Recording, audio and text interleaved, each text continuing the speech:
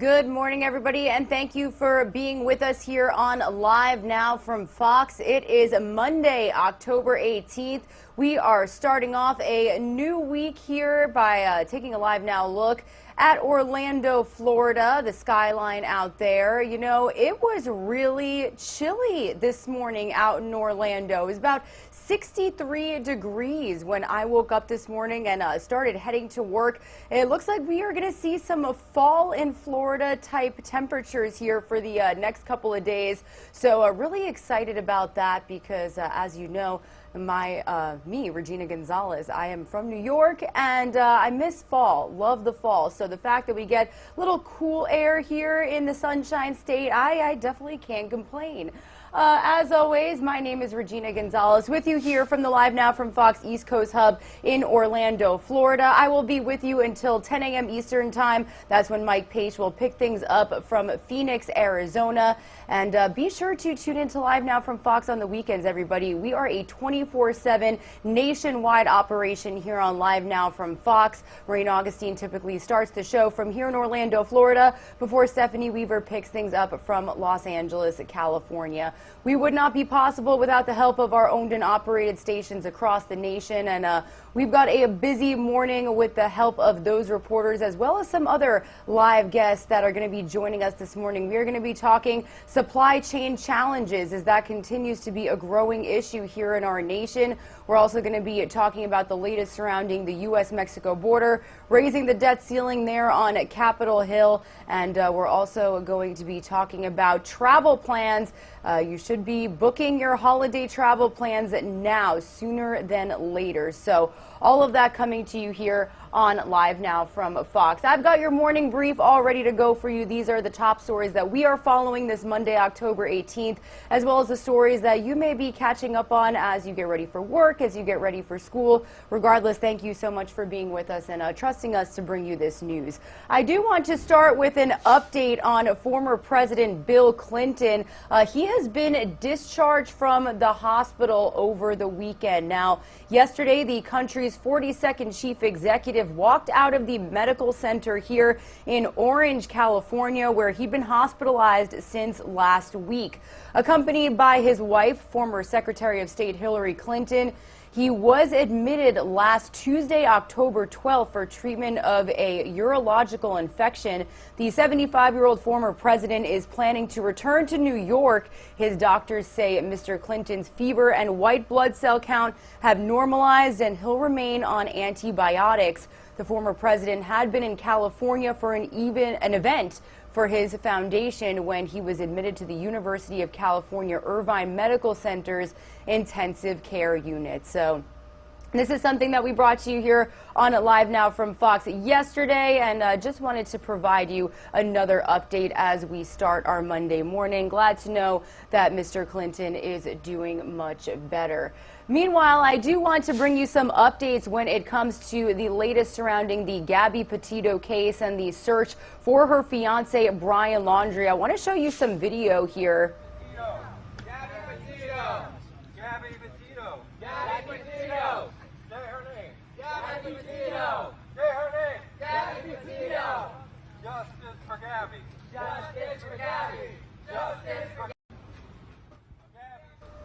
So you can hear the protesters outside of the Laundrie family home over the weekend, gathering outside specifically here in front of his parents' house so they could hear him. They were holding up signs and chanting "Justice for Gabby," as you heard.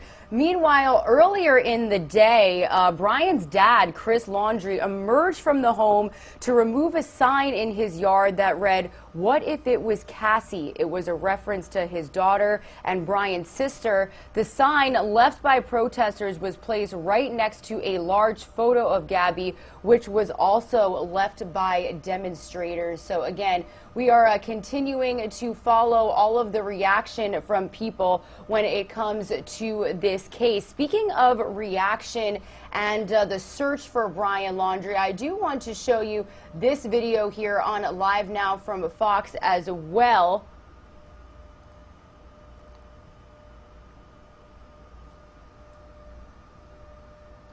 So Northport police officers conducted special response team training during their ongoing search for Brian Laundrie inside the Carlton Reserve area of Sarasota County on Friday. According to Fox News, this is a special video recorded by Fox News Digital. Officers were seen entering the Miakahatchee Creek Environmental Park during the afternoon. So again, we do know that they are continuing their efforts at this wilderness reserve.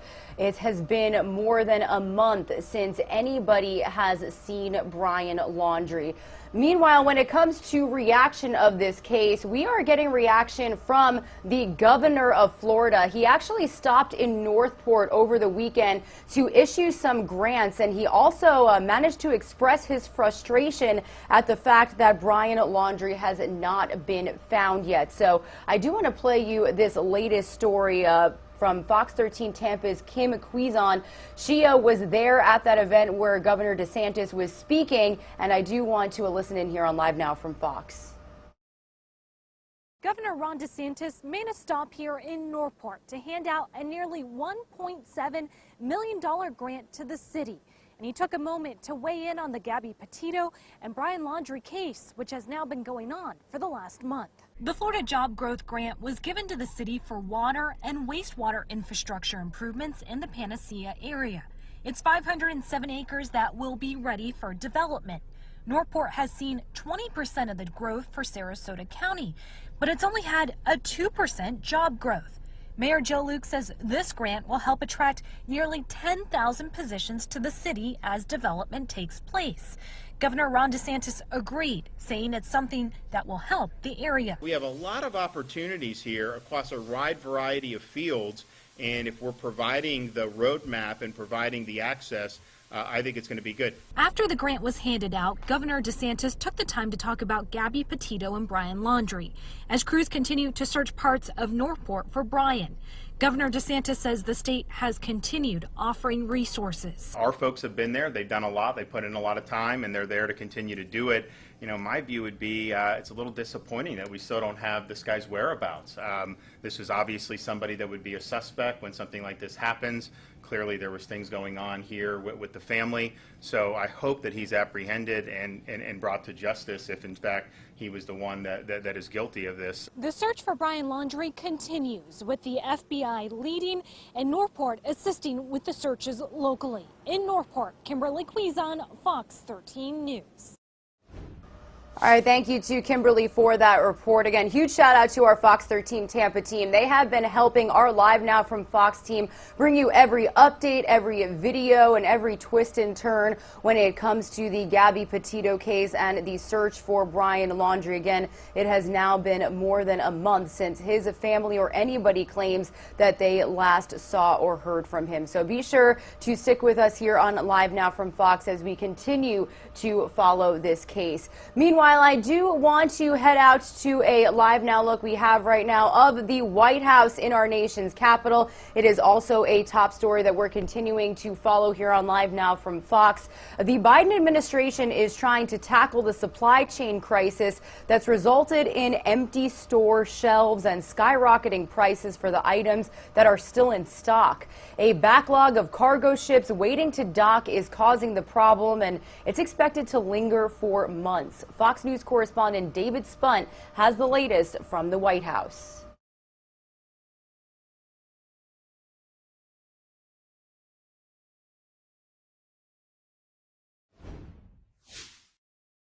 The supply chain crisis continues to make headlines. However, the root causes of this crisis began months ago. The consequences may last into the early months of 2022.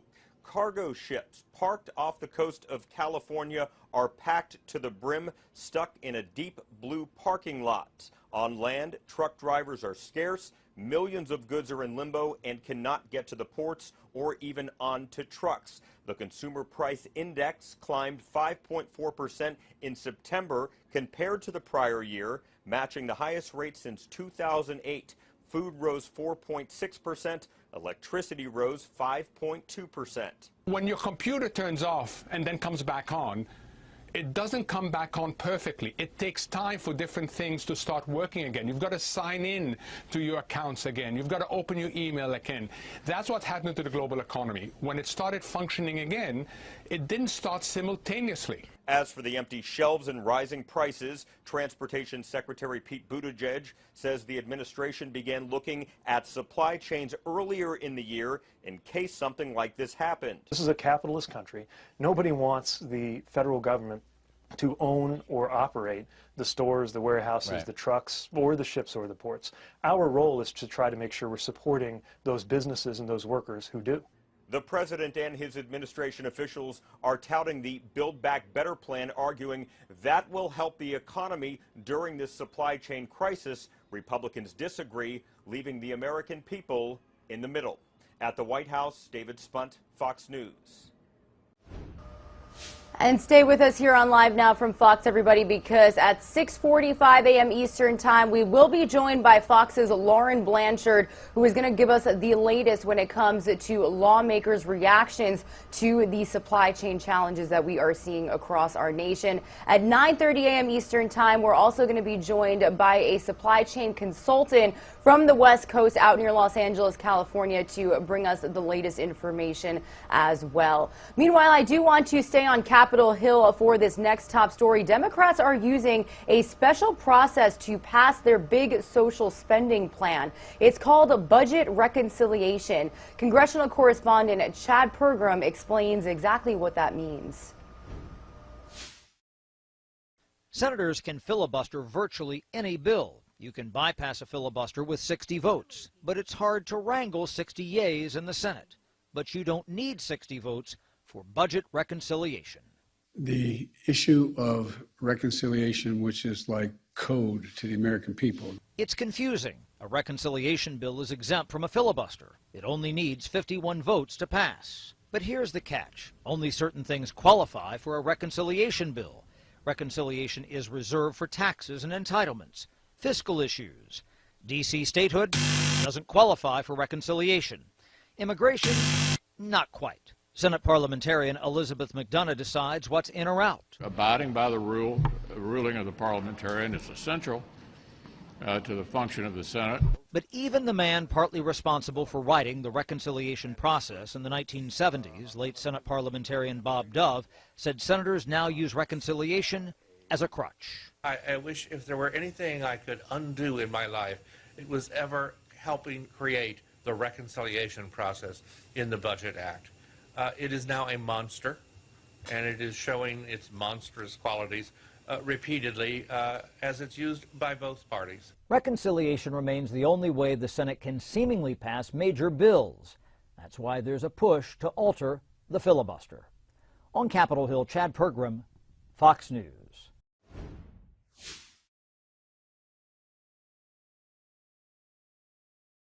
All right, thank you to Chad Pergram for that report. Stick with us here on Live Now from Fox at 8:45 a.m. Eastern Time. We're going to be speaking with political analyst Mike Herodopoulos about all the latest negotiations and talks out there in our nation's capital. Meanwhile, we are heading out to a Live Now look of Roanoke, Virginia this morning. This Wells Fargo building lit up pink for Breast Cancer Awareness Month. The race for Virginia's governor is tightening as early voting turnout remains underwhelming. Fox News correspondent Alexandria Hoff has more on this story. This race symbolizes a lot for the Democratic Party. Here you have a candidate who served in the position before in a Commonwealth where a Republican hasn't won a statewide seat since 2009. And yet the latest Fox News poll shows former Virginia Governor Democrat Terry McAuliffe holds a 5% lead over Republican Glenn Youngkin. That's just outside the margin of error. So close that the White House is involved.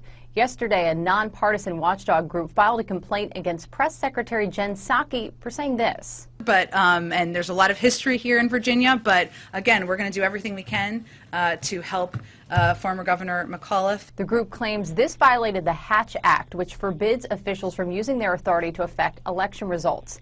In Virginia, of course, education is a forefront issue.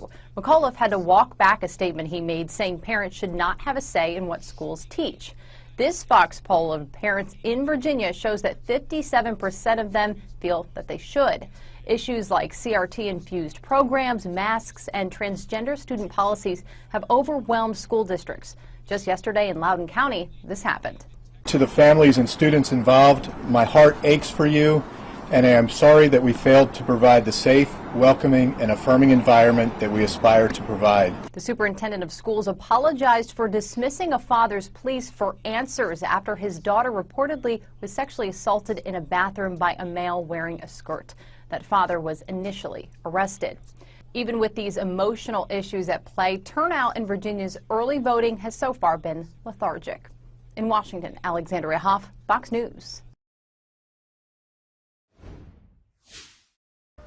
Alrighty, everybody, and we are going from Virginia out to a live now look right now of busy New Orleans, Louisiana, lit up this morning, only a little after 5:15 a.m. Out there, and this is actually going to be one of the major destinations that our travel expert is going to be talking about here at 7:45 a.m. Eastern Time, despite the fact that they are still recovering from Hurricane Ida. So be sure to stick with us at that time. We'll be getting the latest from travel expert Janine Tornator when it comes to holiday travel and how you should be booking your plans a little sooner than later. Some of you are going to see a quick 2-minute commercial break. When we return, we've got plenty of more top stories for you here this Monday morning on Live Now from Fox.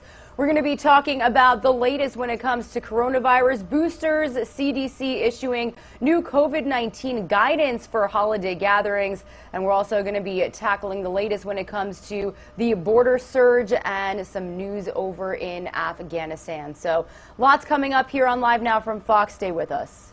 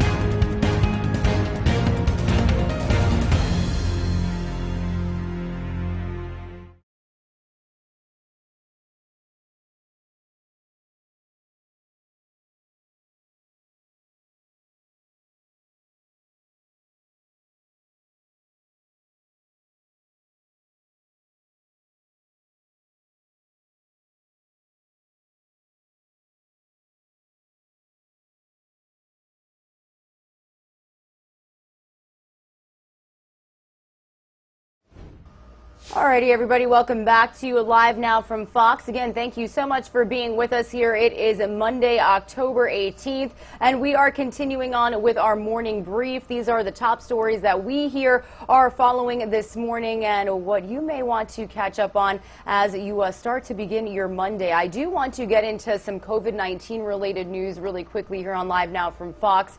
Moderna and Johnson & Johnson's booster shots could soon wind up in the arms of millions of Americans just in time for the holidays. Fox News' Jill Nato has more on why leading health experts say the extra shots are very important. Let's take a listen. I don't think there's any political issue there. Dr. Anthony Fauci tells Fox News politics did not influence an FDA advisory board's decision to unanimously recommend Moderna's booster for people 65 and older and those with risk factors, and Johnson & Johnson's booster for people 18 and up. Fauci says decisions always come down to research, and that data shows vaccine effectiveness can decrease over time. It's very, very clear that there's waning immunity and that we do need to boost individuals who've received any of the three products. Both companies' shots still await full FDA approval following the recommendations. But in the meantime, health experts say even with new COVID cases down by 23%, there's always the risk of a fifth wave, especially with roughly 66 million eligible people unvaccinated. Still, Dr. Fauci says if you receive the jabs, you shouldn't forfeit the holidays. When you're in the family unit among people who are vaccinated, I think you should just enjoy the holidays as best you can. Meanwhile, ahead of this year's holiday travel season, TSA officials are concerned of possible staffing shortages because of unvaccinated employees.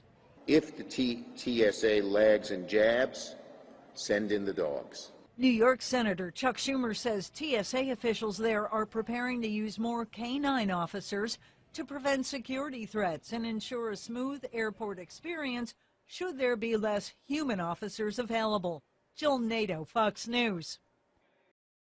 This is the one I got from Mom. I found out that I had breast cancer earlier this year.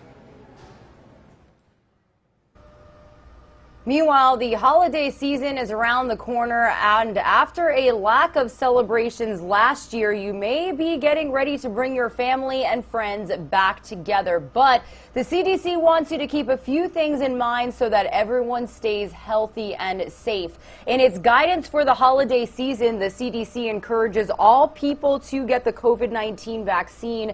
The guidelines also encourage people to not travel if they aren't fully vaccinated, and say those with weakened immune systems should wear a mask if they choose to attend family gatherings. Scientists are concerned that gatherings across generations could leave older people vulnerable to the coronavirus. So this is most definitely something we will be speaking with Dr. Mike Sirigliano with about tomorrow. He joins us here on Live Now from Fox every Tuesday and Friday. So be sure to tweet us at Live Now Fox and give us your questions so we can ask them to Dr. Mike. I feel like a lot of people may have questions right now about upcoming holiday gatherings and what to do, how many people to have. So be sure to submit your questions and we will have them answered for you here, because we are here for you, everybody. Meanwhile, I do want to switch gears here and head out to a vantage point we have right now of the U.S.-Mexico border. The White House is actually preparing to reinstate a key component of former President Donald Trump's immigration policy, despite promising to get rid of it during the 2020 campaign. This as the administration looks for ways to slow down what's been a record-setting pace of new arrivals. Fox News correspondent Mike Tobin has the latest from the border. The Biden administration setting a mid-November timetable for the return of the Trump-era Remain in Mexico policy. In August, the Supreme Court upheld a ruling requiring the White House to keep the policy in place, which sends asylum seekers back to Mexico while they await an outcome of their case. In his presidential run, Biden pledged what he called a more humane approach to immigration, but critics say the reversals of several Trump policies have had the opposite effect. They got rid of the Remain in Mexico policy, they stopped building the wall, they stopped deporting people, and that has created an absolute crisis on the southern border. At the border, there is a near constant flow of new arrivals. Saturday night, Fox News cameras observed two groups of migrants coming across. In total, about 80 people, families, single adults, and unaccompanied children, quickly turned themselves into authorities. On Sunday, our drone team spotted a group of what are called runners from Mexico, El Salvador, Guatemala, and Honduras attempt to cross and avoid U.S. authorities, but they were intercepted by Customs and Border Protection, detained, and processed. 2021 is on pace to be a record year for border crossings. Most who apply for asylum are confident they'll be allowed to stay in the United States. In Peñitas, Texas, Mike Tobin, Fox News. All right, thank you to Mike Tobin for that report. Again, stay with us here on Live Now from Fox at 8:45 a.m. Eastern Time. We will have some remarks and an interview with political analyst Mike Herodopoulos. We will be discussing the latest surrounding the situation at the U.S.-Mexico border. Meanwhile, I do want to head overseas for just a moment here on our show. The United States says it's committed to offering condolence payments to the relatives of the 10 people who were killed in a drone strike in Kabul, Afghanistan in late August. The U.S. military conducted the strike mistakenly believing the target was planning an attack on the airport in Kabul, which had been the scene of a deadly bombing just a few days earlier. I do want to bring you the latest from Fox's Trey Yingst. He's done some really stellar reporting from there overseas as he continues to follow the fallout after the U.S. American troops officially left on August 31st. So let's get the latest here from Trey Yingst. We've got some fresh reporting. A 9th evacuation flight from Kabul has landed here in Doha with 353 passengers on board. That, according to a senior Qatari official. This amid new developments regarding the United States.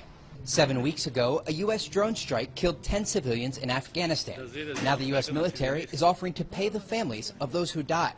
On Friday, Pentagon Press Secretary John Kirby said the Department of Defense is committed to making condolences payments and working to relocate surviving family members to the United States. Last week, the Undersecretary for Defense spoke with the CEO of an aid organization that was mistakenly targeted in the strike. One of the group's workers, Zamari Ahmadi, was the main target in the U.S. drone strike that American officials initially called a success.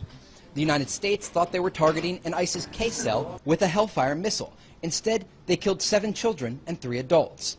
Last month, we visited the site of this drone strike in Kabul and spoke with the families who will now be assisted by the United States. They described heartbreaking and harrowing scenes in the aftermath of the strike. One man lost all 3 of his children. I ran to the car to take my nephew, and then my wife called to me to take my other nephew. Then I saw that the car was burning, and I ran to pull out my daughter. She was totally burned. Everyone was burned. A devastating story, but this will be a chance for some of those family members to leave Afghanistan. This as the security situation there continues to deteriorate. In Doha, Trey Yingst, Fox News. Alrighty, everybody, and here is a Live Now look at the White House in our nation's capital. Some of you are going to see another quick 2-minute commercial break. When you return, we've got some crime-related stories to bring you here this morning. We've got a trial for the men charged in the death of Ahmaud Arbery, one step closer to getting underway. We're also going to bring you some footage from a mall shooting in Pennsylvania over the weekend that left 4 people shot. 2 of them injured. We're also going to be tackling the latest when it comes to a deputy who unfortunately lost his life after a shooting outside of a nightclub in Houston, Texas. So stay with us here on Live Now from Fox. We're going to tackle some crime-related stories coming up here on our show.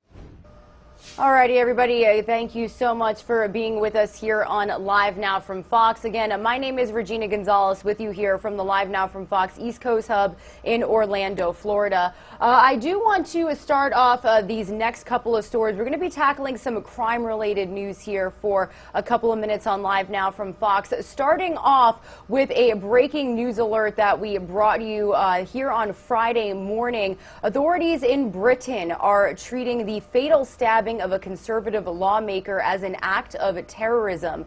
On Friday, Sir David Amess was repeatedly stabbed while meeting with his constituents inside of a church. A 25-year-old British man has been arrested on suspicion of murder. Fox News senior foreign affairs correspondent Kitty Logan has the latest from London. British counter-terrorism police are now leading the investigation into the fatal stabbing of a member of Parliament, which happened on Friday. Sir David Amess was a long-serving Conservative Member of Parliament and highly respected. He'd served in Parliament for 40 years. He was meeting members of the public at a local church when he was attacked. Earlier today, Prime Minister Boris Johnson visited the scene at Leigh-on-Sea in Essex, side by side with the leader of the opposition, Sir Keir Starmer, a united front across political divides. Shocked local residents have also been laying their floral tributes. Sir David liked to meet his constituents in person, which is the norm for British parliamentarians. But with no personal security outside of Parliament, this leaves them vulnerable. 5 years ago, another British Member of Parliament, Joe Cox, was murdered on the street by a far-right extremist. Police have released few details about the suspect they're questioning. We know he's a 25-year-old British Somali and that police have searched 2 London addresses. They believe there could be an extremist motive for the attack, but don't think anyone else was involved. And meanwhile, the government is urgently seeking to improve security for members of Parliament. In London, Kitty Logan, Fox News.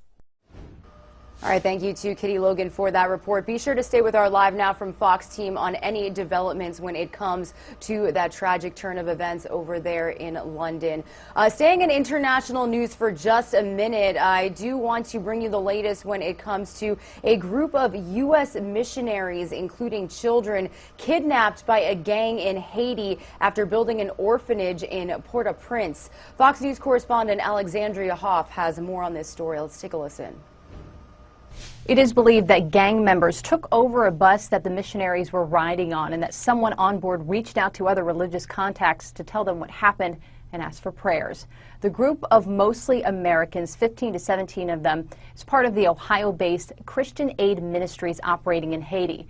The Associated Press reports that a ministry member sent this yesterday. Quote, "This is a special prayer alert. Pray that the gang members would come to repentance."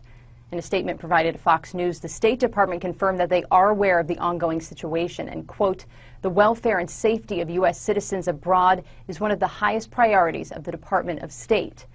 The missionaries have remained in Haiti despite a do-not-travel advisory in place by the State Department, citing the risk of being kidnapped specifically. Fox News was told that the members of the group are largely from Amish and Mennonite communities. Here's Illinois Congressman Adam Kinzinger. We need to track down where they are and see if negotiations without paying ransom are possible, or do whatever we need to on a military front or police front. This hits home, so we keep them in our prayers, and the U.S. government will do everything we can to get them back. Haiti's state of profound unrest was set off this summer by the assassination of their president and an earthquake that killed thousands. No word at this point if official contact has been made with the missionaries or their abductors. In Washington, Alexandria Hoff, Fox News.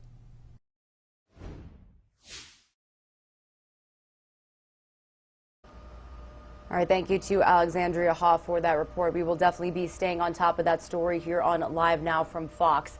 Meanwhile, we are heading out to the Atlanta, Georgia skyline as one of the cameras that we've got here on Live Now from Fox. Beautiful skyline. It is going to be a big day out in that area. It's something that our Fox 5 Atlanta team is going to be staying on top of. The trial for the men charged in the death of Ahmaud Arbery is one step closer to getting underway. Today is the start of jury selection, and it's one of the largest the county has seen. Let's get the latest from our Fox 5 Atlanta team on what we can expect. No, it's all about this trial coming together, doing the right thing. It's just about him getting justice. Glenn County is preparing to have the eyes of the nation on them as the first step in the trial for those charged in Ahmaud Arbery's death begins.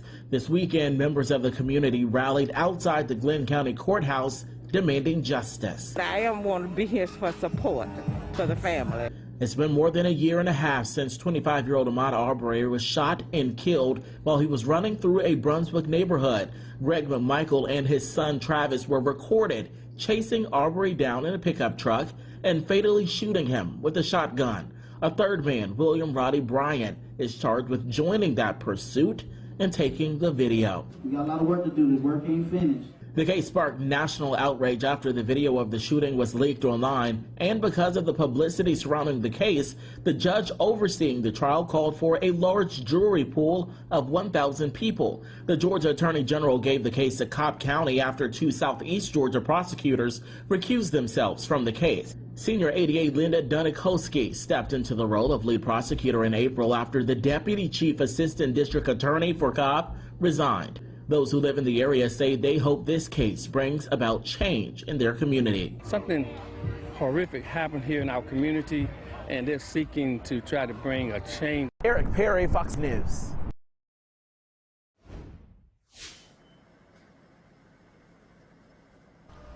Meanwhile, I do want to bring you the latest on another crime-related story that we follow closely here on Live Now from Fox over the weekend.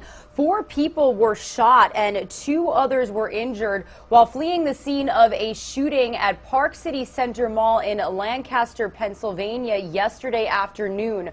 All of the injuries are believed to be non-life-threatening, according to the Lancaster Bureau of Police. A video posted to social media actually showed a group running away as 2 men fought and gunshots went off. The video was captioned, "So someone got shot at the Park City Mall." The fight started between several men near a J.C. Penney around 2:30 yesterday in the afternoon Eastern time. The Lancaster Bureau of Police also said one of the subjects was armed with a handgun, and during the incident, multiple gunshots were fired. 3 males and 1 female suffered gunshot wounds, while 2 other women suffered minor injuries as they ran away from the shooting.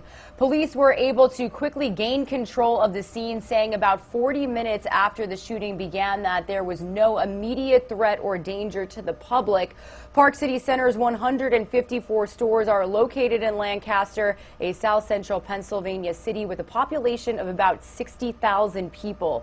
A notice on the mall's website said that it would be closed for the rest of Sunday, but it is due to reopen today at 10 a.m. So unfortunately, people were injured. Glad to know nobody was killed, thankfully, and the mall will be reopening today. So wanted to bring you that update here on Live Now from Fox. Meanwhile, I do want to head out to a Live Now look of Houston, Texas, as people are on their way to work, to school. You can see the freeway looking pretty busy out there. Well, it is a very somber morning. It was a very somber weekend out there in Houston, Texas. Police are working to piece together a shooting outside of a nightclub that happened Saturday morning. The incident leaving 1 constable deputy dead and 2 others injured. Fox News senior correspondent Laura Engel has more on this story.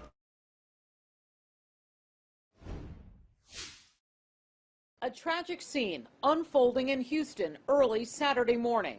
A gunman opened fire outside of a nightclub, killing 1 constable deputy and wounding 2 more. Police say 2 of the deputies were trying to detain someone else when they were shot.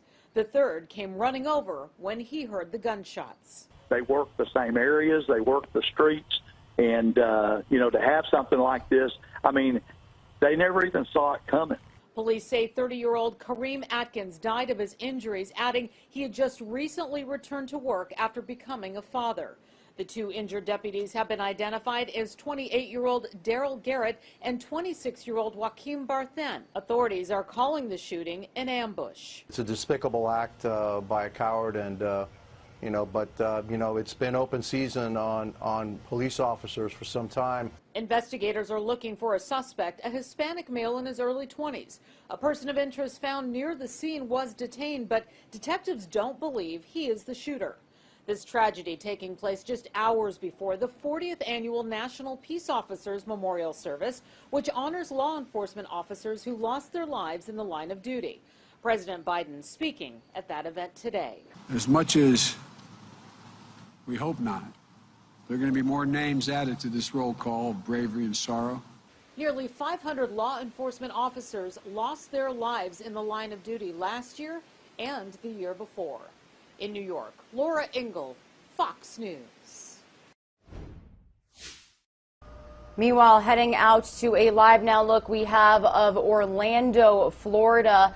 We are going to be in touch with our Fox 26 Houston team and hopefully get a live report this morning on the fallout of that situation, as well as how is the community mourning that deputy this morning.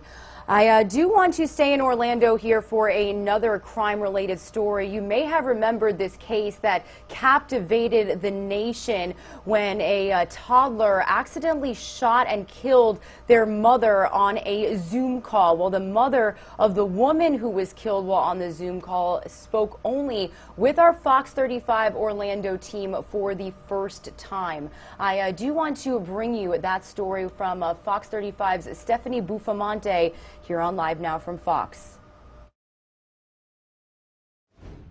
The mother of the woman who was accidentally shot by her toddler in this apartment complex is still trying to cope with her loss. And now she has a message for other families and is sharing it for the first time. God only knows how much I miss my baby. I don't wish this on nobody, you know. She had a beautiful spirit, beautiful soul, and that's gone. A mother is mourning the loss of her daughter who was ripped from her family in one of the most tragic ways. Altamont police say while Shamaya Lynn was on a Zoom call for work 2 months ago, her 2-year-old son shot and killed her when he got his hands on a loaded gun in the home. She just fell back and her nose was bleeding. One of her coworkers saw Lynn fall backwards and called 911. Lynn's mother is now speaking to Fox 35 for the first time. We don't want another tragedy like this to happen. I don't want another family to feel the pain that I'm feeling. The boy's father, Viantre Avery, has been charged with negligent manslaughter and unsafe storage of a firearm. Police determined the gun had been left in a Paw Patrol backpack on the floor of the couple's bedroom. The story of Lynn's death gained national attention. Her mother is trying to clear her name. She was not irresponsible. She did everything that she could for her kids to have food on the table, a roof over their heads, clothes on their backs. She worked hard. She's now warning families, lock up your guns, especially around children. If he can pick up a gun and actually shoot it, that means other 1-year-olds, 2-year-olds, 3-year-olds, they can do the same thing. And some of Lynn's family members say they would like Avery to pay for his actions. He made a mistake. I understand that. But mistakes have consequences. Like a statement has to be said so that other people can understand the severity of not properly securing your guns. The family has set up a new GoFundMe page to help Lynn's 2 young boys. We have a link to that on the Fox 35 News app. Stephanie Buffmonte, Fox 35 News. Absolutely tragic to hear how that family has been impacted by that turn of events. Huge shout out to our Fox 35 Orlando team for speaking with the family after that happened. All right, everybody, you are taking a live now look over Washington, D.C., the White House in our nation's capital. Stay with us. Some of you are going to see a quick 2-minute commercial break. After that break, we are going to stay in Washington and be joined live by Fox's Lauren Blanchard as she is addressing this morning how lawmakers are responding to the supply chain crisis. It's been a topic that we're following very closely here on Live Now from Fox. So, again, stick with us. That interview coming up after this 2-minute commercial break.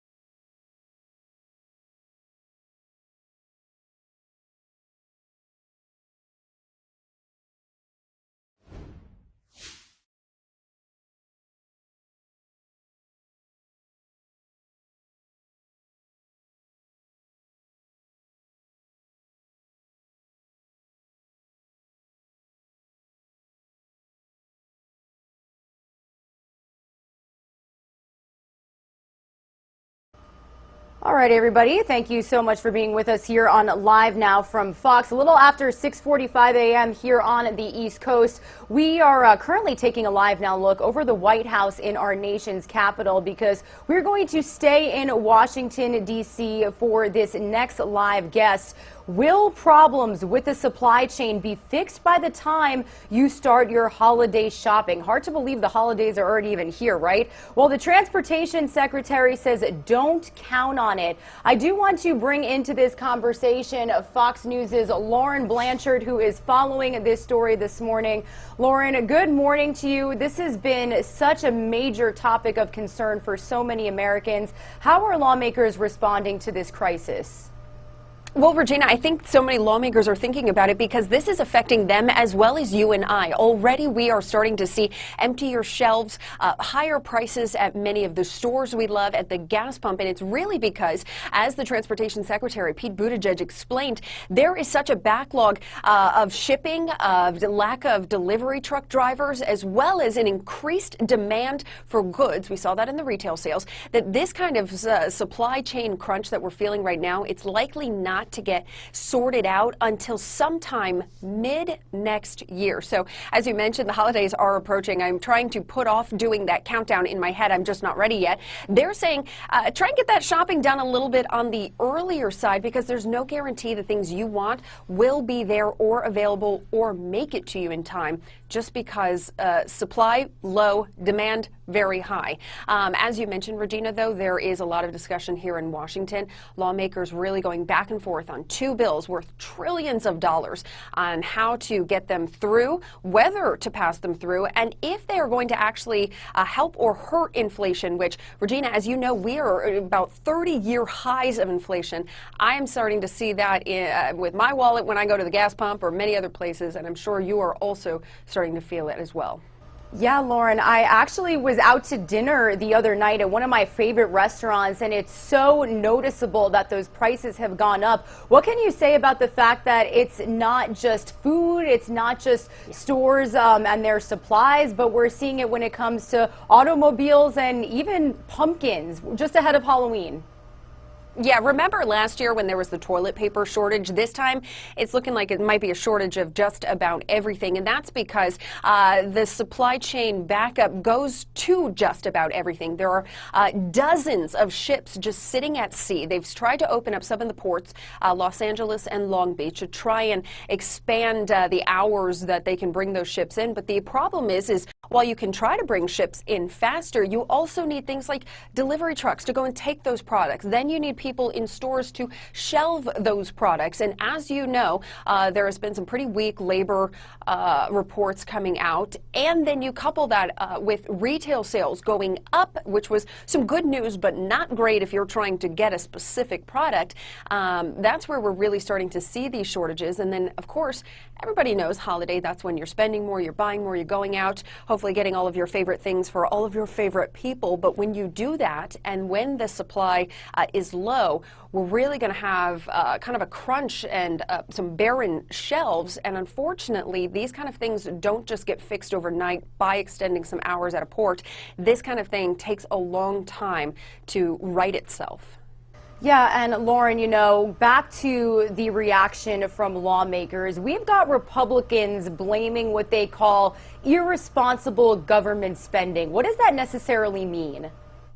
So basically what the Republicans are saying is between the bipartisan infrastructure bill and then the proposed Build Back Better bill, which right now is about $3.5 trillion, the White House is saying it likely is going to come in closer to $1.9 or $2.2 trillion. With that, coupled with all of the coronavirus emergency relief funding that we had over the last basically 2 years now, that's trillions of dollars that they say is kind of going into the economy without much of a way to pay for it. Now, Democrats are saying they will be able to pay for these bills. They're saying they're going to get it through tax increases on the wealthiest Americans, wealthiest corporations. But Republicans' point is that that's not going to fix it. It's not going to be zero. Instead, that cost is going to be passed down to the consumer.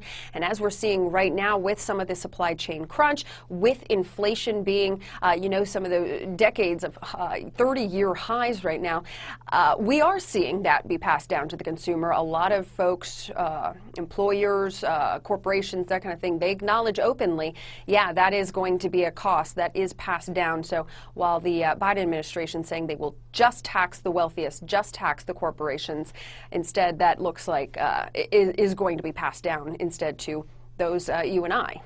Yeah, and Lauren, my last point of topic that I want to bring up is the fact that we're talking about supplies and inflation, but really it also comes down to a labor shortage as well, correct?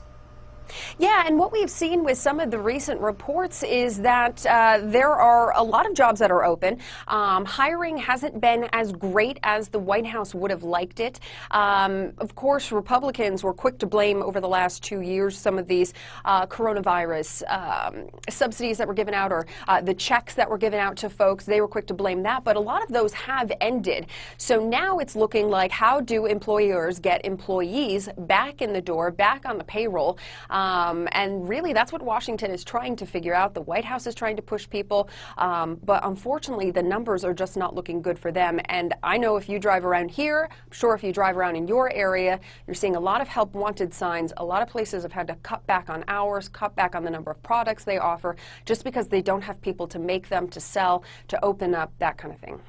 Yeah, really terrible to see how this has impacted the nation. And we thank you so much for joining us here on Live Now from Fox to break down all of this information for our viewers. Fox's Lauren Blanchard with us from Washington, D.C. Thank you for being with us here, and have a great rest of your day. We really appreciate your time. You too. Thanks.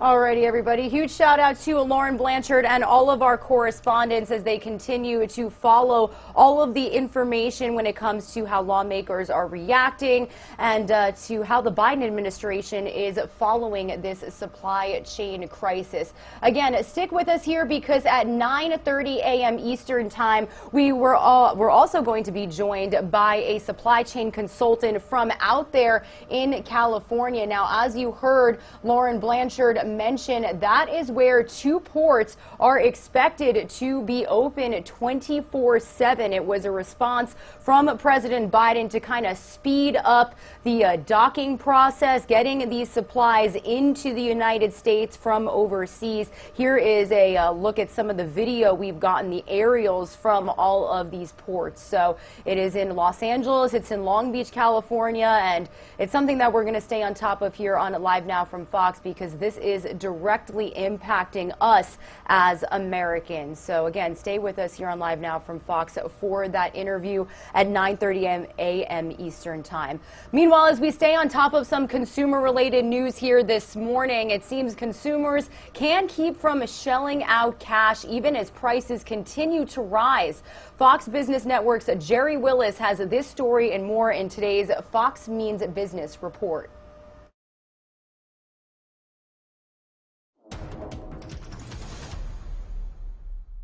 Sticker shock isn't keeping you away from the store. Retail sales posting a surprise gain of 0.7% last month. This coming despite price hikes for just about everything you're buying, along with supply chain issues slowing down the flow of goods. Speaking of inflation, gas prices remain pumped up. The national average for regular unleaded rising every day this week, continuing a streak of 17 straight daily gains. A gallon now costing $3.31. That's well over $1 more than you were paying this time last year. To Wall Street, where a rally on Friday ensured the markets would finish strong for the week. The Dow, S&P 500, and NASDAQ were all up, mainly because of the retail sales news and solid corporate earnings. And call them social seniors. According to a new survey from health and wellness website healthinsurance.com, just about 80% of adults aged 65 and older are using some form of social media, with Facebook the most popular platform. That's business. I'm Jerry Willis. All right, thank you to Jerry Willis for that Fox Means Business report. Meanwhile, it's something that Lauren Blanchard and I just discussed here on Live Now from Fox. Retailers are looking to spook a lot of cash this Halloween, but shipping delays might mean some items are delayed or unavailable. Fox Business Network's Grady Trimble has more from a Chicago Halloween costume store. Not to spook anyone this year, but it might be harder to get your hands on Halloween costumes, decorations, what have you, and that's partly because demand is expected to be through the roof. The National Retail Federation says Americans are going to spend more than $10 billion on Halloween this year. That's more than ever before. The other issue is supply chain challenges that are hitting just about every industry. We're at Fantasy Costumes in Chicago. Kathy Bunger's one of the managers here. So in terms of supply chain challenges and availability of costumes, I know some of the big national chains have been hit by that. Have you guys here? Not so bad. We started ordering very early on, April and May, putting our orders in to try to get ahead of it, not knowing what to expect. So we're okay for now. You've been stocking up and basically preparing for this type of situation for a long time. We have, not just this year, but we've been here for 53 years, so we've stocked very heavy all year long. So I guess the message for people is if you haven't gotten your costumes or decorations yet, do it now. What items might be harder to find because they're so popular this year? Michael Myers is very popular. Obviously, we carry a lot of them. We ordered a lot, so we will run low at some point. If we run out, I don't know yet, but Squid Games is pretty new, so that's not even available. Everybody's asking about it. I get hundreds of phone calls a day, yeah, so.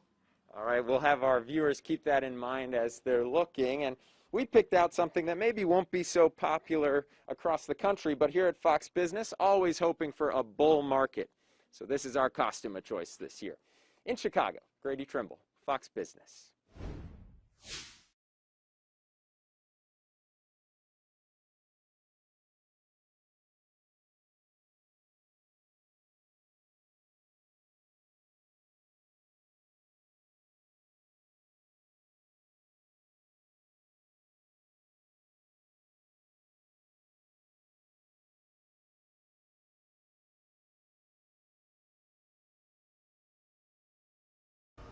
Alrighty, everybody, we are officially at the 7 o'clock hour here on the East Coast, starting you off with some positive vibes on this Monday, October 18th. We've got the sun rising over the boardwalk out there in Ocean City, New Jersey. A little chilly out there. Looks like it's about in the,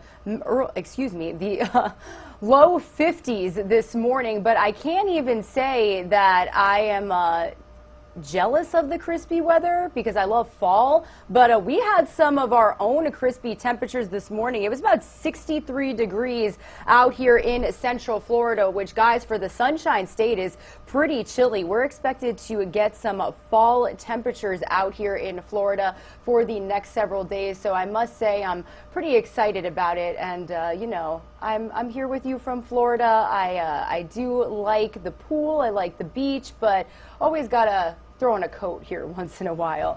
All right, everybody, good morning again. My name is Regina Gonzalez with you here from the Live Now from Fox East Coast Hub in Orlando, Florida. It has been a busy past hour, but we are moving right along as we continue to bring you some of the top stories that we are following on this Monday morning. For those of you who have just turned on Live Now from Fox, I do want to give you a lowdown of some of the live interviews and events that we've got coming up here this morning. So we are following the latest when it comes to supply chain challenges. Now, it's been something that has been a topic of discussion for quite some time here, and it's going to continue because we've got lawmakers officially saying that we could not see a solution or better prices when it comes to inflation as early until as early next year. And that's just guessing here. That is just a guess from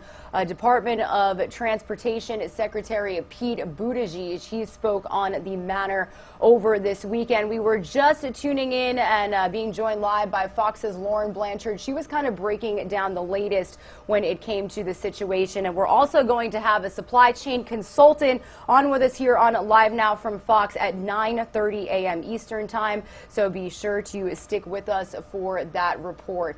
I also do want to bring you the latest when it comes to the twists and turns and the reaction that we are seeing when it comes to the Brian Laundrie search, as well as the Gabby Petito case. I'm going to start you off with this video here on Live Now from Fox. Gabby Petito. Gabby Petito.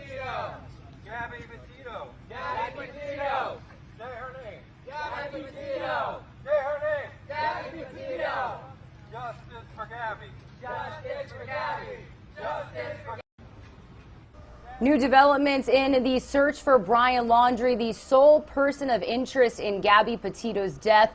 This footage is from Saturday, where protesters gathered outside of his parents' home in Northport, Florida.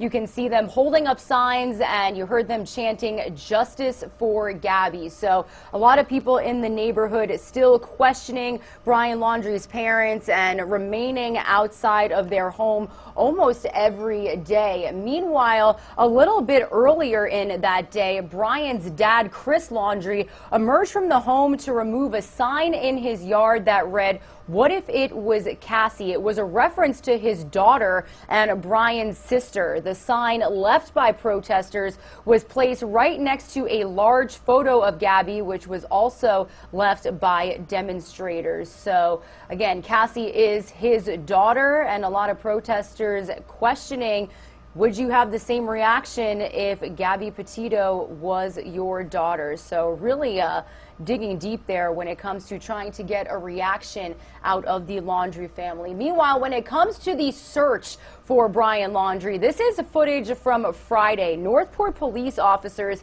conducted special response team training during their ongoing search for Brian Laundrie inside of the Carlton Reserve area of Sarasota County.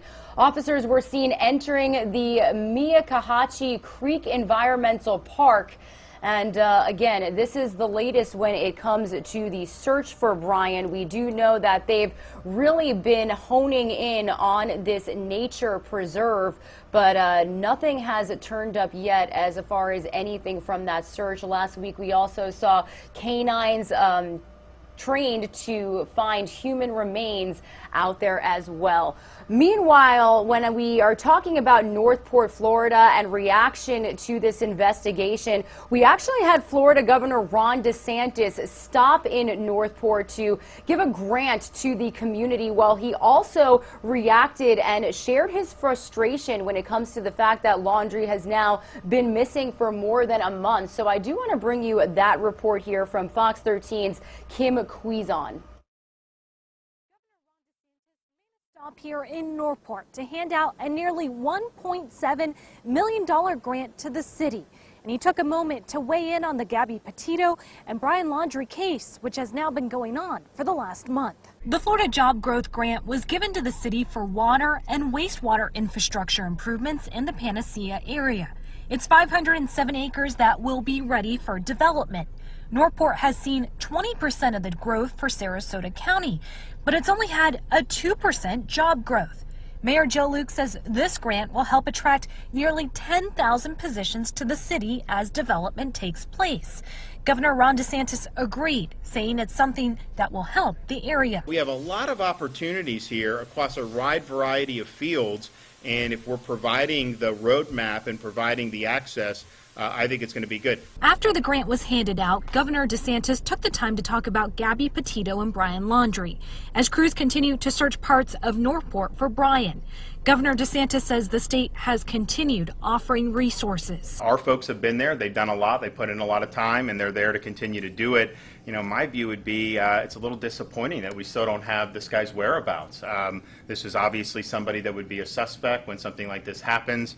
Clearly there was things going on here with the family. So I hope that he's apprehended and brought to justice if in fact he was the one that is guilty of this. The search for Brian Laundrie continues, with the FBI leading and Northport assisting with the searches locally. In Northport, Kimberly Cuizon, Fox 13 News. Again, stay with our Live Now from Fox team here. We have been following every twist and turn and update when it comes to the investigation and search for Brian Laundrie. Any information that's come from the Gabby Petito autopsy results, her family was expected to be bringing back her ashes to New York from Wyoming over the weekend. We do know that there was a fundraiser for the Gabby Petito Foundation over the weekend as well, and we'll continue to keep you you updated when it comes to any developments for the search for Brian Laundrie, as well as reaction to this case from lawmakers and even just neighbors in that Northport community. Meanwhile, I do want to stay and go on to some COVID-19 related news here this morning on Live Now from Fox, because we've got the CDC issuing new COVID-19 guidance for the holidays. So will you be able to have large gatherings? Well, the holiday season is right around the corner, and after a lack of celebrations last year, you may be getting ready to bring your family and friends back together, but the CDC does want you to keep a few things in mind. In its guidance for the holiday season released recently, the CDC encourages all people to get the COVID-19 vaccine. The guidelines also encourage people to not travel if they aren't fully vaccinated, and say those with weakened immune systems should wear a mask if they choose to attend family gatherings. Scientists are concerned that gatherings across generations could leave older people vulnerable to the coronavirus. So this is something that we are going to be speaking with Dr. Mike Sirigliano about tomorrow. So if you have any questions regarding holiday gatherings or Halloween or anything related to COVID-19, be sure to tweet us at LiveNowFox. Meanwhile, when it comes to COVID-19, almost 2 years into the pandemic, the mental strain and demanding work has left educators and healthcare workers battling something called compassion fatigue. It's left them second-guessing their purpose or questioning if anyone notices their effort. Well, Fox's reporter Emily Techner shares their struggles and how you can help. Workers and educators felt the community support. They were touched by the homemade thank you cards, the free meals, and the kind words. But now the challenges of the pandemic have taken a toll on their mental health and motivation. Intermountain Medical Center ICU nurse Janine Roberts does her best to stay optimistic, but she knows the hard work is far from over. We are in the long haul. This is the long haul. As COVID-19 cases seem to be ramping back up, she's noticed nurses and doctors struggling with compassion fatigue. It's where healthcare providers, caregivers begin to distance themselves and, emotionally are damaged from maybe moral, ethical, just struggles of, how long can I keep doing this? There's so much pressure to perform. And with misinformation and mistrust in medicine, she can feel community support wavering. On social media, on public posts, things like that, I've just lost it because people aren't supportive. They're very distrusting. As for educators, Heidi Matthews with the state's Education Association says exhaustion varies by district. The fatigue comes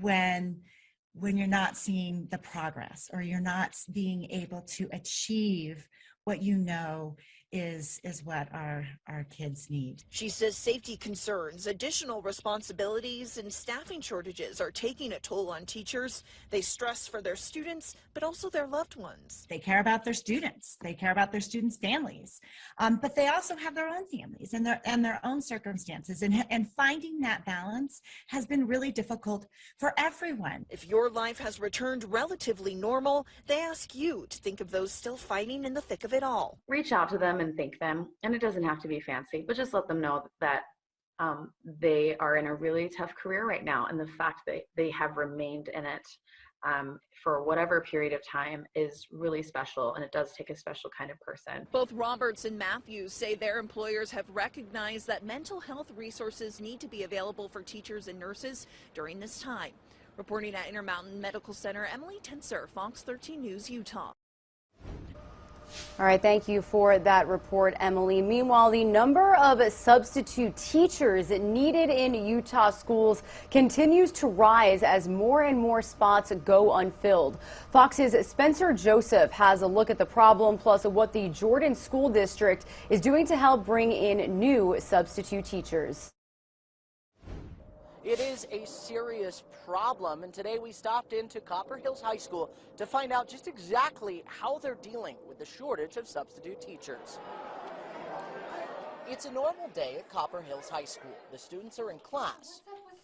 The hallways are packed, but there's one thing missing. We're finding that there just aren't enough substitutes to cover the substitute assignments that we have available each day. Probably within the last month, we've seen that we've had 1 to 3 of those each day that go unfilled.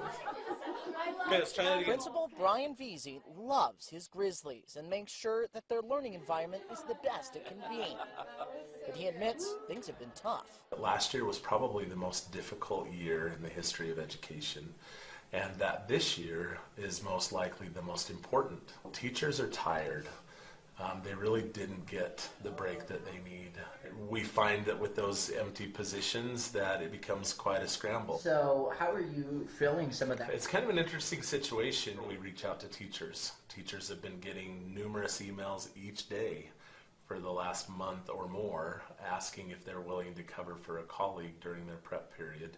Teachers like Ray Bourne. Sports, what is sports? Who teaches American Sign Language. She fills in where she can too, but if that doesn't work out. 3 of my 5 assistant principals who have been in the classroom teaching classes. It's not just a problem here. Across Jordan School District daily, they have about 200 to 300 positions for subs, and every single day they fall short of that number. You get the satisfaction that, you're helping educate these students. But there is some help on the way. To incentivize new subs, the district is launching a new program. Inviting people to try it out, see if they like it, and there is some incentive now of up to $500 for people who want to come and try out being a substitute teacher. So if you've ever considered giving teaching a try, these passionate educators want you to know. If they have the time available and if they have an interest in doing something outside of the box, I would encourage them to consider being a substitute teacher. This is a great time to try it, see if you like it, and maybe you like working in our schools. Find out more on how to apply, head to our website, fox13now.com. In West Jordan, Spencer Joseph, Fox 13 News, Utah. Alrighty, everybody. Some of you are going to see a quick 2-minute commercial break. You are currently taking a live now look over St. Paul, Minnesota. It is the capital of the state. When you return from this quick 2-minute commercial break, we're going to be heading out to Plymouth, Minnesota, where emergency room union nurses have began a 3-day strike for fair pay. We're going to be checking in with Fox 9 Minneapolis's Rob Olson after this 2-minute commercial break. Stay with us.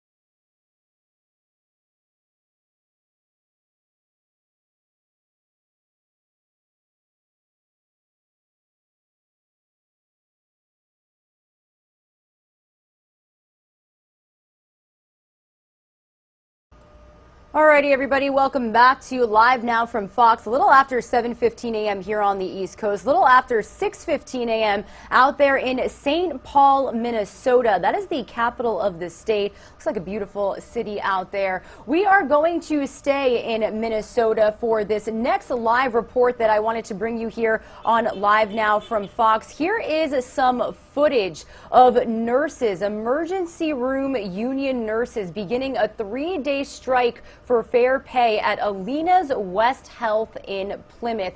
It's something making major headlines and garnering national attention as we continue to follow all of the latest when it comes to the COVID-19 pandemic. Well, I do want to bring into the conversation Fox 9 Minneapolis' Rob Olson. He is in Plymouth right now following this story this morning. Good morning to you, Rob. What can you tell us? Well, good morning to you. In a little under an hour now, at 7 a.m., nurses will be back manning the picket lines for the second day of this planned 3-day strike. They're staffing the lines from 7 a.m. to 5 p.m. for 3 days. So again, this is day 2, going out on strike initially yesterday morning. Now, this comes after months of negotiations since May with Alina Health, which is the parent of this facility here in Plymouth, Minnesota. Now, the 50 or so nurses here are the urgent care and emergency room nurses for this facility. So again, this is not a broad-based strike. This isn't affecting a large number of facilities, but these two certainly a disruption for several days. And the issue here is specifically holiday pay for summer holidays. Obviously, urgent cares and emergency rooms get certainly a spike in patients on summer holidays when other facilities are closed, and the nurses here say that they believe that they need to get better pay and benefits for working on those summer holidays. So this 3-day strike is a way to bring that point home without a major long-term disruption, as they plan to be back at work at this point on Wednesday morning. And Rob, have we heard any reaction from officials at this healthcare facility? How are they reacting to their employees doing this?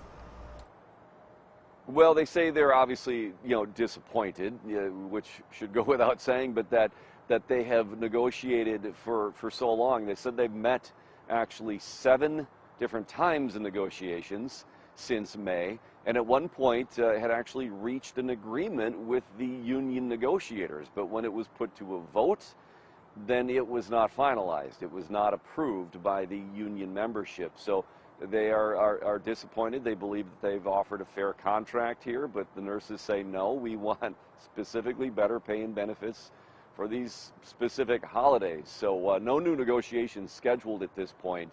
And patients are being referred to other facilities nearby if they need urgent care or emergency room care. But again, certainly at a stalemate, it appears at this point.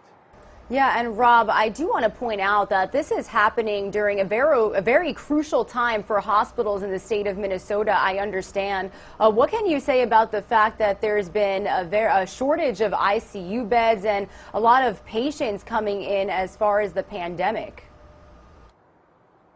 Well, I do know that hospitals across the Twin Cities and certainly in outstate Minnesota, but specifically more in the metro area, that ICU capacity is very strained, I should say, to say the least, that the recent kind of wave, increased number of cases that we've seen, like many other places have seen with the Delta variant and other variants here with COVID-19, have pushed those capacities up. I know that, we had a shooting in St. Paul here a week ago where now it's 16 people that were injured in a shooting in a bar, and they were sent to multiple hospitals. Even though there's several that are right nearby where that occurred, several had to be sent across the river into Minneapolis, and I'm told by sources that that is simply because capacity issues. At one hospital, not even 2 hospitals had enough capacity to take that many patients at one time and put them in an intensive care situation and treat them. So I know it is continuing to have an impact here, that facilities are very strained, I should say, with the amount of patients that they have currently and what's available to them as far as taking more. Well, we really appreciate you and your team following all of this information and bringing our Live Now from Fox viewers up to speed. Fox 9's Rob Olson out there in Plymouth. Thank you so much for joining us, and we'll continue to check in with your team. All right, thank you. Have a good day. You as well, Rob. All right, everybody. I do want to play for you some remarks from Minnesota Governor Walz. He spoke recently about detailing a plan to help increase COVID-19 testing to lessen crowding at Minnesota hospitals. So as we stay on this topic of COVID-19 and how governors are reacting to influxes of patients at hospitals, let's listen in here for just a couple of minutes on Live Now from Fox. And I'll just have to start by saying we started in this pandemic of trying to learn as much as we could. We didn't know a lot in the beginning. We gained more over time. We've added tools to our tool chest. In the beginning, it was social distancing and mitigation measures and enclosures. Then it became vaccinations and testing and other things. And I asked one of the critical care physicians up there, how does this compare to last year? And they said, last year was really scary at this time. We didn't yet have a vaccine. The hospital beds were filling up. And then they said we moved through to the summer after we had the vaccine, and it was just like a lifesaver was thrown to us, and people got it. And now we're back here again. And she said it's harder now because we can't go outside in our scrubs because people blame us. People take us. If this doesn't break your heart about what people are going through and understanding the situation that we're in as the Delta variant surged, I don't know what can. We continue to hear about the loss of healthcare workers because of the stress that goes into this. It's real. These are folks that are committed to doing this, but there's only so much they can go through.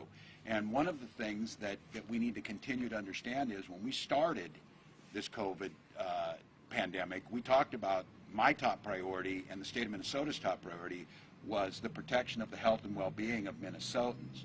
And one of the surest ways we did that was to ensure that hospital capacity always remained strong.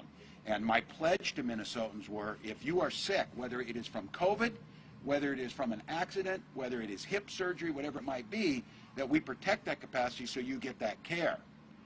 When COVID surges, it displaces space and it makes it harder for us to keep that promise. And so the situation we're in right now, we're at a hospital bed usage a little over 1,000 COVID patients in, and this has had a domino effect going down to step-down care and long-term care facilities.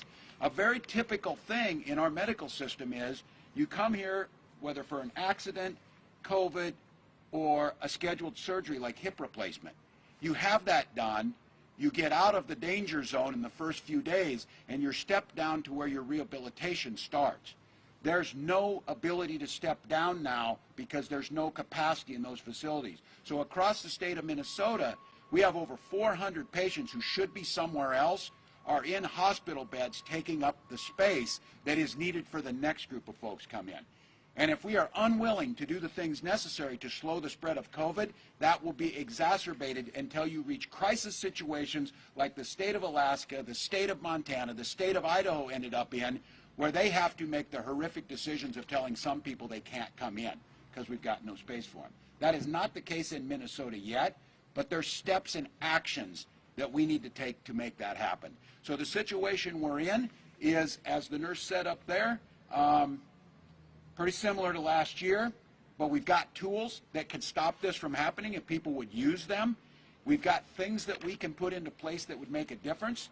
Over a month ago, the hospital associations, the long-term care facilities, gave a list of things that the state of Minnesota could do. I cannot do them without emergency authority. I sent that list to the legislature, and there has been no action. 4 weeks ago, when I gathered in front of you, I said the hospitals and the modeling are telling us if we don't make these moves, increases in beds are going to go up and capacity is going to shrink. So let's be very clear. No one can say we didn't anticipate this was coming, and no one can say there are not tools that could be used to fix that. We're deploying all we can. Today I'm here to make a few announcements and working in conjunction with our hospital associations, long-term care facilities, professionals in this, using the modeling and the data we get from places like the Mayo Clinic to know exactly what we said a month ago. By early to mid-October, we're going to be getting a situation where we could be above 1,000 hospital beds. That day came yesterday. So what I'd like to do and make some of these is, the first thing we're going to do is that we're going to be activating a fairly large contingent of National Guard to provide staffing assistance in long-term care facilities. These folks need respite care. They're at a breaking point. They can't go anymore. We're seeing a resurgence of COVID in some of these cases, and we know while it's a small percentage of this, breakthrough cases in the elderly can be dangerous, and those are ones that we need to prevent.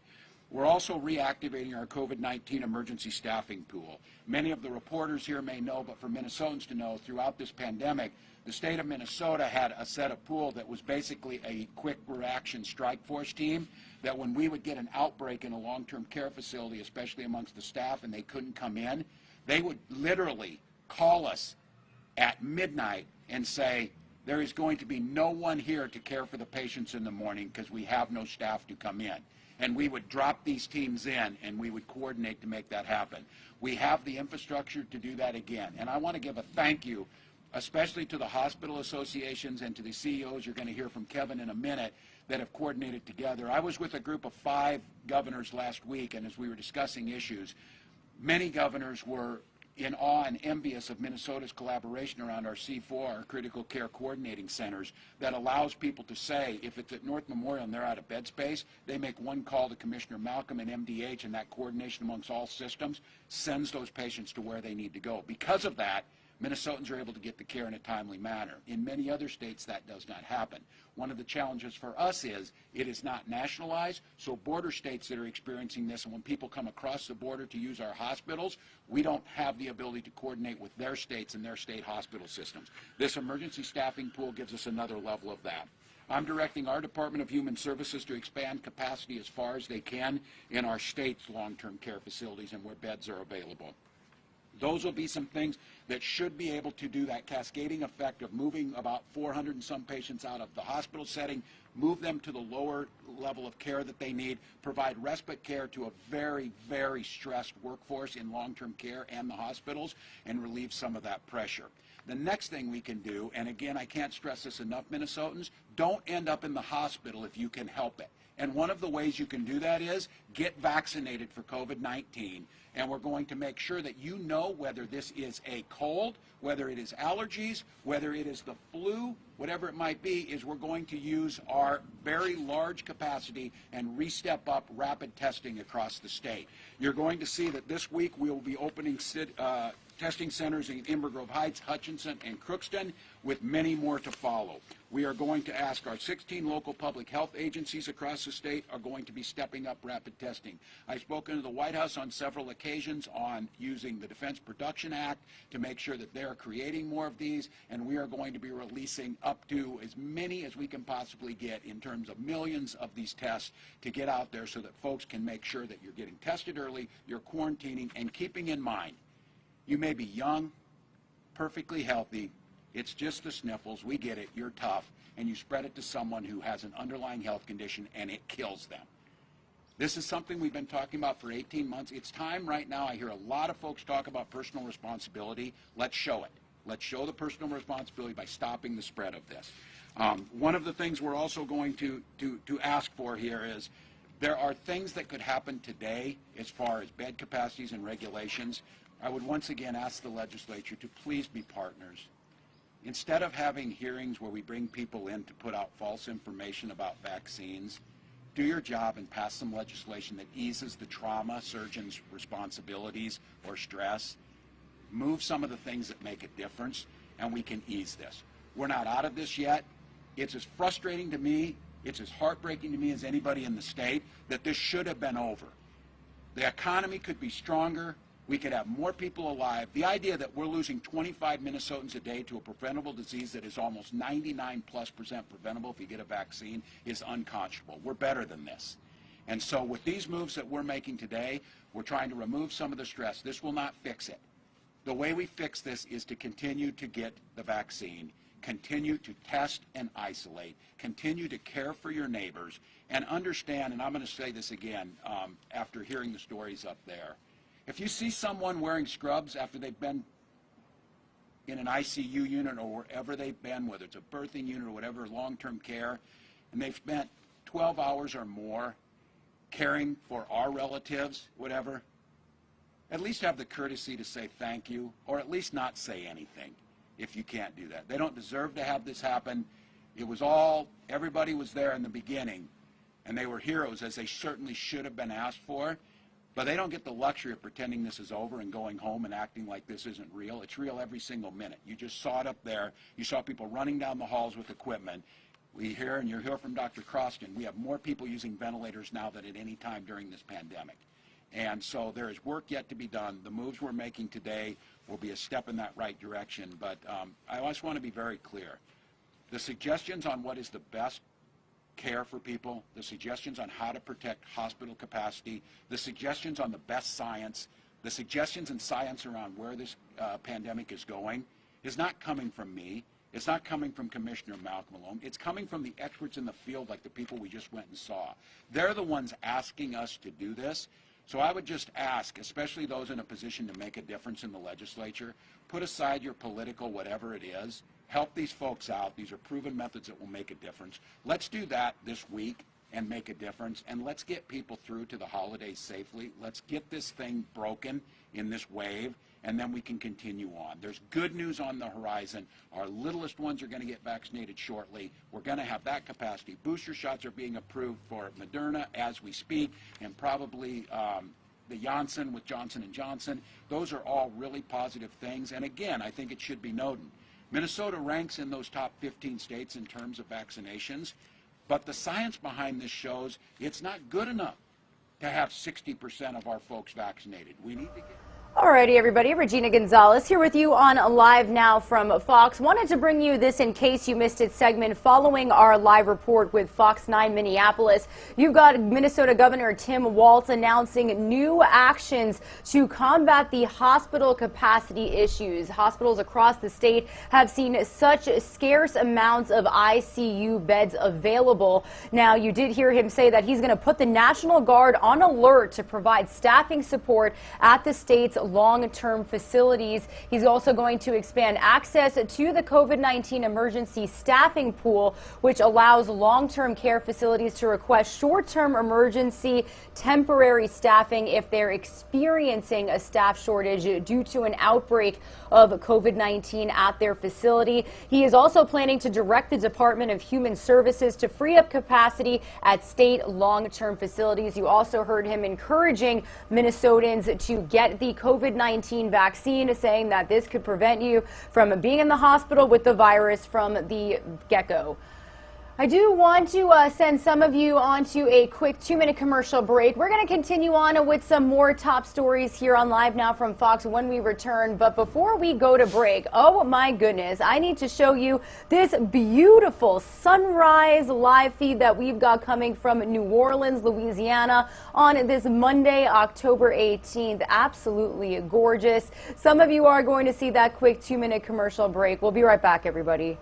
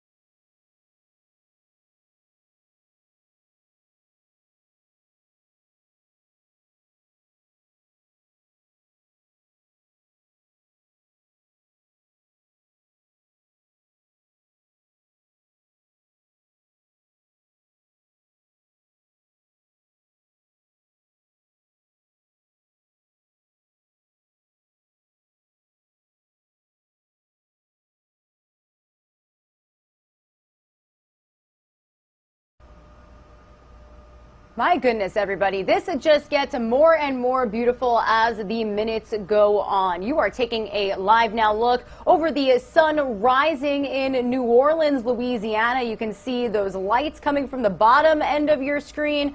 Pretty busy freeway. People starting to commute to work, to commute to school on this Monday, October 18th. We always like to bring you these gorgeous sunrises when we get the opportunity to here on Live Now from Fox. So definitely am going to keep going to this as long as I have it. Look at those oranges, yellows, pinks, and purples. This looks like a Bob Ross painting. Anyways, we are continuing on with some top stories this morning here on Live Now from Fox. Again, my name is Regina Gonzalez with you here from the Live Now from Fox East Coast Hub in Orlando, Florida. As we continue to stay on top of the supply chain challenges being seen across our nation when it comes to inflation, when it comes to the stores having really empty shelves no matter where you seem to be living these days.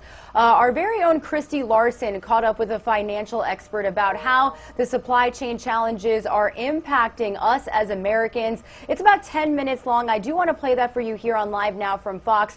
We are also just minutes away from talking travel here on our show this morning as well. We're going to be joined by a travel expert here in just a little bit to talk about how you guys should be booking your holiday travel plans way sooner than later. She's also going to be breaking down some of the top destinations that a lot of people have their eyes on for this holiday season. So in the meantime, let's catch up with this financial expert, our very own Christy Larson, doing so here on Live Now from Fox.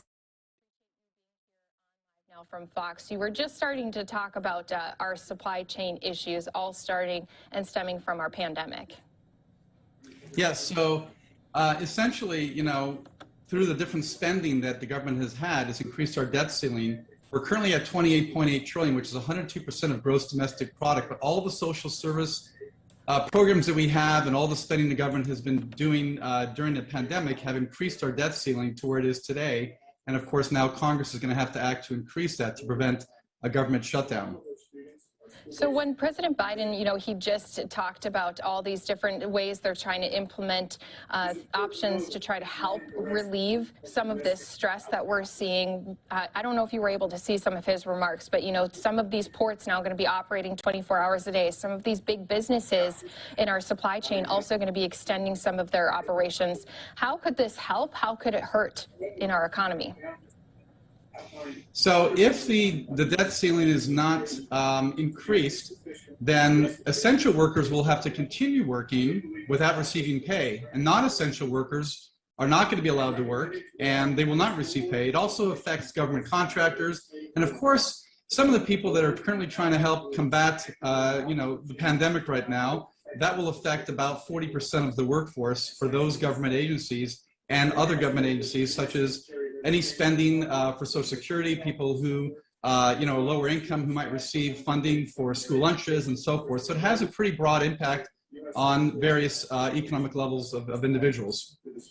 So we did see that our members of Congress were able to help raise the debt limit just slightly, you know, but we still have another deadline looming. So what are we going to be expecting from here as they try to reach an agreement? So, well, Congress is going to have to pass, you know, an increase in that, and it has to be both, you know, bipartisan vote. And right now, I think they're having obviously some difficulties in getting consensus on that. To ensure this happens, so what other ways are we seeing our supply chain being affected? You know, what's also been playing a part, you know, it's not just these ports that have had a backlog of, you know, the shipments coming in, going out. What else has been kind of playing into this that's been adding on to this pile, this crisis?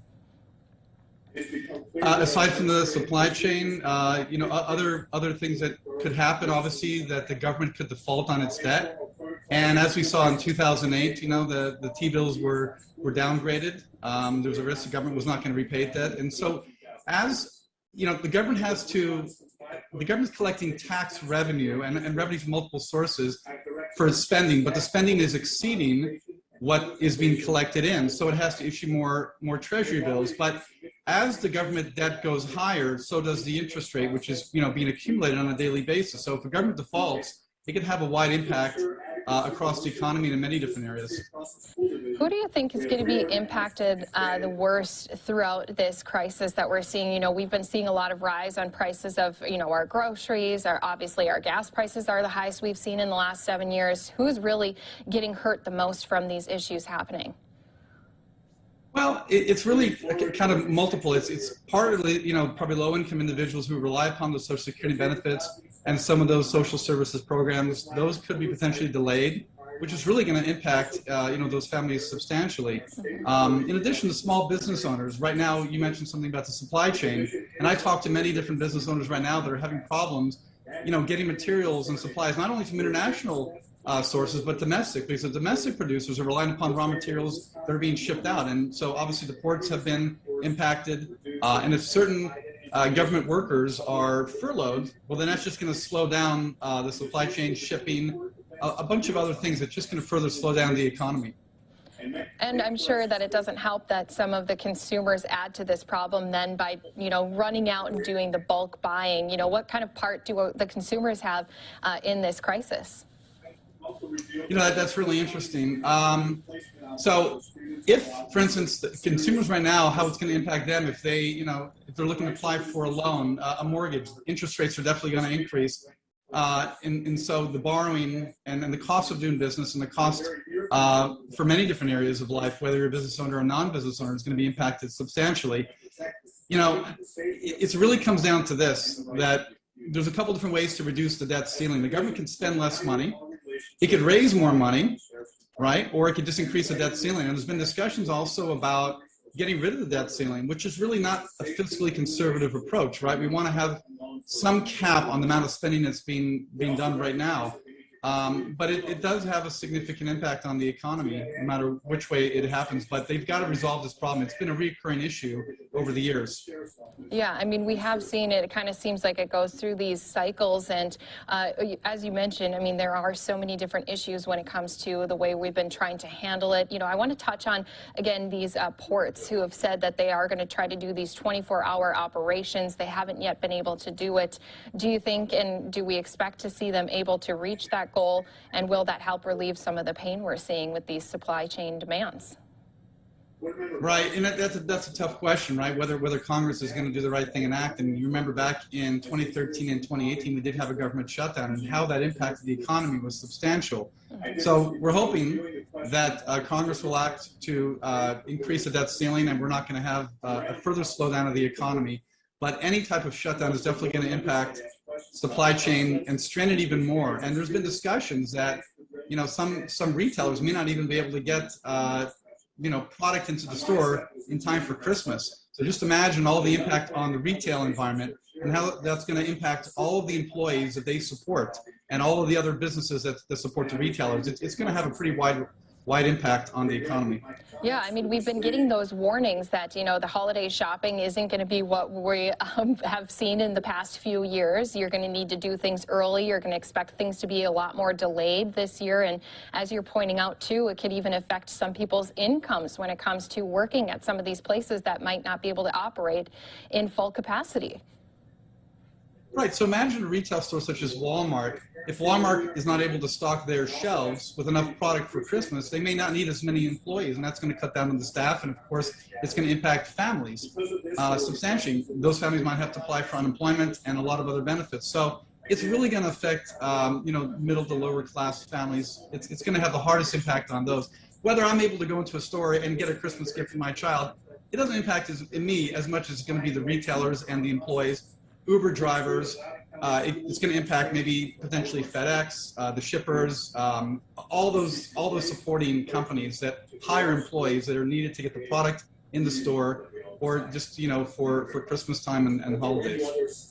It's just a big snowball effect. You know, one little thing can like trickle down and then make another thing happen and another yet. So once again, just kind of reiterate for all of our viewers watching, what does it come down to? It comes down to our lawmakers, doesn't it?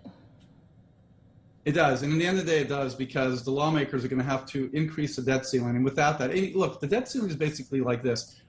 Imagine having a credit card and you've already reached your limit. And you know you're going to reach your limit next week. And the only option you have is either to get another credit card, which is basically to increase the debt ceiling, or to find a way to pay that debt down. And we're currently at a fairly high amount of 102% of GDP. So it's fairly high historically. You know, and in the past, I think during the Clinton era, it got down to 30% of GDP. But as we increase that, if we keep on increasing the debt ceiling, and now it's gone above the GDP, it's going to increase inflation and the value of the dollar. Yeah, just so many things that we do need to be considering, especially when it comes to our lawmakers making these important decisions. Anything, John, you think you wanted to point out here tonight on this issue that we haven't talked about yet here today? Well, you know, it seems to be more politicized, this issue, and it's unfortunate that, you know, the lawmakers can't cooperate. But overall, I think now that we're in a pandemic and families need, income, and some of them are forced to work from home. So I think the biggest impact that we can at least stress right now is that Congress should act appropriately just to keep people employed, especially federal employees who devote their careers to the government and, and are not going to be paid. The non-essential workers are not even allowed to work and will not be paid. The essential workers are going to have to work and not get paid. Now, how are they going to pay their mortgages, their car payments?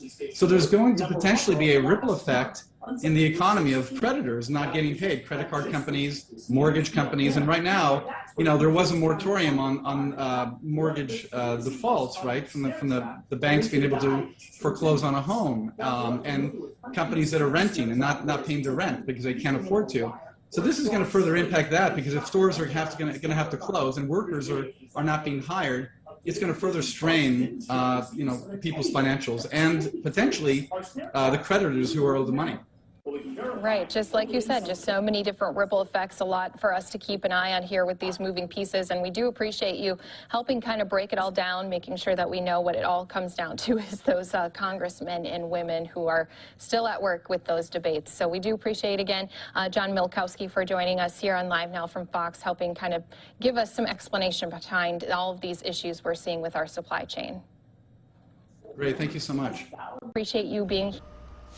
Alrighty, everybody. Huge shout out to our very own Christy Larson for conducting that interview with a financial expert. Be sure to stick with us here on Live Now from Fox as well. At 9:30 a.m. Eastern Time, we're going to be joined by a supply chain consultant from out there in Los Angeles, California, where two ports, Los Angeles and Long Beach, will now be open 24/7 to try and combat the delays that have been seen when it comes to bringing those goods imported from overseas and domestically to the shelves of stores near you. So again, stick with us here on Live Now from Fox for that interview. Stay with us here also, because some of you are going to see a quick 2-minute commercial break. Guys, my goodness, look at this sunrise over New Orleans, Louisiana. It is absolutely gorgeous, and believe it or not, even though Louisiana and specifically New Orleans, people out there still recovering from Hurricane Ida, well, this still remains a top destination that people have their eyes set on to go for the holidays. Well, after this 2-minute commercial break, we are going to be joined by a travel expert, Janine Tornatore. She's going to be talking all about how to navigate those holiday bookings, as you are really encouraged to do it sooner than later. She's also going to be breaking down all of the top destinations that people have their eyes set on, and we're also going to talk Southwest Airlines trying to make things right with customers who were impacted by those delays and cancellations that were happening last week. So lots to come here on Live Now from Fox after this 2-minute commercial break.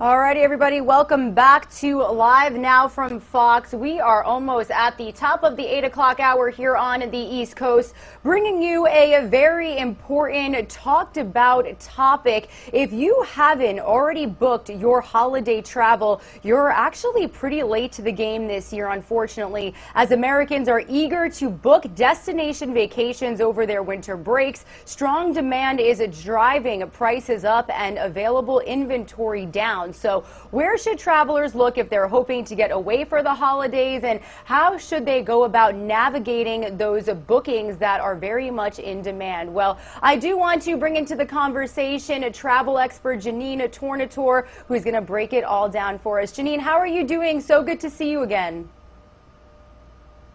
Great to be here. I'm doing great, thanks. Absolutely. Well, I know myself, I actually have Christmas off. I already booked my flight. My mother actually booked it about a month ago when I finally got the time off. So, Janine, first of all, why is this travel, why are these bookings so anticipated? Why is this expected to be an issue? And why are people really expected to book these trips sooner than later? Well, yeah, it's expected to be one of the busiest travel seasons that we've seen in recent years. And, consumers really started reaching out to their travel agents and going online to research their holiday bookings as early as May and June this year, which is a few months ahead of what we usually see. And the reason for that is because, last holiday season, a lot of people didn't get to go see their families and do those big destination vacations. So there's just been a lot of anticipation, and people really wanted these holiday vacations to look forward to. So they started really looking and booking even earlier, which just kind of pushed up the timeline. And we started seeing some of these more popular destinations and flights starting to book up earlier in the season. So it's really just kind of pushed everybody's timeline a little bit ahead. And, it's important that if you haven't already booked that holiday vacation and you really want to go somewhere, that you get on it today and start looking at flights and looking at hotels or home rentals, and especially in some of these more popular hotspots.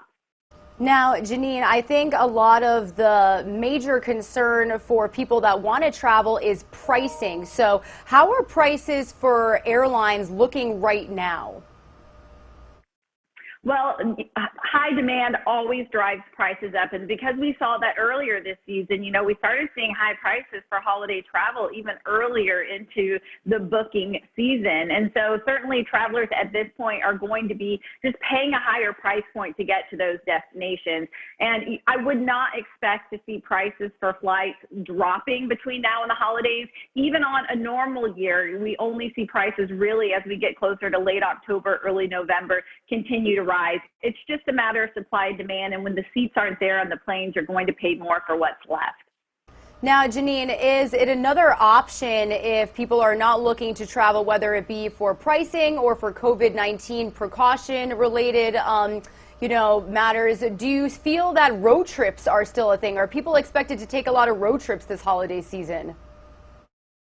Yeah, I think one thing that we've seen over the last year and a half, 2 years now, is that people have gotten a lot more comfortable with driving farther for their vacations. And it's kind of become a trend now for taking road trips and even renting RVs in some of these warm weather destinations during the winter months. So I do think that road trips are still going to be big. Look, even on a normal year, a lot of people are hopping in their car and driving to, visit family. I think we're going to see even more people driving to those vacation destinations too. Now, Janine, when it comes to some domestic and international flights, do you feel that a lot of people are going to be in the United States for the holidays, or are people actually ready to that trip to Europe or wherever? It's kind of a mixed bag. Look, I think domestic vacations are really what's going to reign through the holidays this year.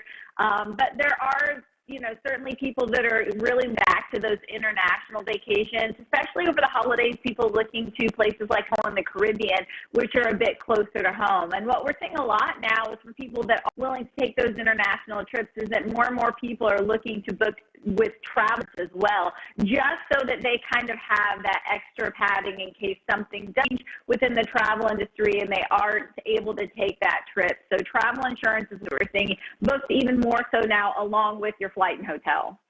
All right, so Janine, domestically, what are some top destinations that people have their eyes set on?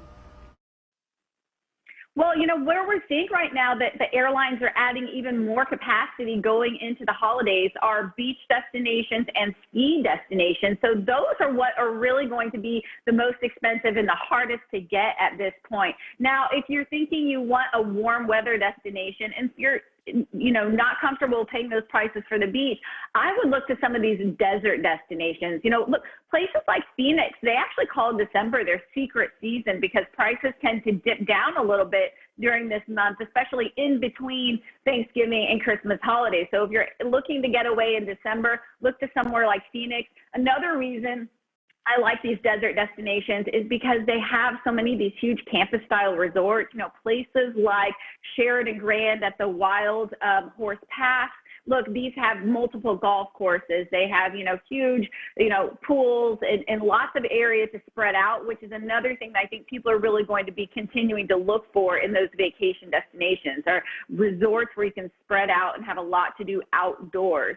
And we're also seeing, look, big cities are always big over the holidays. New York, Chicago, San Francisco, LA. Every year these top the list as hot holiday destinations. People going home to visit family, but also people going to these places because places like New York and Chicago are so festive for the holidays.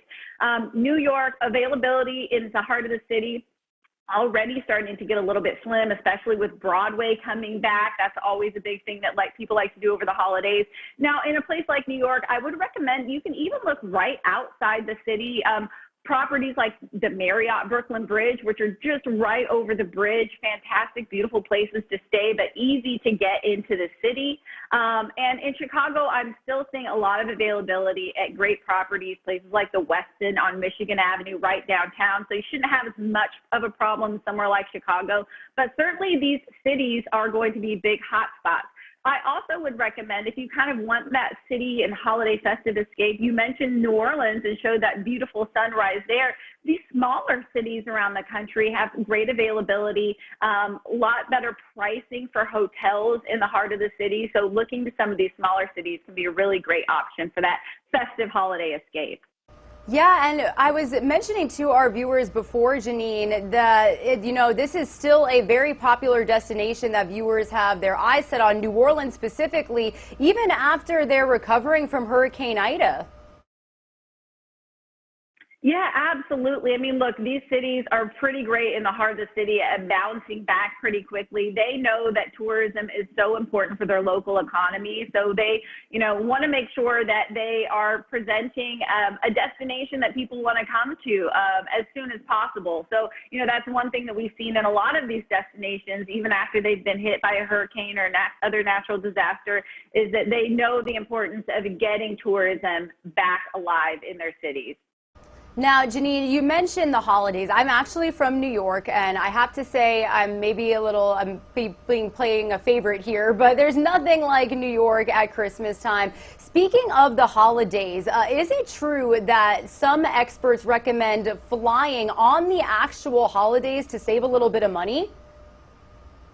Yeah, and this has long been kind of one of those industry secrets, I guess, is to kind of fly, obviously, on the off-peak days, and the holidays themselves have been an off-peak day. Now, what I will say is in the last few years, I think more and more travelers have become savvy to this because we are seeing that more people are getting out and flying on the holiday. But even for a day like Thanksgiving itself, look, most people already want to be in their destinations. They want to be helping set the table, getting the turkey ready. If you have the flexibility and you're willing to kind of forego some of that, actually leaving on Thanksgiving morning, traveling on those holiday days can net you some better prices, and the experience at the airport is completely different than the day before. All right, so that's good to know. So, even though you have your dinner, you catch a flight, not too bad. Well, what are some of the best websites, apps that you recommend, Janine, to track flight prices in advance to find these good deals?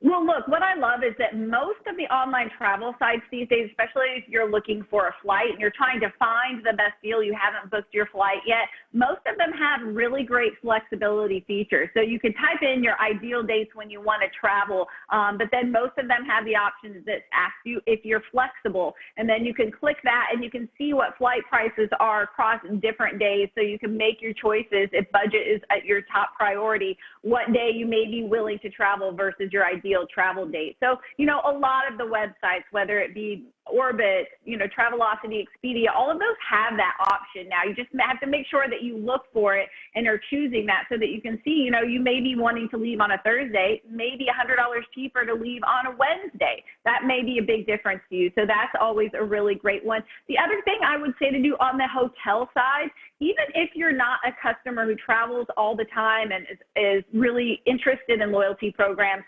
still sign up for them. There is no cost to you to sign up for these loyalty programs. Programs like Marriott Bonvoy, once you sign up, you instantly go online to book and you will see member savings. So you're already going to save just by signing up for some of these programs. In addition, you'll get extra perks, things like you know, parking discounts and other things, free Wi-Fi when you stay in some of these properties. All of those things we know add up over a holiday vacation. So just make sure that you're signing up for those things so you're going to get the discounts and the perks.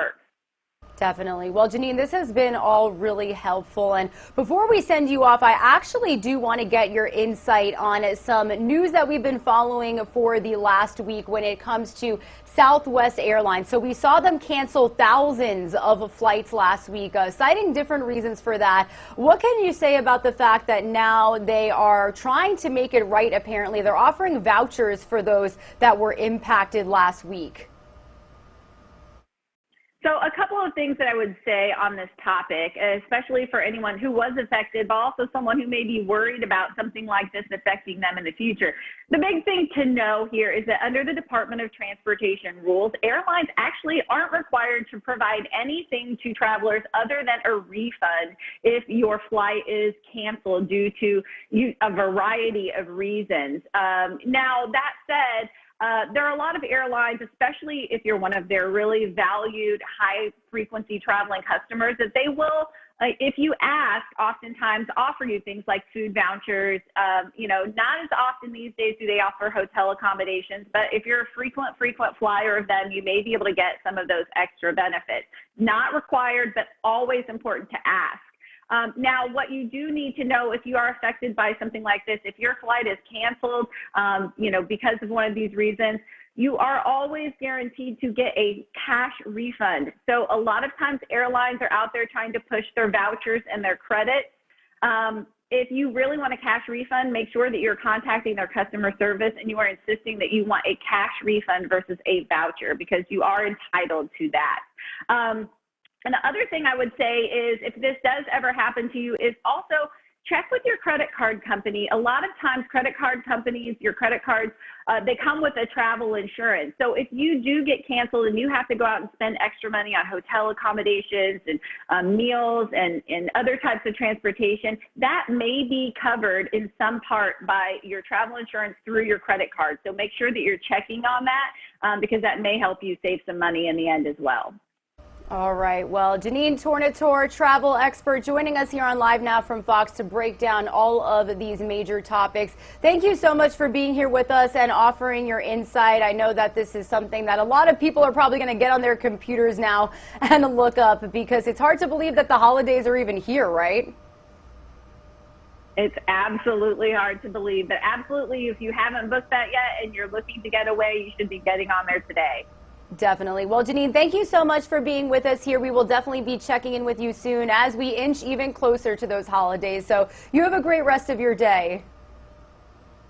Thanks so much. My pleasure. Alrighty, everybody, and just going to keep showing you that shot while we still have it. This is a Live Now look over the sun continuing to rise in New Orleans, Louisiana. You heard Janine say it yourself. This is a destination that people have their sight on for the holidays, as well as other smaller and major cities, New York, Chicago, even desert areas like Phoenix, and as well as those beach locations. Some of you are going to see a quick 2-minute 5-minute commercial break. When you return, we've got some breaking news to bring you here on Live Now from Fox. We're learning that former Secretary of State Colin Powell has died at the age of 84. We're going to bring you the latest here when we return.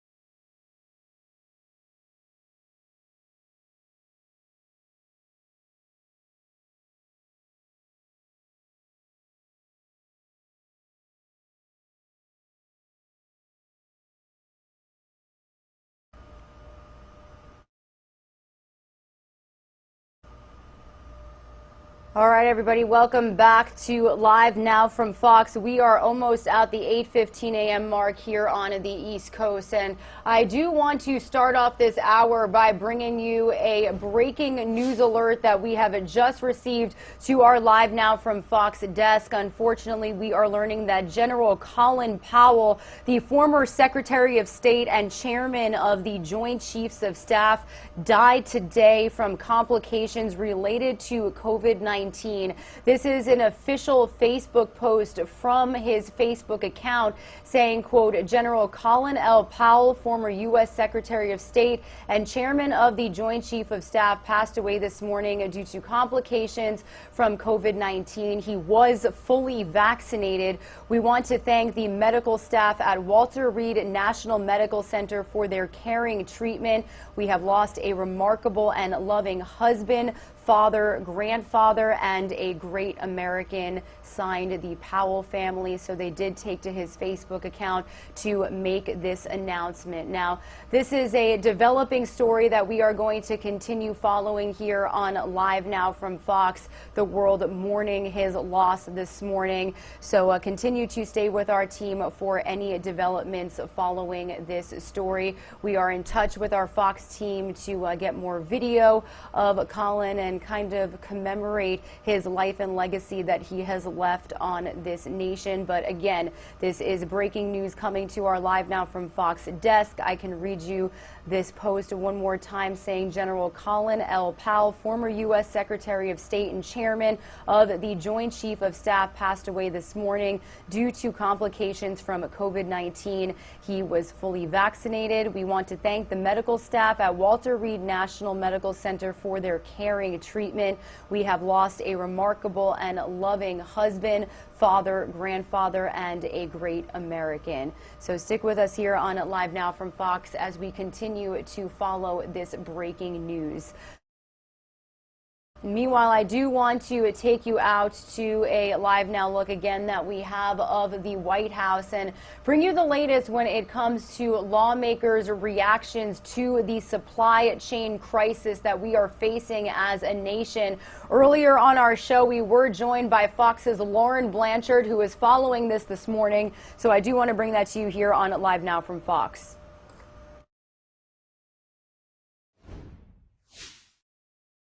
Already, store shelves and delivery times showing the impacts of the supply chain crunch. The Transportation Secretary is warning the issues we're experiencing already won't let up until sometime next year.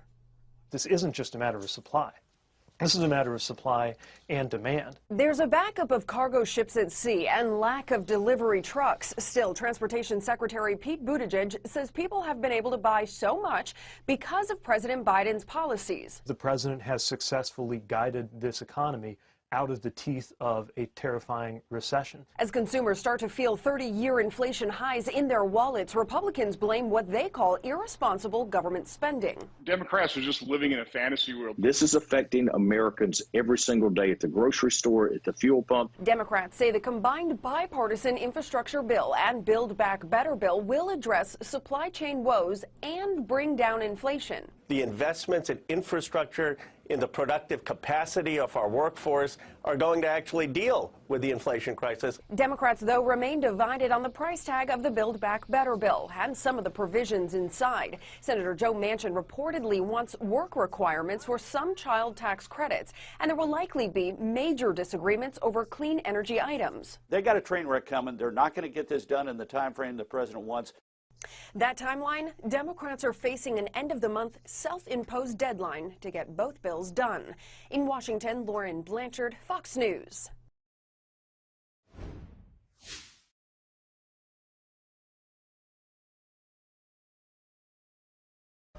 Once again, everybody, here is a Live Now look at our nation's capital. Lauren Blanchard out there keeping us all up to speed when it comes to the supply chain challenges that we are seeing as a nation. So stick with us here on Live Now from Fox as we bring you all of the latest when it comes to this situation. And then at 9:30 a.m. Eastern Time, too, we will be joined by a supply chain advisor out in the Los Angeles, California area. Specifically, that area is seeing they really have two ports that will now be open 24/7 to try and combat the delays when it comes to the products on your shelves, automobiles, and even pumpkins right now ahead of Halloween.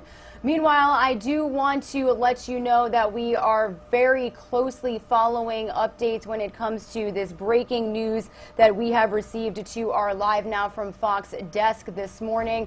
We are unfortunately learning that former Secretary of State and Chairman of the Joint Chief of Staff, General Colin Powell, passed away this morning due to complications from COVID-19. COVID-19. This is the official statement made on Facebook from his family. They also said, "We want to thank the medical staff at Walter Reed National Medical Center for their caring treatment." General Powell was vaccinated, as you saw them say here. They are going on to say, "We have lost a remarkable and loving husband, father, grandfather, and a great American." Some of you are going to see a quick 2-minute commercial break. We'll be right back with some more top stories here on Live Now from Fox.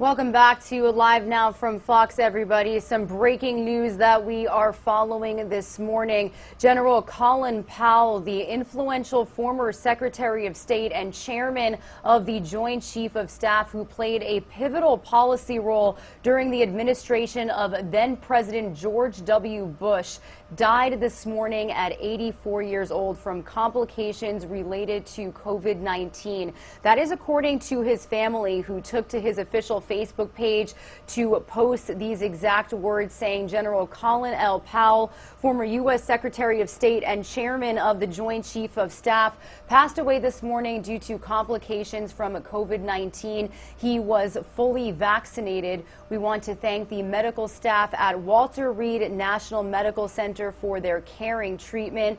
We have lost a remarkable and loving husband, father, grandfather, and a great American. Here is some more video that we have this morning of General Powell during his role to the Bush administration. Powell was the first African-American Secretary of State serving in Bush's cabinet from 2001 to 2005, including during the years following the September 11th terrorist attacks. So again, absolutely tragic news to bring you here this morning.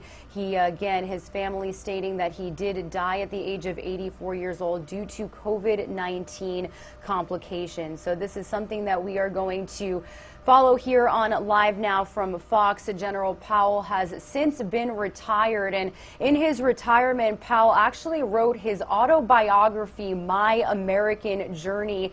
He also pursued a career as a public speaker, addressing audiences across the country and abroad. Prior to his appointment as Secretary of State, Powell was the chairman of America's Promise, the Alliance for Youth, a national nonprofit organization dedicated to mobilizing people from every sector of American life to build the character and competence of young people. Powell was the recipient of numerous U.S. and foreign military awards and decorations as well. Powell's civilian awards included the Presidential Medal of Freedom twice, the Congressional Gold Medal, the Presidential Citizens Medal, the Secretary of State Distinguished Service Medal, and the Secretary of Energy Distinguished Service Medal as well. Several schools and other institutions have also been named in his honor, and he held honorary degrees from universities and colleges across the country. So once again, here is that official Facebook post from his family reading General Colin Powell, former U.S. Secretary of State and Chairman of the Joint Chief of Staff, passed away due to complications from COVID-19. He was fully vaccinated. His family thanking the medical staff at Walter Reed National Medical Center who cared for him, also going on to say that they lost a remarkable and loving husband, father, grandfather, and a great American. Again, this is something that we are staying on top of very closely here on Live Now from Fox. Very tragic update to bring you this morning. My name is Regina Gonzalez. If you are just now joining us, thank you so much for being here. I am with you here from the Live Now from Fox East Coast Hub in Orlando, Florida. We are going to continue bringing you any updates regarding this breaking news, and we'll continue to touch on it and bring you the latest when it comes to the mark that General Powell has left on this nation during his career. Such a monumental one for sure. I do want to bring you the latest on some other top stories that we are following as well. Here is some Live Now looks at the different vantage points we have from across our nation. Here is the White House in our nation's capital. I also do have an update to bring you when it comes to former President Bill Clinton as well. He has been discharged from the hospital, which is positive news to bring you, after he was admitted officially last Tuesday. Now, this is video from yesterday. The country's 42nd chief executive walking out of the medical center in Orange, California, where he'd been hospitalized since last week. You can see he's accompanied by his wife, former Secretary of State Hillary Clinton. Again, he was admitted last Tuesday for treatment of a urological infection. The 75-year-old former president is planning to return to his home in New York. His doctor says he had a fever and his white blood cell count has been normalized, and he'll remain on antibiotics. So the former president had actually been in California for an event for his foundation when he was admitted to the University of California Irvine Medical Center's intensive care unit. So a positive update to bring you here on Live Now from Fox on the status of former President Bill Clinton's health. We are also very closely following the situation when it comes to the search for Brian Laundrie. Laundry, and reaction from community members and even Florida state officials. Now, first off, I'm showing you some video of protesters gathering outside of his parents' home in Northport on Saturday. You can see them holding up signs and chanting "Justice for Gabby." I'll bring up the volume here for just a second.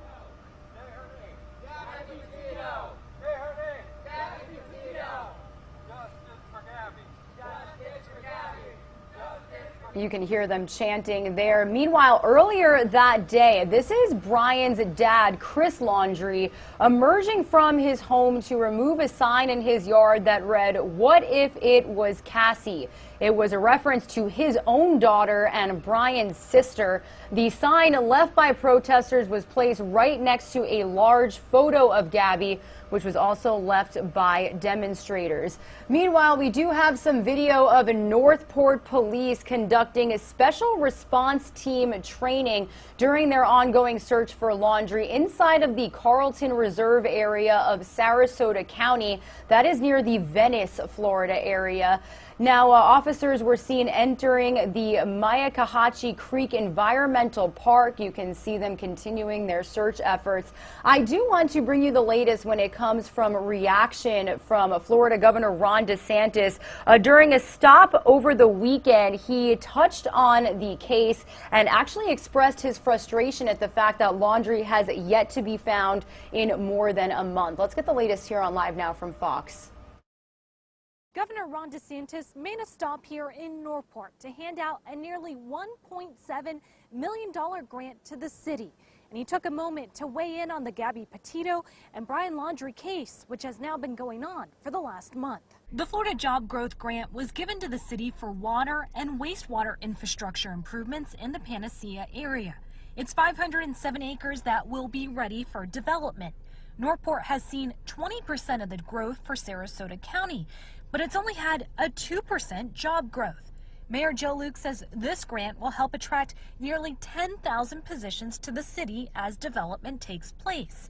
Governor Ron DeSantis agreed, saying it's something that will help the area. We have a lot of opportunities here across a wide variety of fields, and if we're providing the roadmap and providing the access, I think it's going to be good. After the grant was handed out, Governor DeSantis took the time to talk about Gabby Petito and Brian Laundry as crews continue to search parts of Northport for Brian. Governor DeSantis says the state has continued offering resources. Our folks have been there. They've done a lot. They put in a lot of time, and they're there to continue to do it. You know, my view would be it's a little disappointing that we still don't have this guy's whereabouts. This is obviously somebody that would be a suspect when something like this happens. Clearly there was things going on here with the family. So I hope that he's apprehended and brought to justice if in fact he was the one that is guilty of this. The search for Brian Laundry continues, with the FBI leading and Northport assisting with the searches locally. In Northport, Kimberly Quizon, Fox 13 News.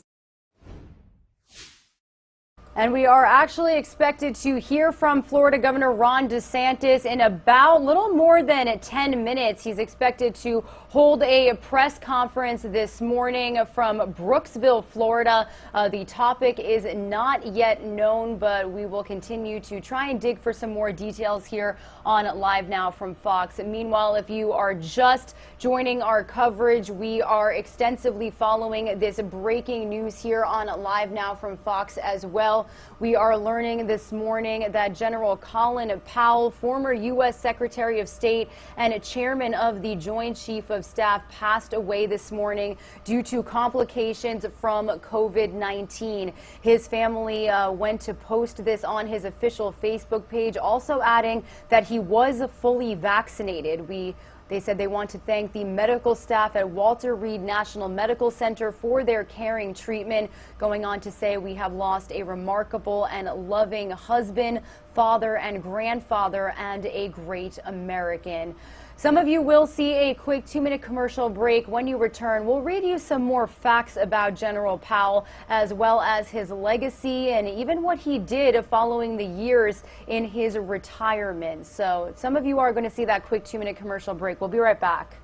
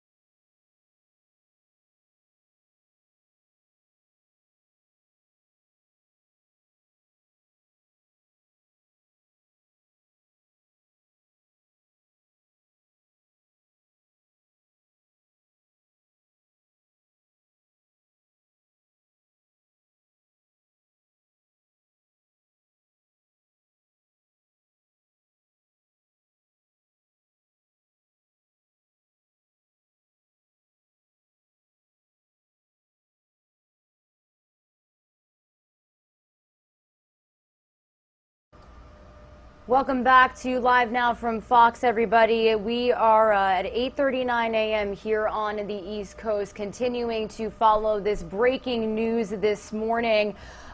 We are learning right now that General Colin Powell, the influential former Secretary of State and chairman of the Joint Chiefs of Staff who played a pivotal policy role during the administration of then-President George W. Bush, died this morning at the age of 84 from complications related to COVID-19. That's according to a post from his family on his official Facebook page that we have for you right here on Live Now from Fox. It reads, General Colin L. Powell, former U.S. Secretary of State and chairman of the Joint Chiefs of Staff, passed away this morning due to complications from COVID-19.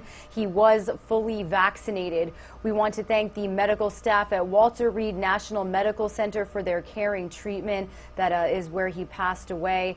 They are going on to say, we have lost a remarkable and loving husband, father, grandfather, and a great American. Now, Powell was the first African-American Secretary of State. He served in Bush's cabinet from 2001 to 2005, including during the years following the September 11th attacks. And we are continuing to learn more about his life and legacy this morning. He did have a very active retirement, General Powell. In his retirement, he wrote an autobiography. He also pursued a career as a public speaker, addressing audiences across the country and abroad. Now, prior to his appointment as Secretary of State, Powell was the chairman of America's Promise, which is an alliance for youth, a national nonprofit organization dedicated to mobilizing people from every sector of American life to build character and competence in young people. He's won numerous U.S. and foreign military awards and decorations. His civilian awards include the Presidential Medal of Freedom twice, the Congressional Gold Medal, the Presidential Citizens Medal, the Secretary of State Distinguished Service Medal, and the Secretary of Energy Distinguished Service Medal as well. Now, several schools and other institutions were named in his honor, and he held honorary degrees from universities and colleges across the country. In 2016, while not a candidate for that year's election, he did receive 3 electoral votes from Washington for the office of President of the United States. So, learning more about General Powell this morning and his legacy, we also do have some live feeds coming into our Live Now from Fox desk right now of flags outside of the White House. They have not yet moved to half-staff yet, but they are expected to be lowered in honor of General Powell's life. A lot of people mourning his loss in our nation's capital and across the country and around the globe this morning. So we will continue to keep you updated here on Live Now from Fox as we follow any developments here on our show this morning. I do want to bring you the latest here from Senator Chuck Schumer. Some in case you missed it segments that we wanted to play for you here on Live Now from Fox. We are going to keep this shot up as well as continue to bring you any updates related to the unfortunate death of former Secretary of State Colin Powell. We are going to give you the latest from Senator Chuck Schumer. He spoke yesterday on the TSA staffing shortages and his recommendations on how to fix this ongoing problem. So let's listen in here for a bit on Live Now from Fox.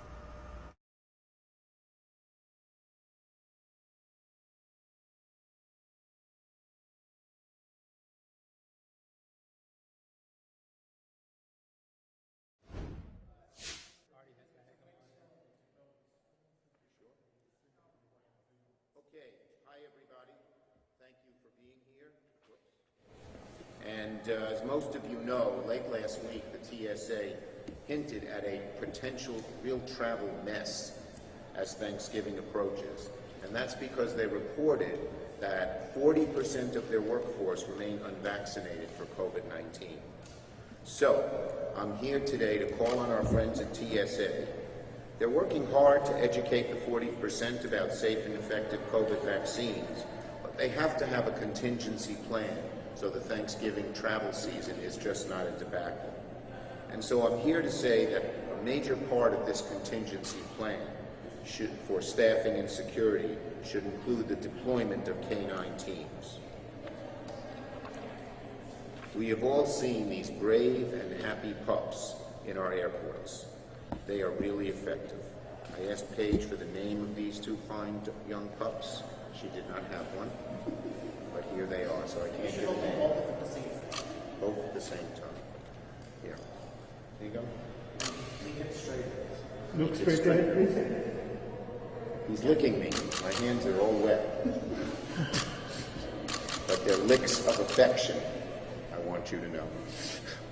Not of anger or danger. Okay, everyone got it? Now we'll do something else to help you. That's what I tell the interns to do with our signs. There we go. See, you should help us straight out. Straight out. What about this nice fellow here? You got it. Thank you, sir. All right. These K-9 teams are called VIPR, V-I-P-R. It stands for Visible, Intermodal, Prevent, and Response Teams. The K-9 teams are really effective. They can help secure national security and allow TSA agents to more effectively and efficiently screen individuals for explosives. It really works and it moves the lines along. The dogs often play a necessary and critical role in security measures that screen individuals, and we do screen all of them for explosives and explosive residue. So the message today, if the TSA lags and jabs, send in the dogs. Very good, Angela. If they lag and jabs, send in the dogs. Jabs. It took me a second to figure it out. We can't have the people worried about the holiday season travel. We have to assure them that it's going to be smooth. The dogs are important. We're also asking TSA to redouble their efforts on asking their membership to get vaccines. There is no reason on God's green earth why anyone, let alone a TSA agent, shouldn't have a vaccine. And as I said, they've made some progress, but they got to redouble their efforts. This is a month before the Thanksgiving, a little more than a month.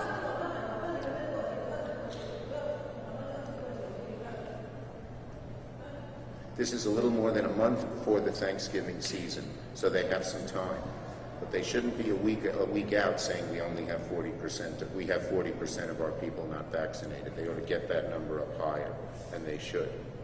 Now, if the agency plans now with contingencies, including the deployment of the K-9 dog teams, wherever the vaccine rates are impacting staffing and security, travel headaches can be avoided. Look, New York is one of the places that's worst, so we certainly need a lot of these K-9 teams here. And a few years ago, they didn't have enough K-9 teams. Now they have a lot of dogs and a lot of training because they're so effective. It takes a while to train these dogs, okay? So we want them wherever there are staffing and security concerns, but I'm asking particularly for them to look at New York, because our 3 airports put together are the busiest in the country when it comes to travel, okay?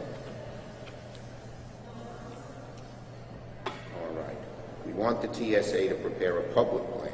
We want them to make sure they're publicly going to tell people where the dogs are going to be deployed and what to expect. The dogs are highly trained. They can screen luggage. They can screen people. They reduce wait times because a dog going through the line is a lot quicker than people waiting online to go through all the machines. Okay? Basically, they could really lend a real... Okay, this one I don't know. All righty, everybody. Those were some late remarks over the weekend from Senator Chuck Schumer. He was advising that So, he suggested replacing people with sniffer dogs at airports if there are staff shortages due to the vaccine mandate, specifically at TSA checkpoints out there in the state of New York. So wanted to bring you some of those remarks here on Live Now from Fox. Meanwhile, need to let you know that we are continuing to follow this breaking news that we have gotten to our Live Now from Fox desk this morning. General Colin Powell, former U.S. Secretary of State and chairman of the Joint Chief of Staff, passing away this morning due to complications from COVID-19. His family officially posting this on his Facebook page, going on to say that he was fully vaccinated. They are going to say they want to thank the medical staff at Walter Reed National Medical Center for their caring treatment. They said, we have lost a remarkable and loving husband, father, grandfather, and a great American. Some of you are going to see a quick 2-minute commercial break. We'll be right back.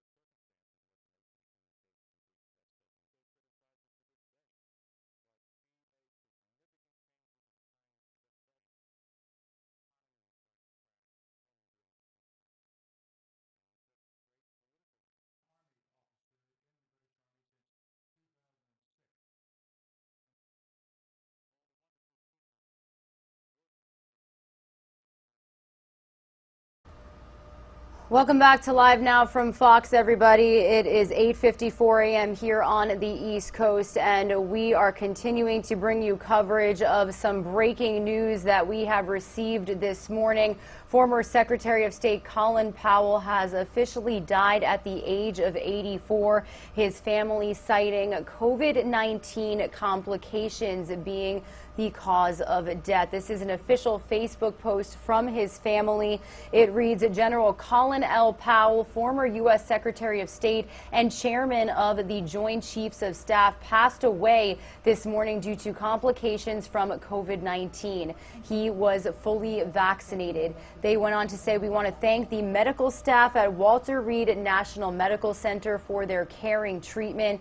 We have lost a remarkable and loving husband, father, grandfather, and a great American. Now, who is General Colin Powell? Well, Powell was the first African-American Secretary of State, and he served in Bush's cabinet from 2001 to 2005, including during the years following the September 11th attacks. And I can read you some information here on Live Now from Fox as we learn more about his life and career this morning. Well, General Powell was appointed Secretary of State by George W. Bush on January 20th, 2001, after being unanimously confirmed by the U.S. Senate. He served for 4 years, leaving the position on January 26, 2005.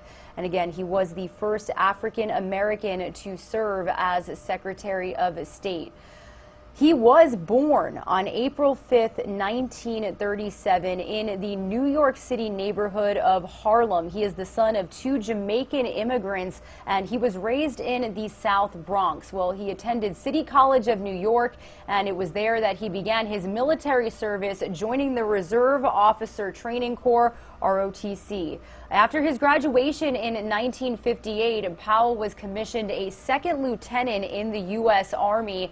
During his 35 years in the Army, he served 2 tours in Vietnam. He was stationed in West Germany and South Korea and acted as President Ronald Reagan's Deputy National Security Advisor in 1987, then National Security Advisor from 1988 until 1989. It was in 1989 that he was promoted to the rank of general and was appointed by President George H.W. Bush to the position of chairman of the Joint Chiefs of Staff. In the 4 years Powell served in that capacity, he oversaw 28 crises, including Operation Desert Storm in 1991.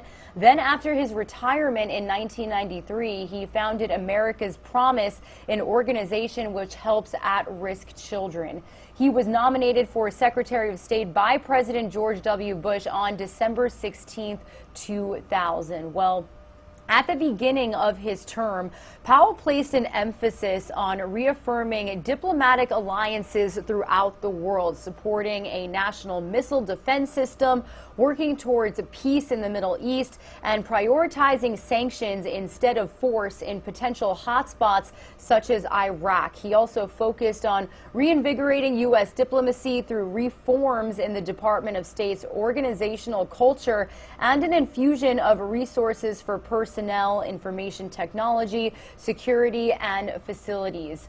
Powell's term, however, was soon dominated by the challenges the Bush administrations faced after the September 11, 2001 terrorist attacks.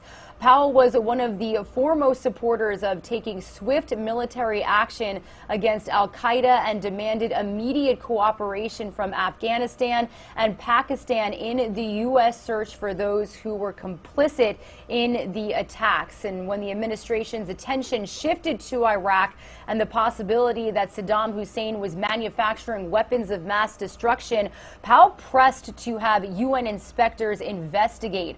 Well, in February 2003, Powell presented intelligence to the UN that supported the claim that Iraq had weapons of mass destruction and could produce more. Subsequently, the administration moved quickly toward preemptive military action against Iraq, despite Powell's advice that war should not begin until a large coalition of allies and a long-term occupation plan were in place. In 2004, some of the intelligence that Powell had brought before the UN in 2003 was found to be erroneous. Now, although Afghanistan and Iraq demanded a great deal of Powell's attention during his tenure, he pursued other important U.S. foreign policy initiatives and grappled with various crises that arose between 2001 and 2005. Well, after initially difficult administration interactions with Russia and China, Powell worked to improve both bilateral relationships. Prominent among these efforts were management of U.S. withdrawal from the U.S.-Russia anti-ballistic missile treaty, and the signing of the Moscow Treaty on Strategic Offensive Reductions in May of 2002. So, again, we have seen such a life and legacy from General Powell. On November 15, 2004, Powell announced his resignation after stepping down as Secretary of State. He returned to a busy life in the private sector, continuing his work with America's Promise Alliance. He served on the board of directors of the Council on Foreign Relations, the Eisenhower Fellowship Program, and the Powell Center at the City College of New York. So, again, he has left such a mark on this nation, and unfortunately his family did take to Facebook this morning to say that he has officially passed away at the age of 84. He was fully vaccinated, and he did pass away due to COVID-19 complications. So you can bet that we will keep you posted here on Live Now from Fox. This is breaking news that we have received to our desk this morning, and we will continue to bring you. If you are just turning on Live Now from Fox, thank you so much for being here. Again, we are learning former Secretary of State Colin Powell has died at the age of 84 due to COVID-19 complications. He was fully vaccinated. I do want to let you know also that we have a Live Now look at some flags outside of the White House in our nation's capital. Now, these have not yet been raised or lowered to half staff, but they are expected to here in just about an hour, we are learning, to honor the life of General Colin Powell, former Secretary of State, and officially passed away this morning at 84 due to COVID-19 complications. We are awaiting a statement from President Biden. We have not yet heard from the president himself. We are also monitoring reaction from lawmakers and those that knew General Powell, and you can bet that we will bring those to you here on Live Now from Fox. I do want to let you know that we've got Governor Ron DeSantis officially speaking live out of Brooksville, Florida, as we continue to monitor this situation, this breaking news of General Colin Powell. We're going to bring you some of the remarks from Governor DeSantis here on Live Now from Fox for just a bit. Over the last couple of weeks, we've invested nearly $15 million from the Governor's Job Growth Grant Fund to support workforce education in the state of Florida, and that's in addition to a lot of the other programs that we do and have been doing since I've been governor. And this is building off a lot of the success we've had. When we came in 2019, our goal was to make Florida #1 in workforce education by the year 2030. Since 2019, we're getting closer to that goal. We've increased enrollment in post-secondary career and technical education by nearly 50% across the state. We've added 50 new apprenticeship programs, and overall last year we awarded 15,000 more industry certificates than we did in the year 2019, and I'm assuming we'll probably end up beating 2020 this year in 2021. So that's really, really significant, and it's making a big difference. And the opportunities that kids will be able to have starting in the high schools, which I think is really important, and some of the things they're offering, and then getting them opportunities. And you have some kids that get these certificates, they still go to a traditional four-year college, and that's fine too. We just want people to be able to have as many opportunities as possible. So we continue to add private sector job growth here in the state of Florida. If you look at the numbers, August of 2021 in Florida, the hotel revenue was up, I think, 12% over August of 2019 pre-COVID. And so if you talk to folks when COVID hit, obviously that threw a lot of things for a loop. And we, of course, wanted people to be able to work and businesses to be open, all that, and supported and protected them.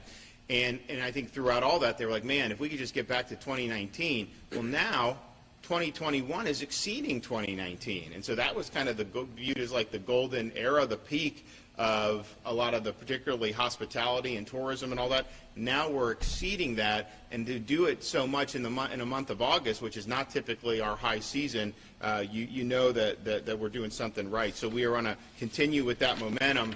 We are, of course, very concerned about some of the things that we see coming out of Washington. I think this inflation is really, really significant.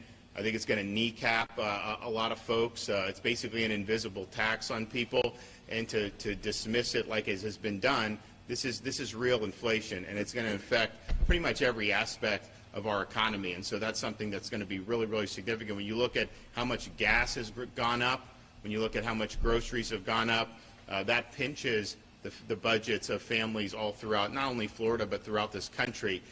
So maybe try to do something different. I mean, if we have these gas prices spiking, why are you closing the Keystone pipeline? Why are you doing these other things and then begging OPEC to lower the price? That's not the position you want to be in. You want to be putting our folks here first. And I'm also concerned about the effect that having these heavy-handed vaccine mandates are going to have. Now, we're obviously going to contest Biden's mandate, but if you think about it, we have a lot of industries that are already short-staffed. If you do that, even if a very small number of folks end up losing their jobs, that's bad in and of itself for those folks. People should not lose their jobs over this, but it's also really going to end up making us even more short-handed in key areas. We're looking at the supply chain and what's happening there. We're going to have an announcement on that very soon here in Florida, because I think we can maybe pick up some of the slack where some of these other areas are leaving off. But suffice it to say, we've got a lot of great things going on in this state. We're going to continue doing it. We're going to make difference whenever we can. But we also have to recognize some of the things that's happening on a national level is really, really concerning, and it really does, I think, commend maybe doing things a little bit different. So hopefully they'll get the picture and try to come in and help folks out. All right, we're going to have Richard Corcoran come up, and then we're going to hear from Dr. Tim Beard, and then we'll hear from Senator Simpson. Oh, yeah, actually, it's the best part. We're going to present 6 million smackers to everybody. So who are we doing the photo with? We do the board? Why don't we do the board? You guys all in? Everybody in? Yeah.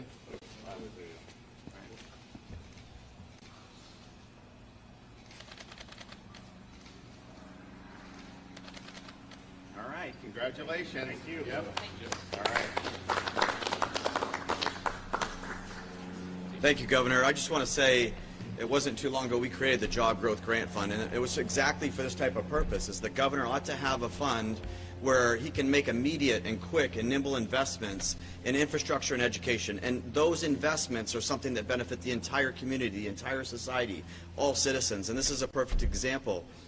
You're going to have people's lives transformed. Not only are these the SunTech and the Pasco Hernando, those students are going to come here, and in a matter of weeks, they're going to leave with a real credential, and that credential is aligned to what we know are real job openings in this area.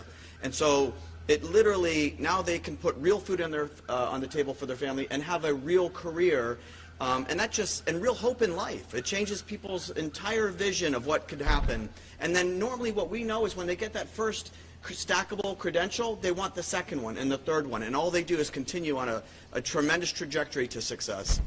So this is a wonderful opportunity. Dr. Beard and Superintendent Stratton, so happy that you guys have been working to put this together. The legislature has been great.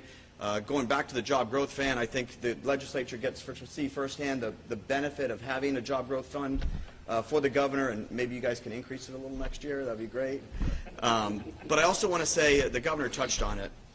But what it comes down to, more than anything, is leadership. We have, I like to joke now and say that, and it's not really funny, but we have two border issues that affect our country, and one of them is absolutely just an abomination, But the other one is just a great story and a success story of freedom, and that's Florida's border. Every single day, we have businesses who are trying to reinvigorate, relocate to the state of Florida.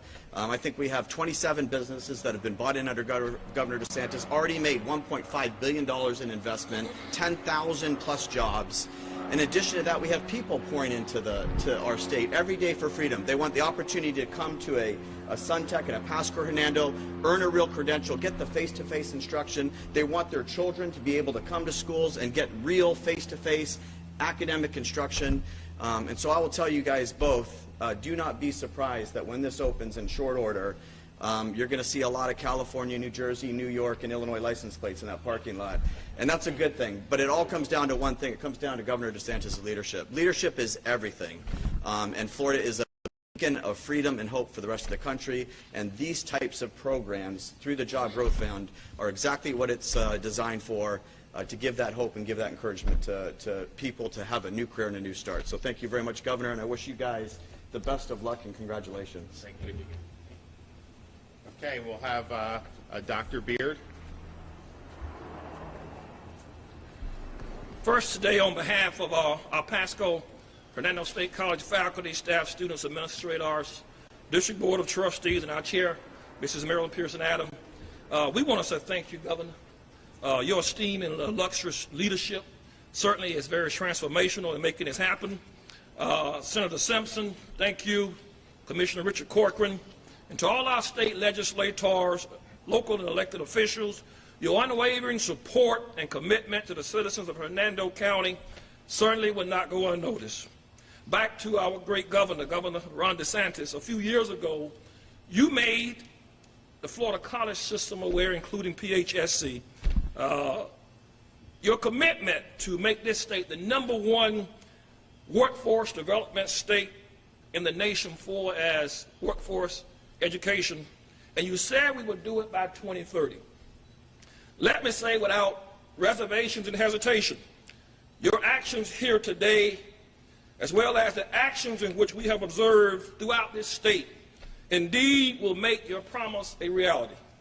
I am willing to say, given the commitment we have seen from our governor, our Commissioner of Education, our local legislative delegation, and the legislature, I think we ought to move this 2030 up to 2025.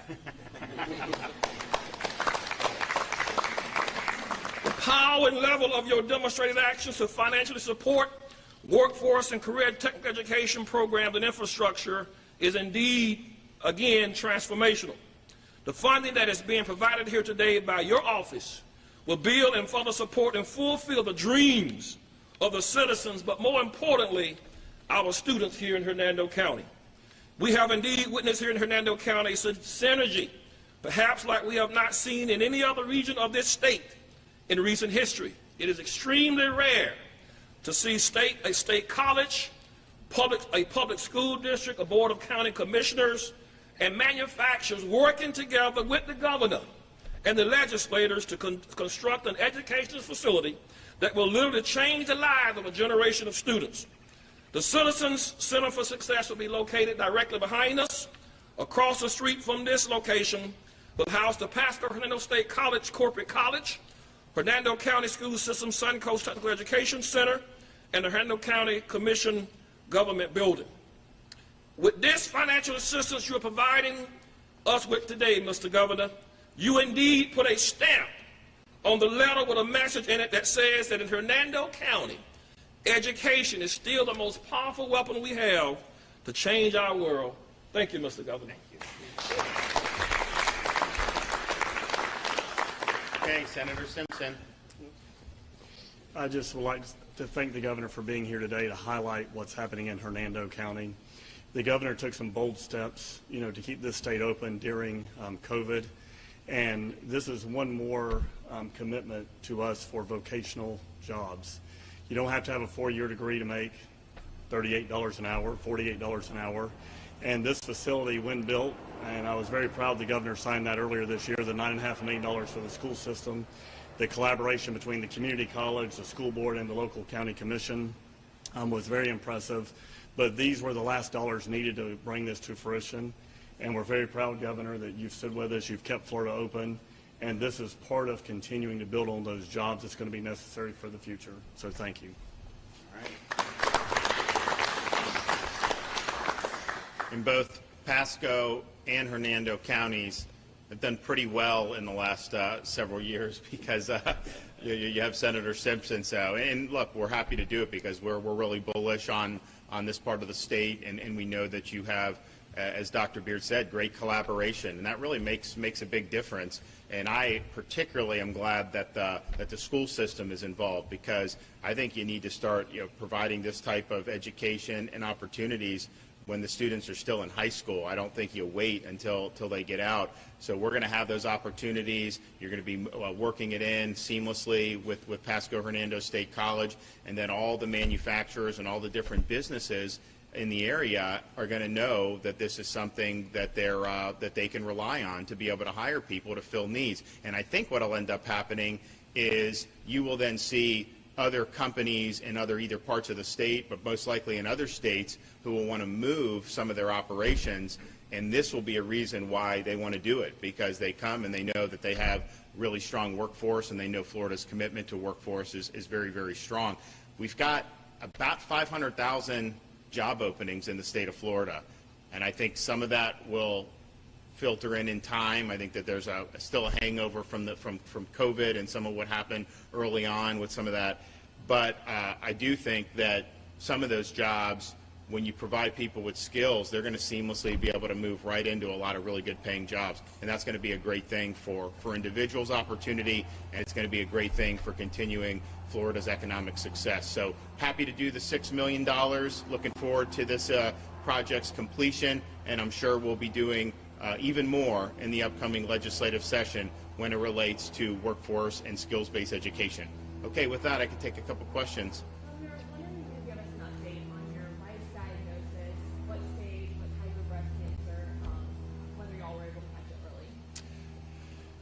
Well, we actually were in Hernando County on Saturday night, and the First Lady is obviously going through the battle, but she really wanted to come and talk to the folks, and so I was the keynote speaker. But as I started the speech, I thanked everyone for all the outpouring of support. I said, she's actually here and would love to thank you. So she came in, and it was really an inspirational message, an inspirational moment, and basically her message is, this is not something that anyone should have to deal with, but unfortunately these things happen in life, and so the key is she's going to respond with courage and determination, and she's not going to be denied. She's going to do whatever she needs to do to fight back, and so I think that she's on the path to doing that. I provide all the support I can, and we have so many great family and friends that have been supportive. But I think her attitude is she's just not going to be denied. And I think talking to people, it's interesting when something like this happens, so many people have reached out to share their stories. Some are going through it now. Some have gone through it. And I think the one common theme that I've taken away is when you trust in God, when you have the positive attitude, and when you know there's going to be good days and bad days, but you're not going to be denied getting the light at the end of the tunnel. That's when we have the best success stories. And so I think she's of that mindset now, and it's not an easy thing to go through. And there's a lot of things that happen in life. Unfortunately, there's a lot of afflictions that we see. But I think some of the outpouring with breast cancer, just because this tends to affect a lot of mothers. And these are the folks that are really the centerpiece of our communities. And certainly she's the centerpiece of our family. And we have very young kids, and many other women who get affected with this. Some of them have kids that are a little older than ours, but you tend to see that very frequently, and so that really I think rocks the foundations of families. And I think that's just why it really strikes a chord with people, because they've gone through it, or they know people that have gone through it, and they understand. So, but I think her fight is inspirational to me. And I said at the dinner, she's going to be back better than ever. I don't know when, but I know it's going to happen.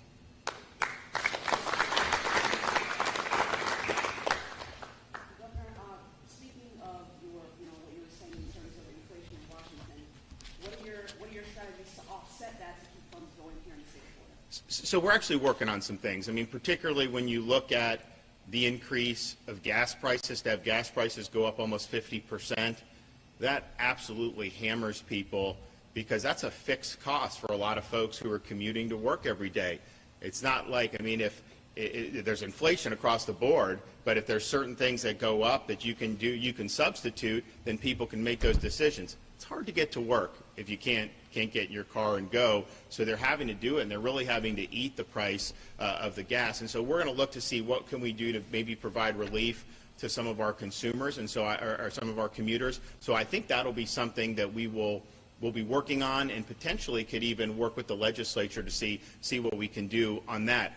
We're also working. I'm going to have an announcement soon. We're going to be working on, and I think I had mentioned it briefly, this supply chain. You see these boats, these ships, they're just sitting there off these coasts. They're not, this stuff's not getting here. You see shortages developing. That's not something that we've really experienced, certainly in my adult lifetime, that I can remember. And so you're seeing all this stuff with the supply chain. What can Florida do to make sure that these goods can come to market more efficiently? I think we may be able to do some things. So we're going to do whatever we can. And again, we will probably have some announcements very soon along those lines. All right, well, we will see you guys soon. I'm sure we're going to be doing more in this part of the state with all the great work that's being done. So thanks, guys. Appreciate you.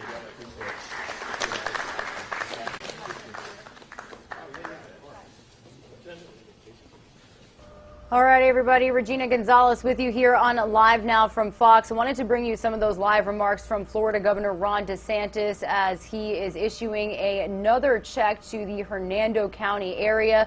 They were also talking about the Florida job sector and bringing jobs to the state, as well as keeping them during the middle of this pandemic. I do want to let you know that we are continuing to follow this breaking news here on Live Now from Fox. If you are just tuning into our coverage, it is something that we got to our Live Now from Fox desk a little bit earlier this morning. We have officially learned that former Secretary of State Colin Powell has died at 84 due to COVID-19 complications. We do have an official statement from his family on his Facebook page saying General Colin Powell, former U.S. Secretary of State and chairman of the Joint Chiefs of Staff, passed away this morning due to complications from COVID-19. He was fully vaccinated. We want to thank the medical staff at Walter Reed National Medical Center for their caring treatment. We have lost a remarkable and loving husband, father, grandfather, and a great American. Some of you are going to see a quick 2-minute commercial break. When we return, we're going to have some more reaction from around our nation as we learn of his tragic passing. I also do want to show you some flags outside of the White House in our nation's capital. They are expected to be lowered at half staff a little bit later today to honor and mourn his loss. Some of you are going to see a quick 2-minute commercial break. Again, we'll be right back.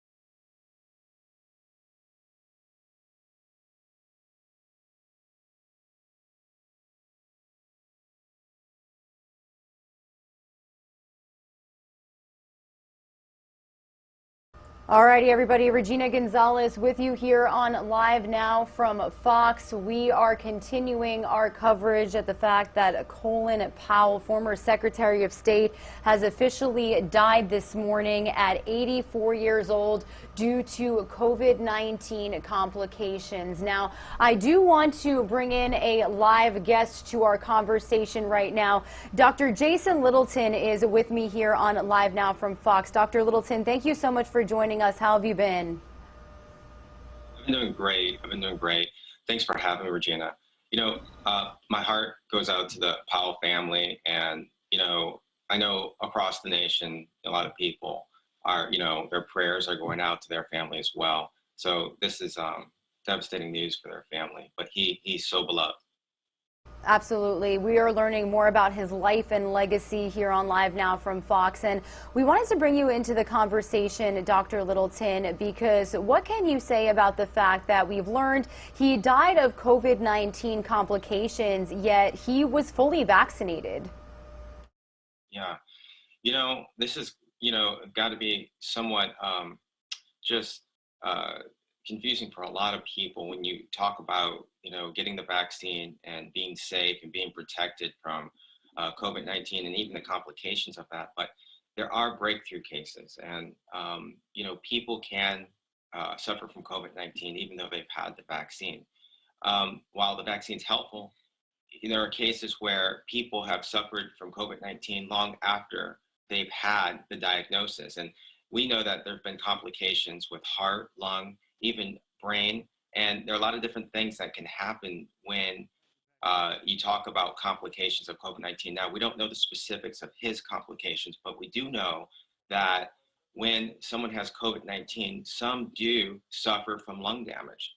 In his case, I don't know if that's true or not, but there are small sacs in the lungs called alveoli that can get destroyed, and that's what happens with oxygen transfer. And we don't know that that was his specific issue, but we know that's one of the things that can happen. It can cause something that we call hypoxia or decreased oxygenation. And sometimes people have to go on ventilators because they're unable to breathe adequately. We also know that there can be destruction to heart tissue, causing congestive heart failure, blood clots that can happen within the coronary arteries.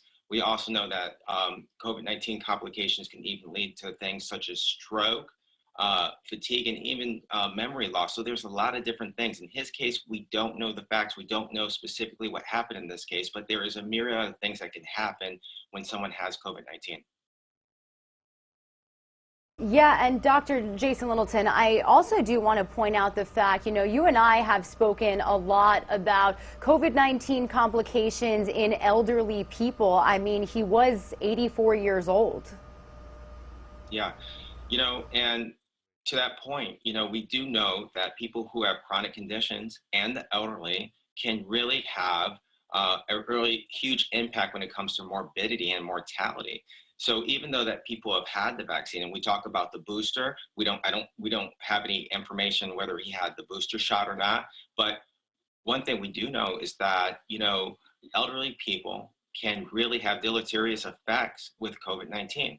I've even read reports how COVID-19 can even lead to Parkinson's, Alzheimer's, Guillain-Barré syndrome. There are a lot of different even cognitive things that can happen from just the long-term complications of COVID-19. And again, in his case, we don't know the specifics, but we do know that there are many different ways that COVID-19 can impact a person, specifically in the geriatric population and those with chronic conditions. Now, Dr. Littleton, you mentioned, and this is still a very fluid breaking news situation. We don't know the extensivity of his case, but again, can you just touch on, maybe a lot of people are hesitant to get the vaccine, a lot of people questioning whether or not it's preventative or not. So how do we, eliminate all of the questions and really talk about the really the important things that people need to know when it comes to the COVID-19 vaccine?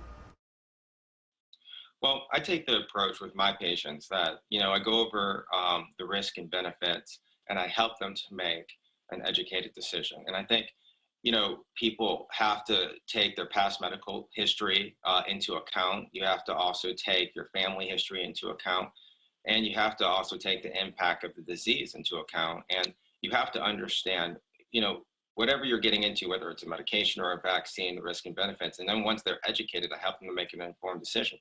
I think that, for some, this situation can be somewhat a little confounding and confusing because this is a person who was fully vaccinated, but yet had these complications. So, answering questions in the clinic, helping people to understand the reasons why something like this could happen is very key and important, not only for those who are vaccine hesitant, but for those who have the vaccine in question about, whether I should get a booster shot or not. And so really just explaining things. And again, we don't know all the details, but understanding, a person's past medical history and why certain things happen can be important in retrospect. Now, again, his health information is private. We respect that. We respect the privacy of the family, and our prayers go out to him.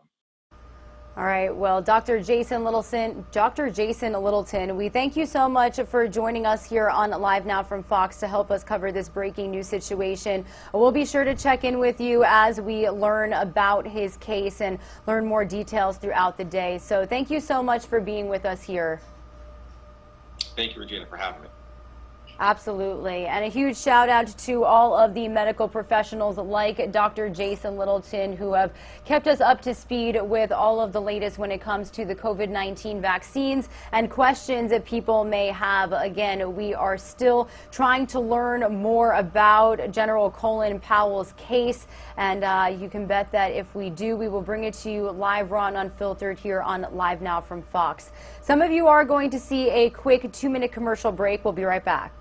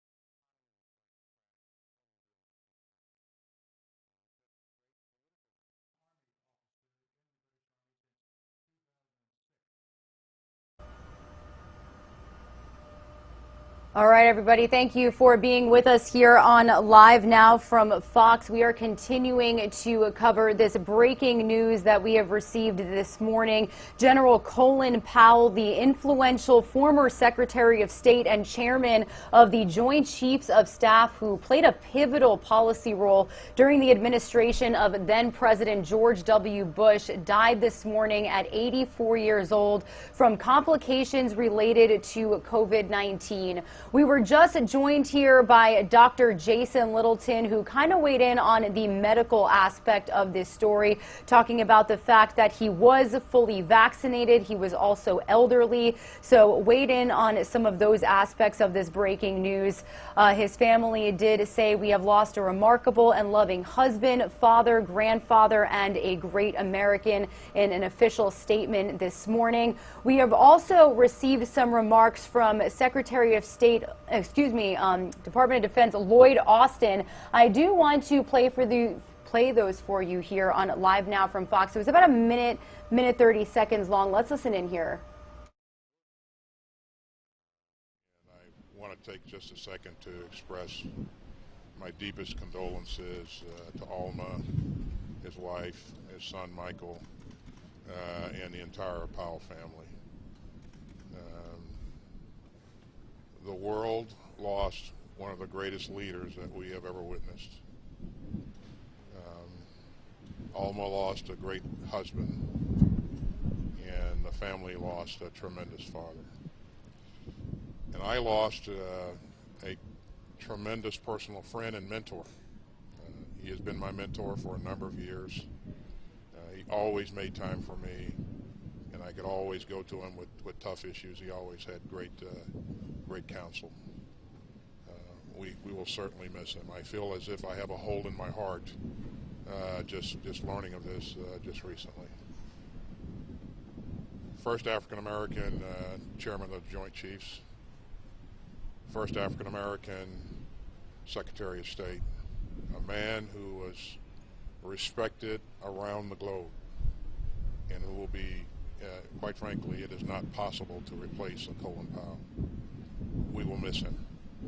Again, my thoughts and prayers go out to the family, and we're deeply, deeply saddened to learn of this. Thank you.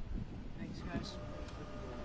All right, those were some brief remarks from United States Secretary of Defense Lloyd Austin on the death of General Colin Powell. I do want to bring into the conversation right now our very own Live Now from Fox's Andrew Kraft. Andrew, thank you so much for joining us here early this morning. I know politics is your forte, and this is just such a tremendous loss for our nation this morning, isn't it, Andrew? Yeah, Regina, that's so right. Listening to Secretary of Defense Austin saying he has a hole in his heart. Colin Powell was a huge mentor to Austin, and we can't, fail to mention that Secretary of Defense Austin, the first African American in that role, and Colin Powell, who was the first African American in the role of Secretary of State. So, I'm just kind of thinking about all those facts today and his incredible legacy in the American foreign policy and military establishment. Regina, he had humble roots in the Bronx. He was the son of Jamaican immigrants, and he embodied the American dream, really. He had an unflinching and undying love for the United States and a career, that spanned, more than 50 years in public life. And I was also struck by the statement put out by former President George W. Bush this morning, who, of course, he served under. But also, so many presidents sought out General Colin Powell's advice and counsel. He was Reagan's national security advisor.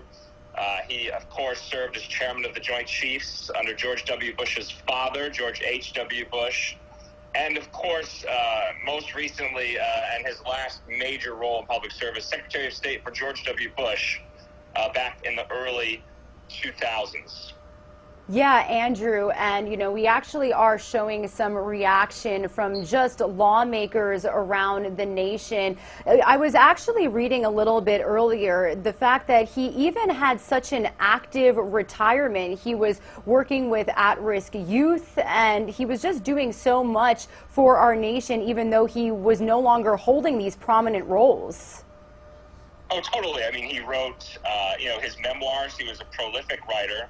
He served on, countless boards of American companies and corporate life as well, but also just a mentor to so many other people, including current Secretary of Defense Lloyd Austin. And, we can't fail to mention either his role during the Bush years that were quite controversial. Now looking back, we're now 20 years after 9/11, and that famous speech he made to the United Nations.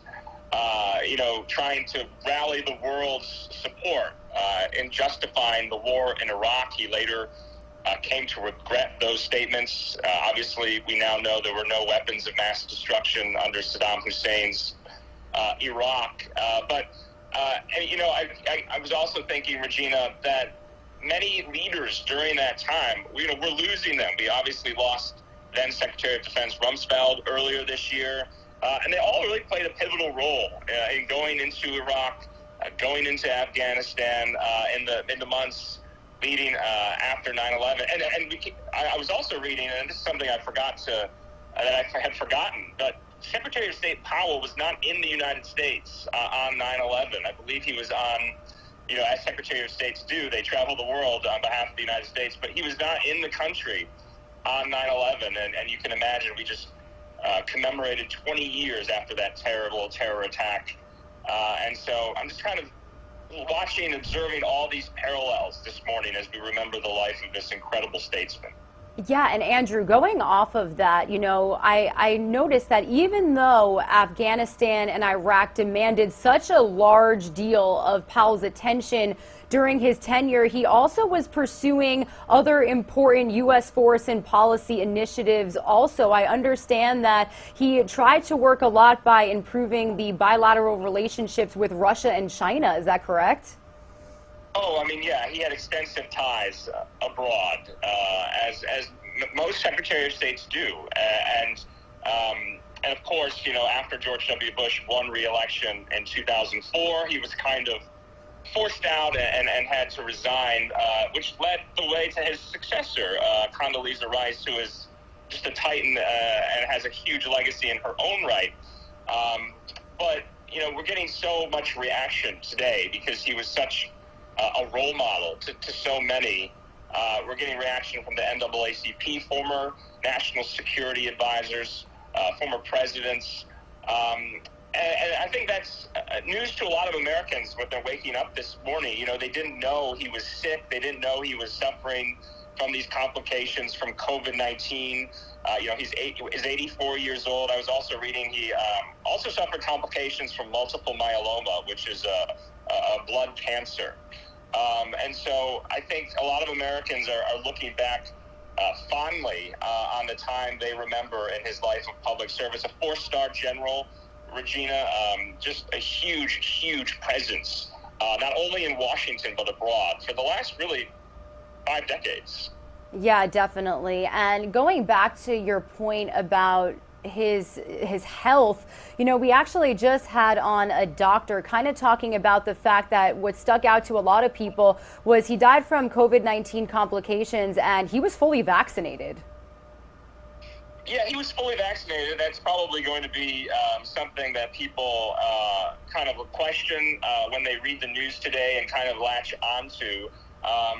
So, yeah, I mean, it does raise some questions. I don't know how necessarily, pertinent that is, but it does raise questions because, we're all wondering about what these breakthrough infections entail, how dangerous they are, questioning, does the vaccine wane over time and things like that.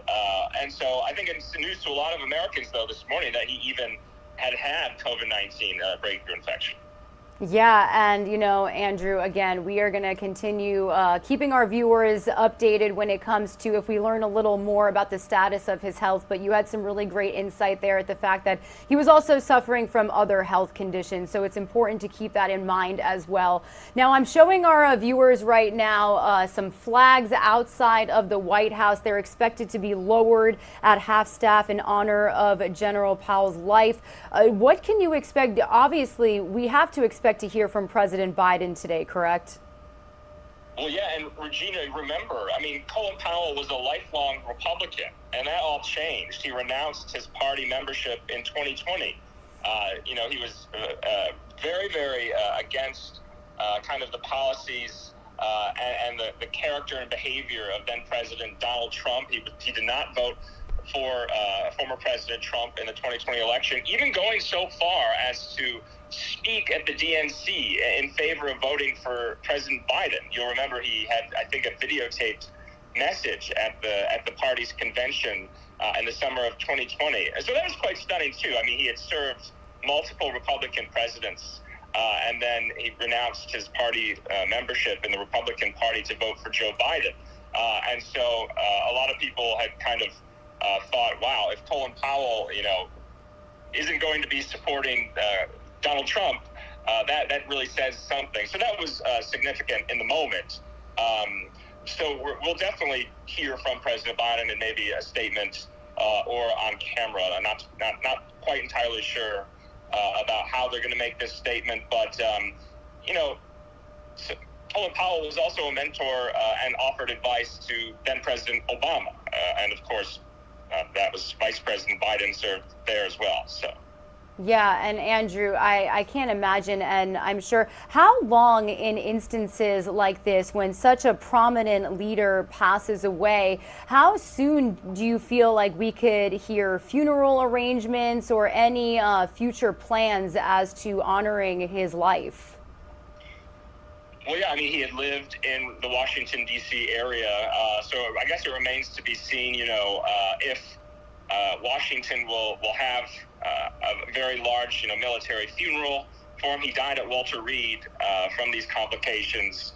So, yeah, I mean, it remains to be seen. Many, many people of his stature have large funerals in the nation's capital. Donald Rumsfeld had a ceremony in Arlington a couple of months ago after he passed away. But, we can definitely expect many, many tributes, memorials, not only here at home, but abroad as well. I mean, he received 2 Presidential Medals of Freedom. I believe he's the only person with 2.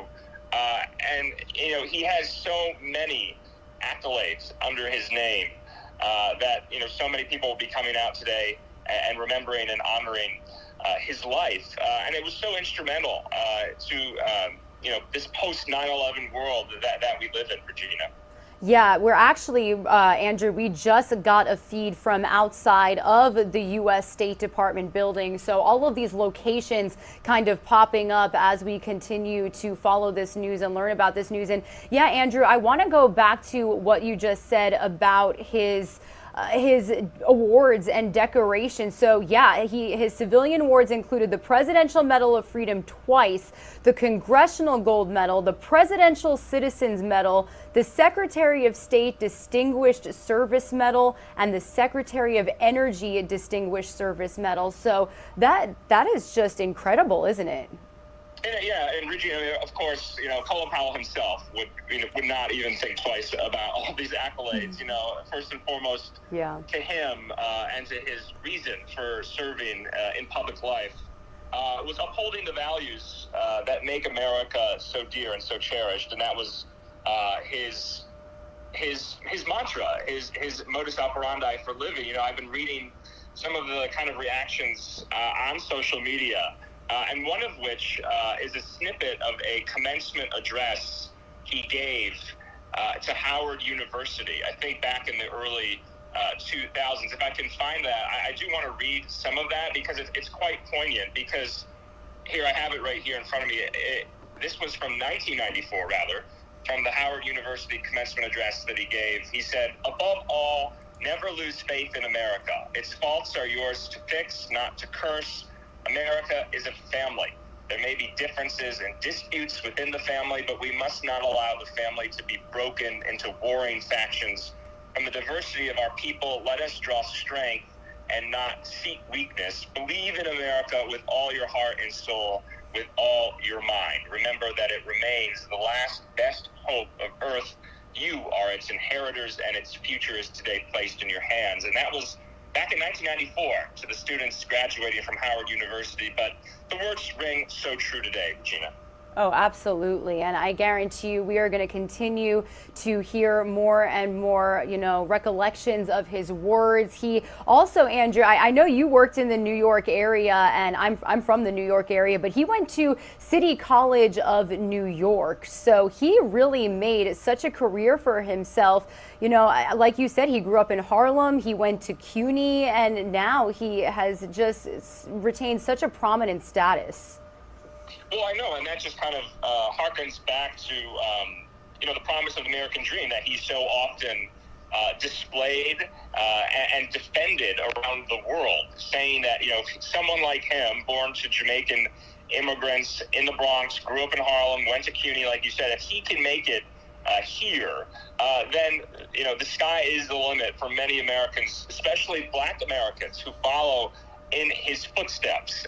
And so that's also something that people will be definitely remembering today as they look back on his life, because, like I said, he served, several presidents: Reagan, George H.W. Bush, George W. Bush. He was kind of an unofficial advisor to former President Obama, and so we'll definitely be hearing from President Biden in some capacity on this. I'm surprised the White House, hasn't put out a statement yet. Obviously, this is breaking very, very early this morning on a Monday, just coming off the weekend.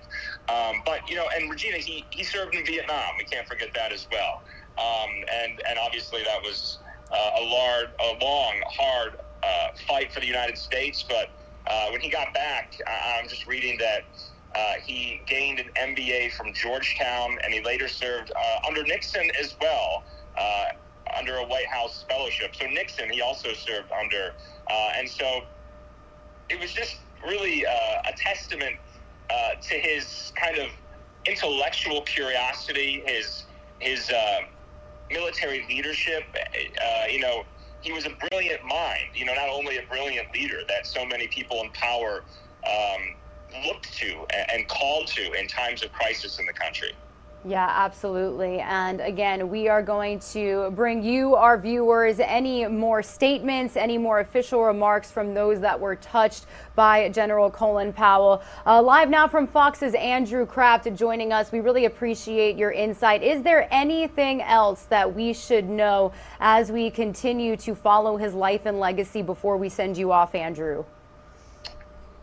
No, but we'll be covering it definitely throughout the day here, like you said, as we remember the life and legacy of General Powell. Thanks, Regina. Absolutely. Thank you, Andrew. And be sure to stick with our Live Now from Fox team. Andrew Kraft will be joining you a little bit later, as well as our other Phoenix hosts, to continue this breaking news coverage, as we have learned that former Secretary of State Colin Powell has died at the age of 84 due to COVID-19 complications. If you are just joining our coverage, again, thank you so much for being here with us. I do want to read you, as Andrew and I were kind of following the reaction from people on social media, and it is going to continue to pour out this morning, that's for sure. We do have a series of tweets from officials, from those that were impacted by General Powell's life, and I do want to bring them to you here on Live Now from Fox. I just want to make sure that I have them up for you properly. So we have some coming in this morning. This is from Derek Johnson with the NAACP. He reads, General Colin Powell lived a life of honor and integrity, a four-star general, the first Black U.S. Secretary of State, and an NAACP Spin Guard Medal recipient. He was a good man who inspired many. Our thoughts and prayers are with his family and loved ones during this time. We also have more reaction coming in here on Live Now from Fox.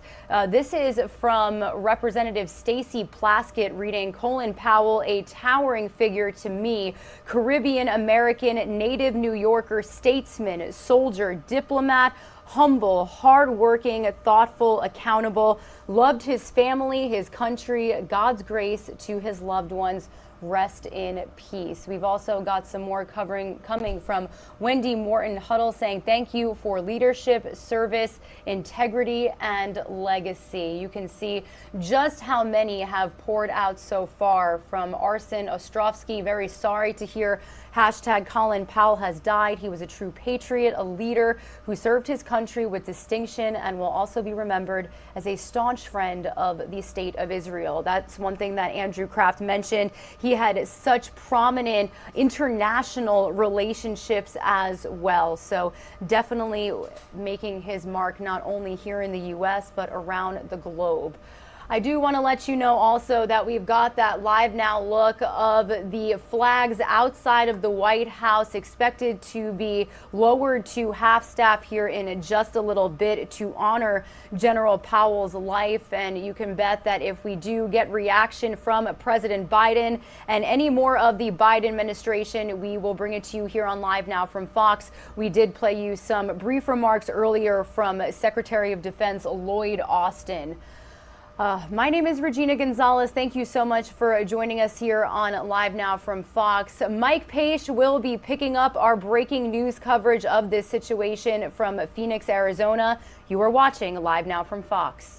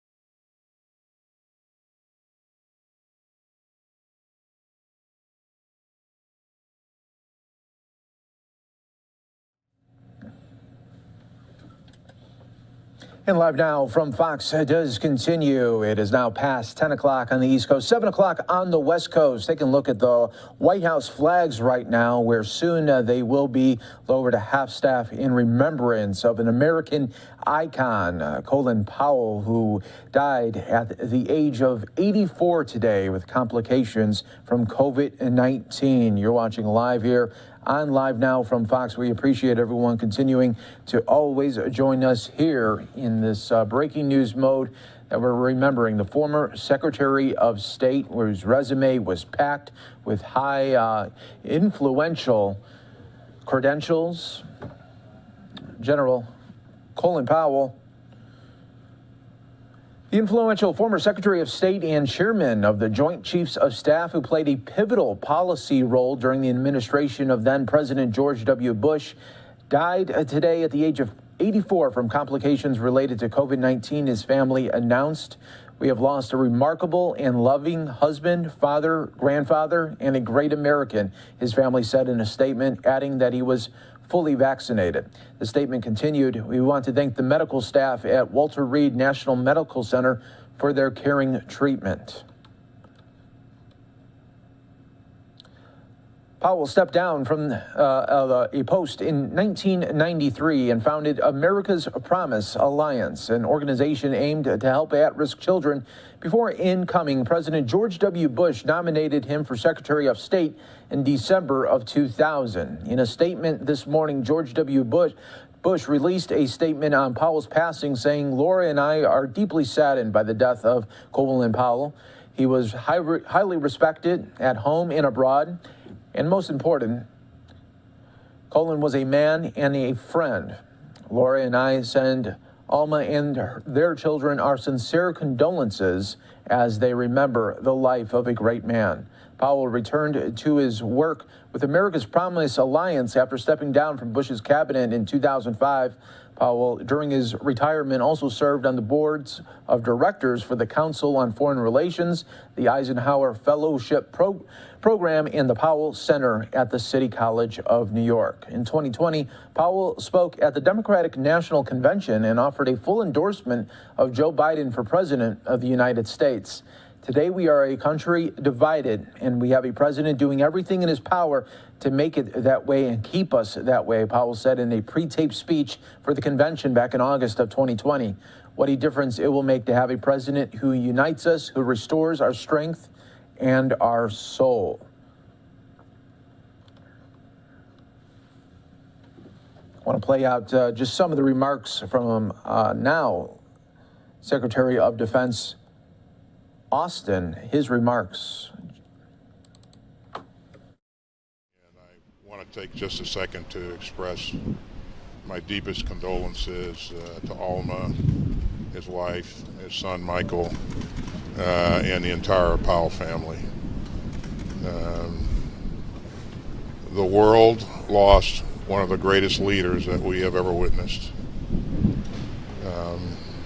Alma lost a great husband, and the family lost a tremendous father.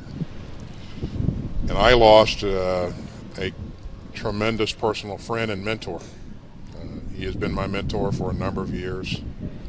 He always made time for me, and I could always go to him with tough issues. He always had great counsel. We will certainly miss him. I feel as if I have a hole in my heart just learning of this just recently. First African-American chairman of the Joint Chiefs. First African-American Secretary of State. A man who was respected around the globe and who will be, quite frankly, it is not possible to replace a Colin Powell. We will miss him. Again, my thoughts and prayers go out to the family, and we're deeply, deeply saddened to learn of this. Thank you. Those are just some of the remembrances that no doubt we will be hearing throughout the day from key leadership positions, family, friends, associates of Colin Powell. And I'll just read just a little bit more here. Powell, the first African-American Secretary of State, served in Bush's cabinet from 2001 to 2005, including during the tumultuous years following the September 11th terrorist attacks. The State Department described Powell, a Republican, as being one of the foremost supporters of taking swift military action against al-Qaeda. Powell demanded immediate cooperation from Afghanistan and Pakistan in the U.S. effort to hunt down those responsible for the attacks. By 2003, when the Bush administration's focus had expanded to Iraq, Powell pushed for United Nations inspectors to investigate the claims that Saddam Hussein was manufacturing weapons of mass destruction. Powell presented intelligence to the UN in February of 2003 that supported the administration's claim that Iraq did have weapons of mass destruction and had the capabilities of producing more. In 2004, though, the State Department said some of the intelligence he presented was found to be erroneous. Powell, though, according to the State Department, felt military action should not begin until a large coalition of allies and a long-term occupation plan were in place. Despite his advice, the administration moved toward preemptive military action against Iraq. While the majority of his term as Secretary of State was focused on Afghanistan and Iraq, the State Department said Powell pursued other areas of U.S. foreign policy, including strengthening bilateral relationships with Russia and China including his efforts to manage the U.S. withdrawal from the U.S.-Russian anti-ballistic missile treaty and the signing of the Moscow Treaty on Strategic Offensive Reductions in May of 2002. Powell also pushed for international cooperation for North Korea and Iran to halt their nuclear weapons program. Under his leadership, the Bush administration also achieved non-proliferation and success in Libya when it agreed to give up its nuclear weapons program in 2003, according to the State Department. Powell, during his time at the State Department, also pushed the Bush administration to increase its commitment to the international fight against AIDS and help to secure additional funding here. And we will continue to honor here this American legend throughout the day right here on Live Now from Fox. We're going to step away for a quick 2-minute break. Stay right here with us.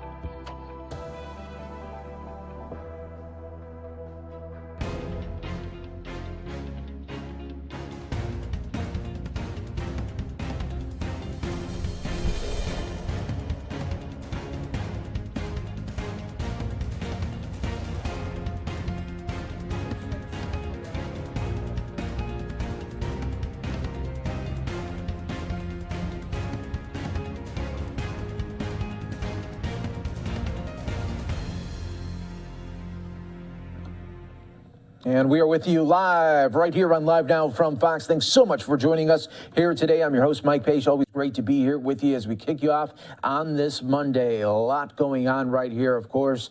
We are continuing to follow the news that the former Secretary of State, Colin Powell, dying at the age of 84 with COVID-19 complications. We'll continue to follow that here for you right here on Live Now from Fox. We have got some other news of the day that is happening right now. We are going to take you out to D.C. And there's an NTSB briefing going on right now from a train derailment that happened just last week in D.C. And the officials are giving an update on what happened right there and preliminary information. You're watching Live Now from Fox, bringing you the events as they're happening in real time. What we're going to do is they're going to present some information, then we're going to take some Q&A.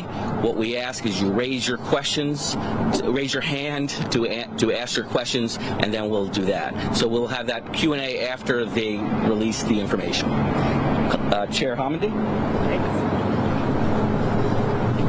Good morning. Again, my name is Jennifer Hamidi, and I'm chair of the National Transportation Safety Board.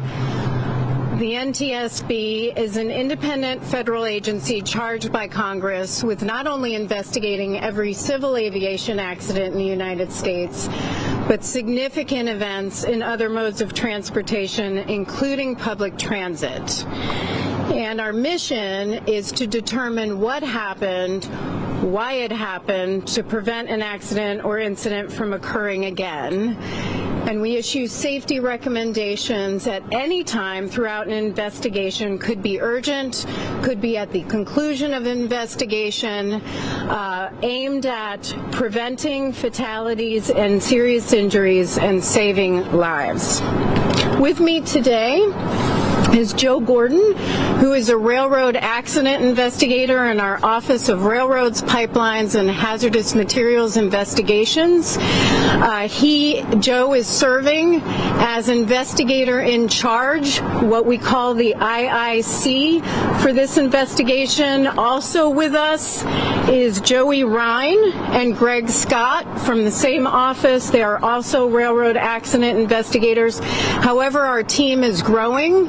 We have additional members of the Office of Railroads, Pipelines, and Hazardous Materials joining the investigation, as well as our Office of Research and Engineering. On October 12th, 2021, at 4:51 p.m., WMATA Metro Rail Train 407 derailed between Roslyn and Arlington Cemetery. The train was southbound on track 2 on the blue line heading towards Huntington Station with 187 passengers on board.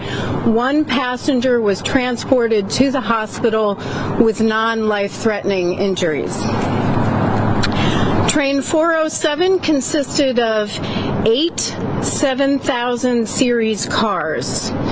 What's significant for us, along with other issues, is that the derailment just south of Roslyn was the last of at least 3 known derailments of train 407 that train experienced that day.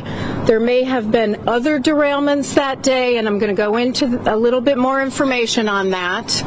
There could have been derailments involving that train in the days leading up to October 12th. So just to go through the timeline a bit on that day. Train 407 began service on the Blue Line at Franconia Springfield Station from the start of the day until 11 a.m. when it switched to service on the Silver Line. It traveled on the Silver Line until 1:43 p.m. when it switched back to the Blue Line. The train departed Franconia at 2:58 p.m. on track number 1, headed to Largo. The train then traveled through Arlington Cemetery at 3:23 p.m. on track 1, where it derailed and re-railed itself. Investigators recovered broken sections of a brake disc around Arlington Cemetery. It then continued past Arlington Cemetery to Largo Town Center. The train arrived at Largo and headed back to Franconia on track 2.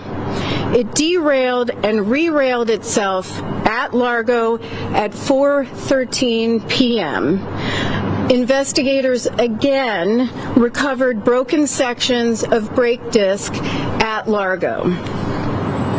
It then traveled 15 miles back to Roslyn, where we know the known third derailment occurred on the way back to Franconia about 150 feet south of the Roslyn station at 4:51 p.m. The train traveled another 1,800 feet when it stopped and came to rest in the tunnel. Now, what we're focused on, the many issues we're focused on, but one of the biggest one is the wheel assemblies and how the wheels are riding on the track. And with that, I want to turn over the mic to Joe Gordon. Again, he's our investigator in charge for a few minutes on to talk about what the investigators found, and then I'm going to come back and talk about more information. So, Joe. Thank you, Chair Homendy. The initial NTSB investigation team arrived on scene on Wednesday morning, and after arrival at the Arlington Cemetery Station, we walked back to the accident train, which was in the tunnel on number 2 track. NTSB performed a preliminary assessment of the accident train. and then we walked further back towards Roslyn Station and identified an area where the derailment had occurred. The point of derailment was identified in a switch just outside of the Roslyn Station.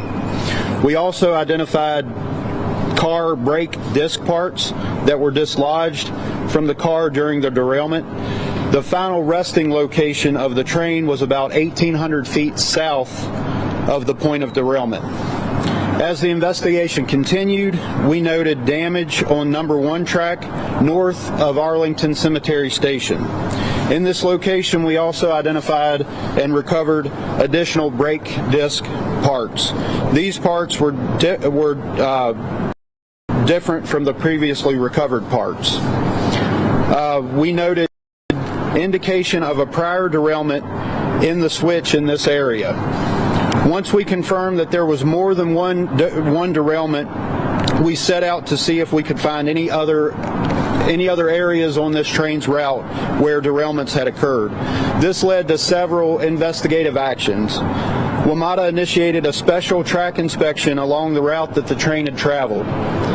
NTSB reviewed measurements that were taken from a system that's on board the 7000 series cars, some of the 7000 series cars, that measure in-train forces, and we also conducted a review of station platform video to see if any of these events were captured on platform video as the train was traveling.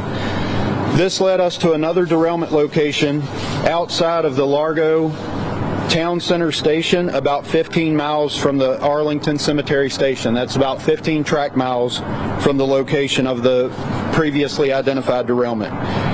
In this location, we again saw evidence of a ground running derailment and car body movement. We also collected additional brake parts. In addition, WMATA reiterated an existing rule that they have that their operators report rough track that they encounter during regular operation. On the derailed car, we found that the wheels had moved outboard on the axle, causing the train to derail when traveling through switches. So the wheel sets have a gauge that's standard that interfaces with the track that's also a standard gauge.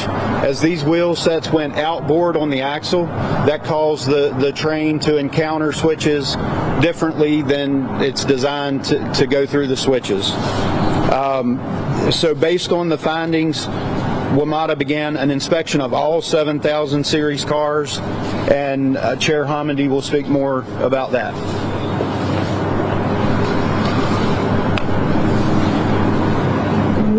During the course of the preliminary investigation, we were made aware that WMATA was aware of this situation with the wheel assemblies going back to 2017. They made us aware of, and I want to stress, these are preliminary numbers. These numbers could change over the course of the next few days, weeks, or months. We're continuing to follow up on this, so again, I just stress this is preliminary. But we were made aware of 2 failures in 2017, 2 failures in 2018, 4 failures in 2019, 5 in 2020, 18 in 2021, so these are going up. And that was before Friday, so that totaled 31. Adding to that number are the failures that were uncovered as a result of their inspections, which were initiated on Friday, which uncovered so far an additional 21 failures. So what we're looking at is going from 2 in 2017, 2 in 2018, 4 in 2019, 5 in 2020, to 18 plus 21 for a total of 39 in 2021, which is significant. So we're talking in total, all of that added up is 52 But again, those are preliminary numbers. They may increase because currently we are aware that of the 748 cars in the series, they have inspected 514, so that number could go up as the day goes on or the days coming. I do want to mention the parties to the investigation. The Federal Transit Administration, Washington Metro Rail Safety Commission, WMATA, and the Amalgamated Transit Union. The benefit of becoming a party to our investigation is you learn about safety deficiencies at the time we are learning them so that you can take action to protect public safety. In this situation, Washington Metro Rail Safety Commission, based on what we were learning in the course of our investigation, chose to remove from revenue service all 7,000 series cars. But again, that it is a benefit of being a party to our investigation, so you can learn of safety deficiencies as they are identified and able to take corrective action. I will also stress that we are concerned about other transit agencies in the United States. These cars were made by Kawasaki, and so we may at some point issue an urgent recommendation, or I'd say if you're a transit agency operating in the United States and you're listening, make sure that you're checking your cars as well. But this is something we're going to be looking at in the course of this investigation to determine if there are more systemic issues throughout the U.S. and throughout transit systems operating in the U.S. Before I take questions, here's what I want to stress. We are fortunate that no fatalities or serious injuries occurred as a result of any of these derailments. But the potential for fatalities and serious injuries was significant. This could have resulted in a catastrophic event, which is why we went and why it's important that we identify these safety issues in advance so we can protect public safety. So with that, we'll take some questions. Please identify yourself by name and your affiliation. Tom Rousey, ABC 7 News here in D.C. When you mentioned the number of failures you just gave, is that a derailment each time? And if these are derailments, how is it that the trains are so easily getting back on the tracks? Yeah, so the question was for the 31 that were previously identified, how were they able to get back on the track, and was a derailment and re-rail, did that occur at the time? That is something we still have to determine. We were informed that they did not result in a derailment, that they were identified through measurements in their 90-day inspection intervals. But again, that's something that we have to confirm with respect to how they were able to get back on. My understanding so far is that WMATA was working with Kawasaki to address potential safety issues. We have to still get information and data on how that was addressed, what discussions were taking place, what data they relied on for determining what the safety issues were, and the decision making in the resolution that they chose. So that's more information to come. Bruce Bushan from WUSA 9 here in Tampa. Did WMATA take appropriate action going back to 2017 in addressing this? And if not, why not? The question is whether WMATA took appropriate action going back to 2017 to address the situation, and if not, why not? That is exactly one of the questions we have have in this investigation, and something we will be looking at, because we do want to look at decision making on WMATA's part, what actions we're taking, and what led them to those actions, and whether they were sufficient. Sir. Justin George, Washington Post. I'm wondering, it's early, but are these problems fixable, or are these trains need to be taken down and they can be down for a while? And what does that do to the transportation system of this region, which really depends on transit? Yeah, the question is, what does this do to the region if these cars need to be taken down, and do these cars need to be taken out of service for any significant amount of time? I mean, this was a decision that the Safety Commission made. I will say, from a safety standpoint, we're happy that they prioritized safety, because again, this could have been catastrophic. So their focus here was public safety. I do appreciate, though, that Metro provides transportation for a significant number of people in the Metro region, and that is something that I would say you'd have to ask the Safety Commission about, because it came out of their order. Sir, I know you had your hands up. George Pascal with WNMU. Is this a manufacturer defect? Is this something that changes over time? Do you know more about that? The question is this a manufacturing defect and something that may change over time? We have to determine that still. Again, we're at the preliminary stages of our investigation, just trying to collect data and information related to what was experienced last week and what we're learning as more and more information is identified, but that we'll have to look at. Hi, Melanie Olin from Fox 5 in D.C. So the wheels, is that separate from what was identified in the Metro Safety Report as wheels out of the ground? Because it sounds like you're talking about wheels kind of spread apart versus not being You wanted further clarification on the wheel assembly. So you have an axle and the two wheels, and the wheels are moving outward. And so they take a measurement every 90 days to make sure they're in spec, and if they're too far in or too far out, then it fails the test. So that's a 90-day inspection.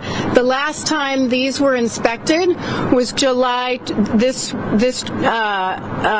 car was inspected was July 29th, 2021. Its 90-day inspection interval was up on October 27th. And a follow-up question, please, just for clarification. When you say failures, do you mean a failure being that the wheels were too wide? Were out of alignment is considered a failure, not an actual incident on the rail, but identifying that the wheels are not producing. The question is clarification on the word failure, and whether that means failing the measurements or actual derailment. I'd say in a way both, because the measurements exceed the specs. And so what we're talking about here is wheel assembly. The wheels in this situation were going outward. David. Questions. Dave Sherwood from Reuters. First, can you tell us how many other transit agencies use similar train cars? And again, I know you don't want to speculate, but given that upwards of 60% of the cars are out of service here, is this something on a short-term basis could be addressed through stepped-up inspections, or your initial guidance suggests that something more substantial has to happen for these cars to go back to service? Yeah, the question was, how extensive is this issue for other transit agencies in the United States, and whether this is something that could be addressed through just increased inspections. For both, we still have to determine whether other transit agencies are affected, but this is something that'll be part of our investigations, this investigation. And then with respect to inspection intervals, that again, that's the Grounding of this fleet was a decision by the Safety Commission. They'll have to look at, part of that order was looking at what the appropriate resolution might be, and they're going to have to determine that. But certainly that's something we're going to look at in the course of this investigation, what might be the appropriate remedies. You said that you found parts from the brake assembly in Largo and another location. How significant was that failure? Would it have, how much would it have affected the ability to stop the train in an emergency? The question was on the portions of the broken brake discs that were found in Largo and in Arlington around Arlington Cemetery, and I'm going to turn to Joe to answer that question. Yes, and so the brake components that we found that were dislodged from the car became dislodged from the car after the derailment. So it was because of the ground running, the displacement from the track, and the fact that they were encountering other track components that they became dislodged from the car. And your question as to when they were damaged and on the car, it would have certainly affected the braking of that car in that consist of the train. But you said you found brake parts in Largo that were prior. The final derailment, but it derailed. So the train derailed in Largo as well and re-railed. And I know there was a previous question, if that's okay, about the derailment mechanism. So as we've spoken about the wheels moving out on the axle, the wheels of course have flangeways. Those keep them on the fixed guideway that's the rail system. Okay, so when they move out, as it encountered when you get into a switch or a turnout, which you typically see beyond a station, and that's the area where the train switches from one track to the other. As you go through those, there are flange ways that allow the flange on the wheel to pass through, and that's where that transition is made from one track to the other. So the flange ways, in this case with the wheels being out of place, they contacted the frog point on the switch, on the facing point. As it was going through a switch, it would contact a frog point. It would go up on top of the frog point, get to the heel of the frog, and it would derail off of the rails. It would run off of the rails ground running until it got to the other end of a turnout. When it got to the other end of the turnout, it would basically go back on in reverse of the way that it came off. The reason that Roslyn was a final location is there was no turnout, there was no crossover at Roslyn. So Roslyn was a single switch. So the train did not encounter the components on the other end that would have corralled the wheel sets and put them back in place on the rail. So the previous derailment, Arlington re-railed, goes to Largo, outbound at Largo, derails and re-rails, and then when it gets to Roslyn, it derails and it does not have the receiving end of that turnout to re-rail. We're listening to the updates there from NTSB as they continue to investigate the train derailment that happened last week there and the issues that they are seeing with that line. You're watching Live Now from Fox, everybody. We are going to take a quick 2-minute break. When we come back, we will continue to remember and honor Colin Powell, dead at the age of 84. We'll have a full update coming up in just moments. Fox News' Lauren Blanchard is on deck for us, giving us all the updates coming in just 2 minutes here on Live Now from Fox.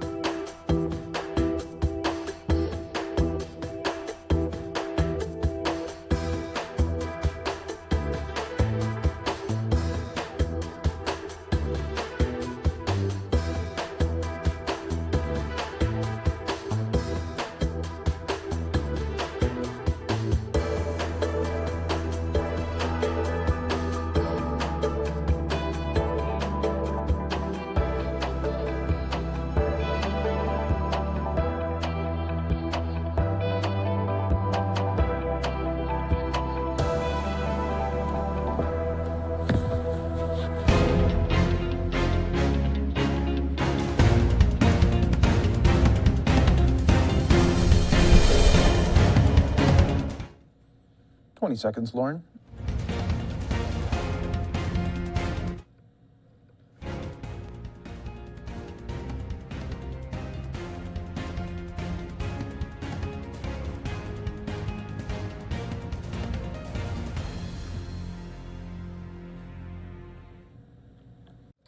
Welcome back, everyone, here to Live Now from Fox. I'm your host, Mike Page, as we continue to give you the updates and all the information coming across our streams in real time right here on Live Now from Fox. Obviously, the big breaking news here this morning, learning of the news there of the former Secretary of State, Colin Powell, dying at the age of 84. We're continuing to follow this story at every angle right now. Let's bring in Fox News' Lauren Blanchard with the very latest. Lauren, this was a big shock to many.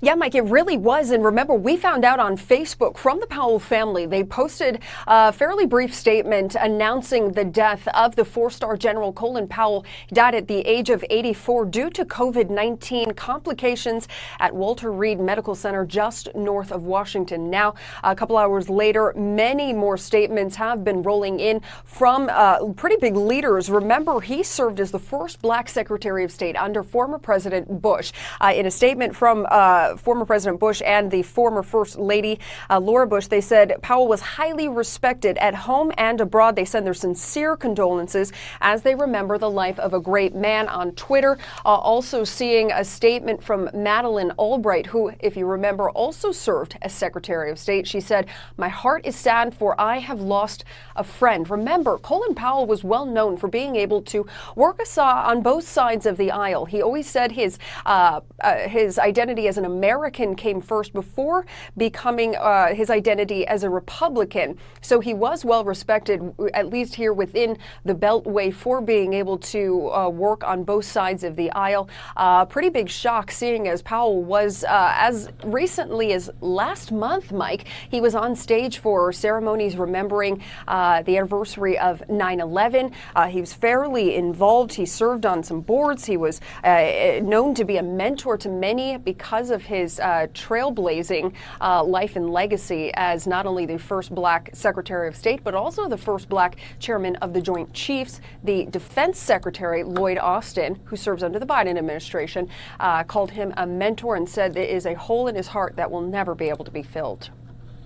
Yeah, and we'll all remember also that happened back in 2020 when he threw his support for Joe Biden instead of Donald Trump.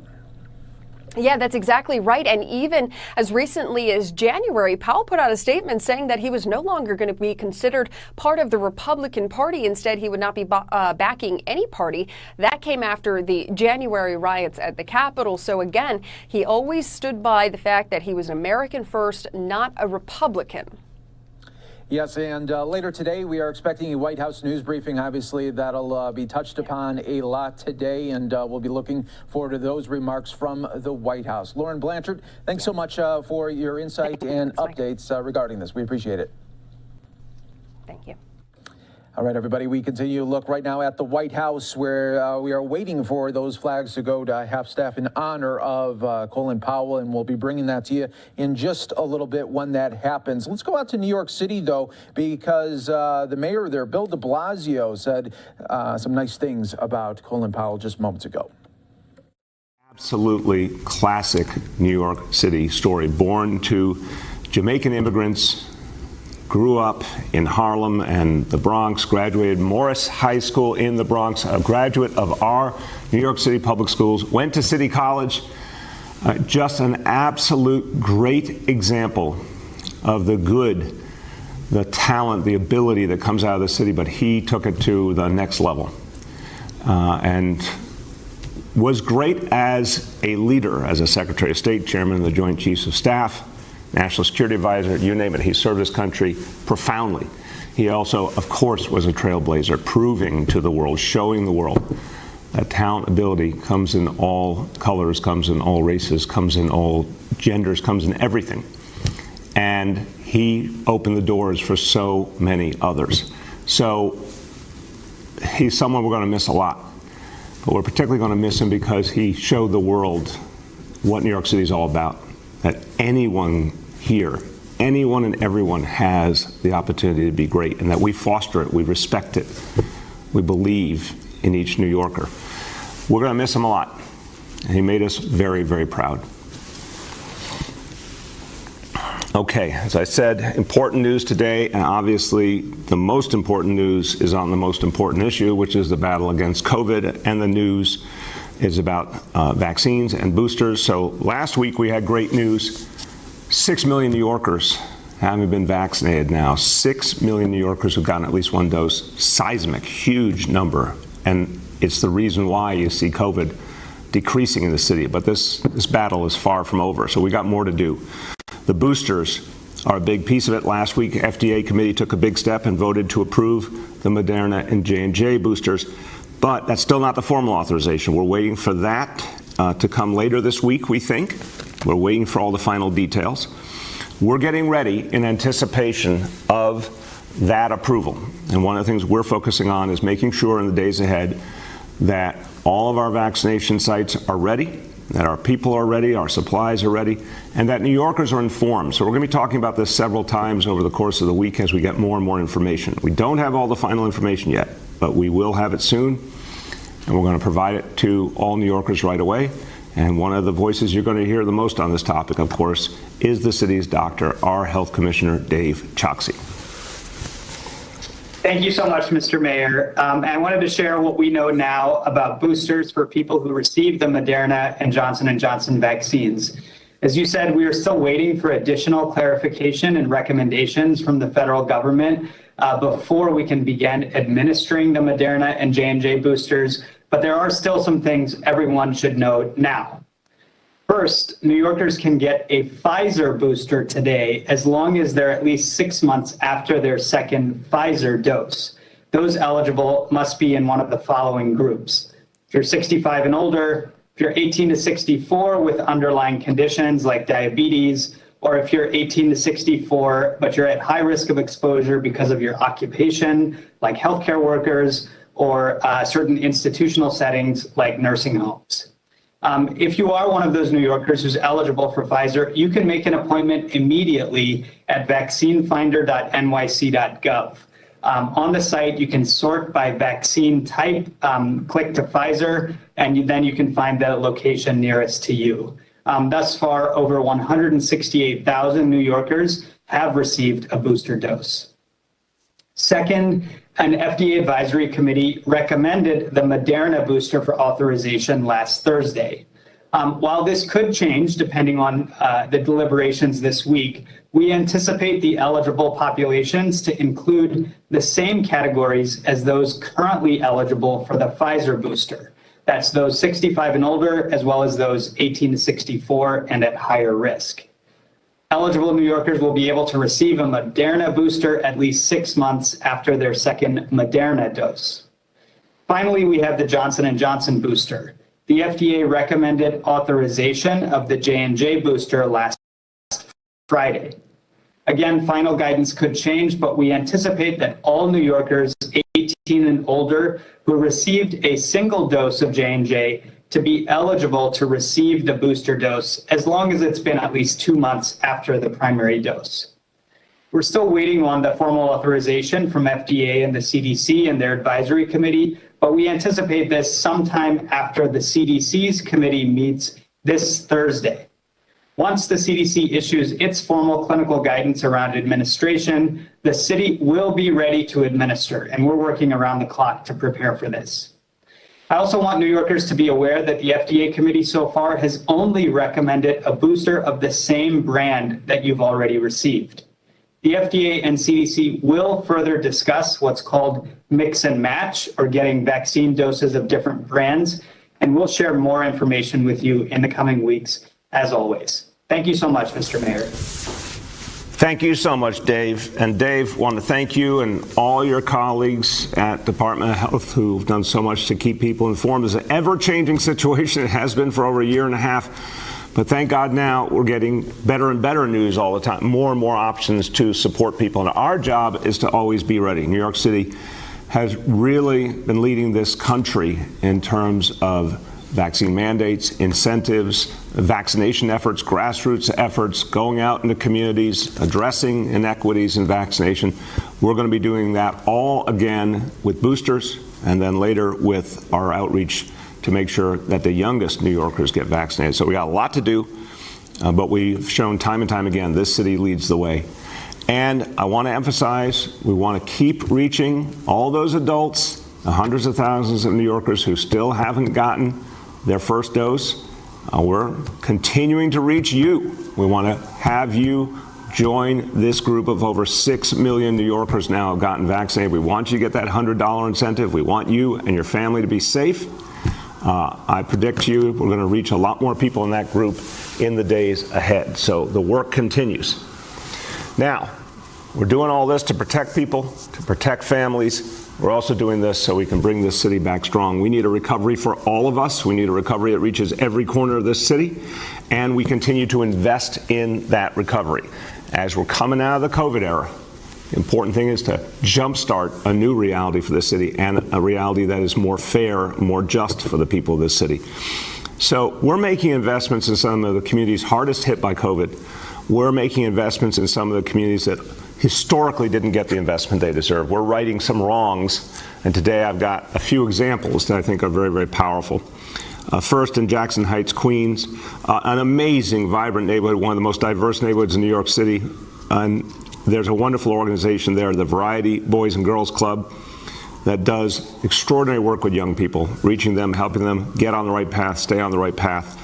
Organization is now led by someone I like a lot and admire a lot, former council member Costa Constantinides, did great work in the council, particularly fighting climate change. We're providing $2.7 million for a new community center because it's so important for our young people to have a place to go that's safe, where they can learn, where they can get after-school help, where they can enjoy sports, culture, everything, get them on the right track. A champion of this effort. He loves this community. I was just with him at a wonderful Diwali celebration last week. He loves his community. He is an exemplar of his community, a community for everyone. My great pleasure to introduce Council Member Danny Drum. Thank you very much, Mr. Mayor. This is a great day, and we are most grateful for this funding. Let me also thank Mr. Mayor Shekhar Krishnan, who is the co-chair of Friends of Diversity Plaza.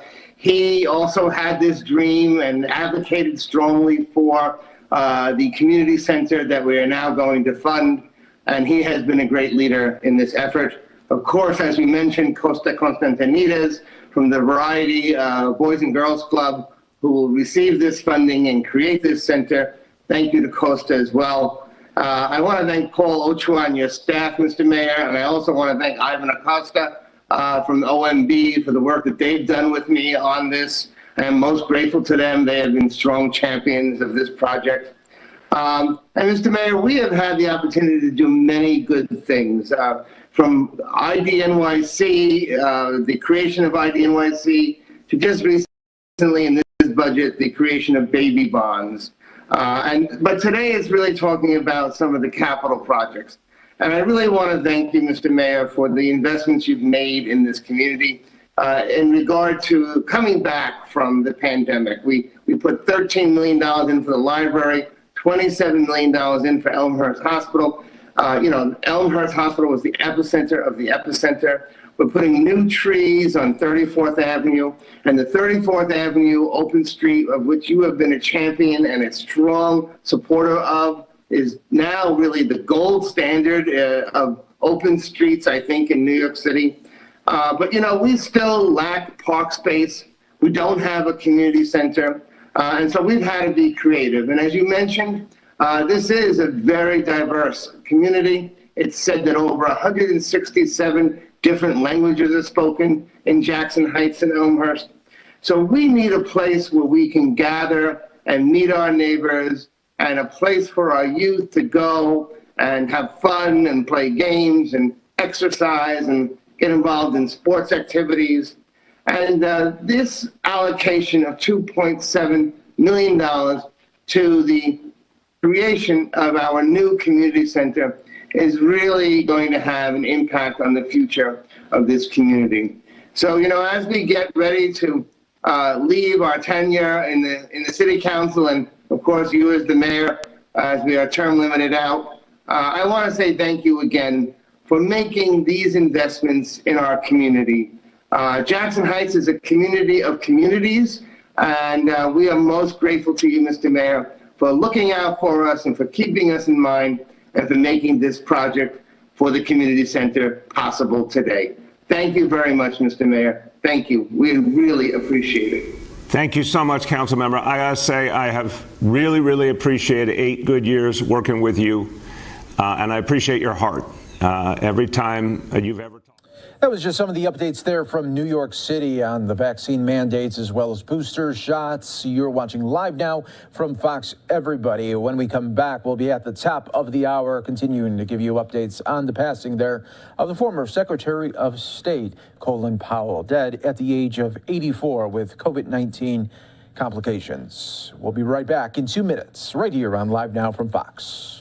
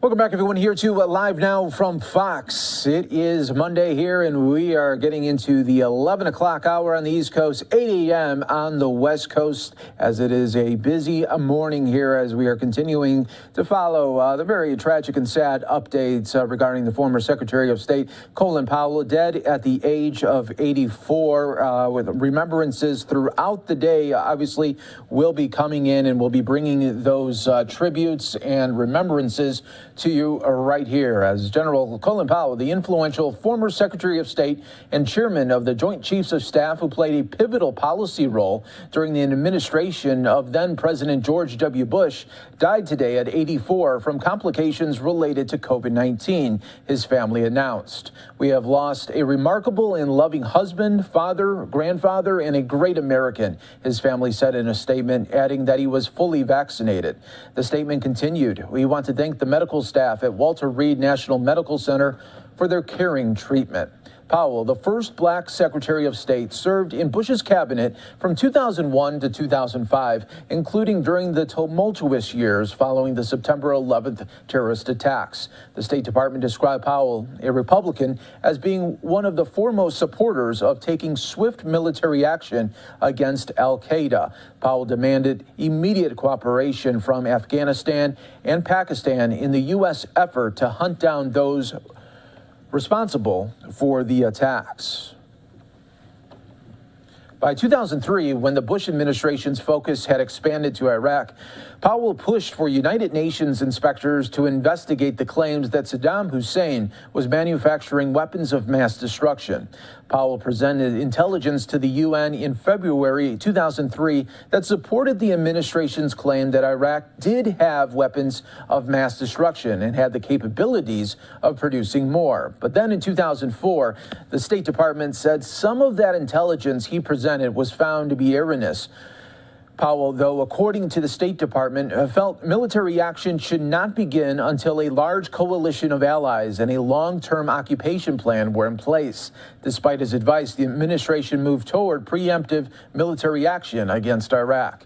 When the majority of his term as Secretary of State was focused on Afghanistan and Iraq, the State Department said Powell pursued other areas of U.S. foreign policy, including strengthening bilateral relationships with Russia and China, including his efforts to manage the U.S. withdrawal from the U.S.-Russian anti-ballistic missile treaty and the signing of the Moscow Treaty on Strategic Offensive Reductions in May of 2002.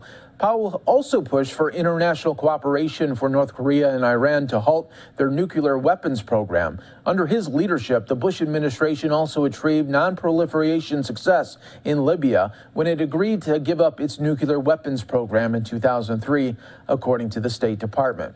Powell, during his time at the State Department, also pushed the Bush administration to increase its commitment to the international fight against AIDS and help to secure additional funding. Powell was born on April 5th, 1937 in Harlem, New York. His parents were Jamaican immigrants and raised him in the South Bronx. He attended City College in New York, where he began his military service by joining the Reserve Officer Training Corps, or ROTC. Powell graduated at the top of his class with the rank of Cadet Colonel, the highest ranking in the Corps. He served for 35 years in the military, beginning as a second lieutenant in the U.S. Army. Powell was one of the 16,000 military advisors dispatched to South Vietnam by then-President John F. Kennedy in 1962. He was awarded the Purple Heart and later that year the Bronze Star. Powell served a second tour of duty in Vietnam in 1968 to 1969. He was injured in a helicopter crash. Despite his own injuries, he managed to rescue his fellow soldiers from a burning helicopter and was awarded the Soldier's Medal. In total, he received 11 military decorations, including the Legion of Merit. Powell's career in politics began during the Nixon administration when he worked in the White House Office of Management and Budget. He received his MBA from George Washington University. Powell, though, went back to military service as a battalion commander in Korea and was promoted brigadier general, commanding a brigade of the 101st Airborne Division. In the administration of former President Jimmy Carter, Powell was an assistant to the Deputy Secretary of Defense and the Secretary of Energy. He was promoted to Major General. Then in 1987, then-President Ronald Reagan appointed Powell to serve as National Secretary Advisor, a position he held until 1989. Powell was then appointed as chairman of the Joint Chiefs of Staff on October 1st, 1989, by then-President George H.W. Bush and served in the role until September 30th of 1993. Powell was the first black chairman of the Joint Chiefs of Staff and the youngest officer ever to hold the post. During his time in that post, Powell oversaw 28 crises, and according to the State Department, including Operation Desert Storm in 1991. Powell stepped down from the post in 1993 and founded America's Promise Alliance, an organization aimed to help at-risk children, before incoming President George W. Bush nominated him for Secretary of State in December of 2000. A long history of honor and respect here in America, and always looking at and honoring America and taking America at first place. You're watching Live Now from Fox, everyone. We are going to take a quick 2-minute break as we will continue to bring in these tributes for the former Secretary of State, gone at the age of 84.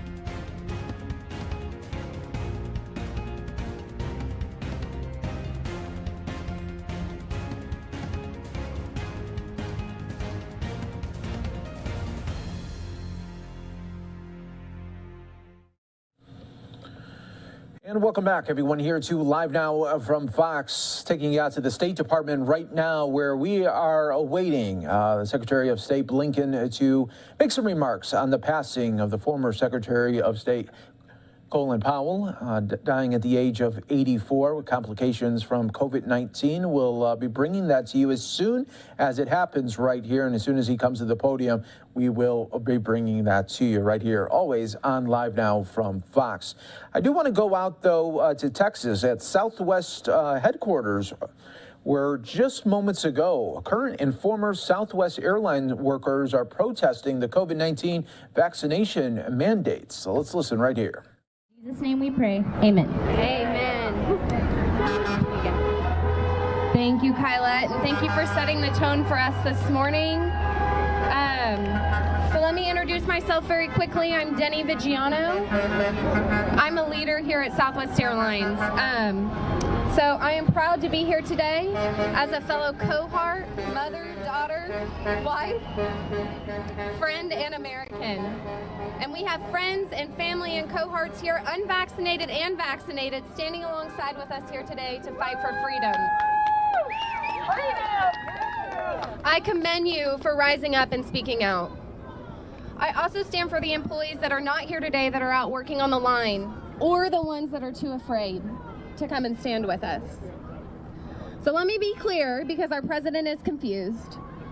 Today is a peaceful protest against the Biden administration's vaccine mandates that are facing our beloved country and our beloved company. This is not an anti-vaccine protest. We are here to encourage Southwest to fight for employees' medical freedoms and the right to choose without losing your jobs. And hopefully, we inspire other Americans to stand up and fight for their own freedoms. I'm a third-generation employee here at Southwest. I've been here for 10 years. I started as an intern. And I do not stand here today without concern for what I say today could mean for my career. But my individual career is not more important than your individual freedoms. It is a risk I am willing to take. My father, grandmother, aunt, and 3 uncles have all worked for this wonderful company with over 120 years of life service. We love this company, and it is our extended family. Throughout our 50-year company history, employees have fought for Southwest to become what it is today, the Love Airline, the airline that gives America the freedom to fly, and the maverick of our industry, the company that bucks the norm. Over the years, our company has repeatedly asked us to stand up and fight, and we have risen to every occasion. Our Southwest warriors have unified to overcome various legislation battles. This is not our first battle, like the repeal of the Right Amendment. All of those battles have resulted in victory. So why are our executive leaders choosing now to comply with this tyrannical administration? It matters more than ever that we stand up and fight, not just for Southwest, but for the greater good of our nation. Our employees have selflessly taken pay cuts, offered portions of their paychecks to make ends meet for this company through 9/11 and the COVID pandemic. And so now we need Southwest to reciprocate, to fight for our employees' freedoms.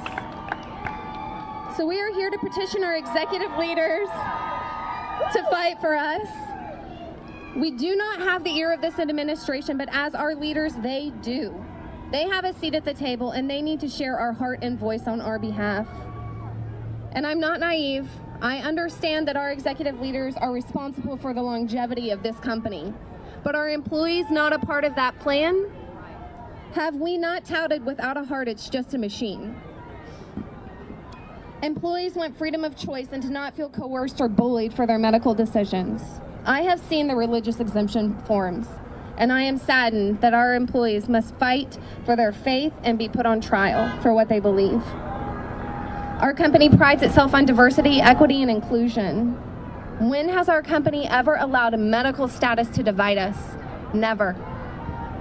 This federal mandate is meant to divide us, our company, and America, and we cannot allow that to happen on our watch.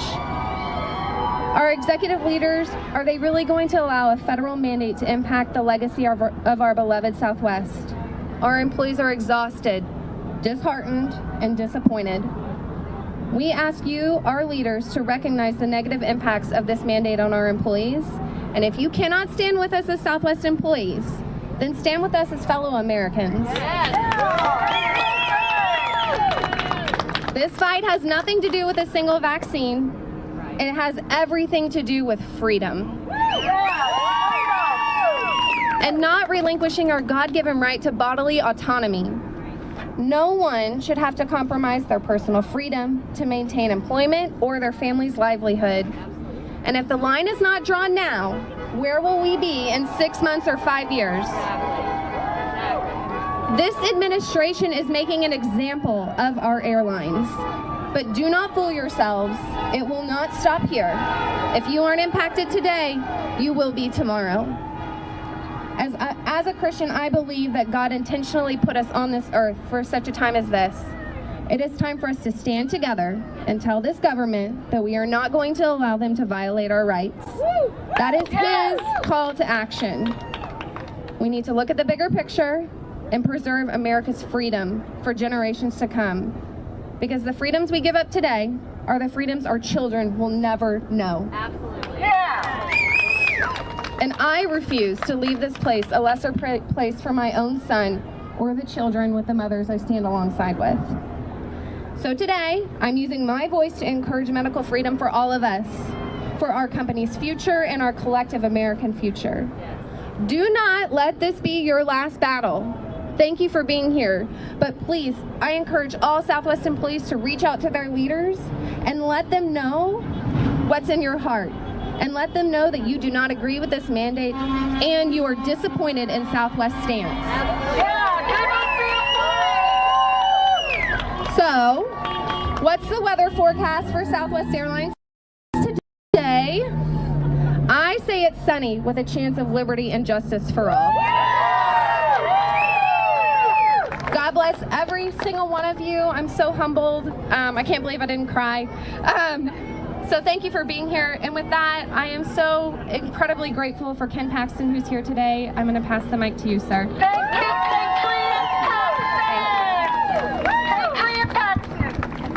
First of all, let me just say I am so proud to be standing here with each and every one of you to stand up for freedom. Thank you all for having me here. And Denny, it's really difficult to follow. You did a great job, and Colette, thank you both for standing strong for freedom. It's people like you that are going to save this country, so give them a big round of applause. I have to say I'm also very grateful to be still in America where we do have freedom, but we got to fight for that freedom. And we're doing that today, and fortunately we're in a state that cares about that. So God bless Texas, and God bless this great country. So let me just start off by telling you, I'm a fan of Southwest Airlines. I've been flying Southwest for almost 20 years. I'm an A-list. For those of you who know Southwest Airlines, I'm A-list. I have a companion pass for my wife, Angela. And so I love Southwest. And I heard what Gary Kelly had to say on CNBC. He told us that he didn't agree with this mandate and that basically he was being forced by the federal government to do this. Well, I honestly disagree with his decision, but I understand where he's at. I'm going to explain what I really think is going on here. And the first thing I wanted to tell you is that I also know that there are many in the Texas legislature and the governor who care about this issue. My wife, Angela, is in session today. She begged me to tell you that she wishes she was here standing with you and that she appreciates the fact that you all are willing to stand up for your freedom. So thank you very much. And she says thank you. So let me just put it in very blunt terms. This is about really one administration forcing this down our throats. This is their mandate, and they're forcing people to lose their jobs. I love this. Isn't this great? We are a country built on freedom, and now we have a federal government who is trying to dictate to us that we will lose our jobs if we don't get a vaccine. And let me put this in perspective. I just got back from Del Rio, Texas. Anybody know where Del Rio, Texas is? Yeah. The border. Over 200,000 people a month coming across that border. This administration is inviting these people to come. They're not returning them. They're not testing them. They're not giving them vaccines. They're moving them all over the country with COVID. And while they're doing this, they're issuing edicts to you and me, telling you that you have to have a vaccine or lose your job. That doesn't add up. If they cared about COVID, they wouldn't be letting people run across this country who are illegal with COVID. So let me tell you that we are going to continue to fight in Texas. They're supposedly going to issue a rule from OSHA that does this to every company in America that has over 100 employees. We're already planning our lawsuits. I've already organized with other states. And I promise you this, we will fight for you. We will do everything that we can do under our Constitution, under our laws, because you all deserve to have the freedom that you were given by your Constitution.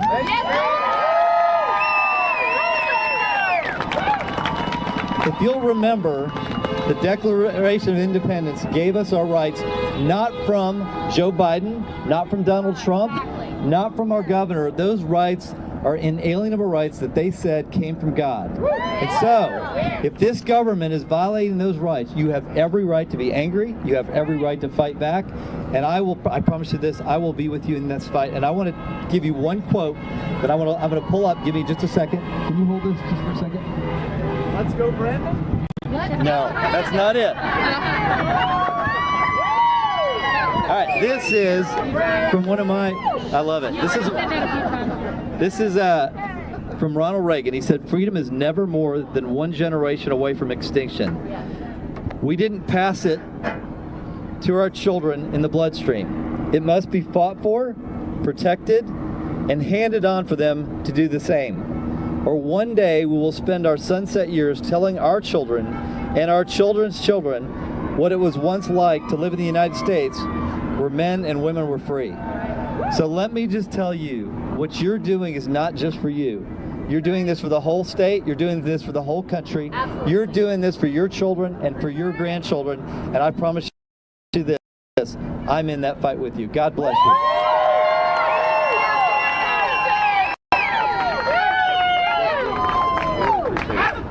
God bless you. Will you please look into SB 968?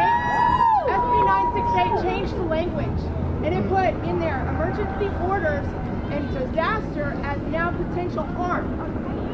So this passed on June 16th of 2021, and Angela, your beautiful wife, she authored the bill with holders. Okay. We are very concerned because this is why vaccine mandates are not being listened to because of SB 968. Will you please tell us how we can fight SB 968 since it was done without a majority vote? I'll definitely look into it. I promise you that. Thank you. All right. Thank you, everyone. So with that, we're going to start our chant. That was some Southwest employees speaking, as well as the Texas Attorney General talking on this COVID-19 vaccination mandate protest that we see pop up from really across the country as these mandates happen. We bring everything to you right here on Live Now from Fox, both sides of the discussions as always. And what we'll do, everyone, is we continue to monitor right now the State Department doors there. You could see the podium is set up for the Secretary of State, Antony Blinken. He will be making some remarks on the passing of the former Secretary of State, Colin Powell, dying at the age of 84 with complications from COVID-19. We'll continue to follow it for you right here on Live Now from Fox. Let's take a quick 2-minute break.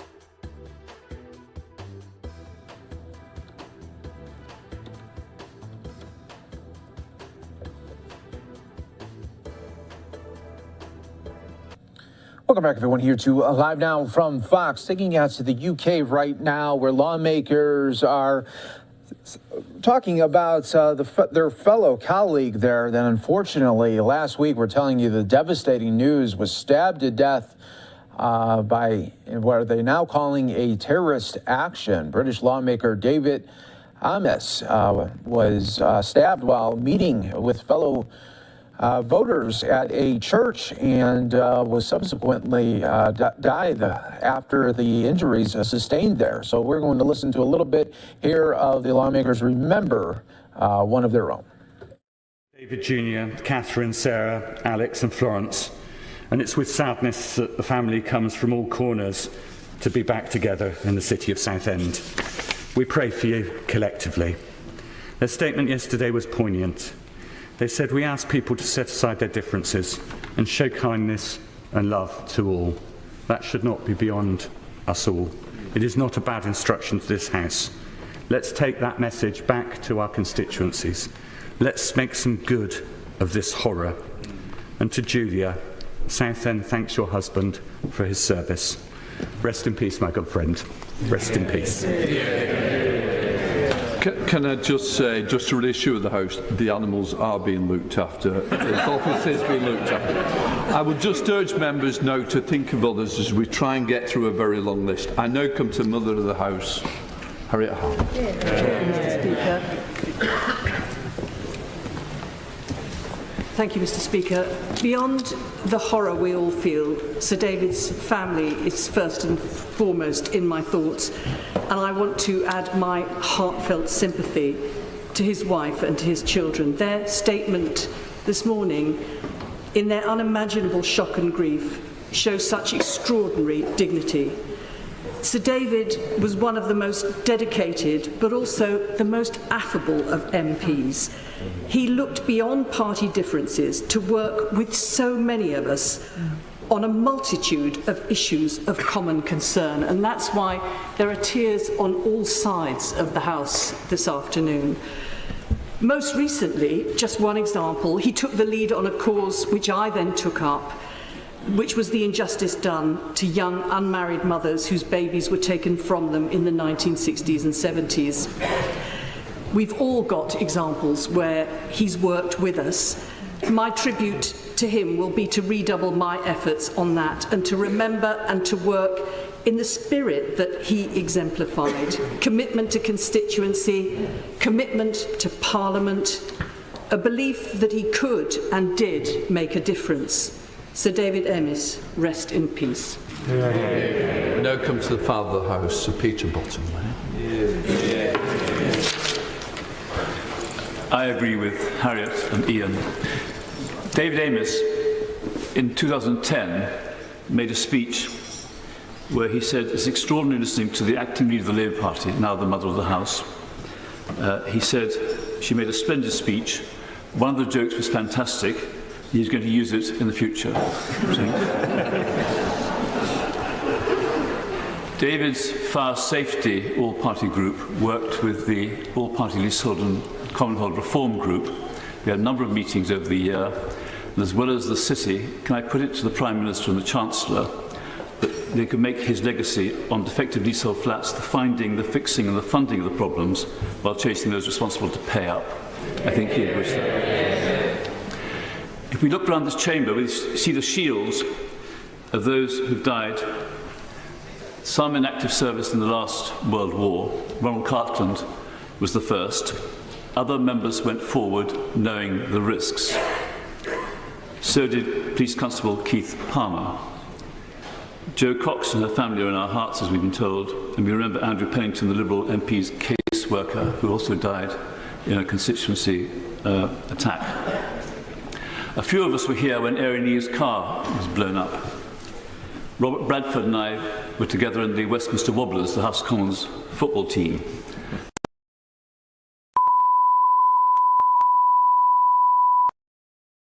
Right, it looks like we lost some of that right there for you, but we're taking now back out live here to the Secretary of State.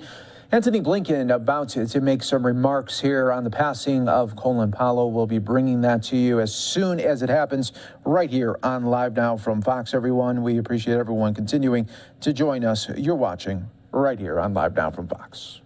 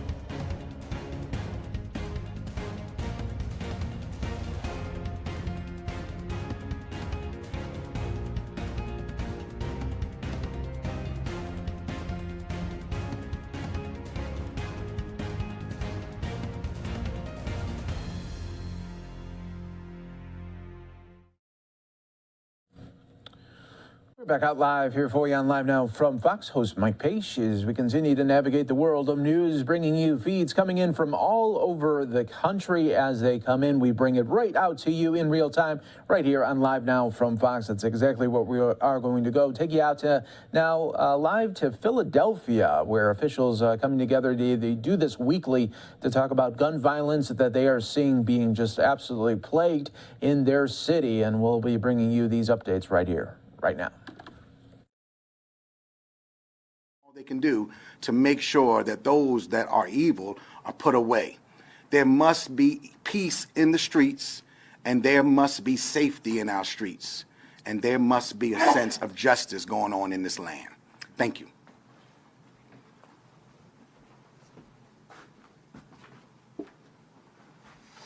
Thank you, Pastor Wise. Final word. I'm going to quote one of these judges, the one who got it right and finally determined that Mr. Bay would remain incarcerated until his trial by deciding that no amount of bail was appropriate in his case. She said to him, "I'm saving your life." That's what she said. And she's probably right. It's not just a question of saving everyone else's life. It is a question of saving the lives of those who have been drawn into this at either end of the gun. Are there any questions at this time for any of the people who are here? Yes, sir. Concerning your proposal, have you made a formal request to President Dugan in writing or in person or on the phone about, municipal judges hearing shooting cases? This request was something very close to it. This request essentially was made well over a year ago, and it was made not just to Judge Dugan, it was made to other people in court administration as an aspect of a larger and more generalized proposal for how to deal with bail that the Public Defender's Office raised. We were supportive. We were in those conversations. What I'm asking for here is actually less. I'm not asking it for all F1s or all of the most serious cases. I'm asking for it on gun violence right now. Let's see what we can do. You heard back from Dugan or his office? Let me just say that in the more than a year since we made that request, there has been no progress. Okay. And so, concerning your proposal to let municipal judges hear gun violence cases, To hear them at the bail stage is what I'm talking about. Yes, sir. Doesn't the very incident that you highlighted sort of undercuts your argument, because in that case, a municipal judge heard the appeal of the bail and reduced the bail. Well, certainly it is very disappointing what that municipal court judge did, but I want to make sure that we're clear on the process here. What actually happens is that bail is being set in the middle of the night before public defenders can even talk to their client. It's being set by a bail commissioner, and then if you don't like it, your appeal is also not on the record. It is a phone call to a municipal court judge who's at home, who is an emergency judge. That's how this works 90% of the time. I used to do those phone calls myself when I was a young public defender. So you're going from a room where there is no record to a phone call where there is no record. And it probably will not be a surprise to anyone that some judges don't want to receive that phone call in the middle of the night. They might even try to punish whoever made the appeal by going the wrong direction on bail, just to discourage future appeals. They might do that. I'm not suggesting that. I'm suggesting something entirely different, which is that 5 days a week, if not more, in an open municipal courtroom where there is a court reporter, there is a stenographer, there is a record, a real hearing is done in that courtroom with a judge, so that we all know what happened in that hearing, so that the prosecution has a little more time to be prepared, so the defense has more time to be prepared, so these issues can be heard. Another thing I think is very important to understand is that bail commissioners don't have certain powers, but municipal court judges do. So for example, on a domestic violence case, when a bail commissioner says, okay, stay away order, it's nice that they said that, but it has almost no legal effect because there's no database. There is no database that includes the fact that they ever said it. When you go to municipal court, those judges have the power to actually do an order. They have judicial power to do an order that is a stay-away order. That can be docketed, that can be enforced, that can be the basis for other criminal charges. And you also have, when you deal with municipal court judges, the capacity to do some things along the lines of house arrest. So it is not the same thing to have a midnight phone call to a municipal court judge who, in this case, in my opinion, clearly went the wrong direction, and maybe to discourage appeals. I'm talking about something different. I'm talking about a judicial system where we do detention hearings on the most serious cases in a way that looks like a courtroom. It looks like a court proceeding in the same kind of way that they are done in federal court, where you have real hearings with real judges in a real courtroom during the day, and where you can actually keep a record of that. This should not be a stretch, because at various times the municipal court judges have sat in for arraignments. In other words, they have taken those 8-hour shifts, a couple of them, and have sat in there and have set bail. There's nothing illegal or inappropriate about this. This is just a matter of the will of the court system to do things a little differently in a crisis. And even though I have been talking to the president judge of the municipal court since I'd say a little bit after March of 2020, because we've kept a spreadsheet on what has happened with bail in these cases. Even though I've been talking to him since then, have given him confidential data reports and statistical reports, this is where we are. Tariq Bey is where we are. And that is just unacceptable. Regarding Mr. Bay's case, did he go on the run after the municipal court judge lowered his bail? What was the timeline of when he was released? So I think I know that, but I want to make sure I don't misstep. Mr. Bay left the Philadelphia area. I believe we tracked him to Washington, D.C., and then later to Atlanta, Georgia. We actually provided service to him on his Instagram account, letting him know that he had to come back for court. He did appear on that Friday, though. He did come back for that bail hearing and then was taken immediately into custody. October 15th? October 15th, yes. So in other words, he was able to pay bail, get out, and run? Correct.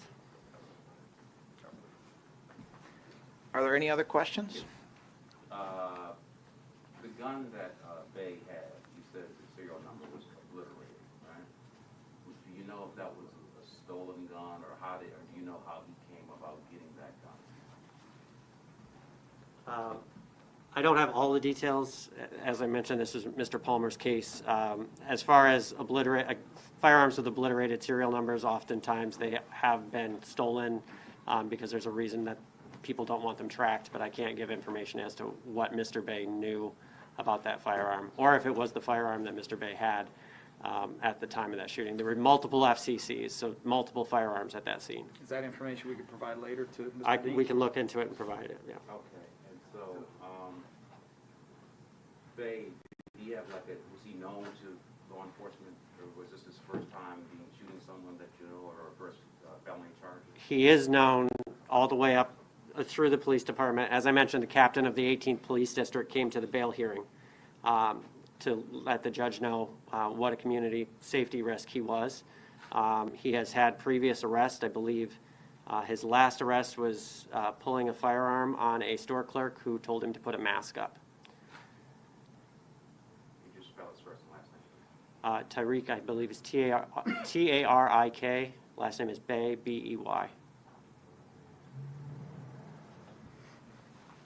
So if I understand your request, you want no bail for any gun violence?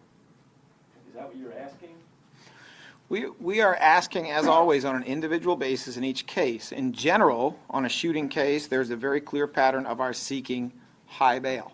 Generally, that has taken the form of seeking about $1 million bail, because that's really about what we can do with the bail commissioner. However, if we could have these hearings in front of municipal court judges with a full record, we would be better positioned to ask that people be held without bail. In other words, they are held in custody and there is no amount of bail that they can pay. Wouldn't that be considered a violation of his civil rights to prevent no bail for someone who's supposedly innocent until proven guilty? So the short answer to that, and I say this respectfully, is no. It's not a violation of civil rights when the prosecution is able to sustain its burden of showing that no combination of conditions can ensure the safety of the public under those circumstances. In this case, there was also a risk of flight, as it turns out. But the two main things that we are looking at for bail are, does this person present an immediate danger to the community that is real? Unquestionably, that standard is met. And also, the second factor is whether or not the person is going to show up for court. Here, he ran about as far and fast as he could, which was one more reason it should not have been granted. So, no, we have had a system in which people are routinely held without bail for a gun homicide. That has been standard, and even in the bail commissioner's room, they understand that for a charge of first-degree murder or murder generally, which includes first-degree murder. What we are asking for here is simply to have a full hearing and being able to develop fully specific circumstances why certain people should either have a high bail or in other circumstances should be held without the possibility to pay bail. Now, was Bay, was he part of the 60K gang or the Christie Boys? So that's something you want to answer, Mr. Christie? I don't want to answer that. Yeah, no. I appreciate the question. I know why you're asking it, but for reasons that are internal and investigative, we don't want to speak on that right now. Let me say this. I do understand, as someone who was a civil rights lawyer and a defense attorney for many years, I understand the argument that one of the consequences of holding people in bail before they go to trial is, some of them will be acquitted. And that will feel unfair that somebody sat in jail for a period of time but was ultimately acquitted. But that argument always takes me to the same place, which is, okay, when you arrested Charles Manson for the first time for killing, he wasn't convicted. What was the answer? Let him out? When they arrested Ted Bundy, who, before he was executed, admitted to killing about 30 people, an awful lot of them women victims who had similar appearance. Where does that argument go? And I'm not saying it's your argument at all. I'm not saying that. But where does the argument that I sometimes hear go? That Mr. Bundy should be able to hit the street because they only arrested him for killing one? Because they only arrested him for killing two? Should we keep putting him out there? A guy who, by the way, escaped from custody twice, Ted Bundy did. Should we keep putting him out there until we have a conviction and then it's okay to hold him? I think it's our common sense tells us, and our normal interpretation of constitutional and legal standards tells us, that there are some defendants who are such a danger they need to be held now. And they need to be held before they have their court proceedings. So, someone who is shooting two people in a public space, shooting two young people, the only difference between that and having two fatal victims is aim. That's all it is. So, and I do also take seriously what the final judge said, the one who got it right, when she said to Mr. Bay, "We are saving your life." Yes, sir.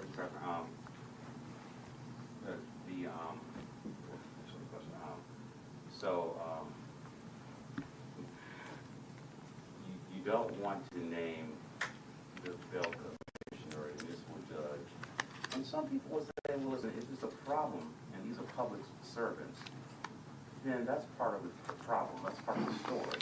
And so why are you, who are you serving here if you don't put their names on the public record? You're talking about there's no public record. Mr. Dean, I've known you for a long time, and I take your journalism very seriously. It's not hard for you to find out. But there's a difference between your finding out, which is not hard, and perpetuating a long history of what Lynn Abraham used to do, which is she would use her bully pulpit to call out and pick on certain judges. She would try to have a chilling effect on their independence when she knew that the rules of ethics for judges make it so they can't answer back. And I'm not somebody who's going to punch somebody whose hands are cuffed, okay? I think we can all go to the public record, we can all go to available documents, and to the extent journalists want to know more, they can find that, but there's a difference between that and my using my bully pulpit to say things about judges who are ethically prohibited from answering back. I just don't punch handcuff people. Okay. For clarity, you're proposing to have high bail or no bail for people who shoot people, who actually shoot people who survive, non-bails. Yes, I mean, as with all things, I will give you one example of a case where we did not go in for that high bail, all right? Just to show you how unusual and exceptional it is. We had a case where a woman who had a permit to carry a firearm was in her home, and she got into some kind of a confrontation dispute with a man she knew in her home. She ended up shooting him in the leg. The police believed that it was a crime. Her defense attorney contended that it was self-defense, and we felt that we had probable cause in that case, but we also felt that this was more complicated than members of one of these gangs going to a rec center and shooting young people. So that was a situation in which we agreed to what was essentially house arrest. It was something like $250,000. Sign your own bail, meaning you don't have to pay it, but you're also on house arrest. We believe in individual justice. We don't believe in one size fits all.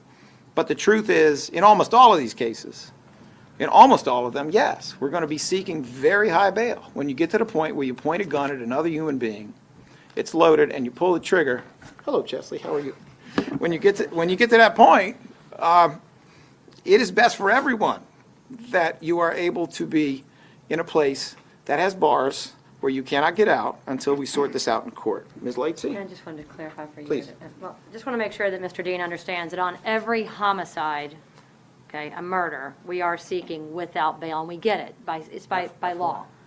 Yeah. Murder one. Murder one. So I just want to make sure that was clear. Yeah. Now, that is correct on essentially every murder one, which that case was not. And on, but, understand there's 5 levels of homicide, right?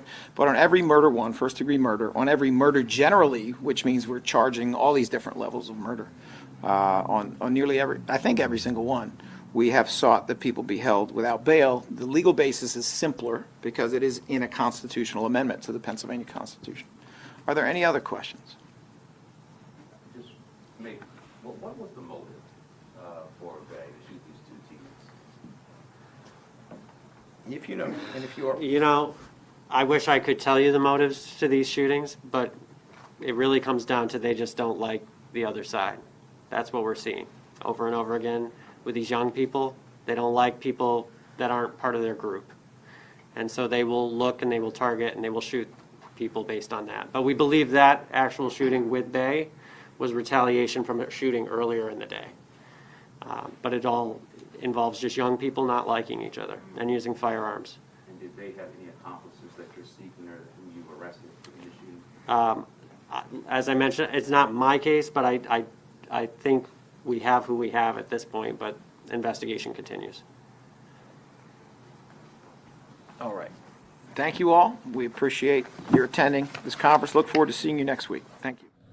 That's the update there from Philadelphia officials and community leaders doing their weekly address there to talk about why these things happen in the city. Also talking about bail reform as well. You're watching Live Now from Fox. Continuing right now to await remarks there from Secretary of State Antony Blinken on the passing of the former Secretary of State Colin Powell. You're watching Live Now from Fox, everybody. Let's slide away for a quick 2-minute break.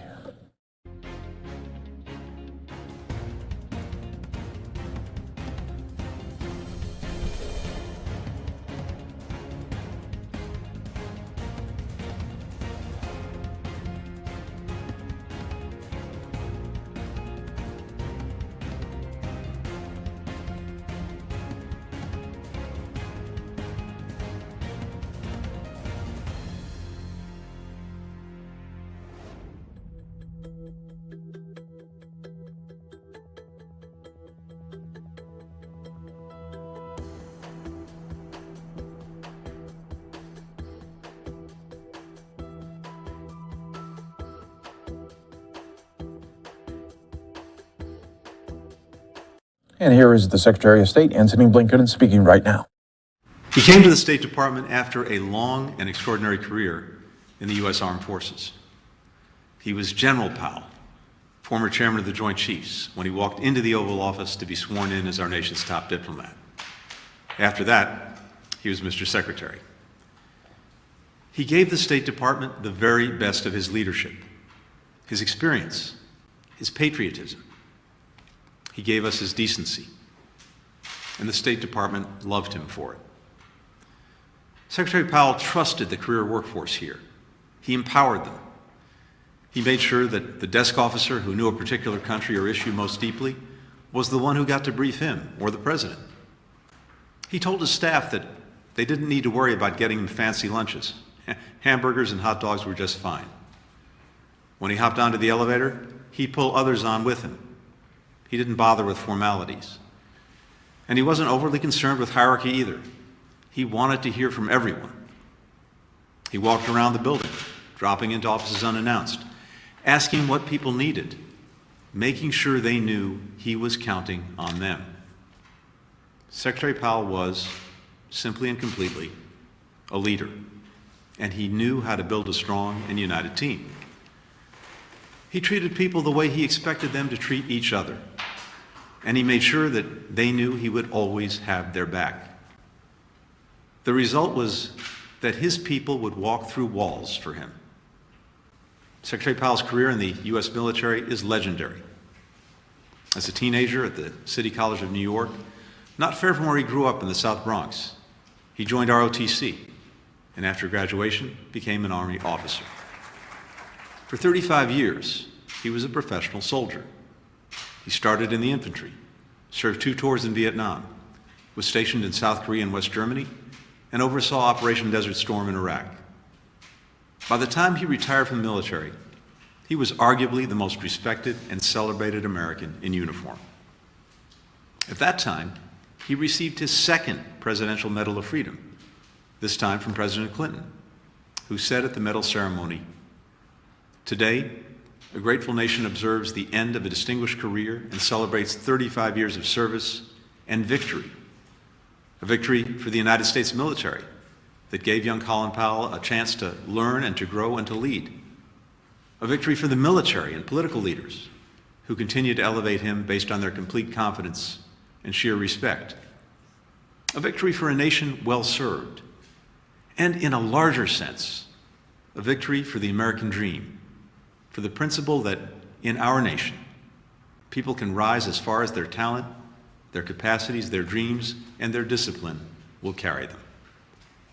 After that career, Colin Powell could have enjoyed a quieter life, maybe dedicating himself full-time to the organization he founded, America's Promise, to help young people from underrepresented communities like the one where he grew up.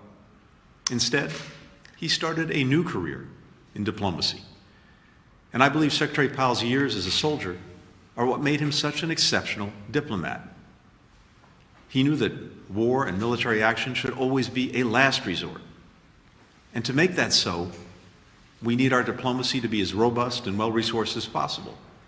He called for increased funding for state which then, as now, was just a fraction of the Pentagon's budget.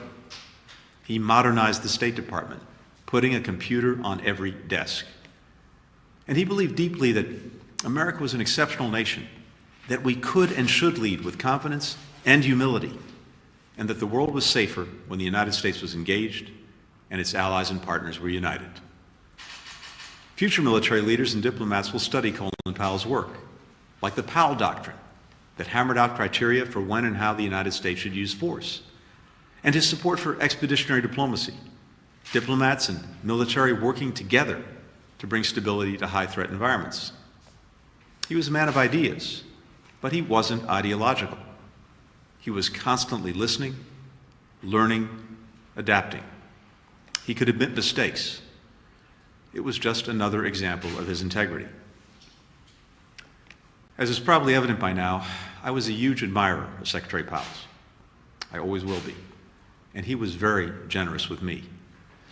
This past 4th of July, we spent a few precious hours together, talking about the State Department, discussing all the challenges we're confronting around the world.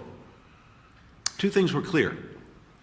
Secretary Powell's depth of knowledge about world events was unmatched, and he loved the State Department and wanted it to thrive. So today is a sad day for us here at State, especially for all those who worked for and with Secretary Powell and will never forget the experience. Our thoughts are with Alma Powell and the entire family today, to everyone who loved him. Colin Powell dedicated his extraordinary life to public service because he never stopped believing in America. And we believe in America in no small part because it helped produce someone like Colin Powell. Thank you, Mr. Secretary.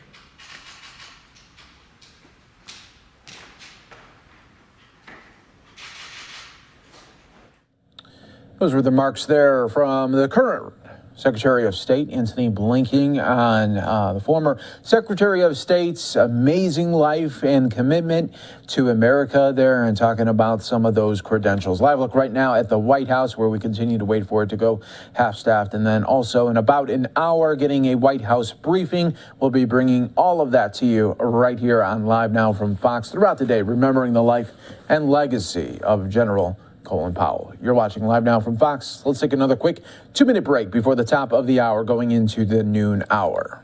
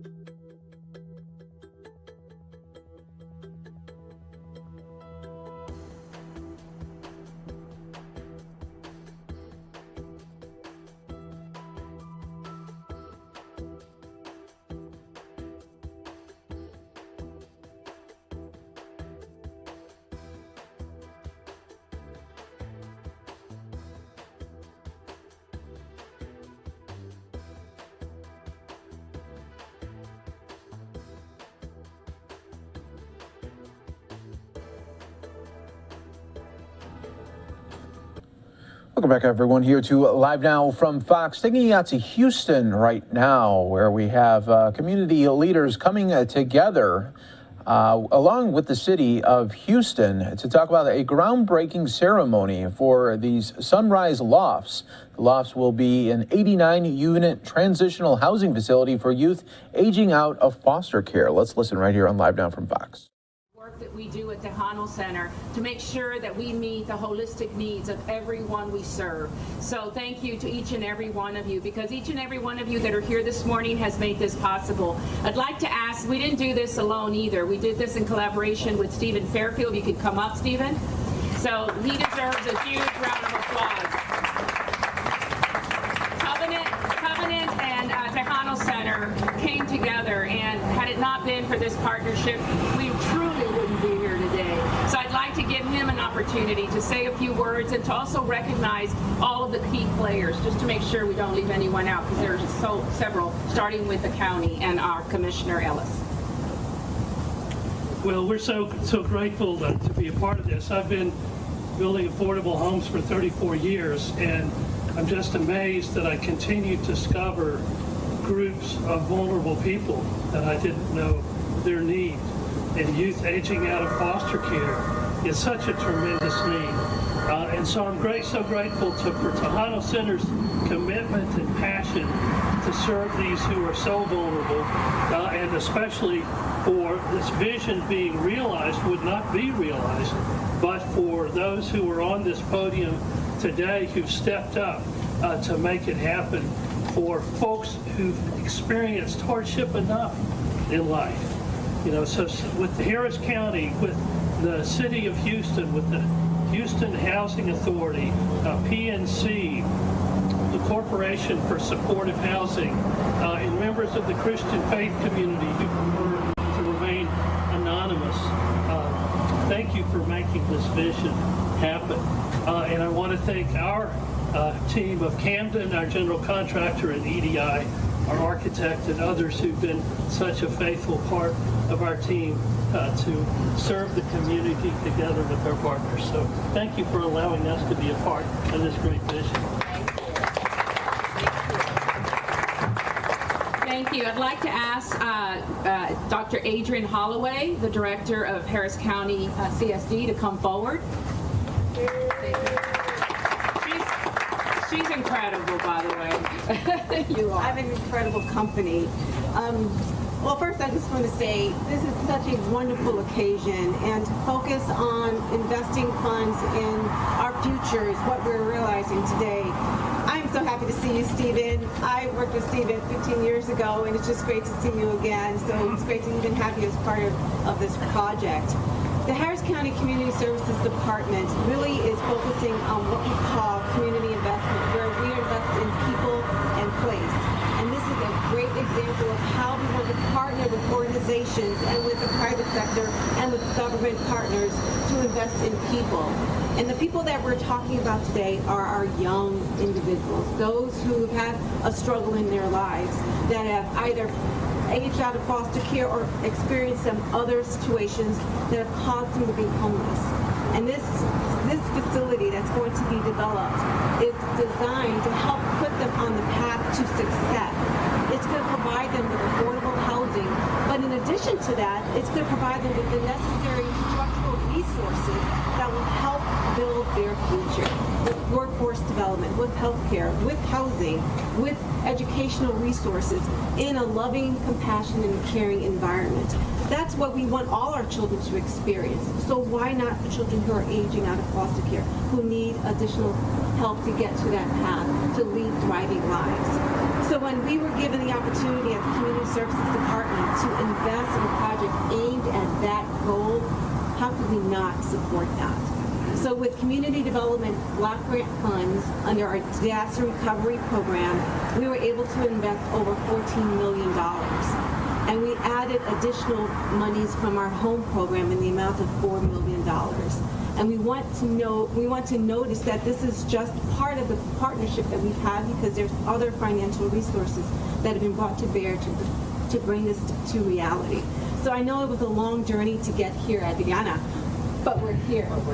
And it's going to be exciting when we come back for that ribbon cutting and allow this to be homes for our young people. 89 units that are going to be available, 1, 2, 3 bedroom units that are going to be available to that population. So that's going to be an even more exciting day. So I am so grateful to be part of this project and look forward to working with many of you in the future as we look to invest in people in place. Thank you. Thank you, Dr. Holloway. I'd like to ask Ray Miller with the City of Houston Housing Department to come forward and say a few words. Good morning. Thank you, everybody.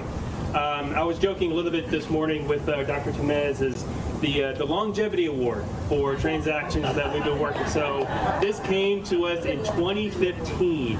2015. Think about how long it takes to bring these projects to fruition. It takes commitment, it takes time, it takes willingness from agencies like the Tejano Center and Orchard Communities and the county and the city and a host of various different programs to come together and to do this very important project. And while we're sitting here in the second ward, one thing that kind of comes to mind is transformation. We're sitting on a site, you can look around you, you can see how this area is being transformed around you, and this site's going to be here preserved for the next, say, 100 years of housing, and we're going to be here. That same transformation is going to happen to these kids and these households, and we are able to provide that for the long term. One thing I want to say that's a little unique about this particular deal. Think about, we have 1, 2, and 3 bedrooms. We are talking a lot about the youth aging out of foster care, but let's really think about who that is. These are individuals who have families, who have kids, who are going to be able to be here in a transformational area to have a family unit, not just a one or an SRO or a studio unit. These are families who are able to live here where they can live and where they can work and they can thrive. And that makes me proud to be part of something that is so transformational. And I really want to recognize a couple of individuals from the City of Houston Housing Department. Ryan Bibbs was here in 2015, reviewing that original application, and has been persevered all the way to here. And I also want to recognize Daniel Pinto, who is now taking the reins and who will help bring this to fruition. So thank you to you both. Let me get back on script. But again, Ray Miller, Assistant Director here at the Housing and Community Development Department. I'm here on behalf of Interim Director Bynum. He sends his regards, but he had some things he had to tied up today. But he also wanted us to, me to communicate what this means for us. The City of Houston is investing $1.6 million of our home proceeds. It's not the substantial investment from the county, but we are happy and glad to provide some investments for this very important project. One thing also to note from this project, we're going to have on-site services with job skills training, educational opportunities, vocational skills, child care, and health care. Again, this is talking about that transformational need and the importance of this project that's coming, that we're going to help provide. And, can help to provide the access to the light rail and the bike trail. And this, from a location standpoint, I couldn't think of a better place for this property to come up and come together and thrive. So, real quick, let me wrap this up. Thank you for Tejano Center for persevering, getting us here to this point. Thank you to Covenant Community Capital and all the partners around here today. We are proud to be a part of this, and I look forward to seeing it finished. Thank you so much.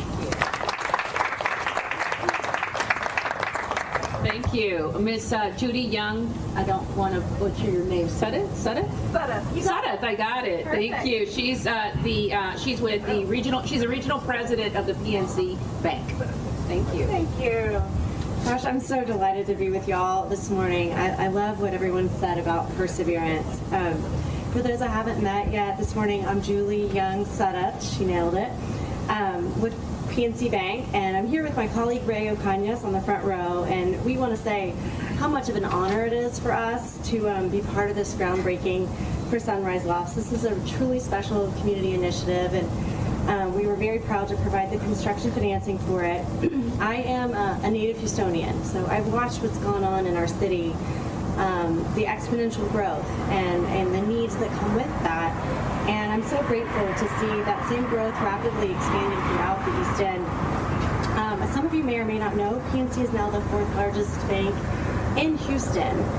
With our acquisition of BBVA that was completed this past June, we just finished our conversion earlier this month, and we are now PNC Bank, but we are here because of BBVA and their great foresight to be involved with this project. If you don't know us, I'll share that PNC is a Main Street bank. I'll try to be louder.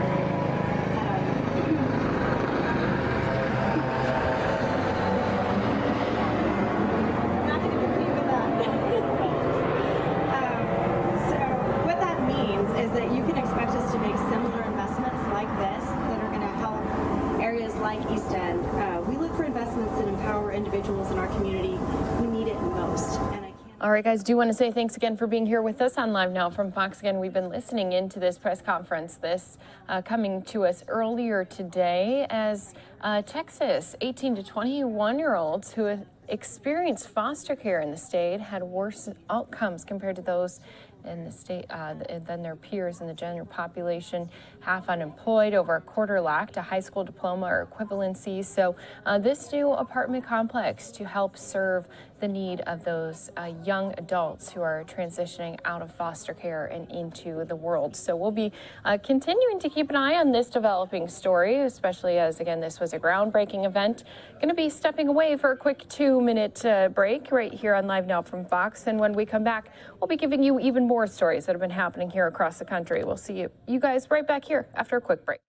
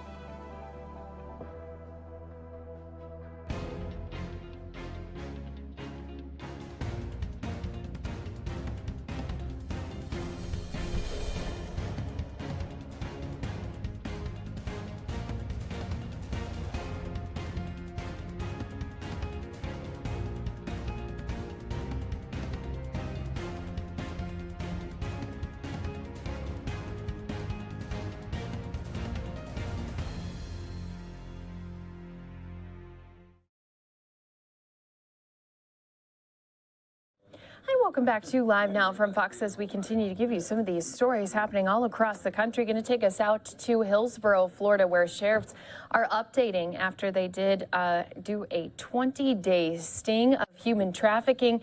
That resulted in more than 120 people being arrested. This included not only a teacher, but also a pastor. Let's go listen into that update again with the Hillsborough sheriff right here on Live Now from Fox.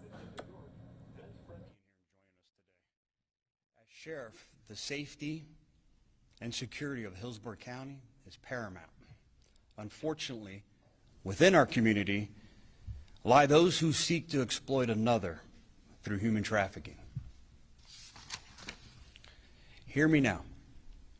Individuals who make a conscious choice and effort to take advantage of others have no room here. To those who participate or are responsible for this type of shameful and repulsive activity, you will not get away with it. As a continuation of our effort to keep Hillsborough County safe, we strategically launch operations to catch these criminals and rescue victims trapped in the grasp of human trafficking.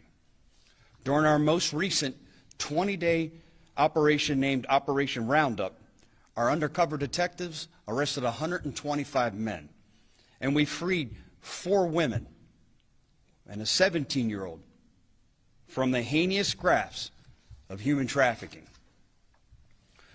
Throughout this operation, our detectives created undercover profiles online and chatted with men who believed they were speaking to minors, created false advertisements for sex, and undercover female detectives posed as streetwalkers. Among the men we encountered during Operation Roundup, our detectives arrested Joel Velasco, a Hillsborough County school teacher who offered to pay our undercover detectives $60 in exchange for sex. We also came into contact with Samuel Phillips Jr., a pastor at Be Limitless Church, when he responded to a false ad placed on an escort website and offered to pay our undercover detective for sex. These men, who were all held to a higher standard of trust and respect, were arrested for soliciting another to commit prostitution. With the strategic use of social media, our detectives were also able to catch those attempting to take advantage of our most vulnerable, our children. Philip Villachetto is a 48-year-old man living in Valrico, Florida. We had the displeasure of meeting him when he engaged in conversation with our undercover detective posing as a minor and solicited sex. His messages, his intentions were clear and crude. Villachetto traveled to meet a 14-year-old girl, but instead was met by our detectives who immediately took him into custody. Once again, using our social media as veil, we apprehended Montasir Shafiq, a 30-year-old man from Lutz. He thought he was communicating with a 14-year-old boy. His text, too vile to fathom. Shafiq was arrested on multiple charges, including 30 counts of transmission of harmful material to a minor. Although this operation inches near Halloween, a time where our kids will take to the streets seeking some safe, wholesome fun, our approach year-round is proactive and relentless. We have a strong team of dedicated detectives who work tirelessly to put a stop to human trafficking. During our hotel operation, we had made more than 1,000 contacts, many that ended when they found out that they needed to travel into this county. Our efforts are working. Those criminals don't want to come to Hillsborough County to solicit sex. Our work doesn't stop here. The goal throughout this operation and others alike is to reduce the demand, rescue those in need, and help guide them to the proper resources and help. This operation helped rescue 4 women and a teenager from the perils of human trafficking, all of whom were connected with Sail of Freedom, an incredible organization that provides support for human trafficking survivors. These 5 women now have access to the resources they need for a safer and brighter future. The only thing wrong with the number of victims is that we know that there are more out there. If you know someone or believe someone is a victim of human trafficking, please say something. You could be saving a life. You can report suspected human trafficking by calling the National Human Trafficking Hotline at 1-888-373-7888. Before I take any questions, because of the unfortunate success of operations like this over the past several years, I have now created a full-time human trafficking squad to focus on reducing the demand and rescuing victims. To those detectives, as always, the ones who were not able to show and are behind the cameras, thank you. Thank you for your tireless efforts. We are beyond grateful for each and every one of you and what you're doing to keep our community safe. I'm now happy to take any questions.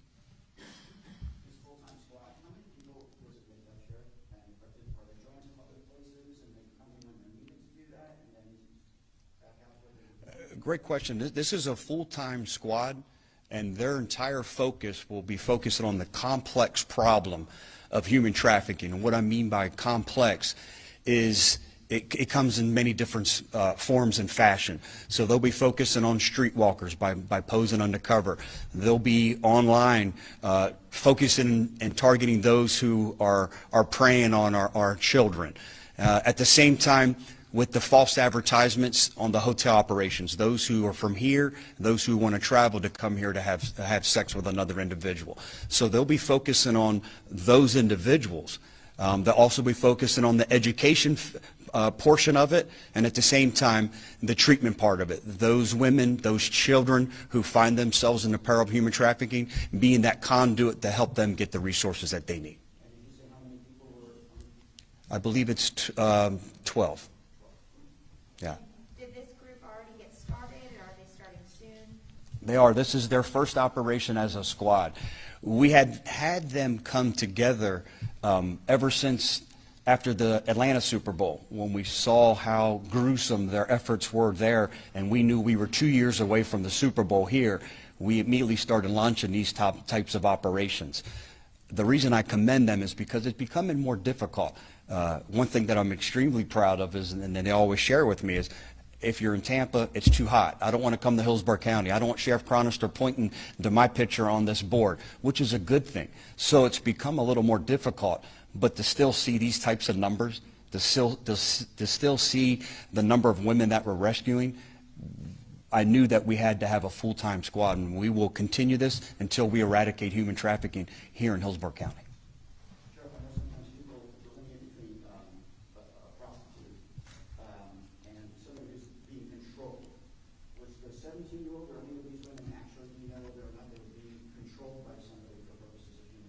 Yeah, we suspect they're all being controlled. I don't think there's too many out there that choose this type of work. Some of them tell us that they are. Our goal is never to re-victimize a prostitute. Our goal is to try to guide them to try to get some resources. But that's the biggest obstacle. I've been saying this for almost 3.5 years now.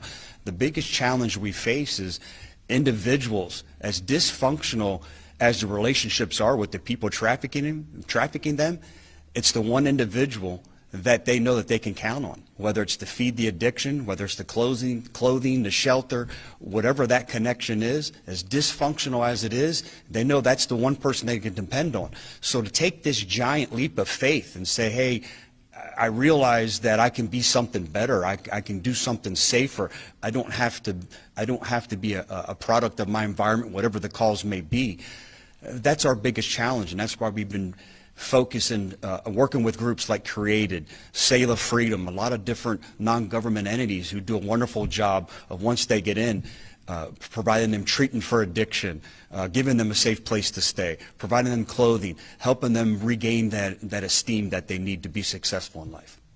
The effort that was made before the Super Bowl in WrestleMania, obviously that continues. Today, beyond those big events that people warned us that this would be a magnet for this sort of behavior, is that because what we learned during that shows that there's still just vulnerability all the time, regardless of big events or not? 100%. We know that one thing we've learned is it's not just special events that create that human trafficking. You know, the need to target that need and that demand. It's full time. I think we saw it more robust because we know individuals are traveling to big events like that because of the abundance of the opportunity to feed their perversions, and that's what these predators feed on.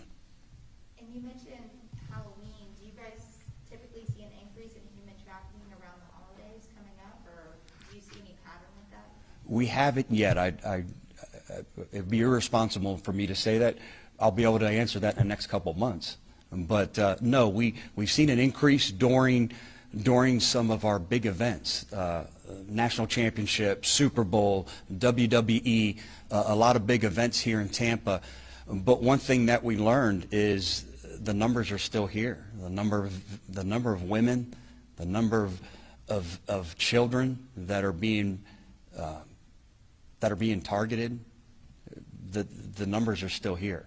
I wish I could sit here and say that that's not the case, but it is the case. So that's why I'm extremely excited to announce that we have a full-time human trafficking squad that will focus on the demand and focus on keeping the youth in this community safer. Last question. Sheriff, you mentioned 30 counts of harmful material. What kind of material is that? Pornography? Pornography, pictures of himself naked. Again, repulsive. The 30 pictures that he sent and the conversation that he had, what he felt was with a 14-year-old, telling him the things that he wanted to do with them and teach them. I can't even fathom. It's too repulsive to repeat. Thank you, everyone. Appreciate it. So a very unfortunate event, but thankfully with that undercover work, they were able to make more than 120 arrests with this human trafficking sting. And it's, again, press conferences that take place all across the country that we bring to you right here on Live Now from Fox. We also keep an eye out for live events. I do have some of our different pictures coming in here to our Live Now from Fox desk showing us we do have an officer funeral going on down in Houston. They are remembering and honoring a senior officer who'd been with the department since 1994. So you think about how long he's been serving with his fellow men and women in blue. That officer, unfortunately, losing a battle with COVID-19. We'll go into this funeral for a little bit here with some of our viewers here on Live Now from Fox after we go out to a quick 2-minute commercial break. Stick around. We'll have more to come here in just 2 minutes.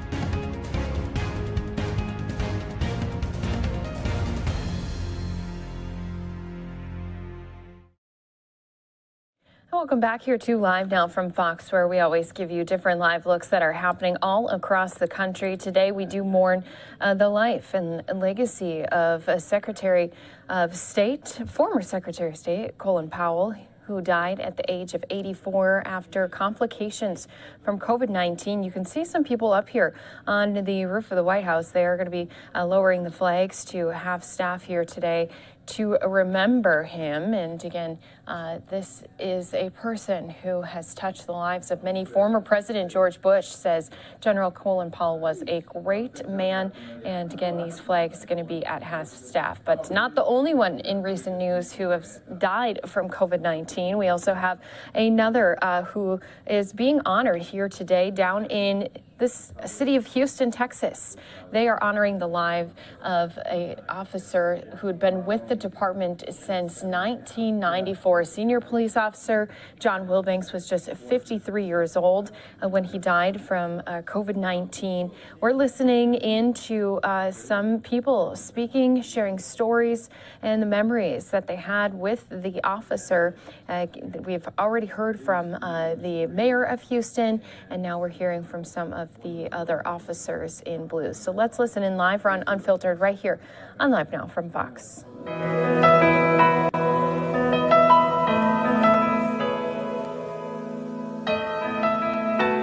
I can only imagine what it will be like when I walk.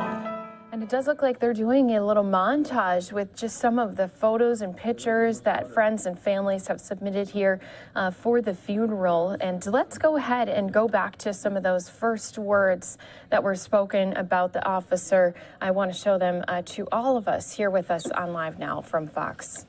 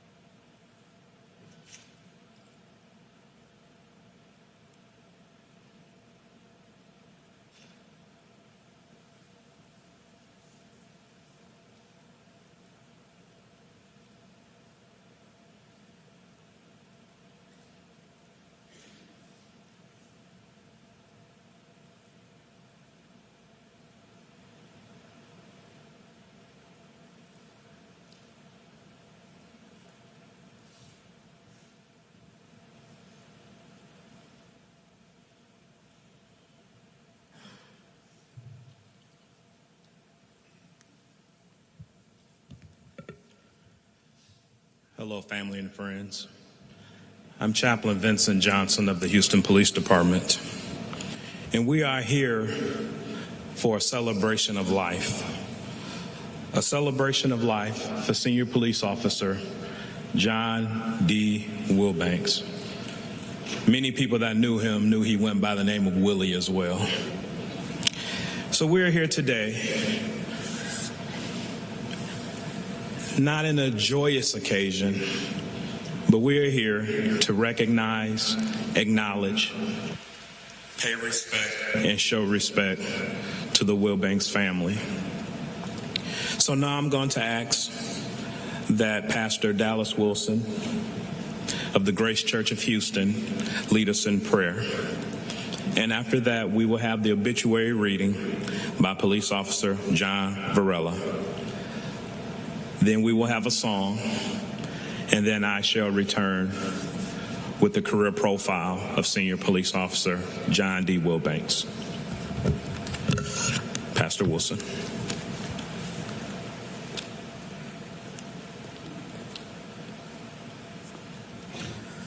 Good morning. On behalf of Grace Church, I would like to welcome you here today. As a church, we're called to serve our community in both the good and the bad times. But it is our privilege to show honor to a man who lived a life worthy of honor. A hero of our community, a man who faithfully served the Houston Police Department and put the people of Houston before himself. To the family, friends, and brothers and sisters in blue of Senior Officer John Wilbanks, we extend our deepest condolences. And while words cannot change the present circumstances, we know our God draws near to the brokenhearted and comforts all who mourn. I want to begin today, like he said earlier, as a celebration of life with prayer. Bow your heads with me. Heavenly Father, we invite you into this place. We draw near to you knowing that your word tells us that you will draw near to us. You go on to tell us that when we're feeling weary and overwhelmed, our God will give us rest. We acknowledge our need for you. Be here with us. We cast our immense cares on you, knowing that you will in turn care for us. Give us peace that passes all understanding as we grieve. Again, we welcome you in this place. Be with us as we celebrate this fallen hero. Amen.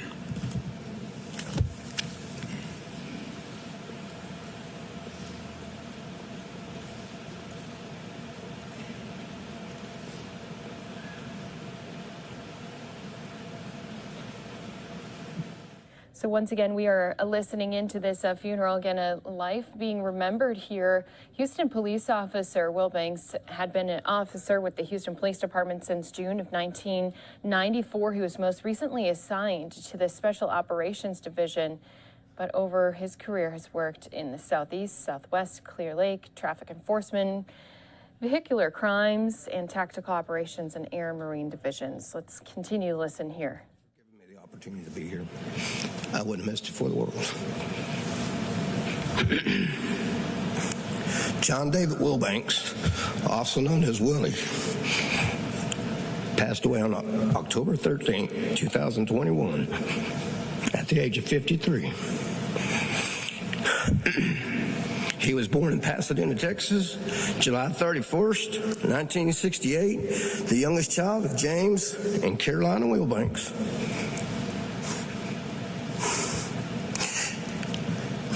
John graduated from San Rayburn High School in 1987 and went on to study criminal justice and joined the Baytown Police Department, where he served for 2 years. In 1994, he joined the Houston Police Department. During his 27-year career, he worked at Southeast, Southwest, Clear Lake, traffic enforcement, vehicular crimes, solo division, tactical operations, and the air and marine divisions for the Houston area. John's spare time was spent with his family fishing, hunting, traveling, and racing the Torx dirt bike series with his oldest brother Bobby and his grandson Tanner.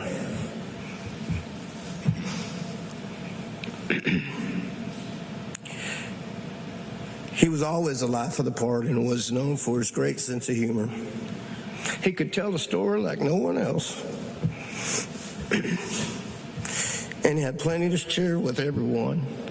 He did not know the word stranger, and he had a desire to help anyone and everyone that needed it. He made an impact as soon as he walked in the room, and his voice could carry for miles. His smile was unforgettable, and his laugh was contagious. John always seeking adventure, even if that meant the adventure was just going for a drive. There was never a time John was not whistling or singing a song, and if he didn't know the lyrics, he made them up. He was silly, he was crazy, and he touched the hearts of everyone. John was preceded by his parents, James and Carolina Wilbanks.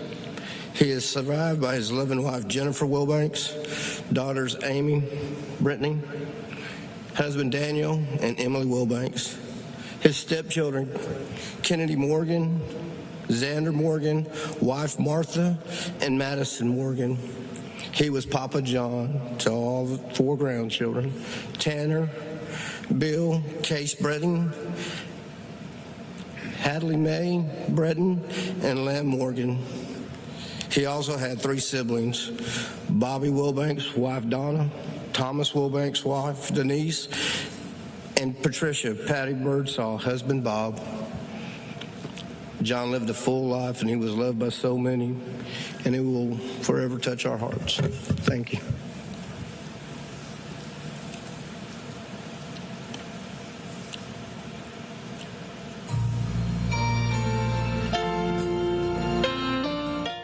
And what we'll do is during this portion, they're playing a song. We'll step away for a quick 2-minute commercial break, bringing you more news and stories across the country. Again, coming up here on Live Now from Fox.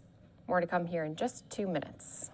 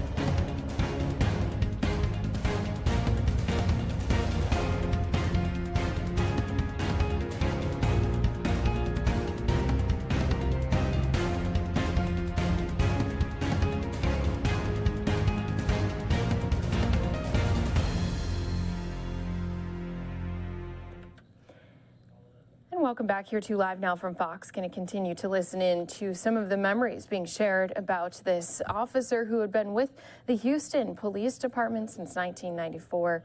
Let's listen in here on Live Now from Fox. Part in this service and to thank God for giving HPD a dedicated and respected police officer as John D. Wilbanks. I'd also like to thank God and the entire Wilbanks family for sharing your husband, your companion, your father, and your friend with the citizens of Houston and with his brothers and sisters in blue. And he will not be forgotten amongst our ranks. So I read this to you with great honor. It says, Senior Police Officer John D. Wilbanks started his law enforcement career with the Baytown Police Department on April 1st, 1991. Can anyone here remember what they were doing in the year 1991? He joined the Houston Police Department on April 25th, 1994, Academy Class Lateral 494. During his tenure with the department, he was assigned to the Southeast, Southwest, Clear Lake, Traffic Enforcement Solos, Vehicular Crimes, Tactical Operations, and concluded with the Air and Marine Division, Port Patrol Unit, Special Operations, Commander Harden. Can I have Marine Division and Port Patrol units and the Coast Guard please stand?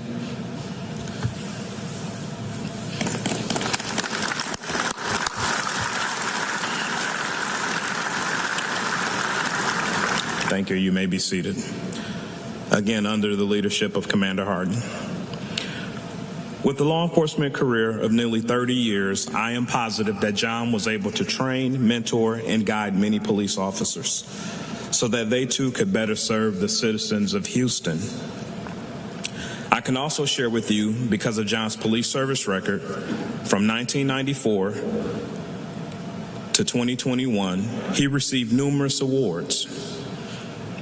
Those I like to highlight are a Life Saving Award 2014, Chief Accommodation 2020, and 3 accommodations from former City of Houston Mayor Bob Lanier. HPD supervisors and citizens of Houston acknowledged and admired John Wilbanks for a job well done. And if I had to say anything parenthetically, it would be, it is not how John passed away that made him a hero, but it was how he lived and how he served the city of Houston. He served as a peace officer in the great state of Texas. That's a great accomplishment and something to be proud of. So with respect to Houston Police Chief Troy Fenner and the command staff represented here today, and from all of the active and retired police officers of the Houston Police Department, there's a sorrow in our hearts, but there's also a joy, because we knew your beloved family member as one of our brothers in blue, and he will not be forgotten amongst our ranks. As the chaplain, I feel compelled to share some scripture with you. The Bible declares in Matthew 5:9, "Blessed are the peacemakers, for they shall be called the children of God." Senior Police Officer John D. Wilbanks, thank you for your service and for your ultimate sacrifice. Rest well, brother. We can take it from here. May God continue to bless the Wilbanks family, the Houston Police Department, and the great state of Texas. This is your servant's prayer. Would everyone say amen? Before I move further into the order of service, can we just show this family some love and appreciation for the job that they've done during this difficult time? Could you put your hands together and honor this family?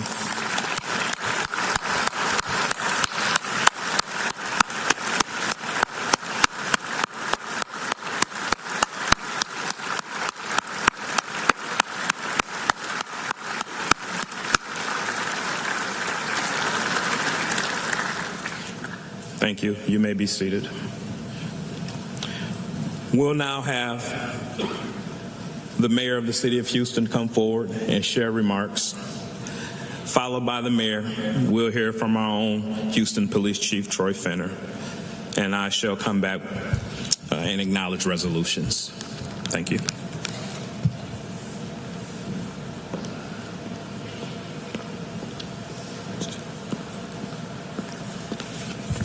Thank you, Chaplain, and to this family, Jennifer, and the daughters, the sons, the siblings, the 4 grandchildren, to the entire family.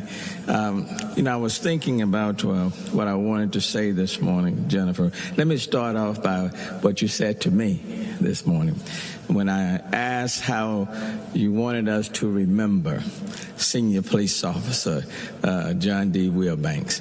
And what you said to me is that he loved what he did.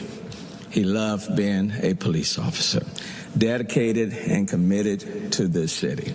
And I want to quickly say to you and to all the children that are here and the family members, we appreciate his service. When you become a police officer, and he's been a police officer for 30 years, 27 for the city of Houston. When you become a police officer, you're called upon to do a whole lot of things. Most people just associate it with fighting criminals, and that's what they do. Okay, they fight criminals, they help make our city safe, but they do a lot of other things too. They not only fight criminals, but when there are national disasters, storms, floods, police officers serve, and we ask them to come in. When there are moments of social and civil unrest, and we need people, police officers, to keep the city safe, we ask them to come in, and they do that. And then even in the midst of pandemics, we ask them to come in. We ask them to serve.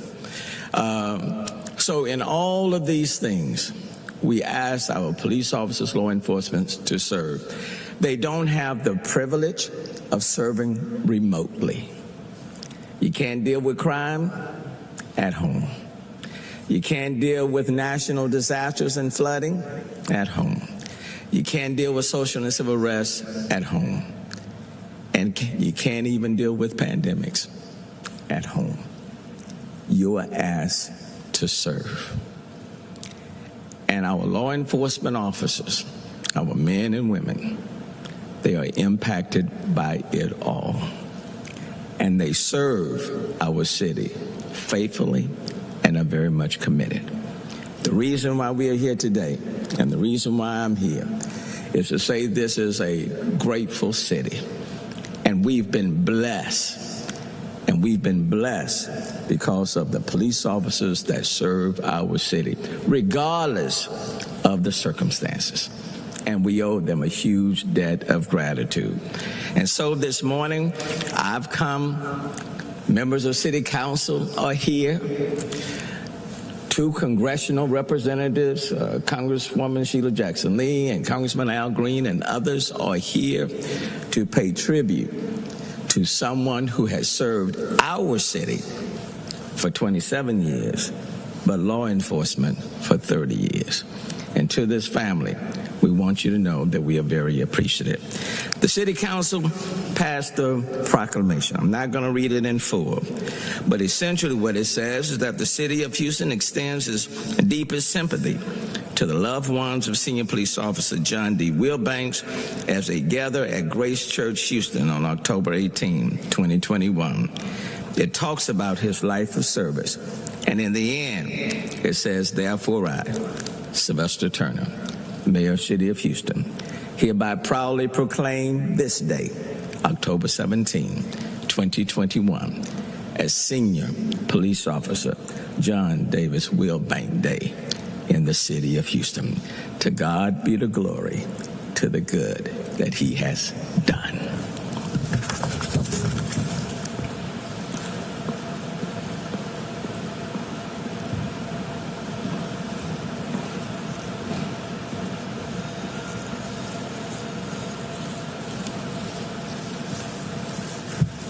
Good morning, everybody.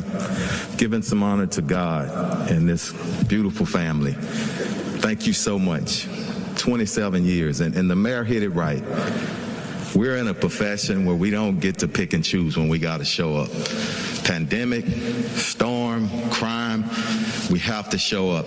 And he showed up for 30 years, 27 of those years with us. And I just want to thank you. Thank you for the sacrifice. I told you when I called you, Jennifer, it's about your family and us comforting your family today and honoring him. And we honor him today. What a great man. The same way John was at home with his family, he was that way at work. Very funny. Always wanting to help someone and loving everyone. I want to say something because I know he would want a little bit of laughing in here. This is a celebration of life, but it's also a homegoing service. But he had one thing in common with his chief for sure. I read that he couldn't sing very well, but he always wanted to sing. He couldn't hit a note, and he forgot the lyrics. That's Troy Fenner. So thank you, buddy. We got something in common. But most importantly, to this family, siblings, wife, brothers and sisters, and the extended family, just know one thing. At the Houston Police Department, we never forget about you. We never forget about the sacrifices that our officers made and paid the ultimate sacrifice. We are here, and a special message to the kids and the grandkids. If you ever find yourself needing some help, you tell them who your dad was. And I guarantee you, not only our agency, 5,300 strong, but all of law enforcement around this region, they know your father. And we're here to stand in the gaps. We can never take his place, but we're here to stand in the gaps.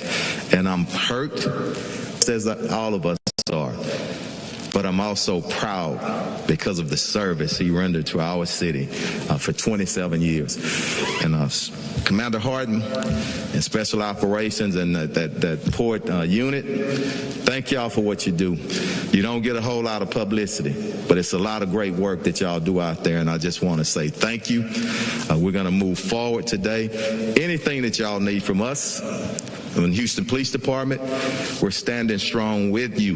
We have a tendency sometimes to love too much. If you need us a little space, tell us. But other than that, we're going to be here, and we're going to continue to uplift his name and his service and be here for y'all. So thank you very much. Final thing I want to say to this great Grace family and Pastor Garrett, thank you for not only HPD, but our entire region for first responders, which includes fire. Thanks for opening the doors every time that we ask and allowing us to respectfully honor our fallen. So thank you so much. Thank y'all. Love y'all.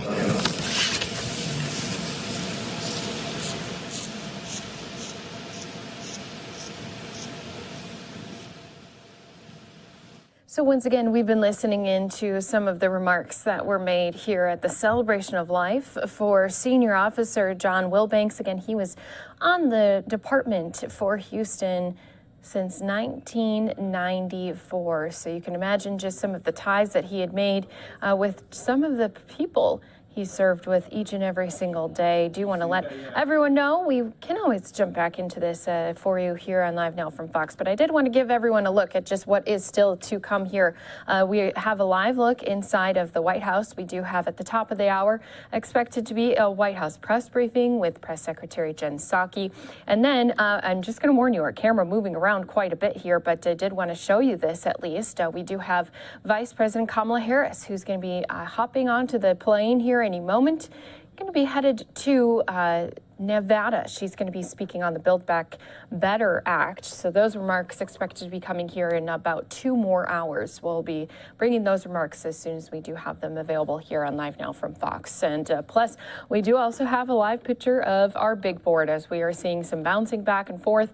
Looks like things are a little bit better here this morning than what they started off at, down more than 40 points at this time. So keeping an eye on and monitoring all these different live pictures coming in and events that do take place across the country. Of course, this is just Monday, so you know things are beginning to warm up here and more events are expected to take place soon. Again, as soon as they do, we'll be going into them here. Plus, at the top of the hour, going to be sharing some of those remarks that have been shared about the death of a former Secretary of State, Colin Powell. Again, he died at age 84 after he had complications with COVID-19. So much more to come right here on Live Now from Fox. After we step away for a quick 2-minute break, we'll be getting more viewers joining us here at the top of the hour. So we'll be bringing you more news, again, coming up here in just 2 short minutes.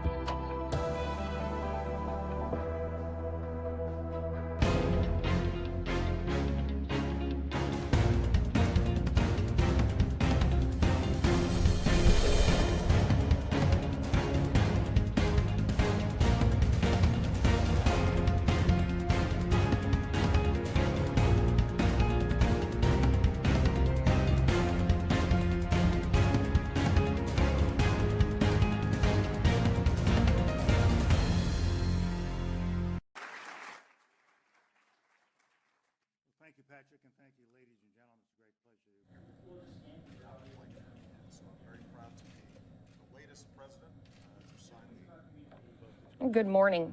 Thanks so much for being here with us on Live Now from Fox. If you haven't heard it yet here today, once again, we do know unfortunate news came that Colin Powell, the influential former U.S. Secretary of State who played a pivotal policy role during the George Bush administration, died Monday due to complications from COVID-19. His family said in a statement he was 84 years old. And again, Powell was the first African American to serve as chairman of the Joint Chiefs of Staff and Secretary of State, and had been fully vaccinated, according to a statement by the family. He had been receiving treatment at Walter Reed National Medical Center in Maryland. The family statement reads, General Colin Powell, former U.S. Secretary of State and chairman of the Joint Chiefs of Staff, passed away this morning due to complications from COVID-19. He was fully vaccinated. We want to thank the medical staff at Walter Reed National Medical Center for their caring treatment. We have lost a remarkable and loving husband, father, grandfather, and a great American. Now, Paul served Democratic and Republican presidents during the years following those September 11th terrorist attacks. His sterling reputation suffered a painful setback when in 2003 he went before the UN Security Council, made the case for the U.S. war against Iraq. He cited faulty information, claiming Saddam Hussein had secretly stashed away weapons of mass destruction, and Iraq's claims that it had not represented a web of lies, he told the world bodies. So we've been following this story ever since it did break this morning. It was back on April 5th, 1937. He is the son of two Jamaican immigrants raised in South Bronx. He attended City College of New York, where he began his military service by joining the Reserve Officer Training Corps, or ROTC. He wrote in his 1995 autobiography, My American Journey, saying, "Mine is the story of a black kid of no early promise from an immigrant family of limited means who was raised in the South Bronx." So he graduated in 1958. He became a second lieutenant in the U.S. Army and went on to serve 2 tours in Vietnam, was stationed in West Germany and South Korea. He acted as former President Ronald Reagan's Deputy National Security Advisor in 1987. Later National Security Advisor from 1988 until 1989, which then he was promoted to the rank of general, was appointed by former President George H.W. Bush to the position of chairman of the Joint Chiefs of Staff. Over 4 years, he oversaw several crises, including Operation Desert Storm in 1991. He was appointed then Secretary of State by former President George W. Bush in 2001 and served through 2005. His term was dominated by the challenges the Bush administration faced after the September 11th, 2001 terrorist attacks. So we've been covering this for everyone here on Live Now from Fox. And President George W. Bush did put out a statement here today, also saying that General Colin Powell was a great man. Again, he served in top roles in several administrations, including National Security Advisor, Chairman of the Joint Chief of Staff, Secretary of State. He did die on Monday here today at 84 years old. We did have, again, many people speaking out here today on his behalf, saying some remarks about the person he was. Let's go into some of those remarks. Going to start with Secretary Austin.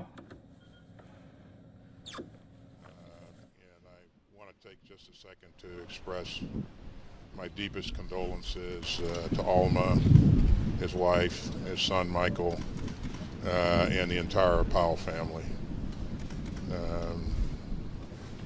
The world lost one of the greatest leaders that we have ever witnessed. Alma lost a great husband, and the family lost a tremendous father. And I lost a tremendous personal friend and mentor. He has been my mentor for a number of years. He always made time for me, and I could always go to him with tough issues. He always had great counsel. We will certainly miss him. I feel as if I have a hole in my heart just learning of this just recently. First African American chairman of the Joint Chiefs. first African American Secretary of State, a man who was respected around the globe, and who will be, quite frankly, it is not possible to replace the Colin Powell. We will miss him. Again, my thoughts and prayers go out to the family, and we're deeply, deeply saddened to learn of this. Thank you. Thanks, guys. All right, so once again, those were just some remarks that were made just earlier here today. He wasn't the only one speaking on this loss. Of course, we continue to get some more sound coming in here to our Live Now from Fox desk. Also starting his briefing, which usually is talking about COVID in New York City, started with some remarks about Colin Powell. Let's go to Mayor Bill de Blasio. A absolutely classic New York City story, born to Jamaican immigrants, grew up in Harlem and the Bronx, graduated Morris High School in the Bronx, a graduate of our New York City public schools, went to City College. Just an absolute great example of the good, the talent, the ability that comes out of the city, but he took it to the next level. And was great as a leader, as a Secretary of State, Chairman of the Joint Chiefs of Staff, National Security Advisor, you name it. He served his country profoundly. He also, of course, was a trailblazer, proving to the world, showing the world that talent, ability comes in all colors, comes in all races, comes in all genders, comes in everything. And he opened the doors for so many others. So he's someone we're going to miss a lot. But we're particularly going to miss him because he showed the world what New York City is all about.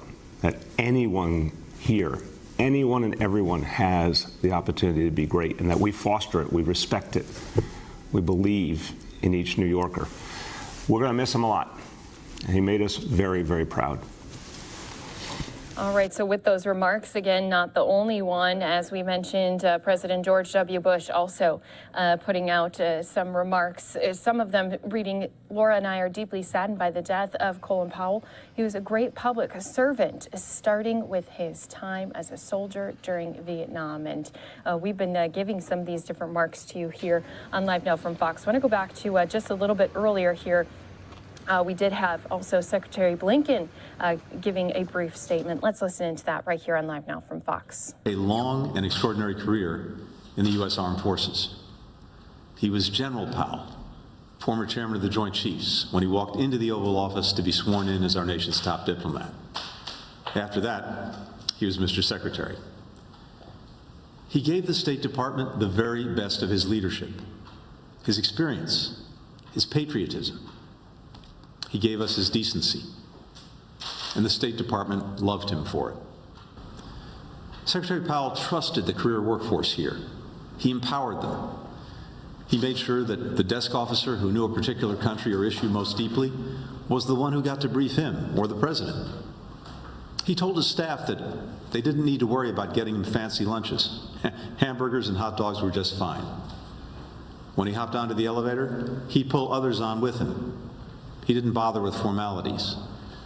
And he wasn't overly concerned with hierarchy either. He wanted to hear from everyone. He walked around the building, dropping into offices unannounced, asking what people needed, making sure they knew he was counting on them. Secretary Powell was, simply and completely, a leader, and he knew how to build a strong and united team. He treated people the way he expected them to treat each other, and he made sure that they knew he would always have their back. The result was that his people would walk through walls for him. Secretary Powell's career in the U.S. military is legendary. As a teenager at the City College of New York, not far from where he grew up in the South Bronx, he joined ROTC, and after graduation, became an Army officer. For 35 years, he was a professional soldier. He started in the infantry, served 2 tours in Vietnam, was stationed in South Korea and West Germany, and oversaw Operation Desert Storm in Iraq. By the time he retired from the military, he was arguably the most respected and celebrated American in uniform. At that time, he received his 2nd Presidential Medal of Freedom, this time from President Clinton. who said at the medal ceremony, "Today, a grateful nation observes the end of a distinguished career and celebrates 35 years of service and victory. A victory for the United States military that gave young Colin Powell a chance to learn and to grow and to lead. A victory for the military and political leaders who continue to elevate him based on their complete confidence and sheer respect. A victory for a nation well served. And in a larger sense, a victory for the American dream, for the principle that in our nation, people can rise as far as their talent, their capacities, their dreams, and their discipline will carry them." After that career, Colin Powell could have enjoyed a quieter life, maybe dedicating himself full-time to the organization he founded, America's Promise, to help young people from underrepresented communities like the one where he grew up. Instead, he started a new career in diplomacy. And I believe Secretary Powell's years as a soldier are what made him such an exceptional diplomat. He knew that war and military action should always be a last resort. And to make that so, we need our diplomacy to be as robust and well-resourced as possible. He called for increased funding for state, which then, as now, was just a fraction of the Pentagon's budget. He modernized the State Department, putting a computer on every desk. And he believed deeply that America was an exceptional nation, that we could and should lead with confidence and humility, and that the world was safer when the United States was engaged and its allies and partners were united. Future military leaders and diplomats will study Colin Powell's work, like the Powell Doctrine that hammered out criteria for when and how the United States should use force, and his support for expeditionary diplomacy, diplomats and military working together to bring stability to high-threat environments. He was a man of ideas, but he wasn't ideological. He was constantly listening, learning, adapting. He could admit mistakes. It was just another example of his integrity. As is probably evident by now, I was a huge admirer of Secretary Powell's. I always will be. And he was very generous with me. This past 4th of July, we spent a few precious hours together, talking about the State Department, discussing all the challenges we're confronting around the world. Two things were clear. Secretary Powell's depth of knowledge about world events was unmatched. And he loved the State Department and wanted it to thrive. So today is a sad day for us here at State, especially for all those who worked for and with Secretary Powell and will never forget the experience. Our thoughts are with Alma Powell and the entire family today, to everyone who loved him. Colin Powell dedicated his extraordinary life to public service because he never stopped believing in America. And we believe in America in no small part because it helped produce someone like Colin Powell. Thank you, Mr. Secretary.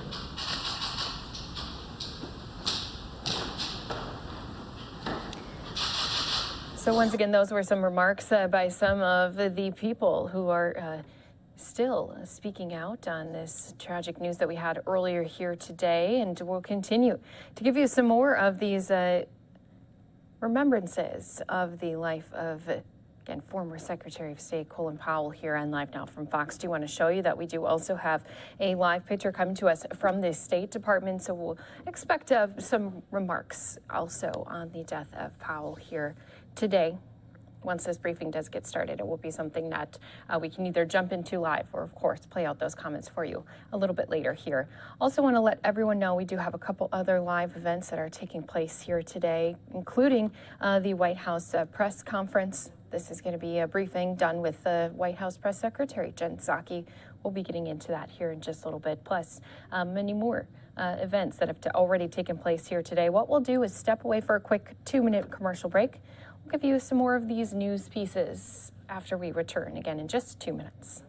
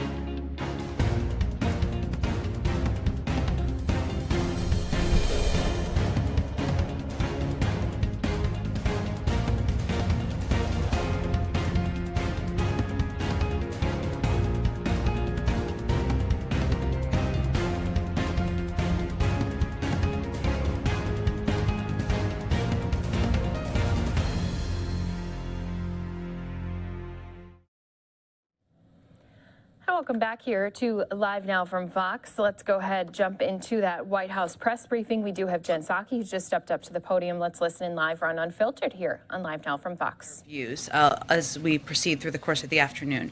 Tomorrow, he will host 2 different meetings with House members here at the White House, one with moderates and one with progressive members.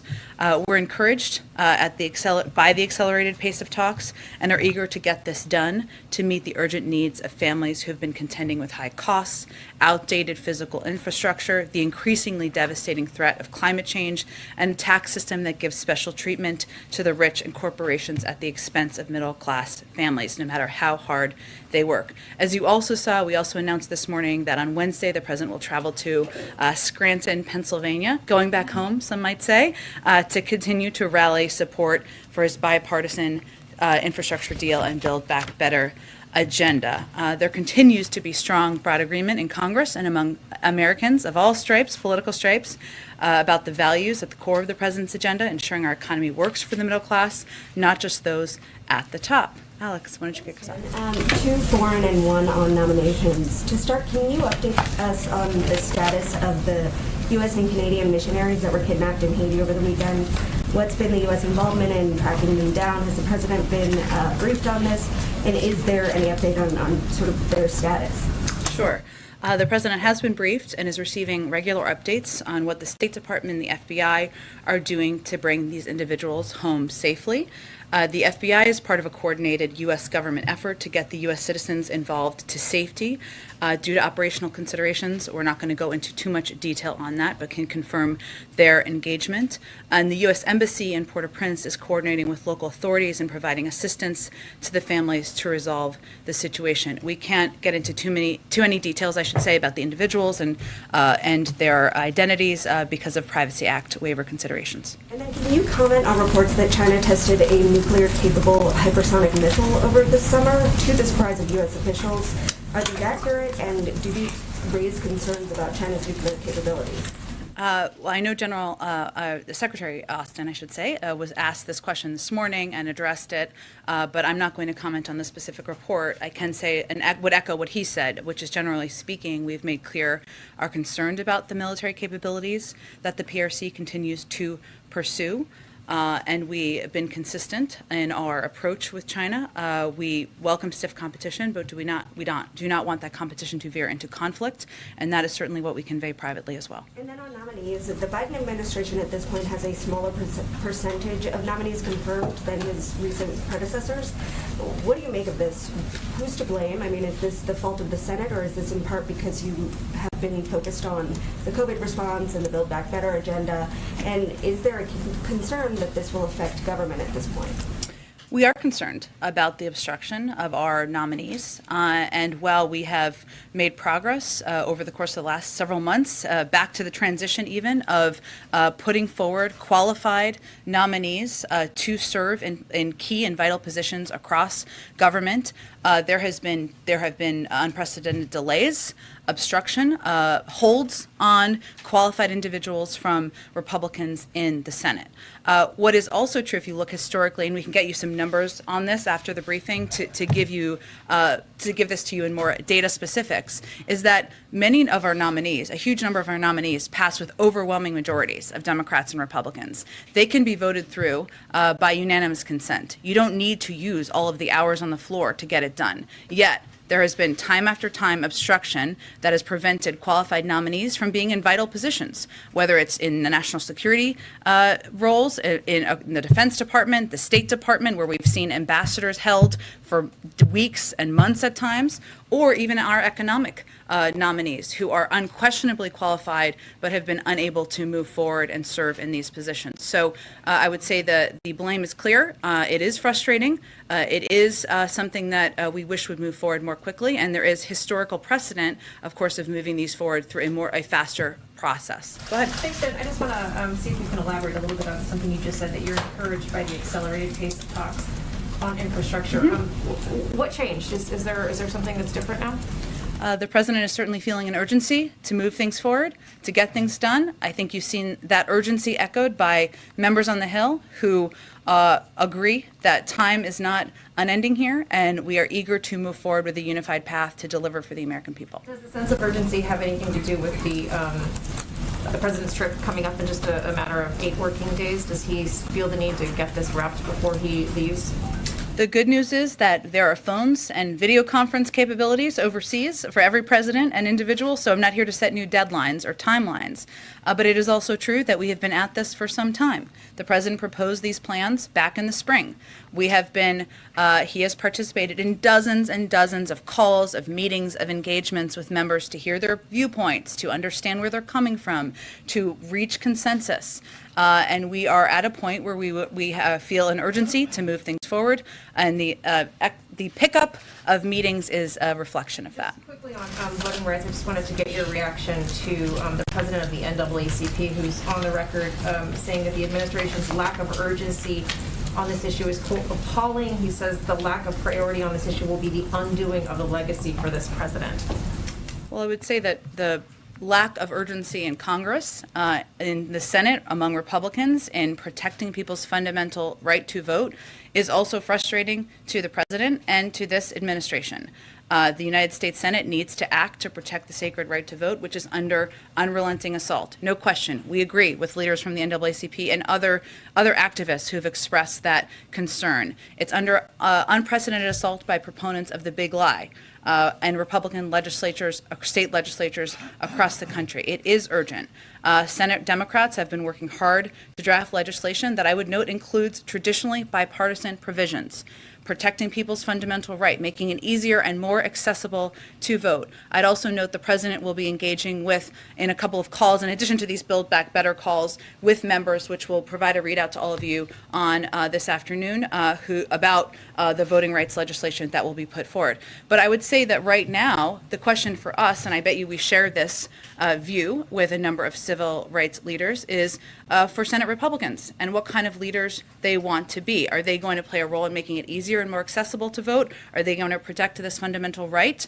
Or are they going to continue to be obstreperous, to use a word the president has used in the past, and put Democrats in a position where there is no alternative but to find another path forward? So it's really up to them. These are bipartisan proposals that have had bipartisan support. We're talking about people's fundamental rights.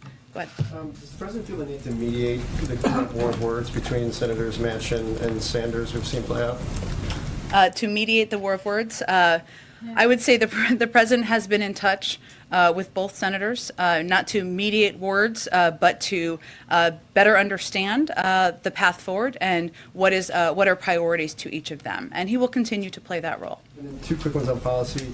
Senator Manchin has been pretty clear about his position or opposition to a clean energy standard for a while now publicly.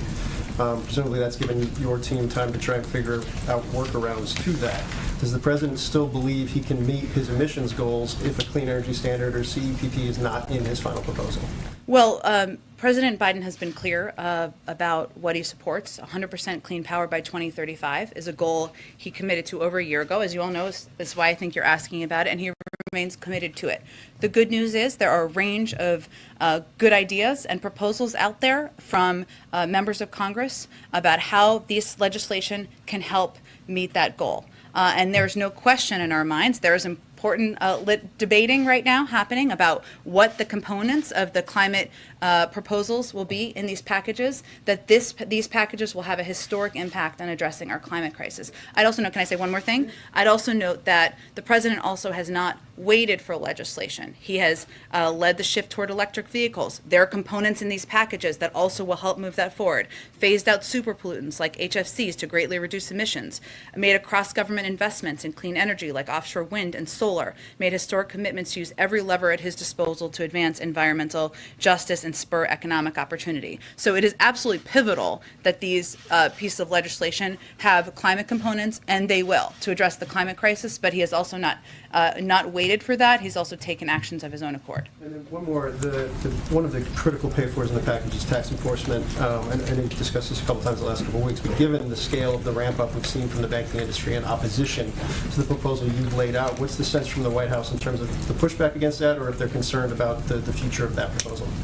Well, it should not be lost on anyone that the loudest opposition to these proposals and the biggest ad spending against them is from the biggest banks who simply do not want to be bothered by additional reporting on inflows and outflows. That should not be lost. We can certainly get you the numbers, or it's publicly available out there on how much money is being spent and how vocal this opposition is.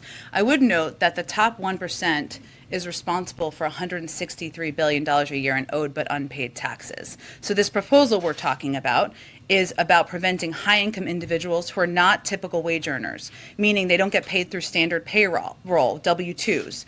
The vast, vast majority, I think it's something like 97% of wage earners are paying the taxes they owe. We're not talking about that here. We're talking about the highest income individuals, 1%, who are responsible for $163 billion a year in owed but unpaid taxes. There are discussions, active discussions, I would note, with Senator Wyden and others in Congress about how to ensure this is absolutely targeted at those who evade tax obligations, including on the cap and potential exemptions. But let's be clear what this is about. It's about big banks deciding to protect wealthiest Americans that get away with not paying the taxes they owe by fighting this common sense solution, and we want to be clear about that. Go ahead. I wanted to ask you about Moderna and the kind of concerns that exist on production levels. What is the Biden administration doing to sort of lean on this company? And Kessler has talked about using the tools that are available. Are you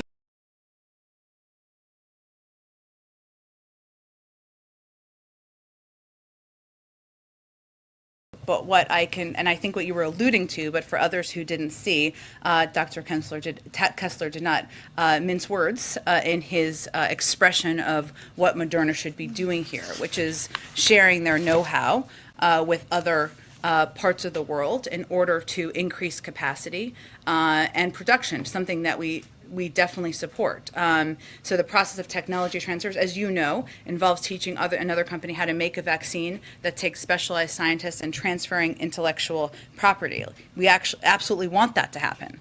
But my understanding is also that the U.S. government does not have the ability to compel Moderna to take certain actions, but it is something we support, we want to happen, and Dr. Kessler has been quite vocal about it as well. Is the president going to get involved in this discussion in any way in terms of maybe reaching out to the CEO? He's had conversations with other CEOs, of course. I don't have anything to preview on that front. I think there had been some questions, which is why I mentioned that we don't have the legal ability to compel. That doesn't change regardless of who's having the conversation, but certainly we have been pretty crystal clear about what we'd like to see happen here. Let me just follow up on that. The Defense Production Act does give you certain tools. Have you ruled out using it in this case? I'm not here to announce, preview, or rule out anything, but just to convey that our position continues to be that we would like to see them share their know-how to address this global pandemic. Can I just ask on the nominations question? Yeah. You mentioned the economic nominees, too. Yeah. To what extent does it hurt you that you don't have key Treasury nominees in place to help you as you're addressing these questions that we're discussing now in terms of the economic impact of the measures that are in the legislation? You mean in implementing measures once they're passed into law? Right. I mean, you don't have the Assistant Secretary for Legislative Affairs. You don't, right. There are certain people for policy, the sort of key policy makers at Treasury who would be advising Secretary Yellen are not in place. Does it hurt you in your effort to move forward? Well, Andre, I think there's no question first that there are career employees in every agency, including the Department of Treasury, who have vast experience and play vital roles at this moment in time. It is also true that the preference of any president is to have the individuals they've nominated, qualified individuals who have unquestionable credentials serving in these roles. That is the preference. That does make things easier. Then that is what we would like to see moving forward. Go ahead. Thank you, Jen. There is a mask requirement inside D.C. restaurants, yet President Biden and the First Lady were not wearing masks while walking around a D.C. restaurant on Saturday. Why? Well, I think what we were referring to is a photo of them walking out of a restaurant after they had eaten, masks in hand, where they had not yet put them back on yet. So I would say, of course, there are moments when we all don't put masks back on as quickly as we should. But I don't think we should lose the forest through the trees here, and that our objective here is to get more people vaccinated, make sure that that schools and companies around the country can put in place requirements to save more lives and keep people safer, and not overly focus on moments in time that don't reflect overarching policy. It was not just exiting the restaurant, though. He was walking through the restaurant with no mask on. There is a carve out for people under 2 or people who are actively eating or drinking. So I'm just curious why the president was doing this. I think I just addressed it, Peter. Okay. Why did the president break his promise not to enter into any decisions about what cases the Justice Department should bring and not bring?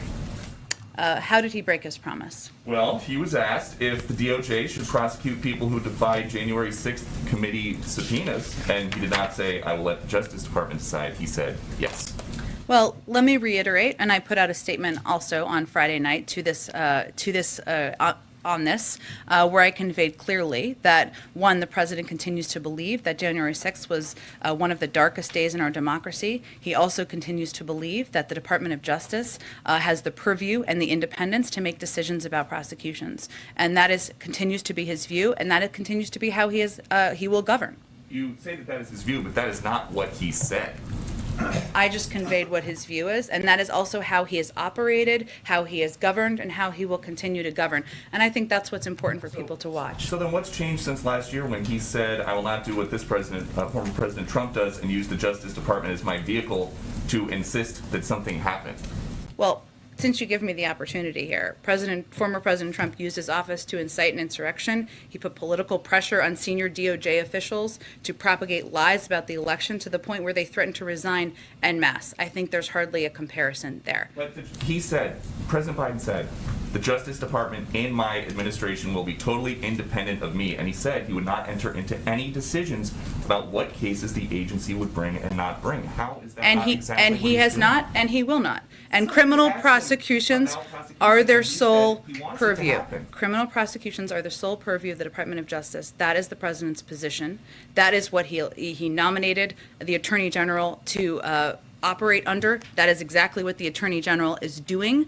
And those are the actions that people can watch from this administration.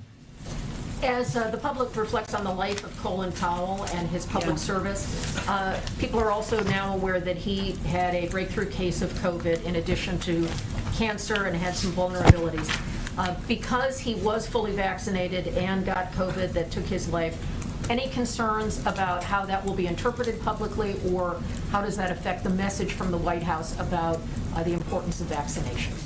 Well, as people saw in the statement issued by the president, a very personal statement about his personal relationship, this is obviously a heartbreaking tragedy for the country, and one the president is feeling personally. There are extremely rare cases of deaths or hospitalizations among fully vaccinated individuals. That has been the case even before the death of Colin Powell, especially among older people over a certain age, and people who have underlying health issues or people who are battling other diseases. That has been the case. It is also the case, and this is important for people to...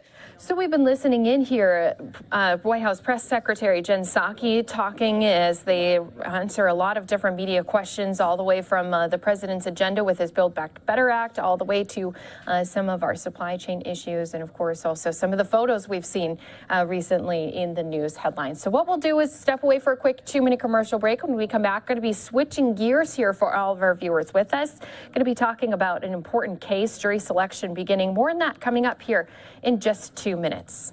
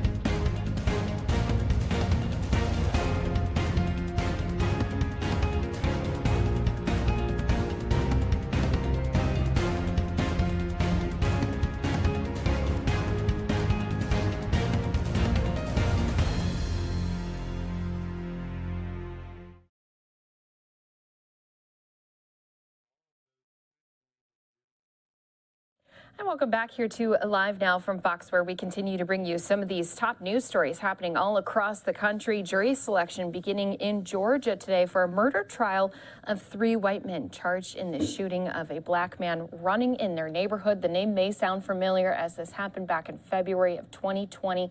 Ahmaud Arbery was shot and killed again while running through a neighborhood. Here's the picture of Ahmaud. Again, this has been a case that has been covered in the media in recent times, and we want to break down exactly what's taking place here today, especially as this jury selection is just beginning. So we're going to be bringing in to help give us some legal analysts a look into this case, Danielle Cohen-Higgins. And Danielle, thanks so much for being here with us on Live Now from Fox. I want to just talk a little bit about this jury selection because this really has been in the public eye ever since this happened. So how can that really play a part here during this jury selection today? Well, I think that it's going to play a significant part, quite frankly, because there has been a lot of evidence in this case that has already been revealed to the public in the press, right? The prosecutor has brought forth evidence that they'd like to introduce. There's been motions to try and exclude that evidence. This evidence includes text messages that are very racial in nature, even phone calls that these defendants made to their loved ones while they have been incarcerated, and the actual audio of those calls. So there's a lot of evidence that has already been introduced to the public that we have all heard, even though we're not on this jury and this case has not begun yet. So jury selection is going to be very interesting in this case to make sure that jurors are impartial. They're not persuaded by things that they've heard in the media. And that's very difficult in a case like this with so much media attention. Yeah, you know, they sent out jury duty notices to 1,000 people. 600 of them are expected to be reporting here on this first day. Those other 400 on standby to show up if there are still not enough qualified jurors. So let's talk about this process of vetting these people who could potentially then serve on the jury. How important is that both, you know, attorneys on both sides are getting to ask the right questions to these potential juror members?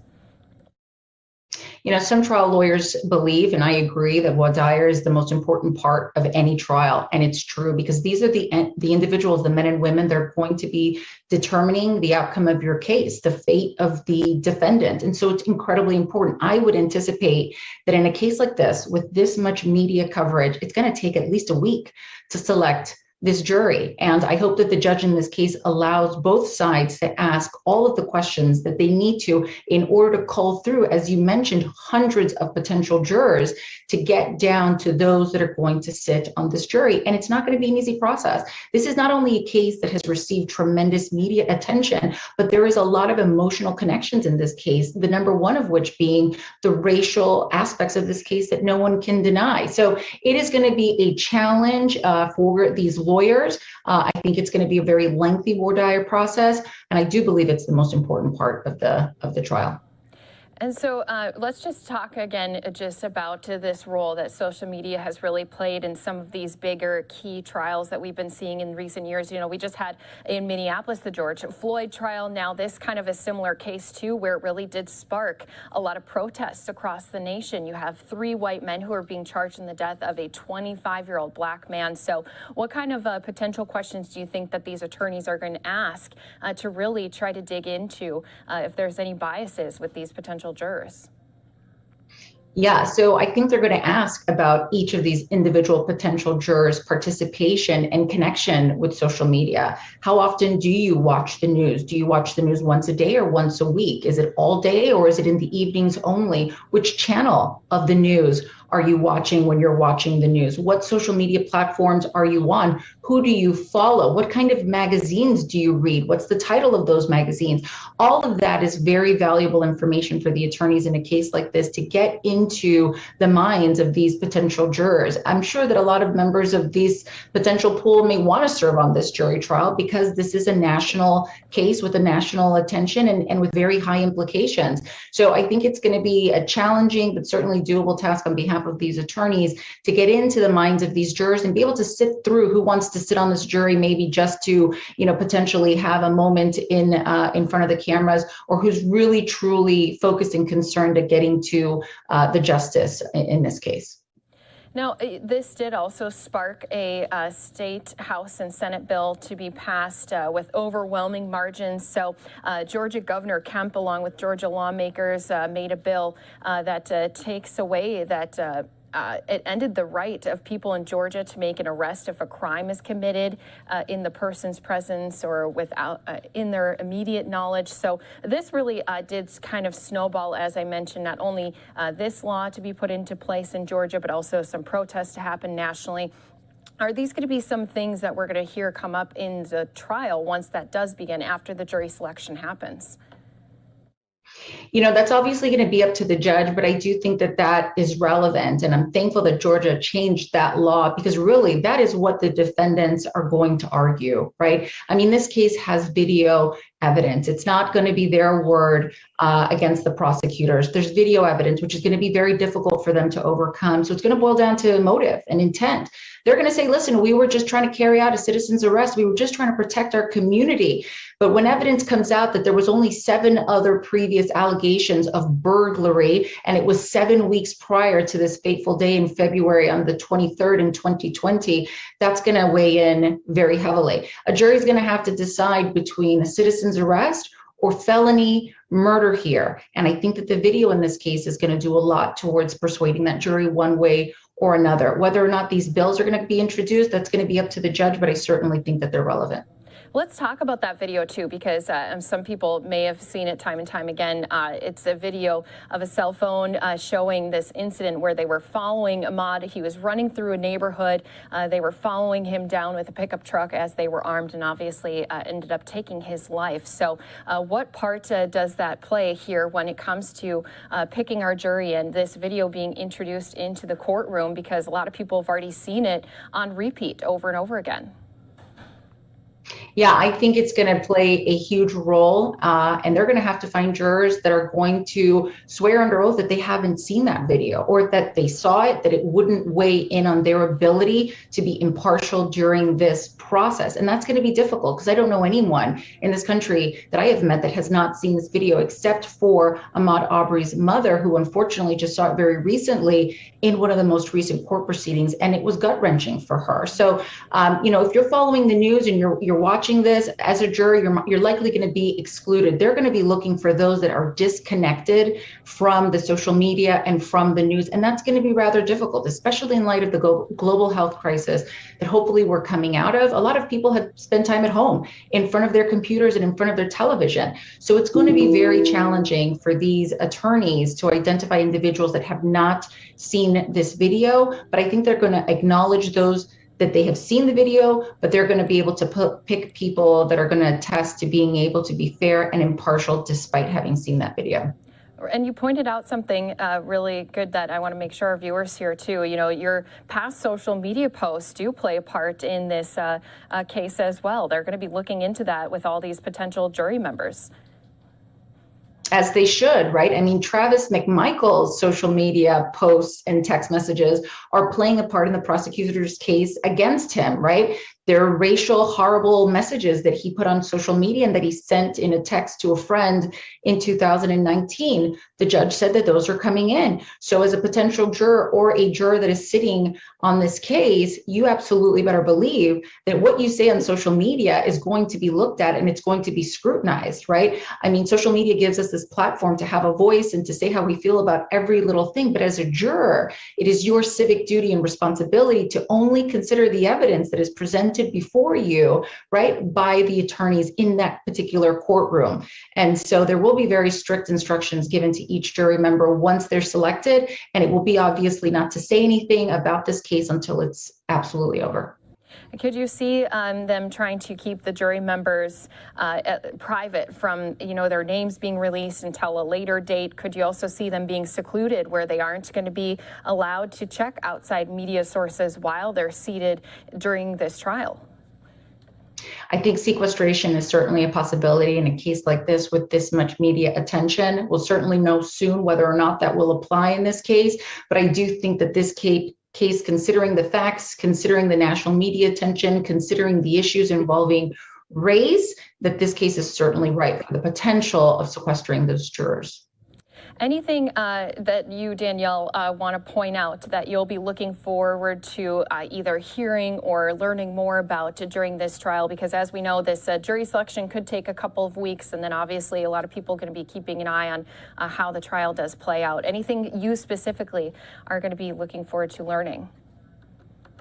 Well, I think that an interesting fact that I'm interested to see these attorneys either touch on or not touch on is that on Travis McMichael's license plate, there was a Confederate flag, and they tried to keep that out. And I'm interested to hear whether or not these attorneys ask these potential jurors about their feeling of the Confederate flag. Remember, this happened in the very deep South, and there are mixed feelings on the use of that flag and the showcasing of that flag. Some people equate it with, racist implications. Others see it as being simply patriotic. And so I'm very interested in the line of questioning from the attorneys on that piece of evidence and how the jurors feel about that. I think that will give some perspective as well. Yeah, definitely a lot of interesting points that we'll have to keep an eye on here as this trial does take place. And do appreciate you helping kind of break it down for us, especially as we're just getting into the very start of it with the jury selection. So once again, Danielle Cohen-Higgins joining us here on Live Now from Fox. Thanks so much for the analysts that you've given us here today. Thank you. Thank you. Be safe. And don't forget, this will be something we'll be staying on top of here for you on Live Now from Fox. 12 jury members going to need to be chosen here with 4 alternates. We'll be giving you, again, some more of these developing stories in this case as they come right here on Live Now from Fox. Going to step away for a quick 2-minute commercial break, giving you even more stories happening across the country when we all return.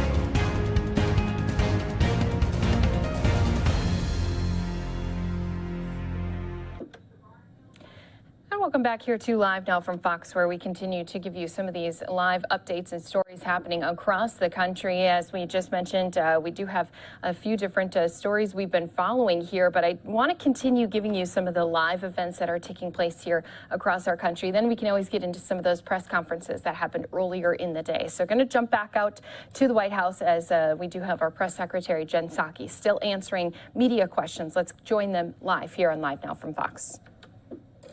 To the border, if they see migrants coming, could also help with messaging to combat whatever messaging that is happening in that country. I guess, what kind of spurred that, and what are the goals for that? I think the Department of Homeland Security would really have all the details on this. I'm happy to check with them or connect you with the right person over there for more details, but it's really under their purview.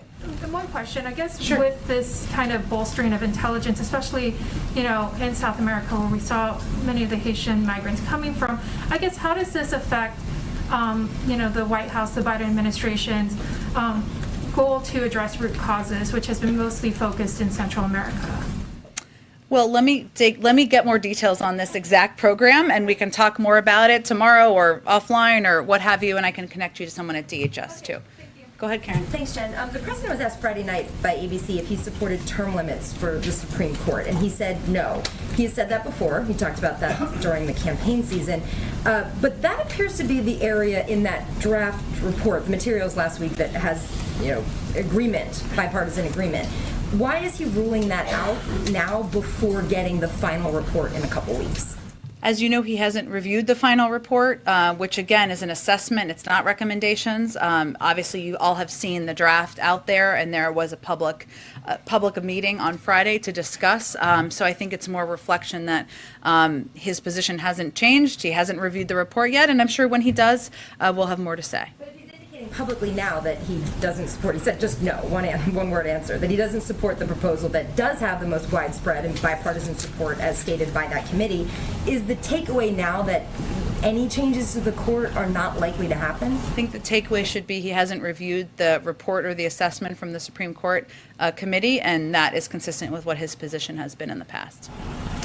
But thank you, Jen. Does the White House have any reaction to report of 2 airstrikes today on Tigray, northern Ethiopia? And also, last week, the president received the first African leader at the White House, the president of Kenya, Uhuru Kenyatta. What were the major achievements, and who is the next African leader to visit the White House? Well, I know the president enjoyed his meeting with President Kenyatta. We made a significant announcement as it relates to COVID vaccines that we were going to be donating to Africa and the African Union through the course of that meeting. I don't have anything to preview in terms of a next meeting. Go ahead, Francesca. Do you have any reaction to the airstrike on Ethiopia? I will get you something after the briefing. Go ahead.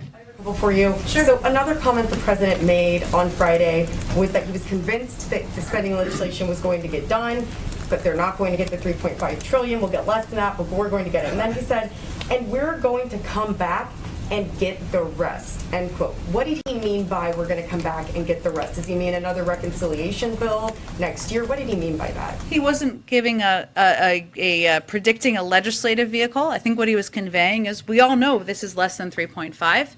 There are discussions and negotiations in Congress about what that will look like, and things that are not included in here, he will continue to fight for in the future.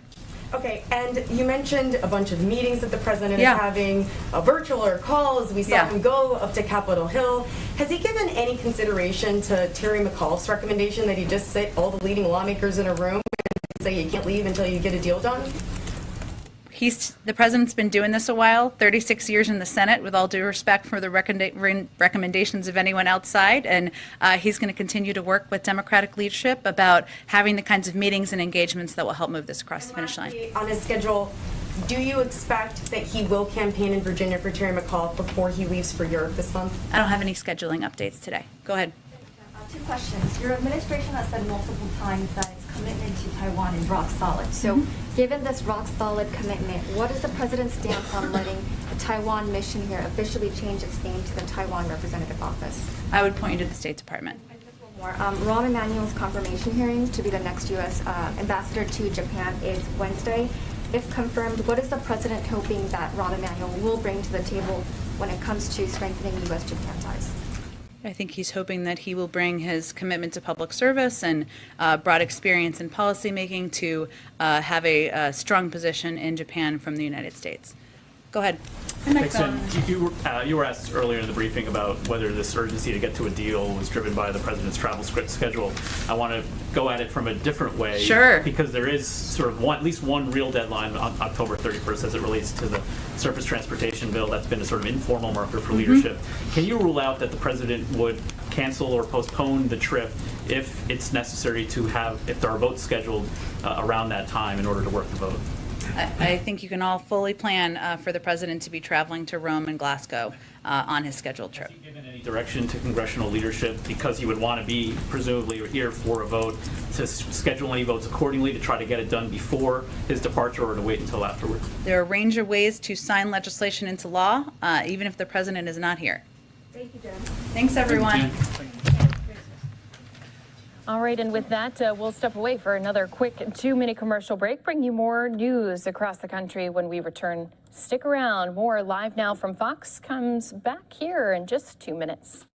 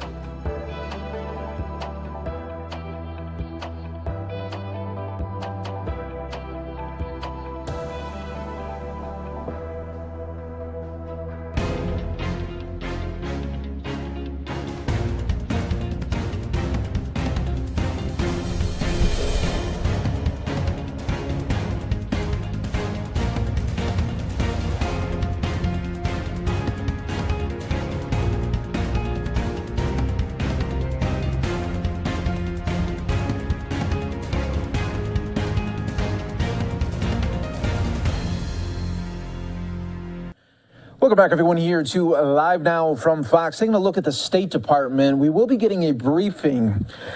Should be coming this hour. Of course, a lot of remarks will be made about the former Secretary of State, Colin Powell, that passed away today at the age of 84. We'll be featuring that for you a little bit later right here on Live Now from Fox. Welcome, everyone, here. I'm your host, Mike Bass. Thanks so much for continuing to join with us here. A lot of coverage from across the country, and we'll be continuing to provide you coverage there of the late Colin Powell in just a little bit as well. I do want to go out to Georgia, though, where we had Georgia Senator come together with other community members talking about voting rights in Georgia. Let's listen to this right here live on Live Now from Fox.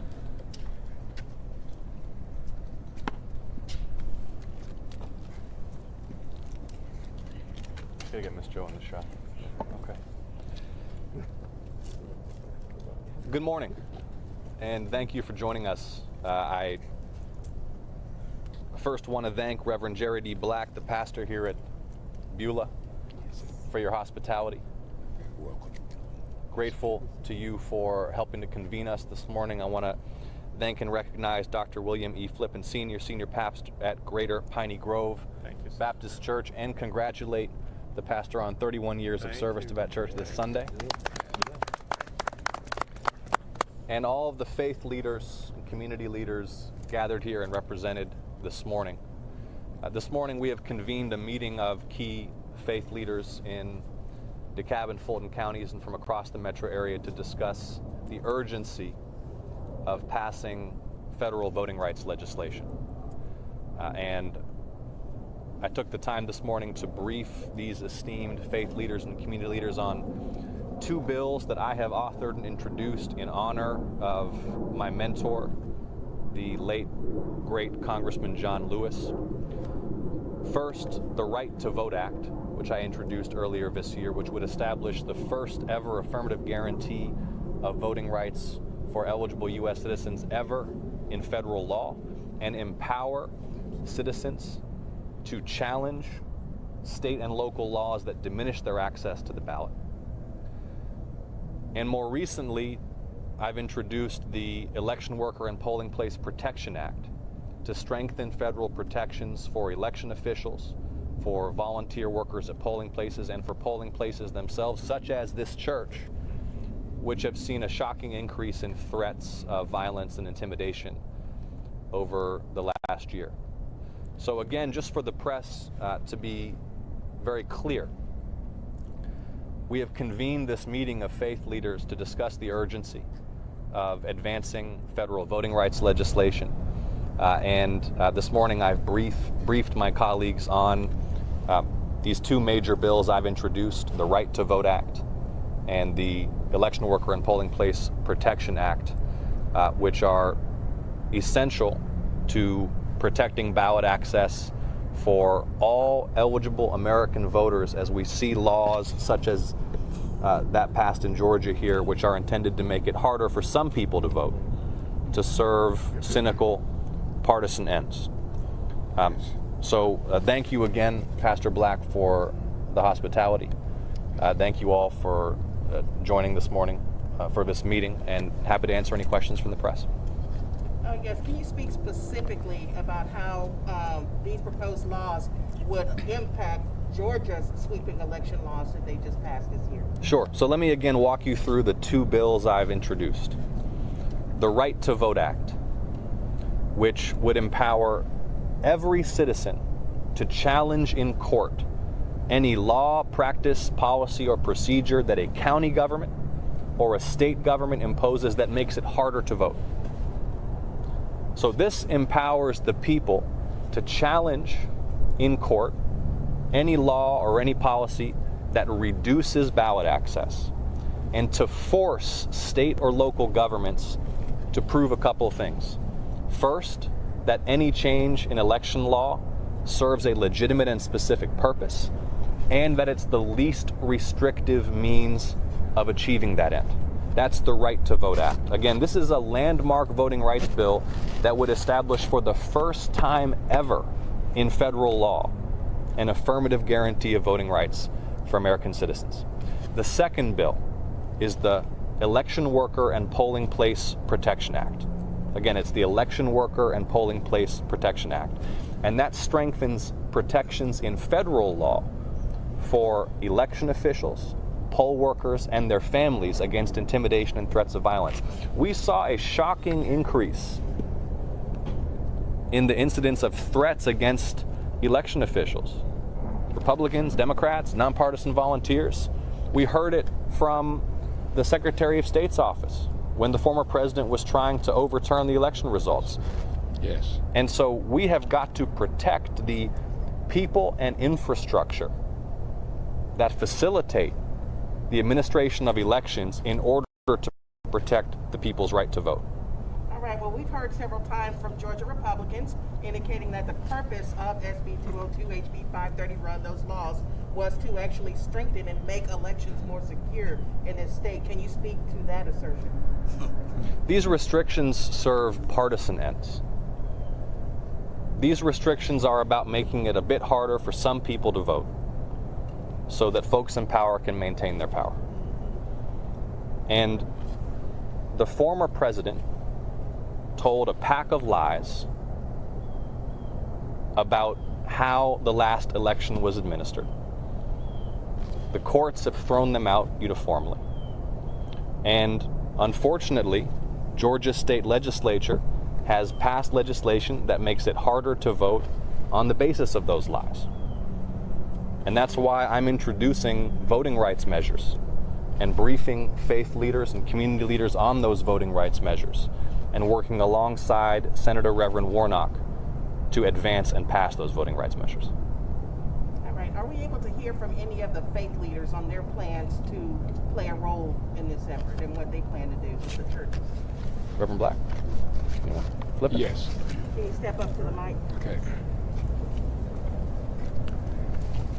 Yes, we certainly will strive to do our very best to stay abreast of everything that will be certainly helpful to us in being able to inform our people and keep our parishioners well informed so that we will all know the things that we need to do as church families and as faith bodies to counteract some of the terrible things that we know are taking place and that are in the works.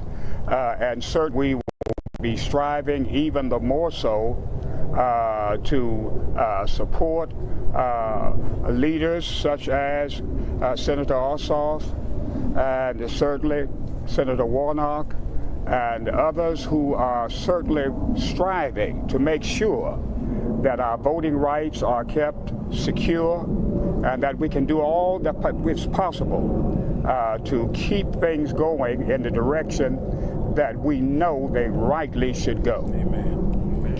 Black, while you're here, just for our producers that may not know you, can you give us your name and your title? My name is Pastor Jerry D. Black. I'm the pastor here of the Beulah Baptist Church.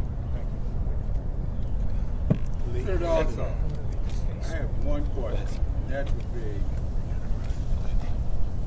in your opinion, what are the odds on the John Lewis bill or any voter rights bill passed the Senate this session? Well, it's going to require a mighty effort. That mighty effort is ongoing. Senator Reverend Warnock and I every day are meeting with and discussing with our colleagues the vital urgency of advancing federal voting rights legislation. And if I might again, and I know there's been a lot of back and forth and discussion about the state legislature and some folks on the other side of the aisle here in Georgia, and that back and forth is not really the focus today. The focus today is these two voting rights bills.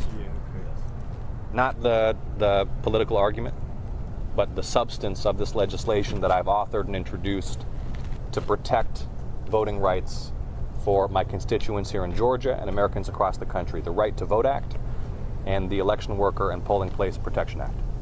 What do we need to do to help? Well, this is why I'm continuing to remain in close contact with faith and community leaders to continue to focus public attention on the urgency of passing federal voting rights guarantees. All right? Thank you. Thank you all. Thanks so much. Thank you. You all can tape this. And as it stands right now in the Senate, the bill is likely not to succeed. Doesn't look right now like they have the 60 votes to hit a threshold right there. So we'll continue to follow that for you right here on Live Now from Fox. Let's take another quick 2-minute break.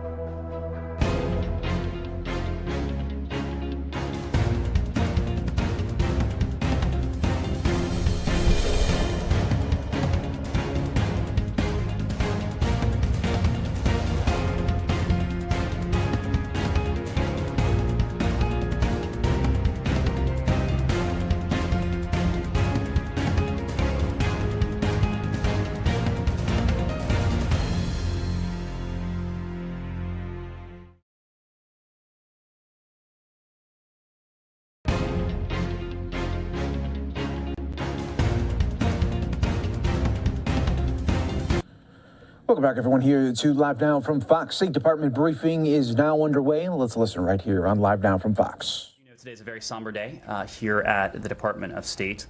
Some of my colleagues were lucky enough to work for Secretary Powell. I've heard many of them over the course of this morning tell their favorite stories about Secretary Powell. They have, without exception, done so with a spark in their eye and with appropriate warmth in their voice. All of us here are fortunate enough to work in an institution that Secretary Powell has shaped, and one that continues to reflect his tremendous legacy. Speaking for myself, as a child of the late Cold War and the first Gulf War, I remember thinking there could be no leader bigger, no leader greater than someone like General Powell, whom we now know as Secretary Powell, at least in this building. He was an inspiration to not only my generation, but many generations of America. Americans across this country are lucky enough to have experienced a trailblazing leader with integrity, with character, perhaps most of all, with decency. And this institution and this country are better off because of Colin Powell, whom we all miss very dearly. Now turning to today, the United States welcomes the opening of the Syrian Constitutional Committee's 6th round of negotiations today in Geneva. We stand firmly behind UN Security Council Resolution 2254 and UN Security Special Envoy Peterson, who brought the co-chairs together in advance of the Constitutional Committee for the first time yesterday. It is essential that the Syrian regime and leaders of the opposition engage constructively in Geneva, consistent with the political process outlined in UN Security Council Resolution 2254. The Syrian people deserve nothing less after more than a decade of war. And with that, I will be happy to turn to your questions. Matt, do you want to start? Yes, please. Thank you. A couple of brief ones. On Russia and NATO, you, I'm sure, have seen that they have suspended their office, their liaison office with NATO in Brussels.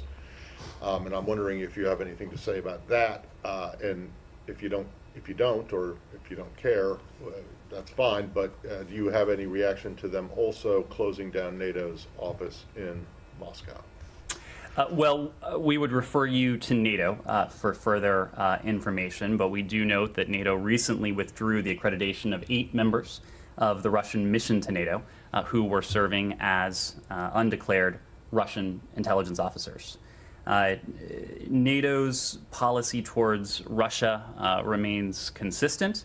It has strengthened its deterrence and its defense in response to Russia's aggressive action, while at the same time leaving the door open for meaningful dialogue. That continues to be the case. Okay, so no specific reaction to them suspending or closing down the office in Moscow? Nothing beyond that. Okay. Secondly, do you have any comment on the bombing in Tigray by Ethiopian planes? Well, we've seen these reports of an attack on the capital in Mekelle. We are in the process of looking into them. We, broadly speaking, do remain gravely concerned by what has been escalating violence for some time. That includes the expansion of fighting in northern Ethiopia and in regions throughout the country. And of course, the growing risk that fighting poses to the integrity of the Ethiopian state. Not only does it pose a risk to the state, it undermines critical efforts to keep civilians safe, and importantly, to deliver humanitarian aid to Ethiopians who are in dire need of such support. We urge all parties to end hostilities immediately, and for the Ethiopian government and the TPLF, the Tigray People's Liberation Front, to enter into negotiation without preconditions toward a sustainable ceasefire. We continue to believe that a sustainable ceasefire will help establish conditions for a dialogue that is credible, a dialogue that is inclusive, and to find a political settlement to the longstanding political grievances that have led to the conflict. Moreover, as we've said before, the government of Eritrea must immediately and permanently withdraw its forces from Ethiopia, consistent with the comments already made by both Ethiopia and Eritrea. Sure. The executive order on sanctions went into effect weeks ago. What is the administration waiting for to impose sanctions under that regime? Well, we have been very clear that we are prepared to use every tool at our disposal until... Just want to go out right now. Vice President Kamala Harris is making some remarks. Let's listen right here. Secretary of State, every step of the way, when he filled those roles, he was, by everything that he did and the way he did it, inspiring so many people. And there's been a lot of conversation about that, how young service members and others, not only in the military, but in our nation and around the globe, took notice of what his accomplishments meant as a reflection of who we are as a nation. And I think that's one of the most important things to take away, which is that he broke so many barriers, and those barriers were not easy to break by any stretch, but he did it with dignity, he did it with grace, and because of what he was able to accomplish, it really did elevate our nation in so many ways. So may he rest in peace. What is your message for Americans who know that he was fully vaccinated with COVID, who are now remain skeptical about getting the vaccine, despite the fact that, yes, he did have a cancer diagnosis as well? Well, I don't think that what happened in terms of his health situation is exactly what the doctors have told us can happen, right? In terms of people who are immunocompromised, people who have pre-existing conditions. I think today is a day to really reflect on the life of the man and his extraordinary service, and not to politicize the efficacy of vaccines. Thank you all so much. Thank you. That was Vice President Harris making some quick remarks there about the former Secretary of State. Colin Powell. You're watching Live Now from Fox. Let's take a quick 2-minute break.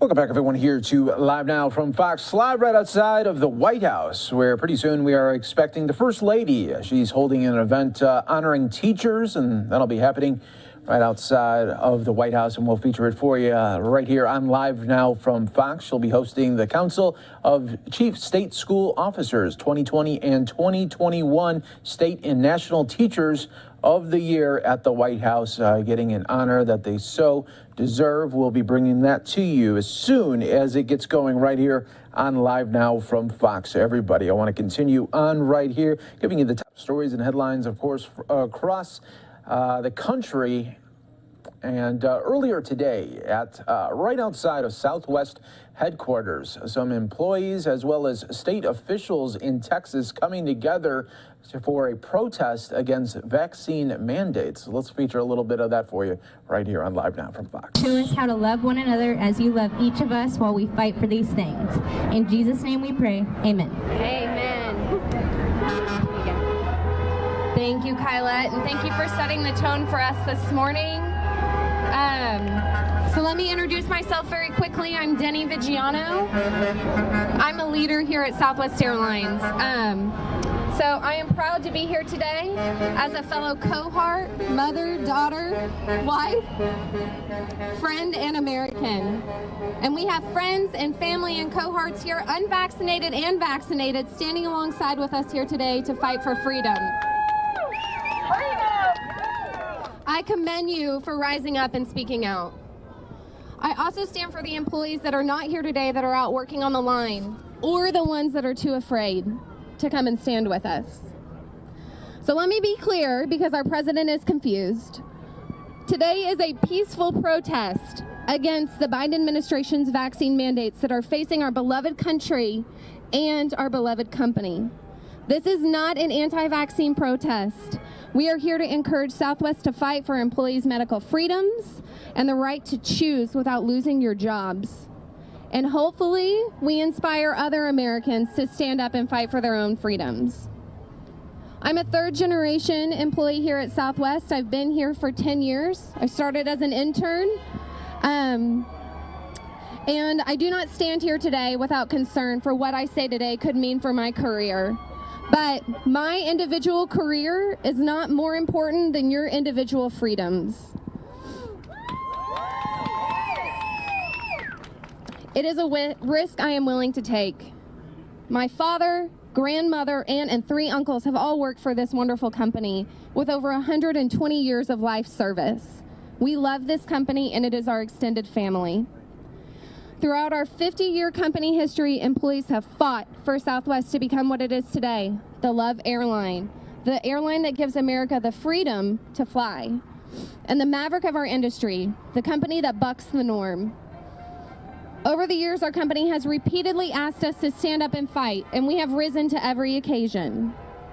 Our Southwest warriors have unified to overcome various legislation battles. This is not our first battle, like the repeal of the Wright Amendment.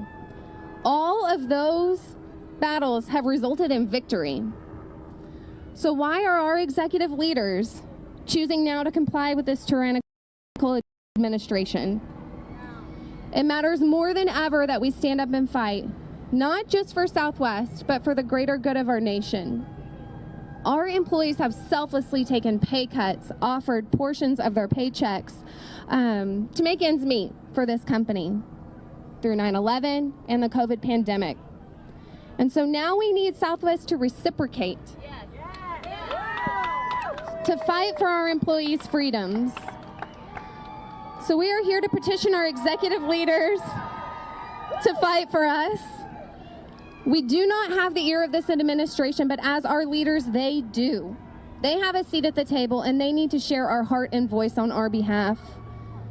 And I'm not naive. I understand that our executive leaders are responsible for the longevity of this company. But are employees not a part of that plan? Have we not touted without a heart, it's just a machine? Employees want freedom of choice and to not feel coerced or bullied for their medical decisions. I have seen the religious exemption forms, and I am saddened that our employees must fight for their faith and be put on trial for what they believe. Our company prides itself on diversity, equity, and inclusion. When has our company ever allowed a medical status to divide us? Never.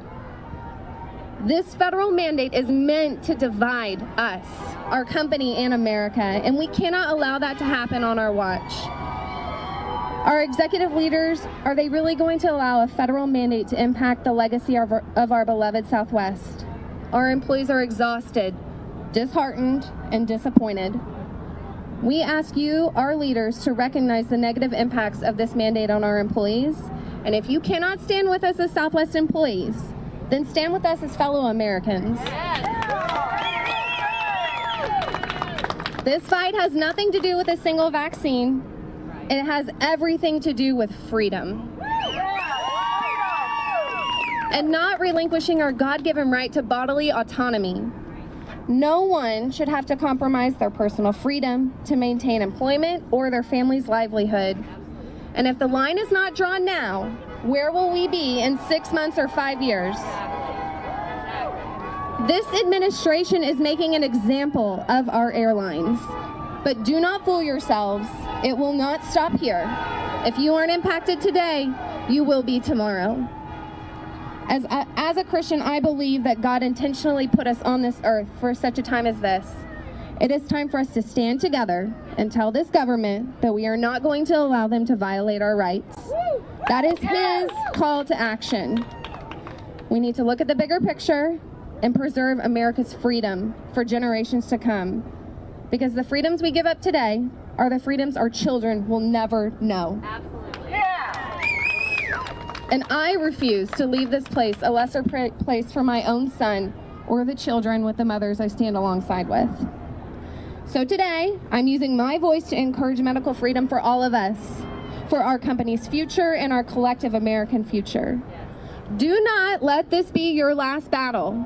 Thank you for being here, but please, I encourage all Southwest employees to reach out to their leaders and let them know what's in your heart, and let them know that you do not agree with this mandate and you are disappointed in Southwest's stance. So, what's the weather forecast for Southwest Airlines today? I say it's sunny with a chance of liberty and justice for all. God bless every single one of you. I'm so humbled. I can't believe I didn't cry. So thank you for being here. And with that, I am so incredibly grateful for Ken Paxton, who's here today. I'm going to pass the mic to you, sir. Thank you. First of all, let me just say I am so proud to be standing here with each and every one of you to stand up for freedom. Thank you all for having me here. And Denny, it's really difficult to follow. You did a great job, and Khaled, thank you both for standing strong for freedom. It's people like you that are going to save this country, so give them a big round of applause. I have to say I'm also very grateful to be still in America where we do have freedom, but we got to fight for that freedom. And we're doing that today, and fortunately we're in a state that cares about that. So God bless Texas, and God bless this great country. So let me just start off by telling you, I'm a fan of Southwest Airlines. I've been flying Southwest for almost 20 years. I'm an A-list. For those of you who know Southwest Airlines, I'm A-list. I have a companion pass for my wife, Angela. And so I love Southwest. And I heard what Gary Kelly had to say on CNBC.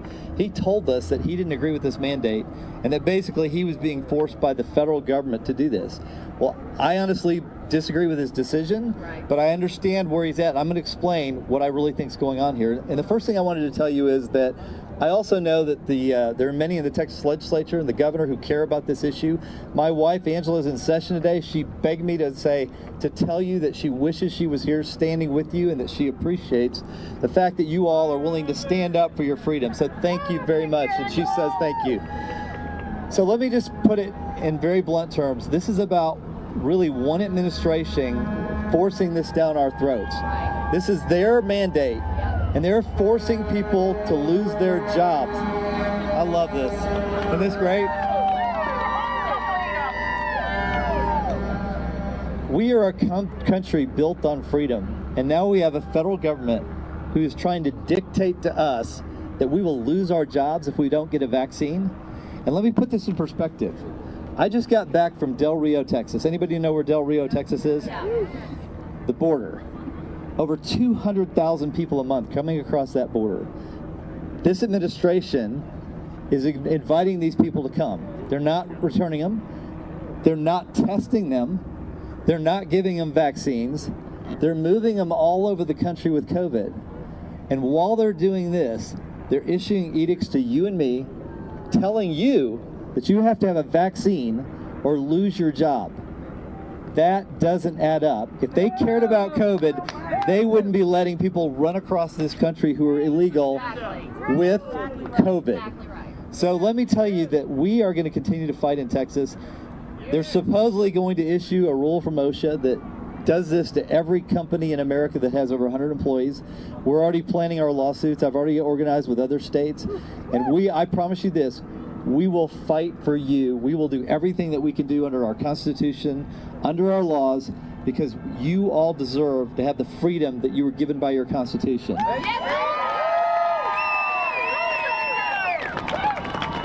If you'll remember, the Declaration of Independence gave us our rights not from Joe Biden, not from Donald Trump, not from our governor. Those rights are inalienable rights that they said came from God.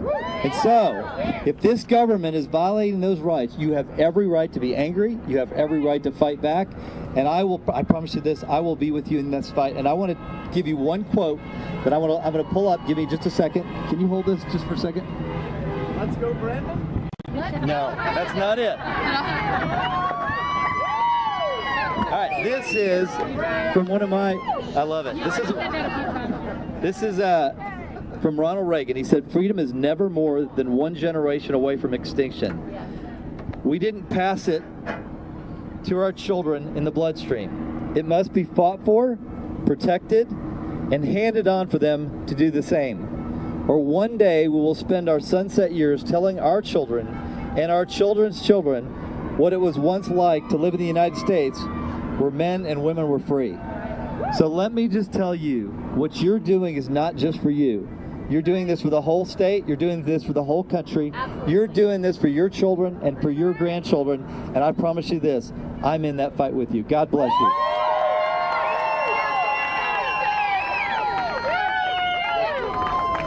I have a question. God bless you. Will you please look into SB 968? SB 968 changed the language, and it put in there emergency orders and disaster as now potential harm. So this passed on June 16th of 2021, And Angela, your beautiful wife, she authored the bill with Colbert. Okay. We are very concerned because this is why vaccine mandates are not being listened to, because of SB 968. Will you please tell us how we can fight SB 968 since it was done without a majority vote? I'll definitely look into it. I promise that. Thank you. All right. Thank you, everyone. So with that, we're going to start our chant. And if we could please line the sidewalk all the way up and down this street, please. We want to make it all the way to the runway. Thank you all. All right. We ready? We're going to start with Freedom Not Force. Thank you, Victory and Freedom Not Force. Freedom Not Force. Freedom Not Force. Freedom Not Force. Freedom Not Force. Freedom not force! Freedom not force! Freedom not force! Freedom not force! Freedom not force! Patriots! Patriots! And we're going to take a quick 2-minute break here. For some of you, stay right here with us. More Live Now from Fox coming up next.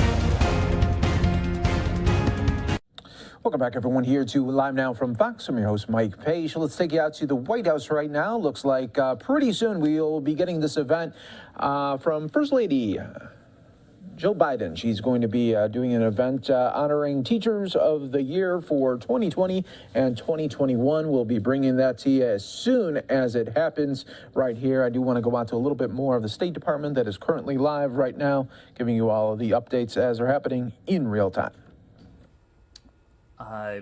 Eager to take part in a ministerial this week when we travel to South America, precisely on the challenge of regional migration.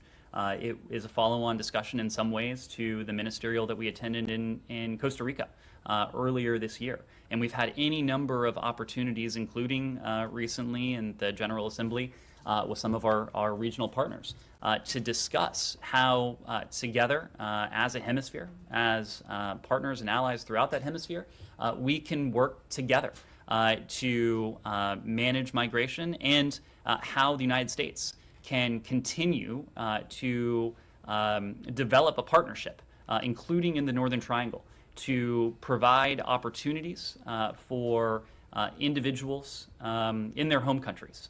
The right to remain is what one of the participants at the SICA ministerial called it.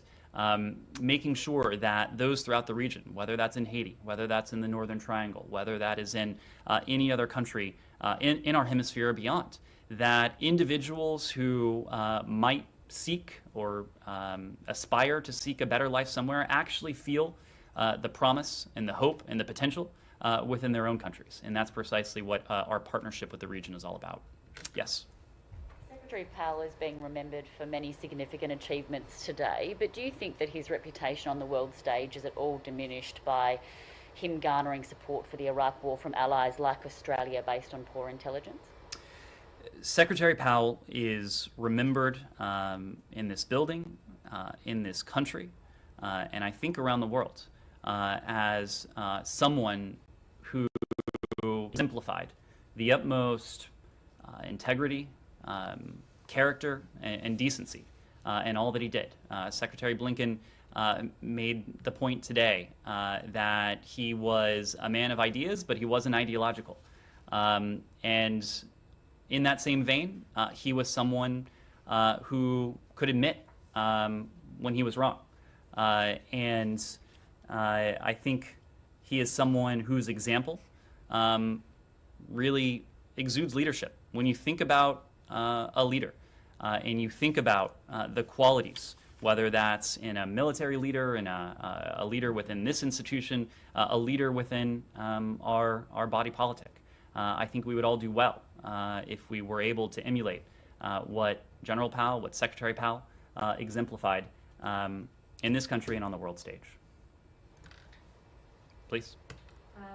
Ned, so on Turkey, President Tayyip Erdogan on Sunday said United States had proposed the sale of F-16 fighter jets to Turkey. There was a recent request that was sent up that you guys did not comment on, but it was sent up in return for Turkey's investment in the F-35 program. So can you confirm the President's comments that it was indeed this was a proposal that was coming from the U.S. side? Let me say, as a matter of general policy, and you know this, Humaira, the department does not confirm or comment on proposed defense sales or transfers until and unless they have been formally notified to Congress. When it comes to Turkey, we strongly value our partnership with our NATO ally Turkey. It's an important NATO ally. We have long-standing and deep bilateral ties, and Turkey's continued NATO interoperability remains a priority. Now, when it comes to the issue you raised, I will say that we remain, the Department of Defense, I should say, remains in consultation with Turkey on an F-35 dispute resolution. Turkish officials have publicly acknowledged their interest in purchasing F-16 aircraft. We would refer you to the Turkish government to speak to its defense procurement plans. What I can say is the United States has not made any financing offers on Turkey's F-16 request. Okay, so let me elaborate just a little bit on that. Has the United States encouraged Turkey at any of its consultations to submit that request for F-16? As I said, the Department of Defense does remain in consultations with Turkey on the F-35 program, how that dispute may be resolved. I'm not in a position to speak to that dialogue, but to be clear, we have not made any financing offers on Turkey's F-16 request. That means that the argument that President Erdogan is making, like we have paid this amount of money for the F-35 program, and we would like that to be accounted for our potential F-16 request. You're basically saying U.S. never told Turkey that that is possible. What I'm saying is that the Department of Defense continues to be engaged in a dispute resolution mechanism with Turkey on the F-35, but I'm not going to prejudge the outcome of that. Is that technically possible? What President Erdogan is referring to, saying something like a store credit, we have paid this much amount of money, and now we want that. Is that technically possible? This is all part of a dispute resolution mechanism. Again, I don't want to prejudge it. I don't want to go into private conversations between the Turkish government and this administration. So I will leave it at that. Okay, final one. Given the Congress, given the bipartisan opposition, would the administration be looking at perhaps lobbying for F-16 sales to Turkey in Congress? Again, I think this goes back to my first answer, and that is we don't speak to any defense sales or transfers until and unless they're notified to Congress. Sure. On the F-16, so when you say that the U.S. hasn't made any financing offer, so you're confirming the request, if you're saying? Well, the Turkish government has made public. Has that been formally submitted to you? I would have to refer you to the Turkish government. They've spoken publicly to their interest, but in terms of a process there, I need to refer you to them. And then also on the S-400, I mean, would you be comfortable with a situation where they had the S-400 up and running with the F-16? I'm not talking about the F-35, separate from that dispute. Would you be concerned about a situation where they had the S-400 operating in a system where they were in a theater where they were also flying the F-16? This is, I think, perhaps a more convoluted way of asking the same question Humaira is asking. So I'm going to give you the same answer, that the Department of Defense is engaged in dispute resolution discussions with Turkey on the F-35. I'm not talking about the F-35. I'm talking about the F-16. Well, this question is coming up in the context of discussions regarding the F-35. So don't want to prejudge those, don't want to go into private discussions. So just one more thing, actually. When you say dispute resolution, Turkey has been removed from F-35. So what are these talks about? Is it about trying to find a way to get their money back, or is it about finding a way to allocate that money to? What is the dispute resolution for? As you know, we've been very public about the lack of interoperability, the fact that the F-35 program is not consistent with the S-400. We have been very clear about that. We've also been clear that the imposition of sanctions under Section 231 of CATSA in response to that S-400 acquisition, it signaled the seriousness with which we approach this. But again, when it comes to private discussions between the U.S. government and our Turkish counterparts about follow-on to our very clear decision on the lack of interoperability between the F-35 and the S-400, I'm going to let those discussions take place behind closed doors as they have been. Yes? The Financial Times reported this weekend that they tested a nuclear-capable hypersonic missile in August. Was the State Department aware of this test, and did it catch you by surprise as characterized in that article? Well, we're not going to comment, of course, on matters that may pertain to intelligence or the specific reference in the article you mentioned. But what we have said for some time now is that we are deeply concerned about the rapid expansion of the PRC's nuclear capabilities, including its development of novel delivery systems. These developments underscore that the PRC, as we said before, is deviating from its decades-long nuclear strategy based on minimum deterrence. As of the end of last month, September of 2021, the PRC had launched at least 250 ballistic missiles this year. All of this is concerning, especially concerning, I should say, given the PRC's lack of transparency into its evolving nuclear posture. And this nuclear buildup, just in our view, reinforces the importance of pursuing practical measures with the PRC to reduce nuclear risks. We have reached out to the PRC. We've made very clear our interest in engaging with the PRC as responsible countries would and do in the context of these powerful weapons and weapons systems. In the meantime, we will continue to maintain the capabilities to defend and to deter against a range of threats from the PRC, threats to the United States, threats to our allies, threats to our partners as well. Yes? On Afghanistan, last week this department said the latest figures for U.S. citizens and lawful permanent residents leaving Afghanistan with American assistance for 129 U.S. citizens, 115 LPRs. Do you have a figure or an approximate figure of those Americans who are leaving without U.S. assistance on these occasional charter flights? And also, do you have an update on a figure, an approximate figure on the number of Americans who remain in the country and want to leave? Sure. Well, you cited the numbers as of last week. It was 129 U.S. citizens, 115 lawful permanent residents the U.S. government had directly facilitated since August 31st.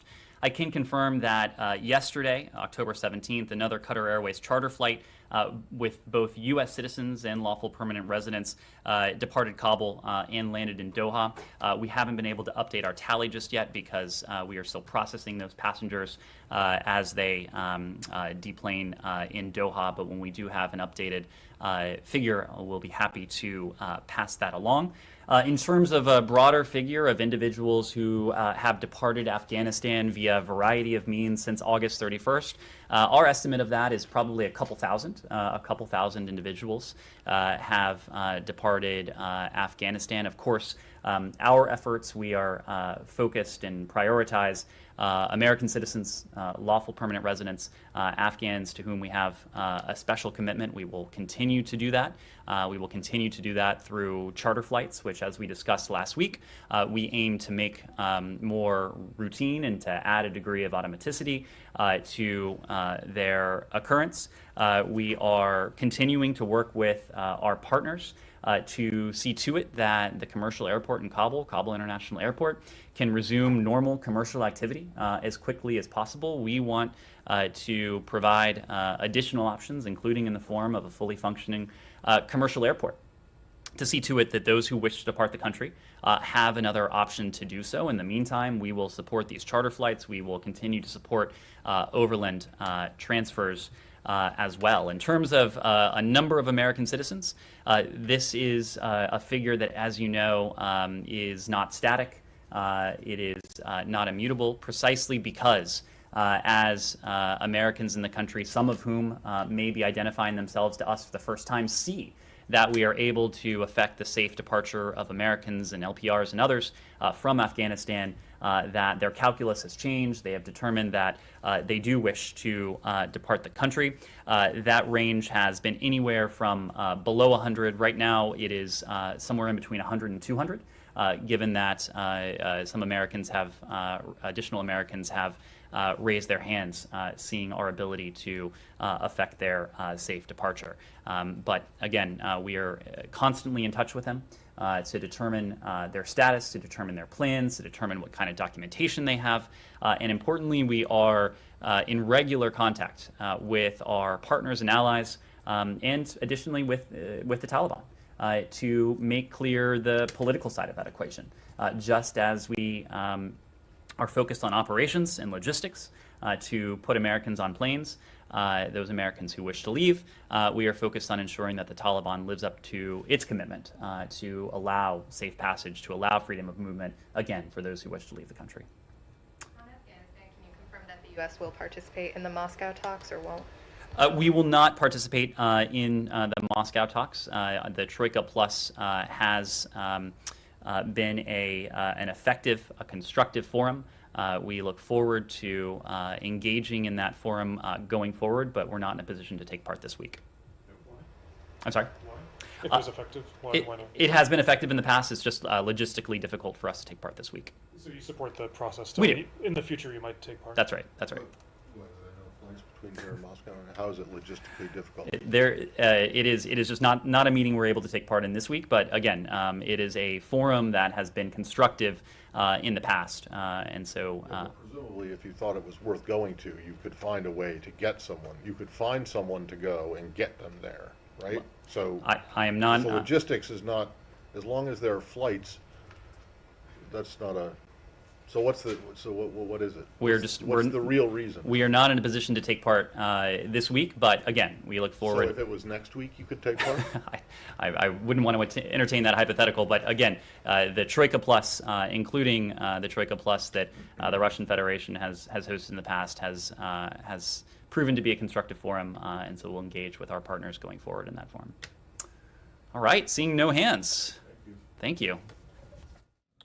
We're going to take a quick 2-minute break. When we come back here on Live Now from Fox, we'll take you out to the White House. It'll be starting in just a little bit, the Teacher of the Year Awards at the White House.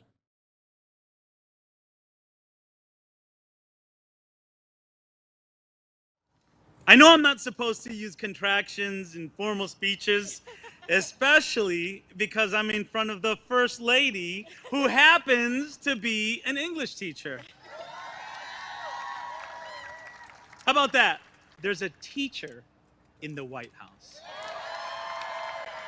It's an honor to celebrate your achievements, especially over the past 2 years, which have marked the most challenging period in our education history. The only upside from last year's canceled ceremony is that we get a 2-for-1 deal this year. I'm so glad we're able to do this in person. Before I begin, I want to recognize Chairman Bobby Scott, who's here with us today. Thank you, sir, for your leadership. I also want to acknowledge my colleagues Randy Weingarten, President of the American Federation of Teachers, Becky Pringle, President of the National Education Association, and Carissa Moffett-Miller, CEO of the Council of Chief State School Officers. Thank you for your tireless dedication to teachers. And representing the states for our 2020 and 2021 National Teachers of the Year, we're also joined by Randy Watson, Kansas Commissioner of Education, and Joan Ebert, Nevada Superintendent of Public Instruction. Thank you for everything you do to support educators in your state. Congratulations again to Juliana and Tabitha and to all State Teachers of the Year for this well-deserved recognition. Yes. Thank you for working to advance educational excellence and equity. You know, Tabitha distinguished herself as an overachiever from a very young age. I heard when she was growing up, regular classroom assignments just weren't enough.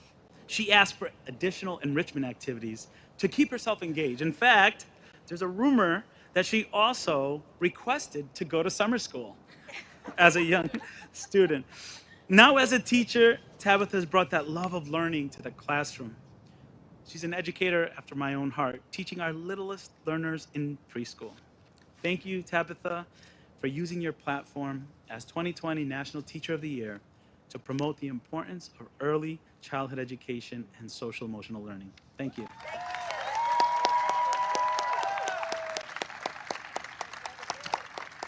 I also want to shout out Juliana, our 2021 National Teacher of the Year.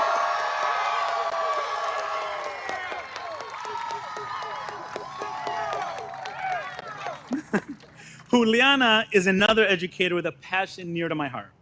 As a first-generation bilingual immigrant, Juliana works to help her students feel proud of their cultures and who they are. She works in special education classrooms and as an elementary school instructional strategist. I'm heartened that Juliana is the first Latina National Teacher of the Year in more than 15 years. Juliana, thank you for using your platform to advocate for a joyful and just education for all students. One that's inclusive, affirming, and celebrates the wonder of learning. As educators, we know that supporting America's students has never been more critical. This is especially true as schools safely reopen for in-person learning and address the impacts of COVID-19 on students' mental health and their social, emotional, and academic well-being. I don't have to tell you, we cannot unlock students' potential unless we also address the holistic needs they bring with them to the classroom every day. Your contributions to our children's success and our nation's future can't be overstated. You are our country's greatest child advocates. And as you know, this is our moment. This is our moment. There's no more important time to represent the profession as Teachers of the Year than now. As this prestigious program nears its 7th decade, I also want to recognize the Council of Chief State School Officers for shining the light on the importance of excellence in education through your National Teacher of the Year program. Thank you, Carissa and CCSSO. Thank you.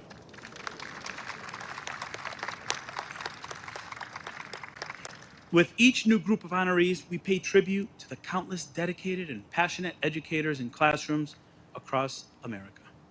Teachers who are pouring their hearts into their work, inspiring their students, and collaborating with their colleagues and neighbors to make their school communities vibrant places to learn.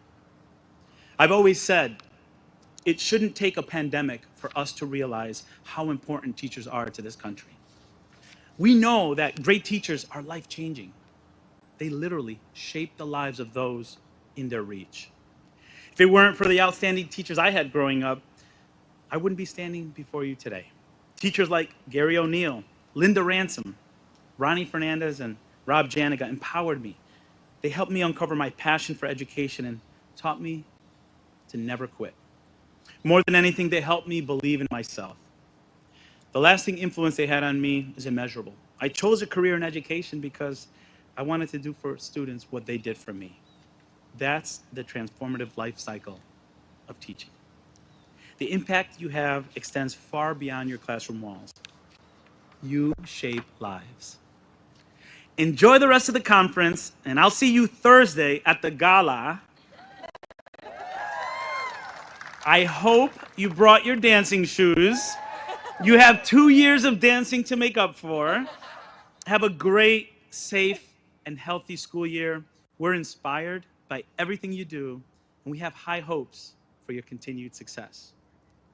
Now it's my pleasure to introduce the 2020 National Teacher of the Year, Tabitha Rosbroy. Let's give Tabitha a loud round of applause.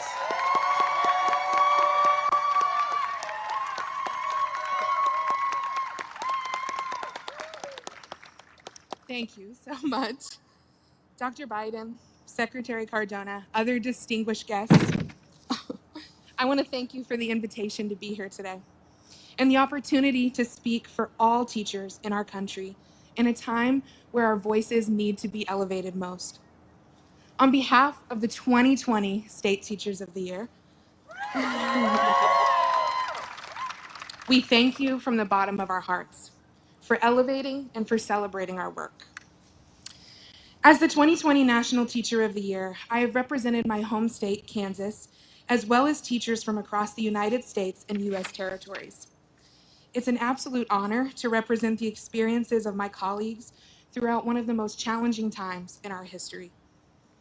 I have seen educators show up on the front lines of this pandemic, reshaping content delivery in the matter of days, and rallying their communities to support students in virtual learning when there were glaring needs to be met. I have seen them tired, so tired, from the emotional weight of carrying their students' struggles as their own. And I have seen teachers advocate in ways that lift up the voices of their colleagues, their students, and their communities. I teach preschool, as evidenced by my cape. I brought the signatures and the artwork of my students, my community, my family, the grandparents at the preschool and the nursing home that I helped to start, all with me to the White House today to share this experience. Preschool has been my focus and my joy for the last 12 years. And as the first preschool teacher to ever receive the prestigious title of National Teacher of the Year, I have dedicated my year to lifting up the importance of making a preschool experience a part of every child's story.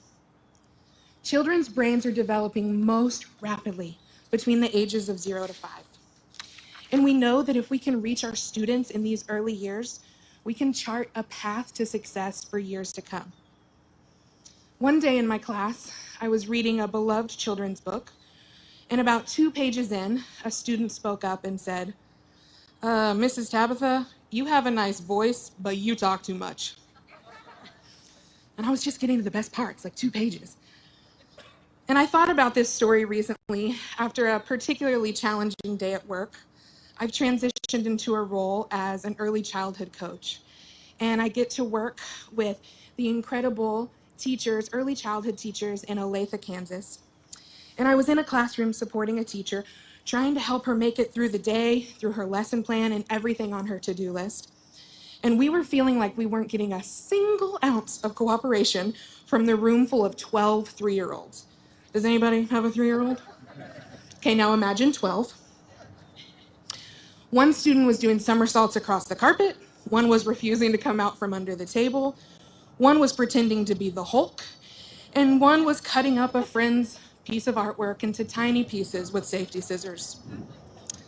And in that moment of reflection, I realized that my ideas were nice, the teacher's ideas were nice, but we'd been, in the words of my student, talking too much.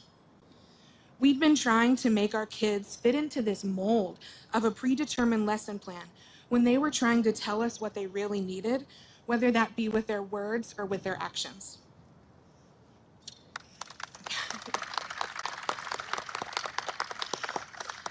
Our children are crying out for what they really need, and so are our teachers. And as their representatives, it's our job not only to listen, but to act. No longer can our public schools be places where the expectation is that we primarily focus on an academic education.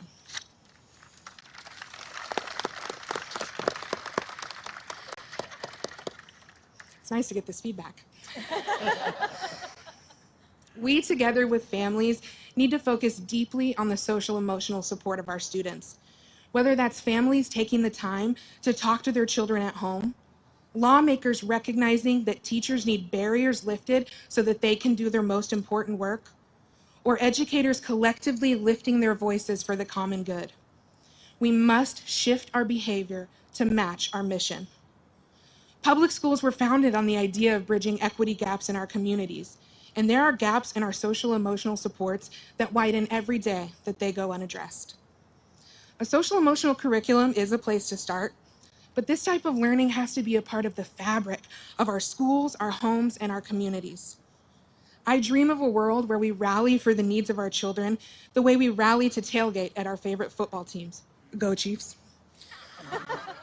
Or the way we've all been waiting for Adele's latest album to drop. November 19th, everybody.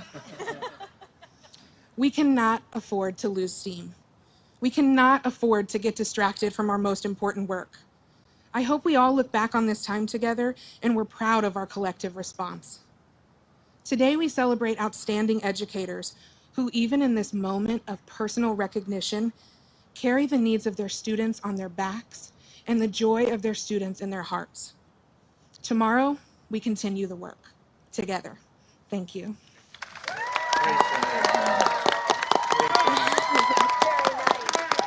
Thank you.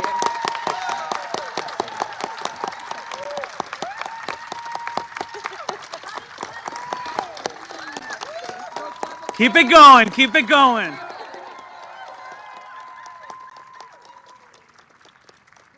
The 2020 Teacher of the Year, whose focus is on social emotional well-being of students. Go figure, huh? Awesome, awesome. Thank you very much. I'm excited now to turn the stage over to our 2021 National Teacher of the Year, Juliana Urtubey. Let's give Juliana a round of applause.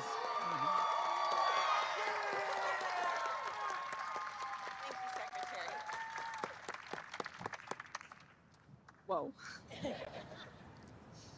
I'm a crier. But it's the emotion and the pride that I hold for what we're doing today.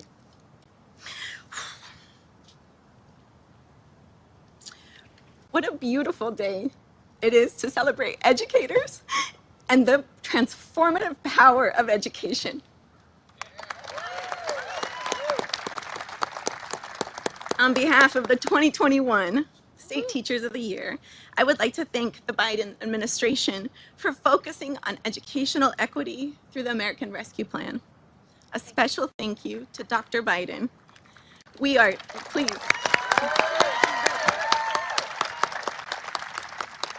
Dr. Biden, we are grateful for your leadership in uplifting our profession in every step that you take. Secretary Cardona, agradecemos profundamente su visión para un futuro de educación pública positiva.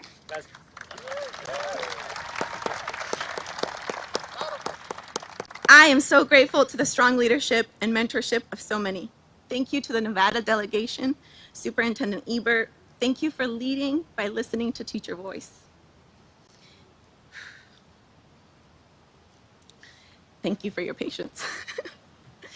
Thank you to Peggy Brookins and Tanya Holmes-Sutton for boldly advocating for spaces for teachers of color to shine.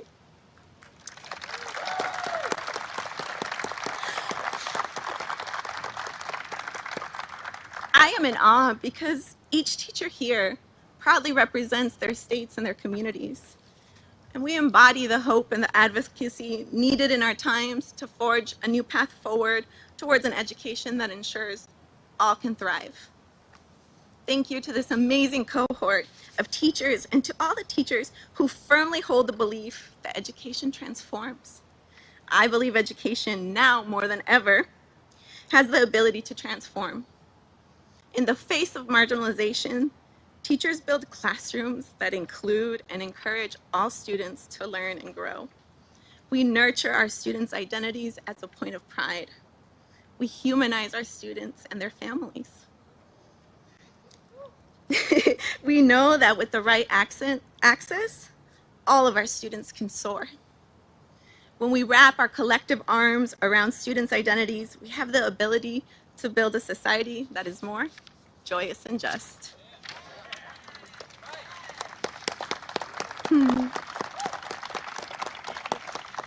I, like 75% of my district's student population, am Latina. I'm Colombiana and proud. I'm proud of my heritage, my roots, and my ancestors' resilience. I'm proud of this story. Today, our focus is to renew the promise of equity and excellence for all children in every school across the country.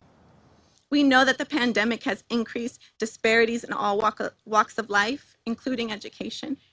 And our work today requires us to collaborate with students and their families, educators and communities, while holding on to hope for a brighter future. This work is often slow, and it's often at odds with the urgency of our times. Let us remember the long-term power and impact of building and sustaining relationships with students, families, and educators so that all of our voices and solutions are in the front lines. In this way, we can create more joy and justice for students like Joseph, who needed an advocate to partner with his family, and Maritza, who needed her family's home language included at school, or Vanessa and Lila, who needed their family's strengths included in their education so that their confidence could shine. As a special education teacher, my job is to make sure my students see themselves the way I see them, with all their possibilities and abilities to contribute to school communities. As your 2021 National Teacher of the Year, my job is to show the world the incredible power of educators I see each and every day.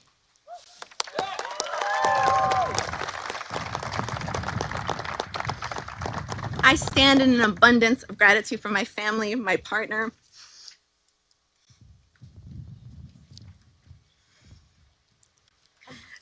it's Dr. Biden telling me it's gonna be okay. It's gonna be okay. My school communities, Crestwood and the Noes and Booker Elementary, the Council of Chief State Schools Officers for celebrating both the 20 and the 2021 State Teachers of the Year, despite the challenges. And I stand with this immense gratitude for the possibility of a future where all of our students belong, where each child is seen for their strengths and has the ability to live a life full of joy and full of justice and action. I embrace you all, and I thank you from the bottom of my corazoncito for being on this journey with me. We have persevered. We have taught through the challenges that seem too big to carry alone. We have remained dedicated to elevating our profession. The road we pave today will lead us to the future. Let's ensure that our future has no barriers, only bridges. Let's ensure that together we enact the biggest lesson that I've learned from my students, and that is, there's nothing more fulfilling than doing our work with joy, and that what we provide to the world is in the spirit of justice. Muchísimas gracias. Thank you so much.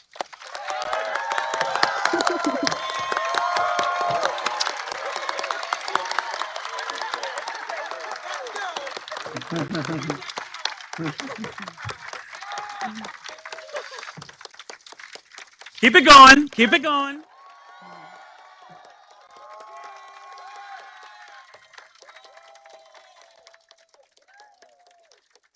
So we had the 2020 Teacher of the Year talking about early childhood education and talking about social emotional well-being, holistic needs of the children.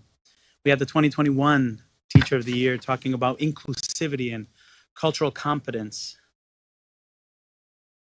All we have to do is listen and act, and we're going to build back better. That's for sure.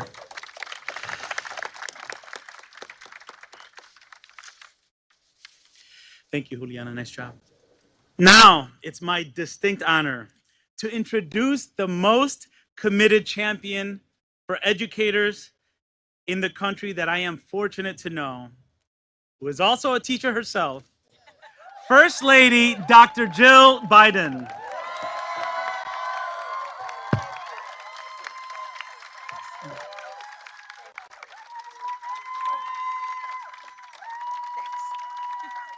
Thank you. Oh, thank you. Thank you very much. Thank you. Thank you. Thank you. And welcome to the White House. Secretary Cardona, as you know, my husband made a promise to educators across America that his Secretary of Education would be a leader who taught in a public school classroom. And he found that in you. Right, Randy? Right, Becky? Was our promise. Thank you for all that you are doing to support teachers like those who are with us today. And thank you to our National Teachers of the Year for 2020 and 2021.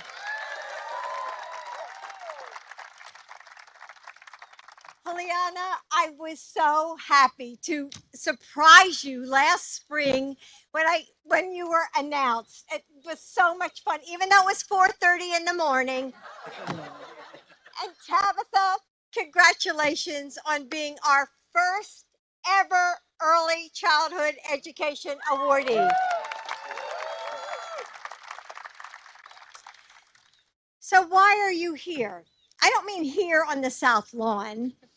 I mean, why are you here? You're here because you are among the finest group of educators in our country. What I mean is, what started you on the path that led you here? Why did you choose to be a teacher? Why have you dedicated your life to teaching? Everyone here today is here for a reason. Maybe it was a teacher who pushed you to dream that you could make a difference. A child who inspired you to make the world work a little better for her. A time that when you realized that no one was going to do the hard work of changing things if you didn't answer the call. We all have our moment when our story began, or a person who set us on this path. For me, it was my grandmother. She taught in an old-fashioned one-room schoolhouse, crammed with 3 grades of students. And some days when I was a little girl, she would take me with her. And if I was lucky, I got to ring the brass bell, literally, that called her students to class. And she was a great teacher. She loved it. And her students could tell. She didn't just teach letters and arithmetic. She, like you, opened up new worlds. When she read to us from Charlotte's Web or my favorite Mary Poppins, she was spellbinding. And every child who walked through the walls of her classroom became enchanted, including me. I wanted to do that. I wanted to help kids see their world in a different way. I wanted to help them find their own voice through writing. I thought if I could do what she did, if I could set just one student on a better path, that would be really special. Someone inspired you too. Someone helped you find your path. And I know that they would be proud to know just how far you've come. The National and State Teachers of the Year program is the most prestigious teacher recognition program in our country. So many teachers were submitted for consideration. And in a crowd of some of the most innovative, talented, compassionate, and effective educators in our country, you all stood out. Yes.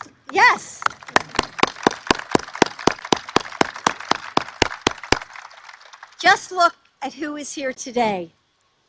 Juliana and Tabitha, you are the inspirations and the innovators.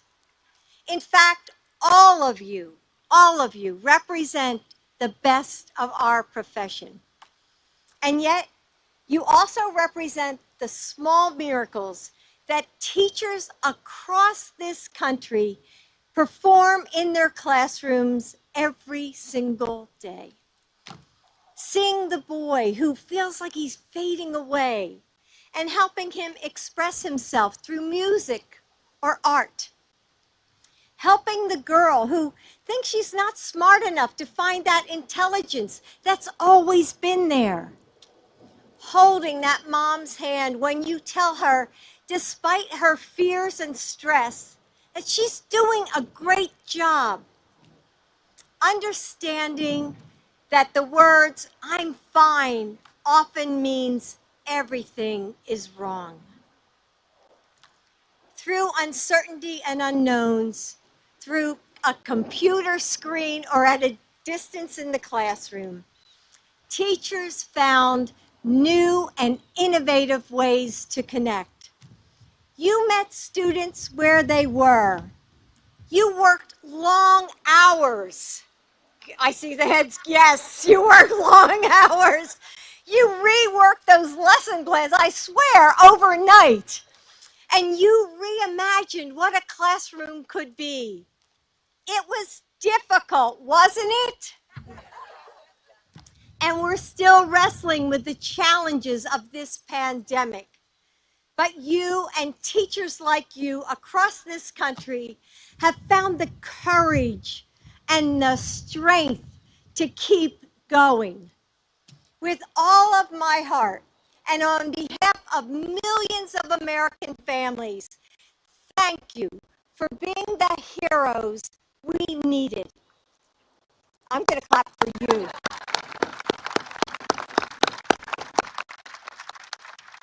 We don't do this job because it's easy. We don't do it because it brings us fame and fortune, that's for sure. We do it because it's more than a job. It's a calling, isn't it? It's part of who we are. And what I want to say to you is this: never, ever underestimate the power of what you do every day.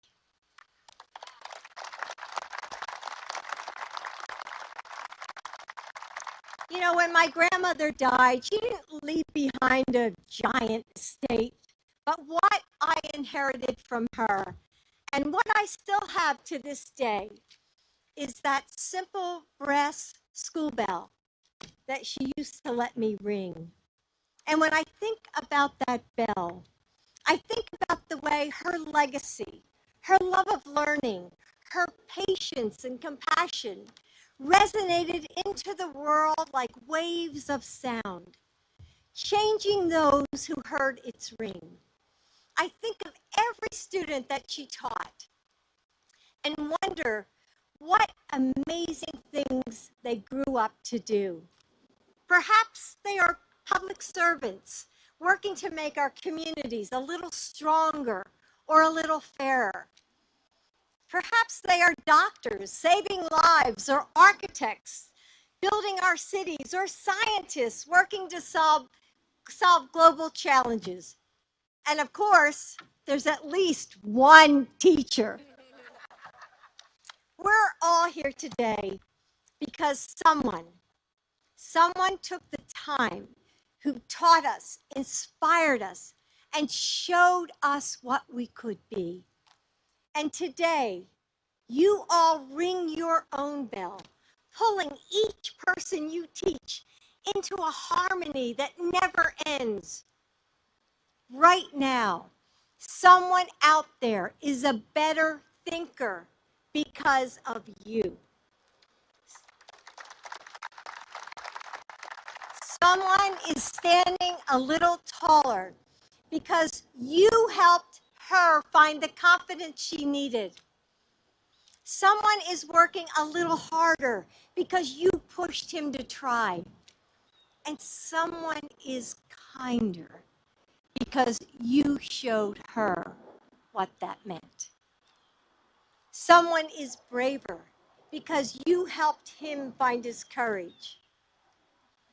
Never stop ringing that bell. Never forget that the lives you change go on to my student. Teachers everywhere are performing miracles every day.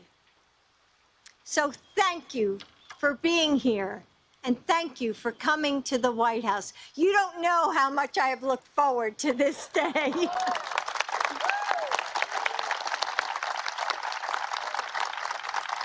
Thank you. Now, there's one more person that I want you to speak to today.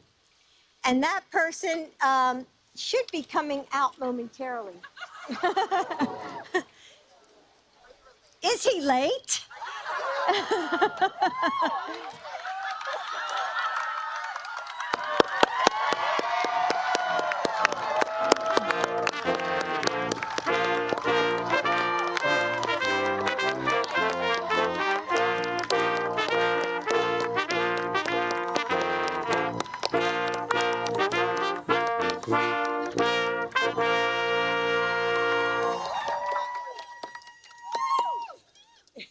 My name's Joe Biden. I'm Jill's husband.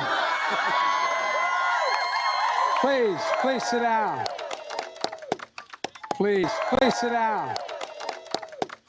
Please. Well, Mr. Secretary, as they say in parts of Claymont I'm from, you've done good, fella. As you can see, I didn't get my English lessons from Jill. Also here is a good friend of mine, a chairman and a congressman, Bobby Scott. Bobby, stand up. And Randy, thank you. We kept our commitment, didn't we? Yeah, that's what I said. All right. And I just want you to know, Becky, Jill is a member of the union. I hope her dues are paid up. They are. They are? Okay, I just want to check. There's nowhere we'd rather be than with educators. You know, when we decided to run and we got elected, Jill elected me. You all think I'm kidding, huh? Well, what happened was that we started thinking about it. And I knew immediately. Jill said, by the way, and I said, it's okay with me, teach full time. She's the only first lady who's ever had a full-time job. Now, the fact that I don't ever get to see her, the fact that she is either traveling on behalf of the people of this country or going to her classroom teaching 15 credits at the community college is a different story, but it is who she is. Like I heard her say, she probably has said, I heard her say many times, teaching is not what you all do, it's who you are. It's what you're made of. And you know, one of the things that I used the line years ago that I still think is relevant in a slightly different context. You know, when you think about it, the single most consequential people in the world beyond our parents, God willing, if we have them, is our teachers. You are the ones who, you're the kite strings that lift our national ambitions aloft. I mean, not a joke. It's a reality. It's a reality. One of the reasons why we're working so hard and the Secretary is helping so much in the Build Back Better plan is that the rest of the world is starting to figure this out. The rest of the world is starting to out-educate us. Early education is earlier and more prevalent in European countries. A significant number of, we rank number 34 out of 37 industrial nations in the world, and the number of where we rank in terms of people getting a degree beyond high school. And so we have to get back in step, and you're all the reasons. You're the best of the best. You know, for all of it, by the way, where are my 2 Delaware teachers?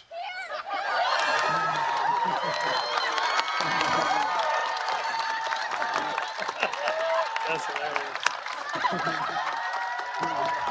Who's Newcastle? Newcastle, all right. You can see we're not at all proud of Delaware. My dad used to always say, never forget where you came from. As they say, them the one that brung me to the dance, you know? But I want to thank Rebecca, I think, for Colonial Education Program in Newcastle, and Kimberly of McCain High School in Wilmington. That's you? Okay, all right.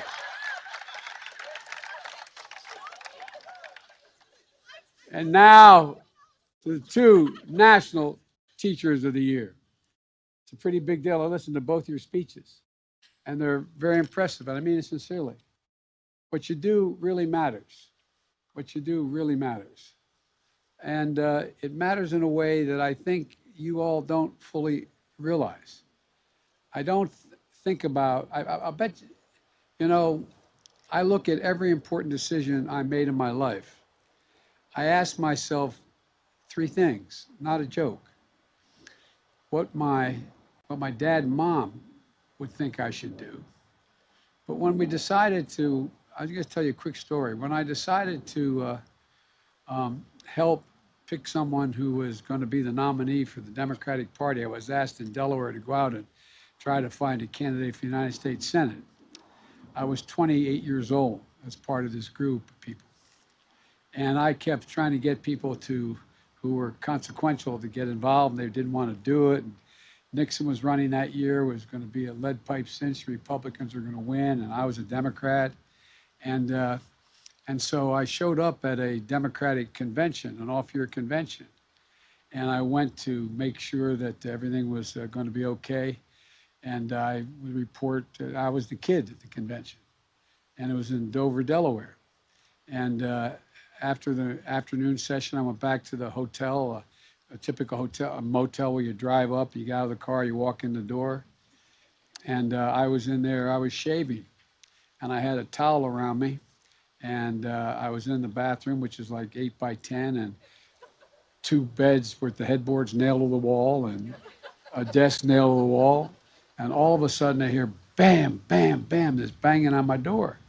And I thought it was a guy, a great friend named Bob Cunningham, and a guy named Dennis. I thought they were coming to pick me up. I thought I was late. So I went to the door, shaving cream, razor in my hand, towel on, opened the door. And who's standing there but the former governor of the state of Delaware? Swear to God. A former Chief Justice of the state Supreme Court and Rhodes Scholar, and more members of his family were United States Senators than any family in American history. Thirdly, a congressman who had been defeated earlier, a great guy, 5-term congressman, and a guy named Henry Topel, who was the state chairman. And they said, "We're coming in." I said, and I had not met 2 of them personally. 2 I hadn't met. And I'm in a towel, shaving cream on my face. And so I stepped back. I said, "Oh, gentlemen, okay, please come in." I went in the bathroom thinking, I'm going to put something on. I got in and I realized there's nothing to put on. So I wiped the shaving cream off my face and I walked out, and I was mortified. And I said, "I'm sorry, gentlemen." I said, "It's okay." And there were 2 of them, each on the end of each of the 2 beds that were facing me. And I'm against the desk like this. And this guy, Henry Topel, said, and he was from New York, he said, "Joe, we just had dinner. We were thinking. And you should run for the United States Senate.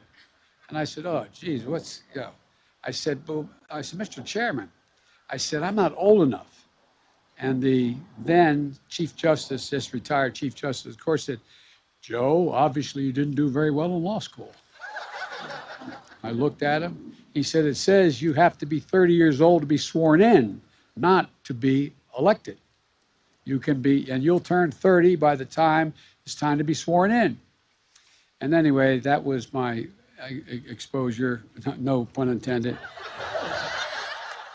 And so I go to the event, and I'm riding home with this guy, Bob Cunningham, who was a really bright guy. And I said, Bob, I don't know, what in God's name am I going to do? This is crazy. And so I'm thinking, who am I going to talk to? True story. And the next morning I get up and I called my professor at the University of Delaware, a guy named Dr. Ingersoll. And I said, Doctor, can I come down and see you? And he said, of course. I went down and sat with him for half an hour.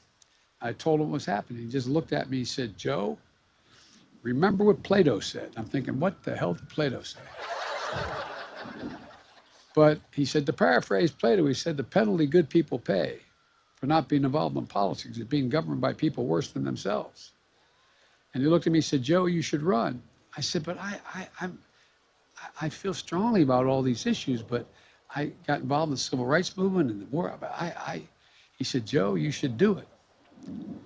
He had enough confidence in me that he gave me confidence in myself. With a kid with no money, coming from a middle-class family, who grew up in grade school stuttering, literally. For me, I'm confident I would have never done it were not for Dr. Ingersoll. I'm sure there are people of each of you can look back at, and they changed your life. But most of all, what you do is you give us confidence. You instill confidence.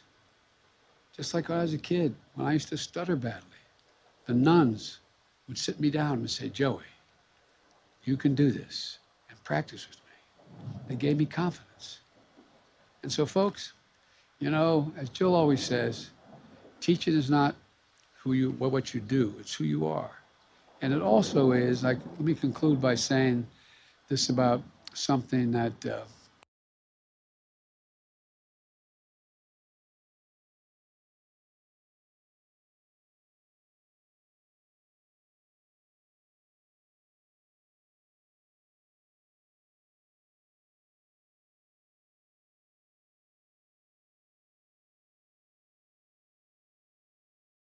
raised in Harlem in the South Bronx. Graduated from City College in New York. And he rose to the highest ranks not only in the military, but also in areas of foreign policy and the State Department. This is a guy we talk about who had teachers who looked at this African-American kid and said, you can do anything. So all I want to say to you, really, all right, it seems like we are having a little bit of audio issues. You can hear that our photographer are trying to work them out by replugging in a few microphones. Hopefully they can get this situation fixed here shortly. So again, watching this live, we're on Unfiltered. That's what we do for you right here on Live Now from Fox. And President Biden been sharing some personal stories here as they celebrate Teacher of the Year awards at the White House. Let's continue to listen in here on Live Now from Fox. No, Dr. Biden. Thank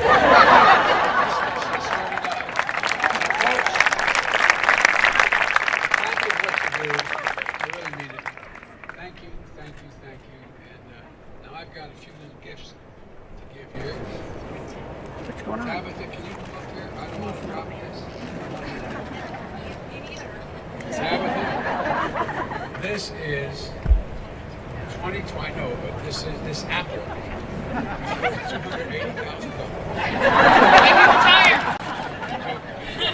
I want you to have this, and I just don't know how much we appreciate you.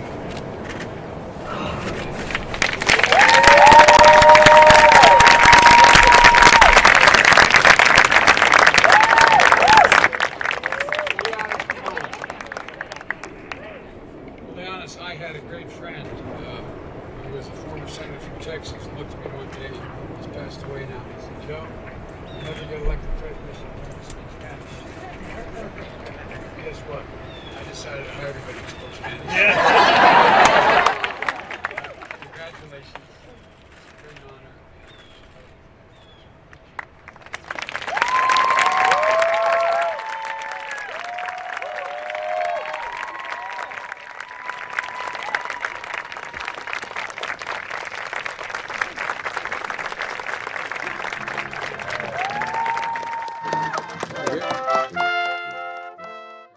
All right, so guys, once again, a little bit of audio trouble there at the end as they did lose that microphone, but we still got to see the president handing out those awards. Of course, got to hear some remarks from the First Lady, Dr. Jill Biden, as well. And we brought this event to you live on Unfiltered, which is exactly what we do here for all of our viewers. So we will continue to monitor other events taking place across the country, and we'll head off into a quick 2-minute break, then bring you to some remarks made by Vice President Kamala Harris. She was in Las Vegas.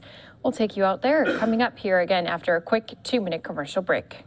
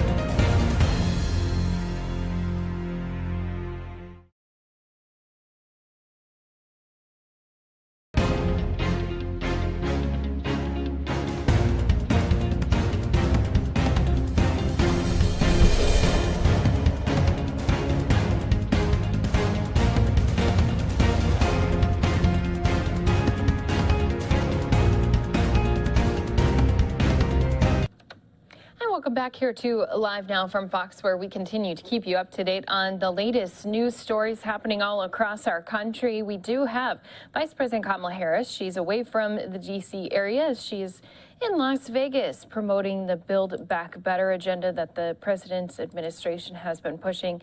Let's go into some of those remarks as she met with some of the Nevada leaders here for you on Live Now from Fox. We've spent about $4 billion with our PLA, which all 16 members of our bargaining units in the Valley are participating in, and we believe that we've created approximately 100,000 jobs as a result of that expenditure. Union jobs. Yes. That's great. And thirdly is the recycling project with Southern California Metropolitan Water District. Right now, that water that's used is treated and flows out to the ocean. And with this project, Southern Nevada is going to financially participate in the construction of that project, where that water can be treated and reused locally in Southern California. In exchange for our financial participation and also our technical help, we are going to receive the Colorado River allocation that the Metropolitan Water District has right now. And so the $450 million that's included in the infrastructure bill is really critical and important to that. And also the $100 million in the reconciliation package is also very critical to that. So about those jobs, can you describe what those jobs are? Those jobs are trades jobs, plumbers, pipe fitters, welders. They are laborers of all different kinds. Yeah. And people that helped us to operate and work our tunnel boring machine that went 3 miles out underneath Lake Mead, examples of those types of situations. High-tech jobs as well for electricians, etc. So, like I said, 100,000 jobs as a result of that $4 billion in PLA-funded projects there. And we agreements? Yes. Yeah.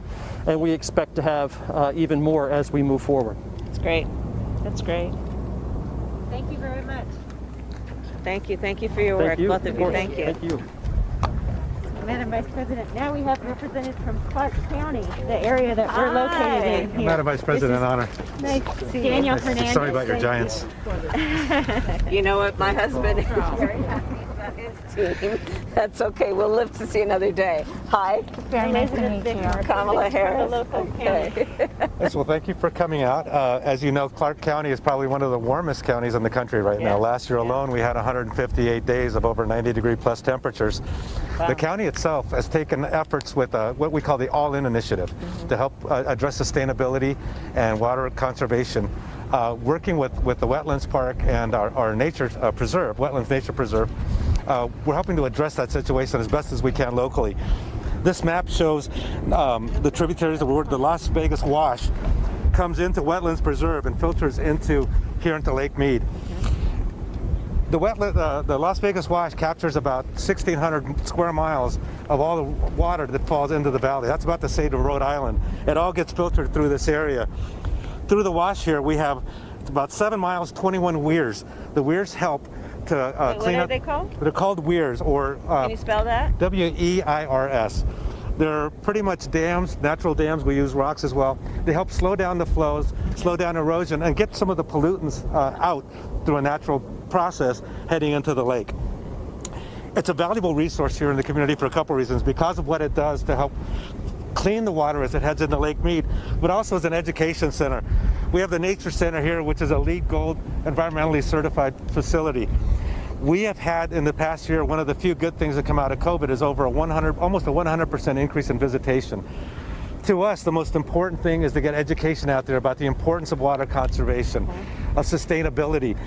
Our goal here with over 400 volunteers and staff is to get the word out, to educate people, and it serves as a wonderful recreation, education, and environmentally protected area. We have over 314 species of birds here, 70 mammals, both endangered and threatened species that pass through this area. So it's a very important component as an entryway, gateway leading into Lake Mead, with the water coming in through from the Las Vegas Wash Valley.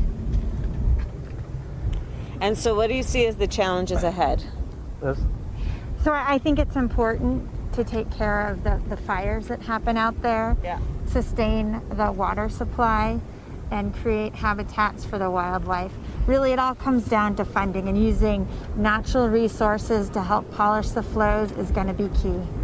So I'm sure you all are aware that we're proposing a climate corps, similar to AmeriCorps, and we're imagining that these jobs, over 100,000, would be created and focused on a lot of people, but in particular young people, and getting them involved in this kind of work. And part of it is preservation of wetlands and what we need to do in terms of just everything that is about water and reinforcement and resilience. What are your thoughts about that? I think that's fantastic.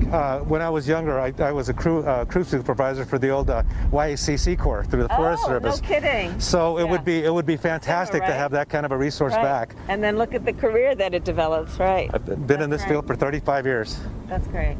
That's great. Well, That thank would you be a both. fantastic opportunity for young people. Yeah, no, we're really looking forward to it. We're really looking forward to it. I mean, they, more than probably most of who we are demographically, really do get this and get the seriousness of it. Absolutely. And the power that we each have to actually do something about it. Yeah. Absolutely. So, well, thank you both. Thank you very much. Thank you. Madam Vice President, we'll continue around the Sunset Recreation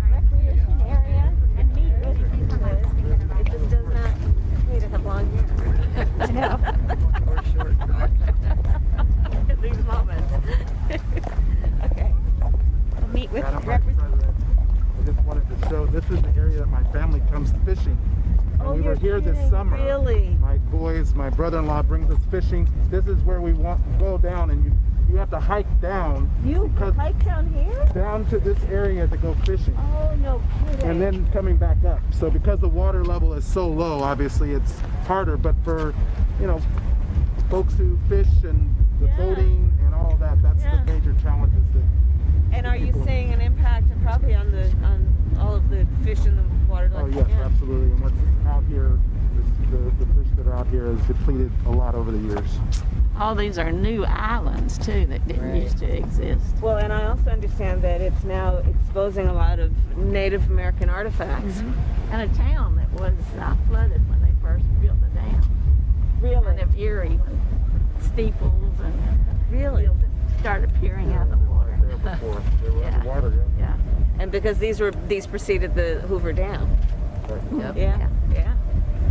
Vice President Harris, I wanted to introduce to you Justin Pattison from the Park Service, the National Park Service. Thank you for your work. Nice to meet you. Talk about the area Members here. of Congress. Hello, thank you so much for coming. Welcome everybody to Lake Mead National Recreation Area. The park was created in 1964 and is America's first and largest recreation area. So today you see the rugged desert landscape contrasted by the cool waters of Lake Mead, which is at 64% or 34% capacity currently. Now, if we were here 500 million years ago, we would actually be standing at the bottom of a shallow ocean. Over millions of years, that shallow ocean actually receded and reformed again. During that time, it deposited some of the sediments that you see here.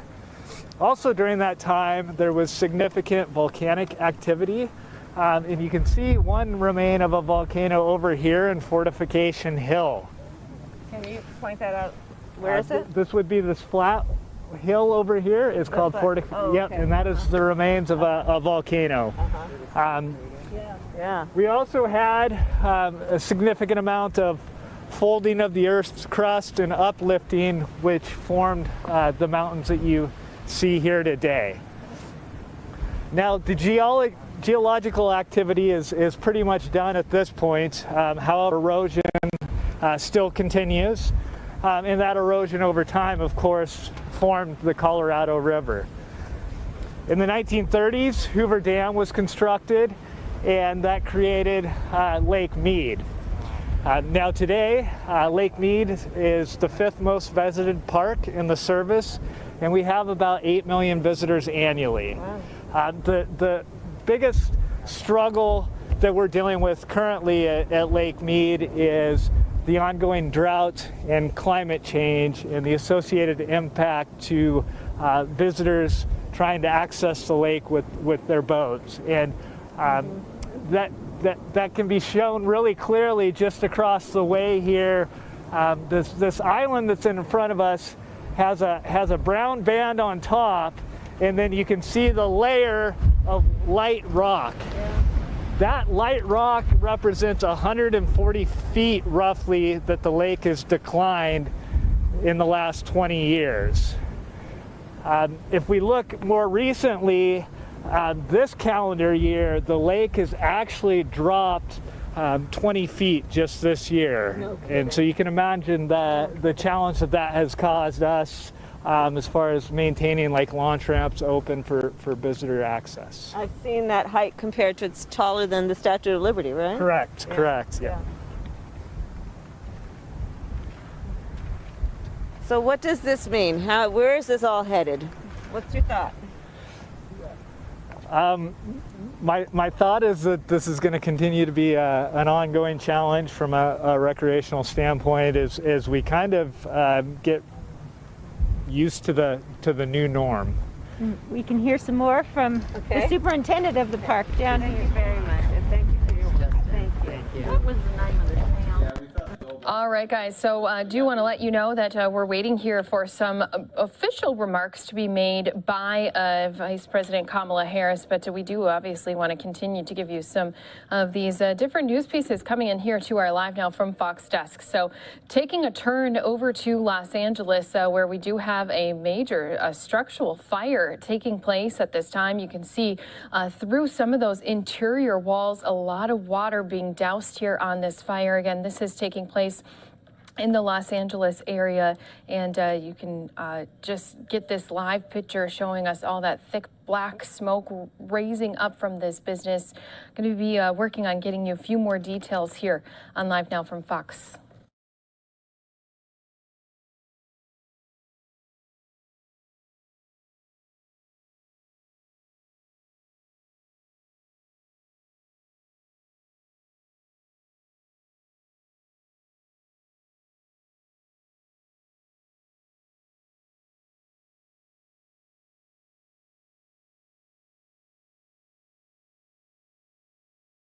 All right, so just trying to get a few more details here for all of us who are taking a live look at this fire. Thick black smoke rising up in the air. This is a look at just some of the efforts that are taking place here. You can see a lot of burned cars also here in this parking lot. Some of them still even on fire, as we do have a number of crew members out here working to contain this fire. You can tell that they're having a little bit of trouble with what could possibly be some gas there down on the ground. So we were hearing that there could possibly have been a couple of explosions that had been heard during this incident. Also, one person injured here. Again, during this structure fire, looks like we do have quite a few different ladder trucks trying to help douse this fire and this structure with water. So we are taking this live look here for you on Live Now from Fox, and it looks like this is just burning very fast and very strongly here this afternoon in the Los Angeles area. This is said to be possibly a marijuana growing facility, so we do have our fire crews out here working not only from down on the ground but also up in the air. You could see some of them standing on the roof, and then a few who are up on those ladder trucks operating the hoses as well. But I'm sure there's a lot of people who are around this area seeing that thick black smoke rising up, wondering what's going on. And it is a structure fire that we do have multiple engines that have responded to, fire crews working to try to put this out, especially after there had been some possible reports of hearing some explosions as well. So we're going to be staying on top of this as it develops here for you right here on Live Now from Fox. Again, this commercial building is only one story and appears to be a marijuana grow operation. Explosions had been noted from within. There was nearby vehicles that we saw there in the parking lot that also looked to have been burned, and even some still burning when our Skyfox had zoomed in, giving us this look. I always say sometimes it's a nice sign when you see that smoke go from that dark black to a little bit of the lighter gray color. That means that they really are starting to hopefully get some of this under control, but you're still seeing quite a bit of that building with those red flames still sticking out. And again, when we've zoomed in a few times, you can see just those interior walls. Looks like this is a complete loss from the inside. Just with those walls on the interior, you can see through them. It looks like a new open house concept here in this building. So again, we do know at this time one person had said to be injured, being assessed for apparent burn injuries by those who were first arriving on scene. And again, firefighters here in the defensive operations underway here in the Los Angeles area as they have this structure fire that they are trying to put out here on this Monday afternoon.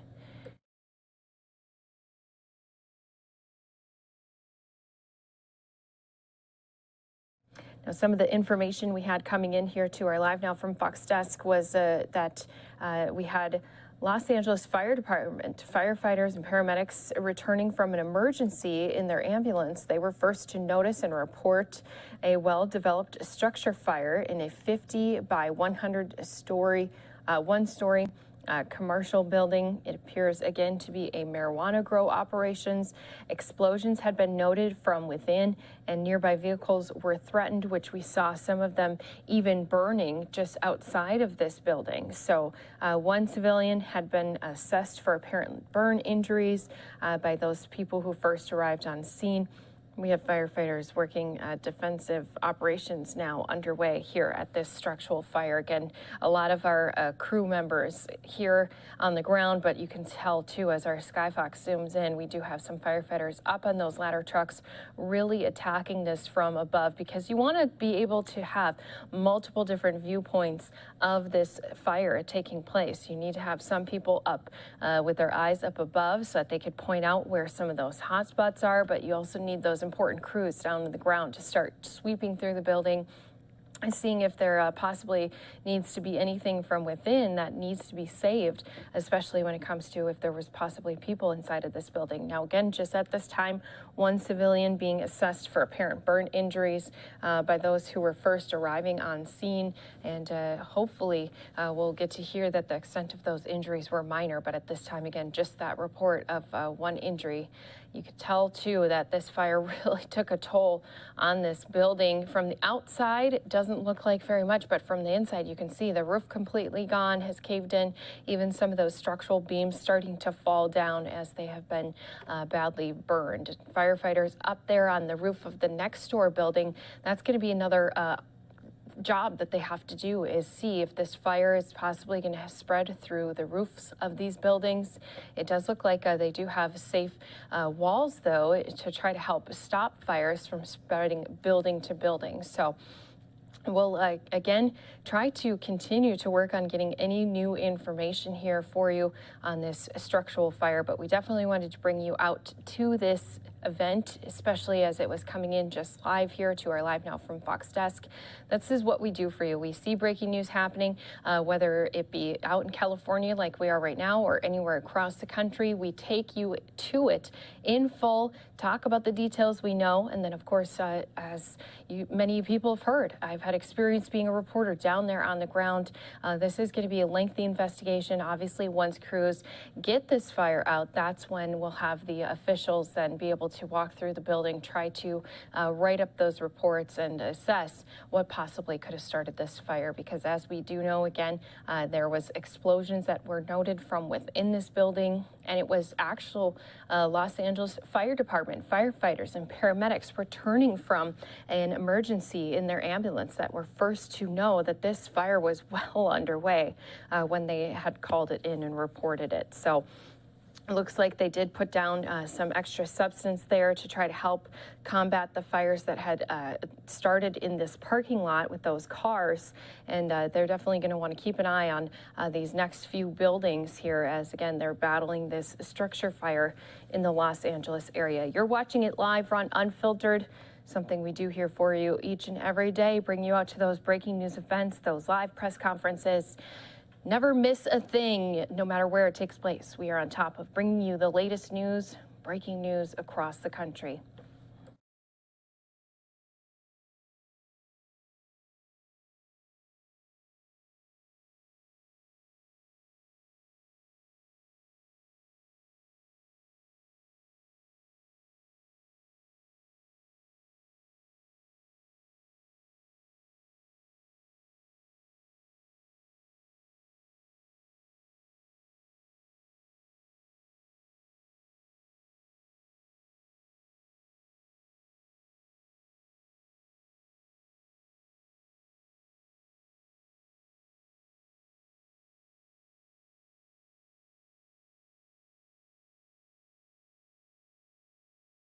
So do want to say thank you again to all of our viewers here with us on LiveNOW from Fox.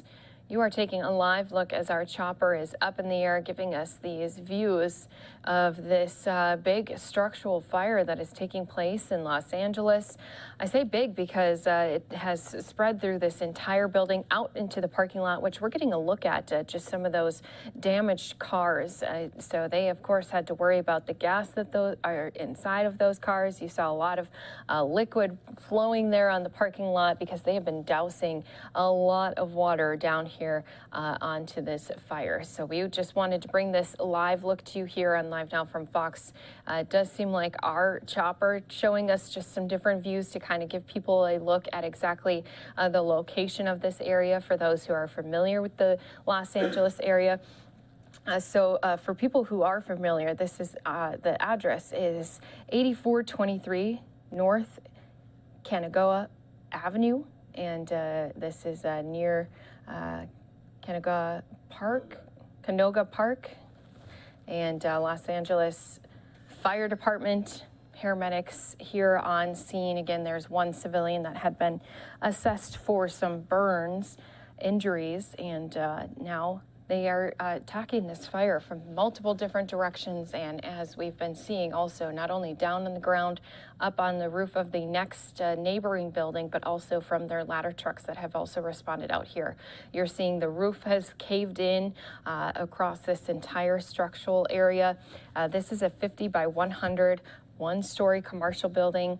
It appears to be a marijuana grow operations, and there was explosions that had been noted from within. So we've been taking this live look, and you can tell that firefighters still have a lot of work ahead of them as they try to stop this from spreading into these other buildings that this one is connected to. So a lot of work still yet to be done, especially as firefighters are on the defense here. We've been taking this live look, going to step away for a quick 2-minute commercial break. Don't forget, whenever it comes to live breaking news, press conferences, we've got you covered in what you need to know. We'll bring you more news stories, especially as we do have Vice President Kamala Harris now making some other official remarks out near Lake Mead as she tours through Nevada, talking about her Build Back Better agenda, the Biden administration's agenda. We'll bring that to you here again after we go out to a quick 2-minute break.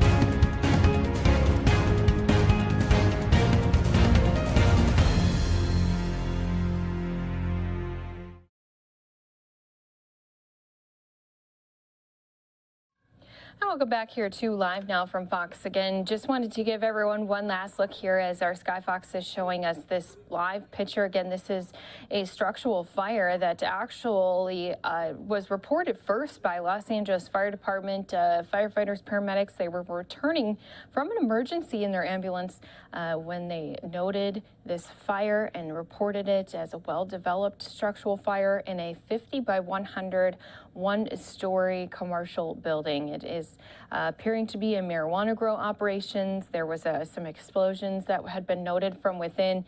and some nearby vehicles, even in the parking lot, had been burned. One civilian being assessed for apparent burn injuries by those who were first arriving on scene, and firefighters now working on the defense, trying to not only put out this fire from within, but keeping it from spreading to the other connecting buildings. So we've been taking this live look. That's exactly what we do for you right here on Live Now from Fox. Always bring you out to that breaking news, no matter where it's happening. We are on top of it for you.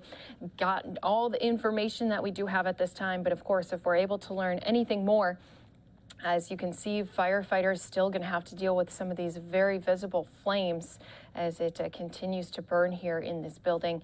We will stay on top of this. If there's more developments, we'll bring it to you right here on Live Now from Fox. But until that time, I do want to continue to give you some more of these news pieces that have been taking place across our country.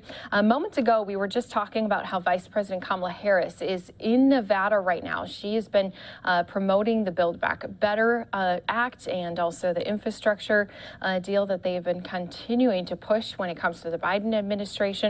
Well, she was in Lake Mead. She first took a little tour. We showed you that part, got a little briefing on what is going on in Nevada, but she also then did make some remarks as well. So we wanted to bring that to you and just remind you that we are going to keep an eye on that fire. If there's more developments with that fire, we'll be bringing them to you right here on Live Now from Fox. But that's what we do, is we bring you out to some of these different events, record some of the events that take place, and then we bring you back out to them so that you don't miss anything.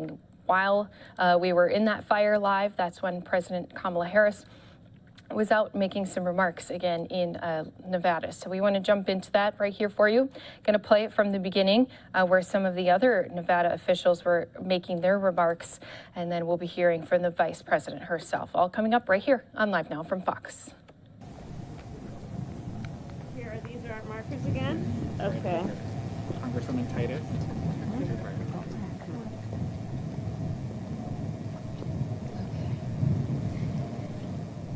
Good afternoon, everyone. On behalf of the Department of the Interior, I'm very happy to welcome you here to Lake Mead and to say thank you, Vice President Harris and members of the Nevada delegation, for being here today to witness the effects of climate change firsthand. This morning, we heard directly from our experts about the effects of climate change and of the drought on our water supplies. We heard as well that we have tools in place to help respond to the drought and help make sure our communities can remain resilient to climate change.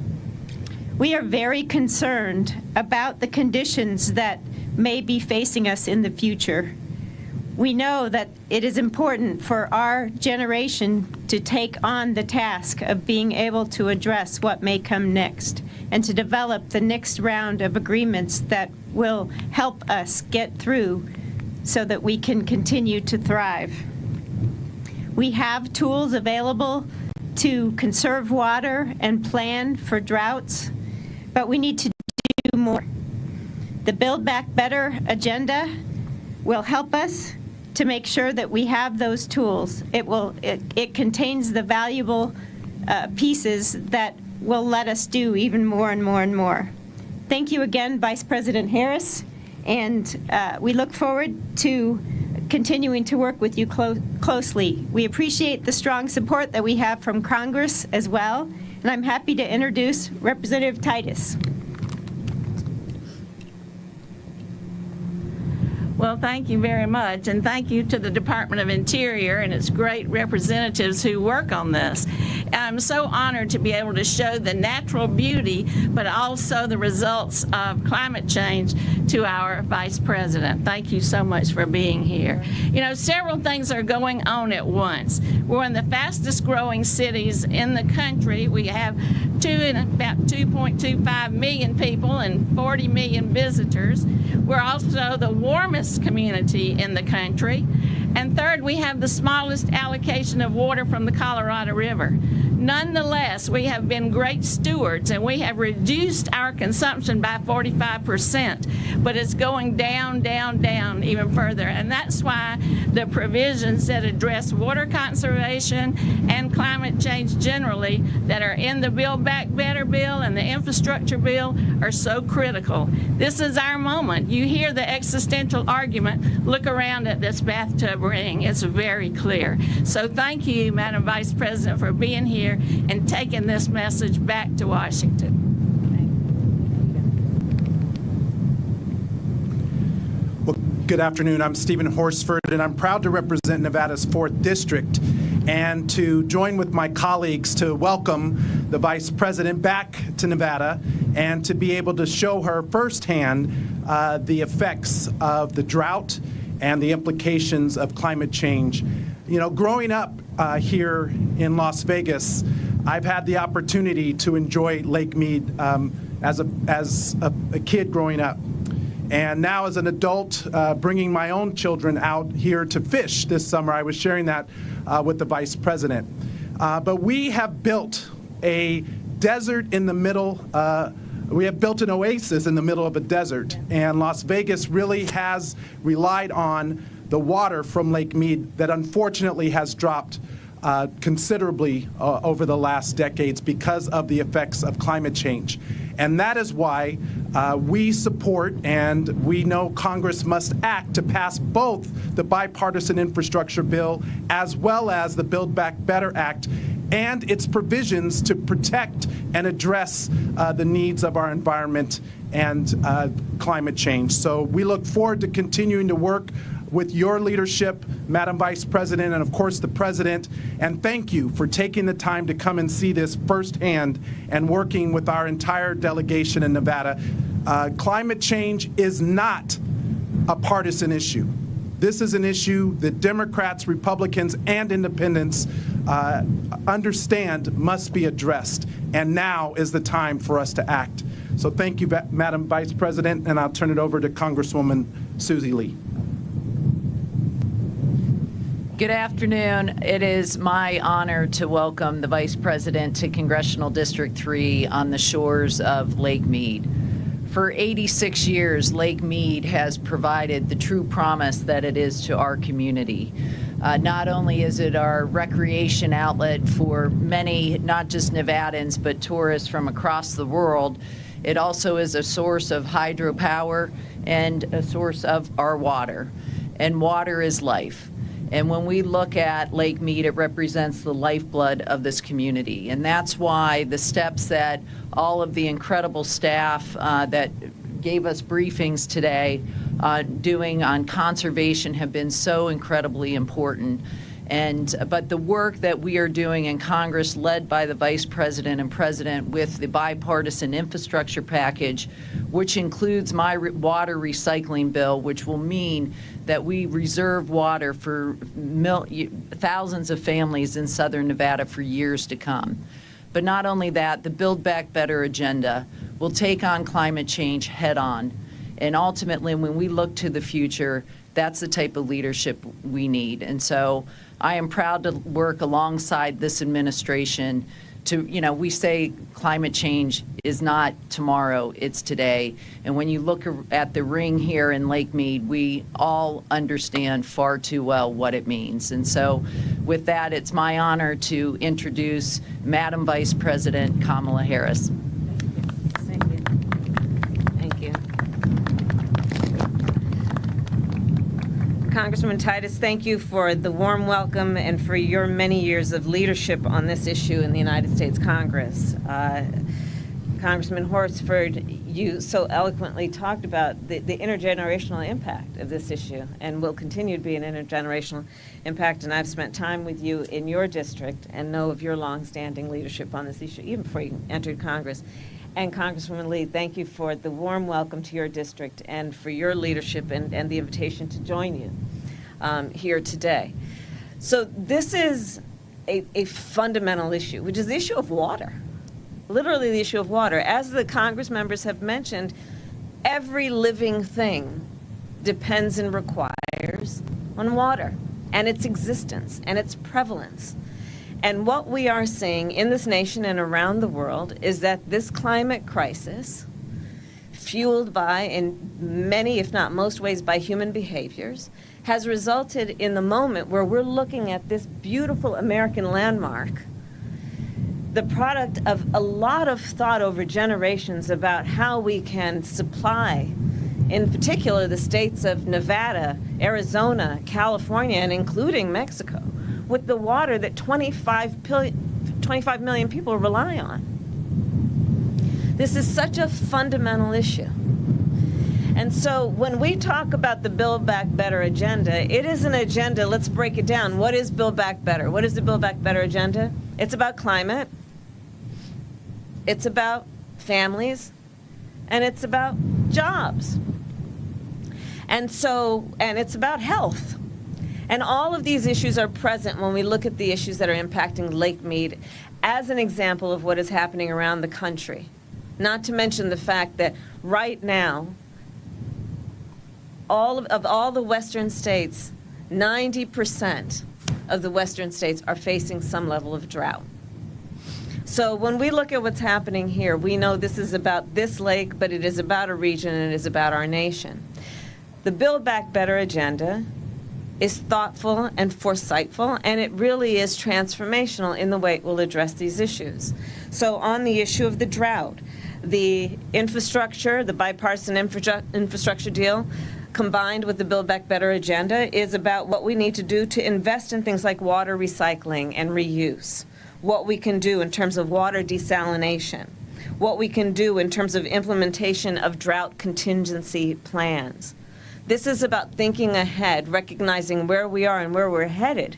If we don't address these issues with a sense of urgency, understanding this is literally about life. On the issue of jobs, the bipartisan infrastructure deal, as was mentioned during our tour, will be about good union jobs, the work that needs to be done to help us build up resiliency, adaptation, and also combat the climate crisis. That's about the jobs that are about pipe fitters, electricians, plumbers. These are good union jobs that are about restoring our basic infrastructure upon which we rely for these fundamental needs. On the issue of climate, well, the Build Back Better agenda will help us tackle the climate crisis with investments in clean energy and electric vehicles. And so we can reduce emissions. And why do we need to reduce emissions? Because that is part of what is contributing to these drought conditions. So this is the work that we are talking about with these two bills that are before Congress. And it is critical that we as a nation understand that we have within our hands, within our possession, the ability to actually change the course of where we're headed.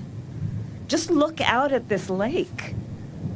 Look at where the water has receded over just the last 20 years. That space is larger than the height of the Statue of Liberty in just the last 20 years. This is where we're headed. So let's take on a sense of responsibility with a sense of urgency and do something about this in a way that is about satisfying basic needs, which in this case right here is 25 million people who are served by what happens at Lake Mead, not to mention what we can do that is about future generations. So let's get these bills passed. Let's understand that right now we have a moment where we have the ability to actually benefit future generations and be transformational in a way that will not only be about life, but about this beautiful planet and beautiful places like Lake Mead. Thank you all.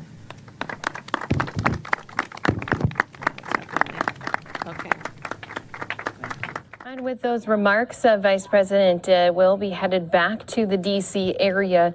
And we've been bringing you this event here on Live Now from Fox. Wanted to show you her trip in Nevada. But we do continue to keep an eye on that breaking news that we had coming out of California. This is back out to the Los Angeles area where, again, we did have a report of a structure fire taking place. Fire crews out here not only responding down on the ground, you're seeing multiple different hoses, but also a lot of ladder trucks attacking the fire from up above. We do know also at this time that at least one person had some burn injuries that were being addressed when crews first arrived on scene. And again, this operation was said to be a marijuana grow operation business.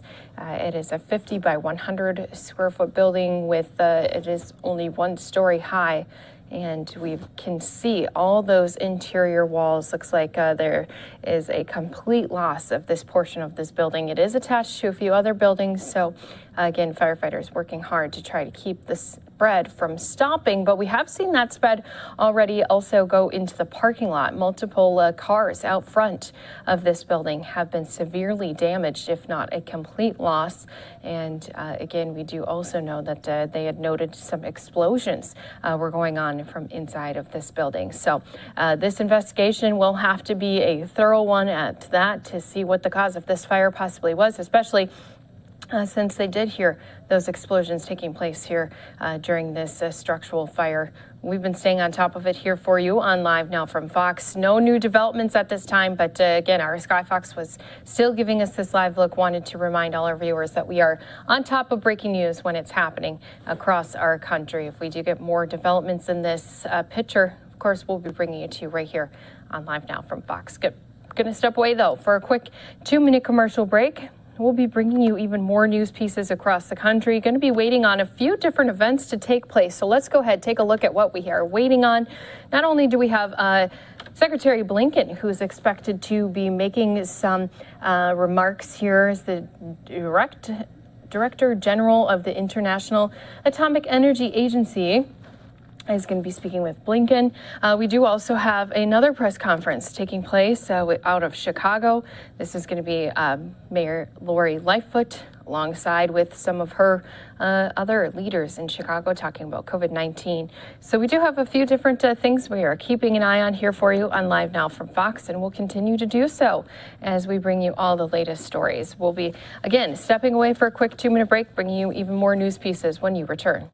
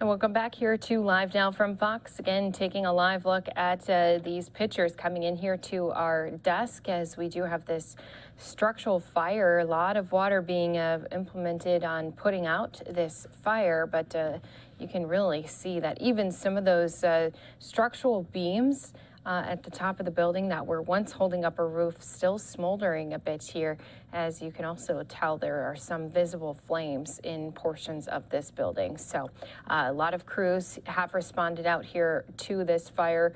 Ladder trucks up in the air, dousing this building from up above. Then we have a lot of hose lines that you can see down on the ground being spread apart as, again, we have been staying on top of this for you. Sometimes that happens. You see a little bit of black going in and out with this picture. Our Skyfox up in the air, driving, flying around, giving us these live looks, and sometimes signals get a little bit crossed or possibly a mountain got in the way of our signals. So that's one of the things, though, that you get here from us on Live Now from Fox is these live pictures in the moment of these events taking place, especially when it comes to breaking news. Looks like Skyfox is going to be leaving this fire again. If we do get more information, that will be something that we can always bring you some more of those updates to you right here on Live Now from Fox, especially when it comes to the reports of those possible explosions that they heard happening inside during the time of this fire. You saw even some of those cars outside of the building had even caught fire, got very significantly damaged. We saw even some of the cars still on fire while we had crews out there responding. So again, it's going to be a big investigation that the crews are going to have to do as to the cause and what possibly could have contributed to them even that fire spreading outside of those four walls of the building. And as we mentioned, it's going to try to be attacked enough from the inside so that it doesn't spread to those other buildings that this one was connected to. So we'll stay on top of that here for you on Live Now from Fox. Again, do have a couple different live pictures coming in here to our Live Now from Fox desk, and not only waiting for Secretary Blinken, who we did hear make some comments on the death of Colin Powell. Again, that unfortunate news being shared with his family earlier here today, but Secretary Blinken still going to be conducting other business, as well as also we do have another live picture I want to show you. Chicago going to be giving us an update on their COVID-19 cases. Now, I want to make note, this is coming at a time while they'll be giving a generic update. A lot of times what we like to do is, even if we bring you some portions of that, we always like to replay at least those media questions, because as of right now, we do know that Mayor Lori Lightfoot has been definitely going head to head when it comes to some of the mandates that they've implemented in the city of Chicago when it comes to the COVID-19 vaccine and the federal workers. We've heard that her and the police union definitely have been trying to go back and forth on what is right, what are we able to share. We've been breaking down some of the legal parts analysis of these mandates that have been put in place. You can always go back to Live Now from Fox's social media pages. We always like to post some of those different special interviews for you, especially as we are seeing some of these reoccurring stories when it comes to some of our political figures being in those headlines over and over again. So we stay on top of all these different stories for you so that you don't have to go searching for them. All you have to do is tune in right here with us. We'll give you all those latest details, all the developments in these different stories. Speaking of that, as I mentioned, today, a lot of people have been mourning the death of Colin Powell, because it was announced here today that the former Secretary of State has died at the age of 84. And that's because of complications with COVID-19. We've heard a lot from some of our different representatives today, especially as this news was shared across the country. And he was well known, and he is an influential former U.S. Secretary of State. He played a pivotal policy role during the George W. Bush administration. And again, his family released a statement today. I'm going to read that statement out to you. They said, General Colin L. Powell, former U.S. Secretary of State and chairman of the Joint Chiefs of Staff, passed away this morning due to complications from COVID-19. He was fully vaccinated. We want to thank the medical staff at Walter Reed National Medical Center for their caring treatment. We have lost a remarkable and loving husband, father, grandfather, and great American. So again, this news shared this morning. He served Democratic and Republican presidents, including during those Years following our September 11th terrorist attacks. So his sterling reputation did suffer a painful setback in 2003 when he went before the UN Security Council, made a case for the U.S. war against Iraq. He cited faulty information claiming Saddam Hussein had secretly stashed away weapons of mass destruction. Iraq's claims that it had not represented a web of lies, he told the world body.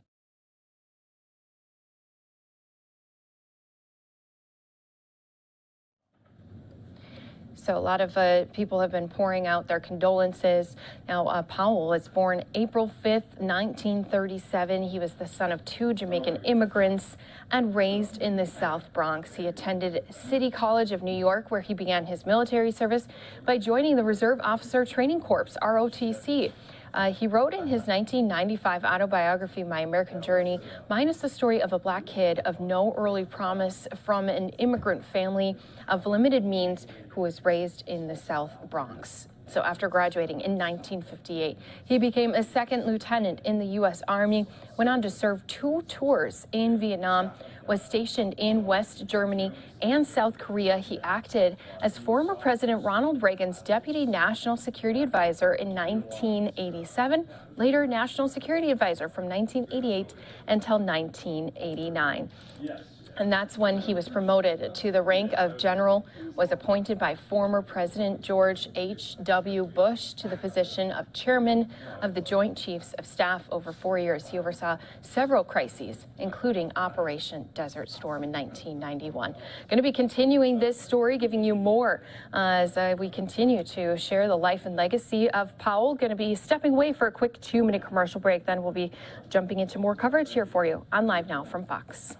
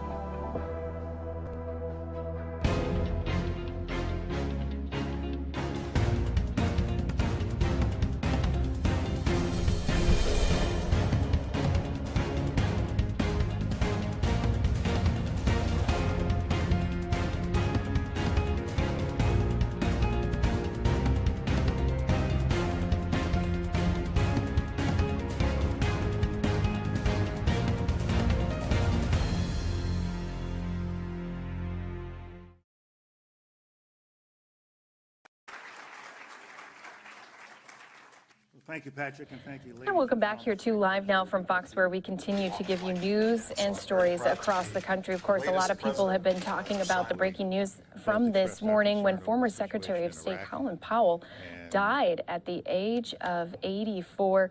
We've been following all the latest when it comes to this news, especially as we've had a lot of our former leaders speaking out. Former President George W. Bush saying General Colin Powell was a great man. So we do want to bring in Fox 13's Craig Patrick as we continue to learn even more about his life and legacy. And thanks so much, Craig, for joining us and sharing a little bit more as to what we do know at this time. Well, we're hearing a level of praise. Thank you for having me here from both sides of the aisle, which certainly is very rare at a time when we are so starkly and sharply politically divided.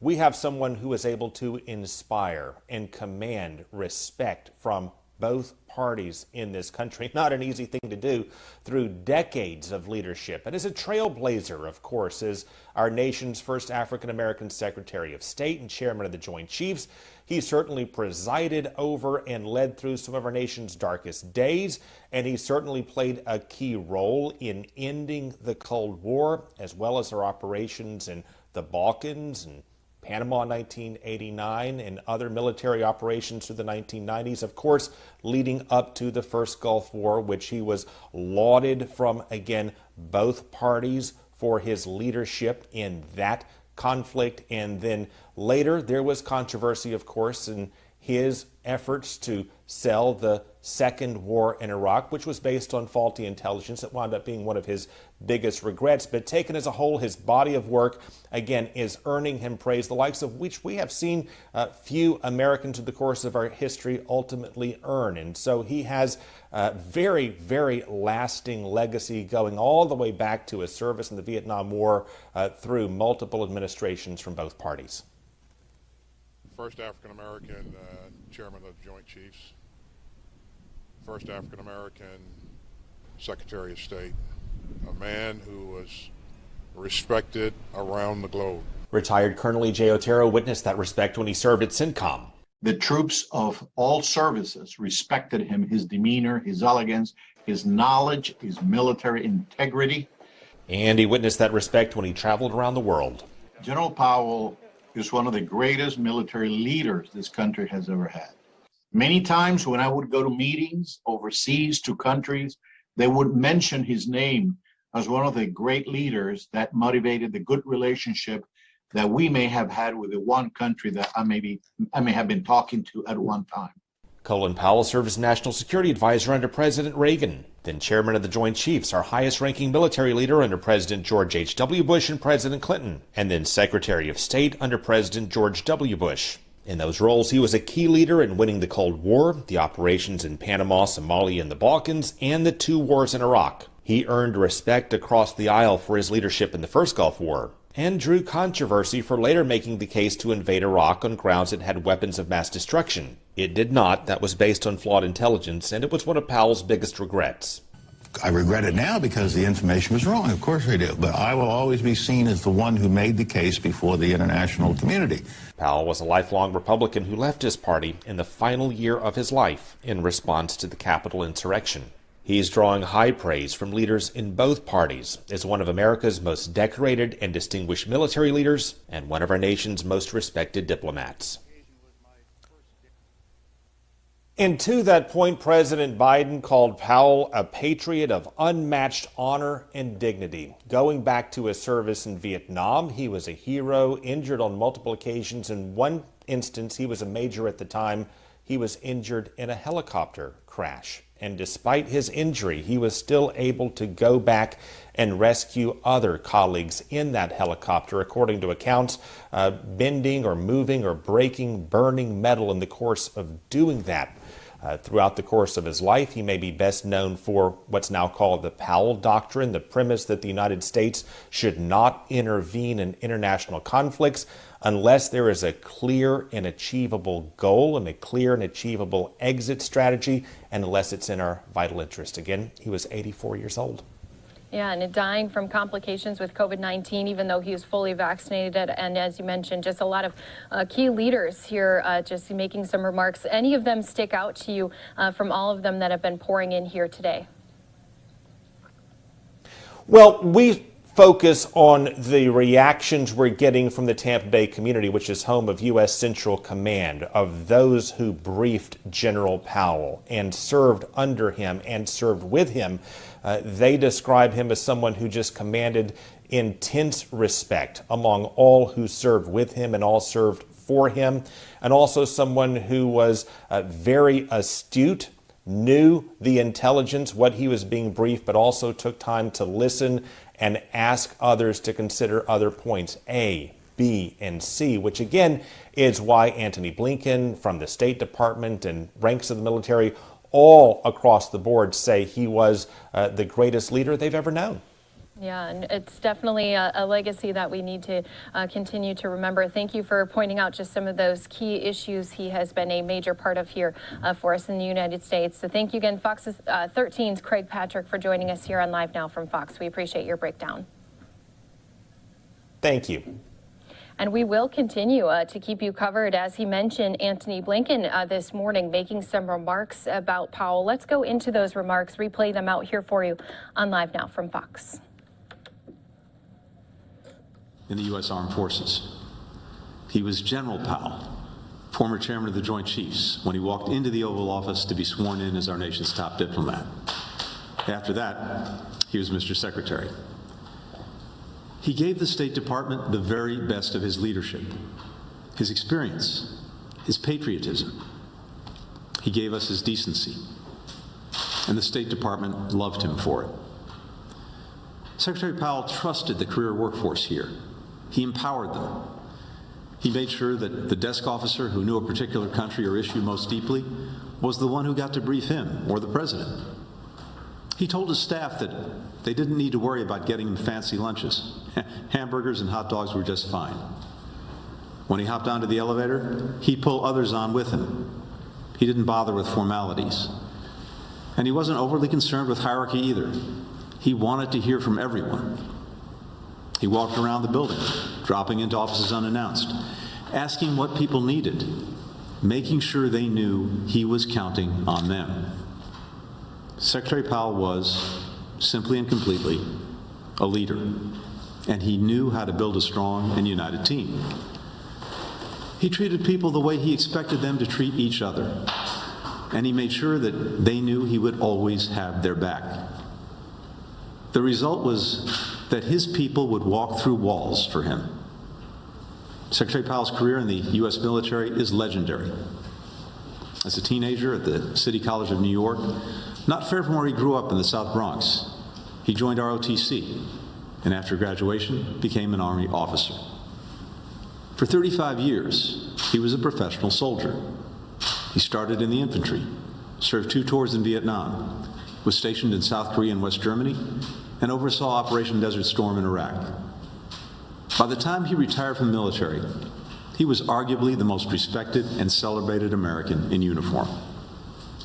At that time, he received his 2nd Presidential Medal of Freedom, this time from President Clinton, who said at the medal ceremony, "Today, a grateful nation observes the end of a distinguished career and celebrates 35 years of service and victory. A victory for the United States military that gave young Colin Powell a chance to learn and to grow and to lead. A victory for the military and political leaders who continue to elevate him based on their complete confidence and sheer respect. A victory for a nation well served. And in a larger sense, a victory for the American dream, for the principle that in our nation, people can rise as far as their talent, their capacities, their dreams, and their discipline will carry them." After that career, Colin Powell could have enjoyed a quieter life, maybe dedicating himself full-time to the organization he founded, America's Promise, to help young people from underrepresented communities like the one where he grew up.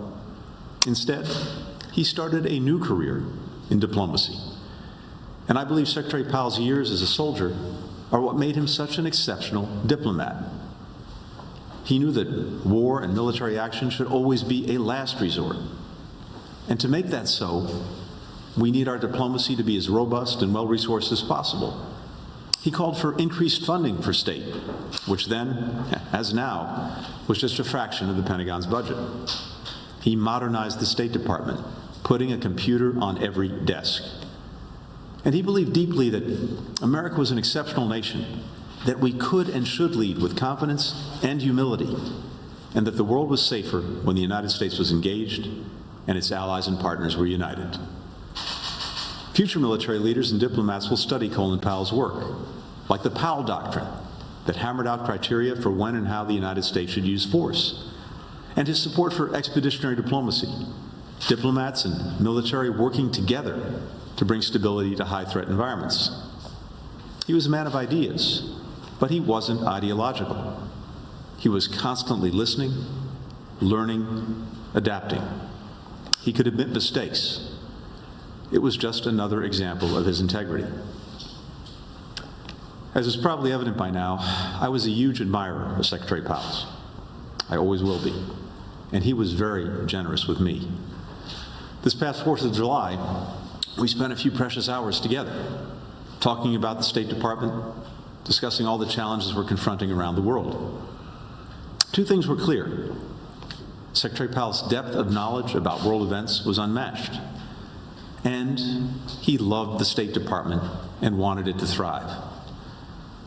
So today is a sad day for us here at State, especially for all those who worked for and with Secretary Powell and will never forget the experience. Our thoughts are with Alma Powell and the entire family today, to everyone who loved him. Colin Powell dedicated his extraordinary life to public service because he never stopped believing in America. And we believe in America in no small part because it helped produce someone like Colin Powell. Thank you, Mr. Secretary.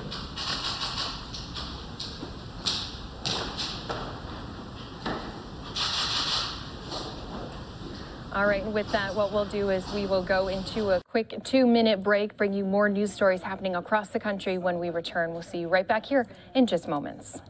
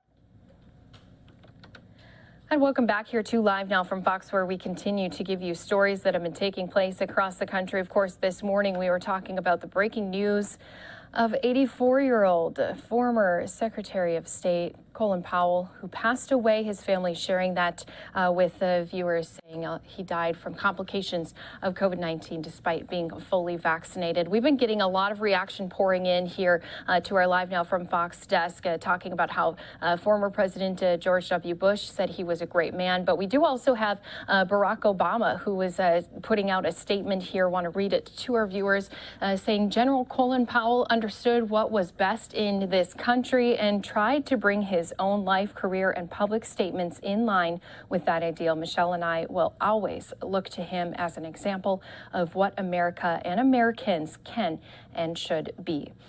Going on to Bill Clinton, saying Colin Powell was a courageous soldier, a skilled commander, a dedicated diplomat, and a good and decent man. My condolences to the entire Powell family, and to all the people whose lives he touched through his service and example. Also speaking out was our Secretary of Defense, saying it will be impossible to replace General Colin Powell. He was a tremendous personal friend and mentor to me, and there's a hole in my heart right now as I think about his loss. My thoughts and prayers today are with his family, and I want them to know I will miss him dearly. So we've been covering this for you here on Live Now from Fox. Also getting a statement from Representative Adam Schiff saying General Colin Powell was a man of deep intellect, courage, patriotism, whose life was defined by service to country. America will miss him dearly, but his incomparable legacy will live on. My prayers are with his family and friends and those he inspired to service. Giving you all these different statements here for you on Live Now from Fox. But again, we did hear some statements being made earlier here today. Vice President Kamala Harris making hers on the plane as she traveled from California to Nevada. Let's go listen into those remarks that poured in just a little bit earlier this afternoon. We did it, inspiring so many people. And there's been a lot of conversation about that. How young service members and others, not only in the military, but in our nation and around the globe, took notice of what his accomplishments meant as a reflection of who we are as a nation. And I think that's one of the most important things to take away, which is that he broke so many barriers, and those barriers were not easy to break by any stretch, but he did it with dignity, he did it with grace. And because of what he was able to accomplish, it really did elevate our nation in so many ways. So, may he rest in peace. What is your message for Americans who know that he was fully vaccinated with COVID, who are now remain skeptical about getting the vaccine, despite the fact that, yes, he did have a cancer diagnosis as well? Well, I don't think that what happened in terms of his health situation is exactly what the doctors have told us can happen, right? In terms of people who are immunocompromised, people who have pre-existing conditions. I think today is a day to really reflect on the life of the man and his extraordinary service, and not to politicize the efficacy of vaccines. Thank you all so much. Thank you. And you can see now flags have been lowered at the White House in honor of Powell. Again, he was born April 5th, 1937. The son of two Jamaican immigrants, was raised in the South Bronx. He attended City College of New York, where he began his military service by joining Reserve Officer Training Corps, or ROTC, this morning. Also speaking out on this loss was the mayor of New York City, Bill de Blasio. A absolutely classic New York City story. Born to Jamaican immigrants, grew up in Harlem and the Bronx, graduated Morris High School in the Bronx, a graduate of our New York City public schools, went to City College.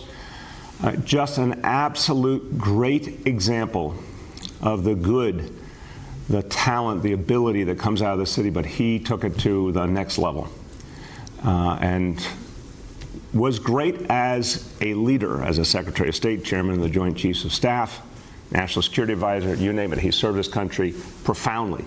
He also, of course, was a trailblazer, proving to the world, showing the world that talent, ability comes in all colors, comes in all races, comes in all genders, comes in everything.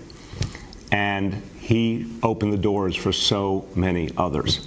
So he's someone we're going to miss a lot. But we're particularly going to miss him because he showed the world what New York City is all about. That anyone here, anyone and everyone has the opportunity to be great, and that we foster it, we respect it, we believe in each New Yorker. We're going to miss him a lot. He made us very, very proud. All right, so once again, New York City Mayor Bill de Blasio speaking out, of course, making some remarks about Powell, who again was raised in South Bronx. And he wasn't the only person who started their COVID-19 briefing with some condolences. Here's also New Jersey Governor Phil Murphy. Second, we are mourning the loss of another great soldier, along with the nation, the death of former Secretary of State and Chairman of the Joint Chiefs of Staff, General Colin Powell, who passed away from complications of COVID-19. As we learn more about his arrangements, we will be lowering the flags in his honor as well. Raised in the South Bronx, he was a rare top military leader in that he rose through the ranks after having joined the Army in 1958 from the ROTC at the City College of New York instead of attending West Point. By the time he retired from the Army in 1993, in addition to his 4 stars, he was also awarded 2 Purple Hearts, the Bronze Star, and the Presidential Medal of Freedom, among numerous other honors. He was the first African American to serve as National Security Advisor, Chairman of the Joint Chiefs of Staff, and Secretary of State. As a soldier, a diplomat, he gave his all to his nation, and we are forever grateful. I was actually with the General on July 15th in the White House, ironically awaiting the return of our COVID test to allow us then to go on to have dinner with Angela Merkel. He was in great form, as always. He and I had crossed paths over the years, particularly in my diplomatic life, and he was a giant. So to his wife, widow Alma, and the rest of the Powell family, excuse me, our thoughts and prayers are with them.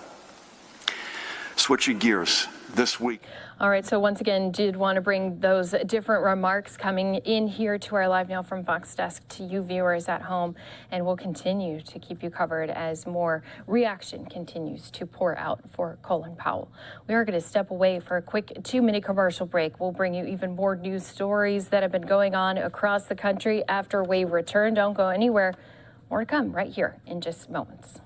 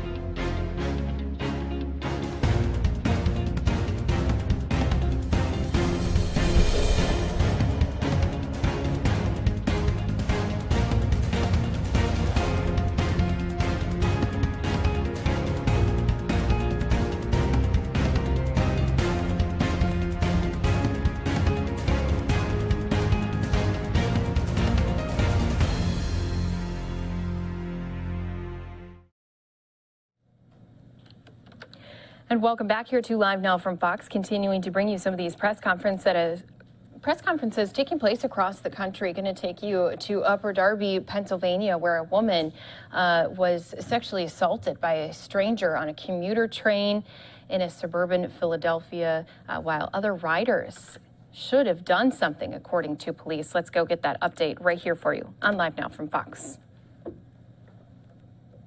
Make sure that everybody knows how to download it, how to use it, when to use it.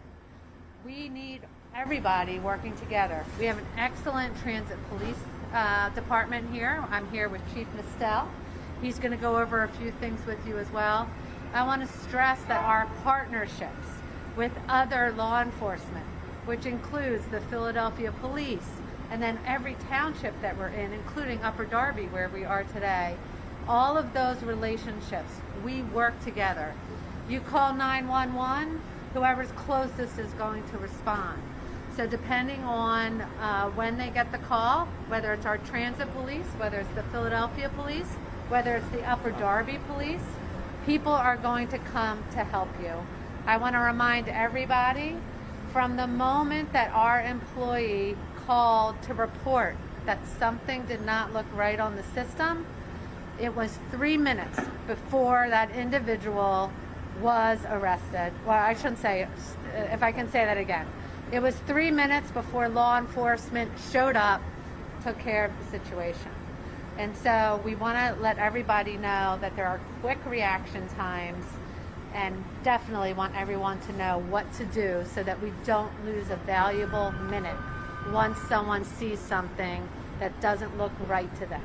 So with that, I'm going to turn it over to Chief Nestel, who is also going to give us some information, and then our employees as well are going to show everybody what to do so that they can be an engaged customer and that they can know, again, how to help all of us arrive to where we need to go safely. Before you back away, I mean, a woman was raped, alleged to have been raped on the train on your service. You're the female who runs this system. What are your thoughts about when you heard that and that this could have happened? It's a horrendous act. And unfortunately, we live in a time right now where there are horrendous things, as always. And so that's why we are all here together, to make sure that if people see anything that does not look right, let's report it so that law enforcement and those who are properly trained can act quickly and keep us all safe. You believe the agency's response was adequate and timely and did what it was supposed to do? It was a very quick response, and let me say to everybody, there are 28,000 cameras on the SEPTA system. You will be videoed if you are doing anything on our system that is improper, and you will be caught. With that in mind, you said it was stated that the employee actually saw what was going on. Did the employee see what was going on and what others were doing while this was happening? Did others actually see, hear, or The respond? employee acted quickly, saw something, and to be honest, I can't say for sure, but probably didn't know exactly what they were seeing, but reported it right away. I don't think it registered that it was this exact horrendous act happening, but it was something happening. They reported it and then let the law enforcement officials, the professionals, come in and respond. And they respond quickly, and this person is in custody right away, and the victim is also receiving hospital treatment right away. Was it shown what others were doing at the time? Watching, were they seeing as well? An investigation's going on right now. I do not have that information. Thank you. Yeah. So with that, Does anybody object to me taking off my mask? I'm vaccinated. Right, good? Okay. You all have the facts regarding the incident. What we want everyone to be is angry, disgusted, and join us in being resolute to continue to make the system safe. That's what we need help from the public to notify us when they see incidents that are occurring that are unusual. That is 7 p.m. at SEPTA 69th Street Transportation Center.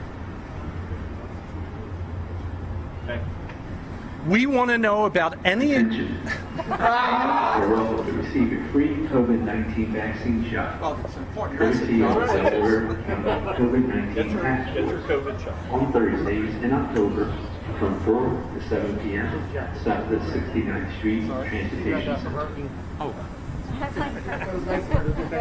Okay. Riders sometimes don't know when to contact the police. When they see inappropriate behavior that you wouldn't want your 10-year-old to see, call the police. Call 911.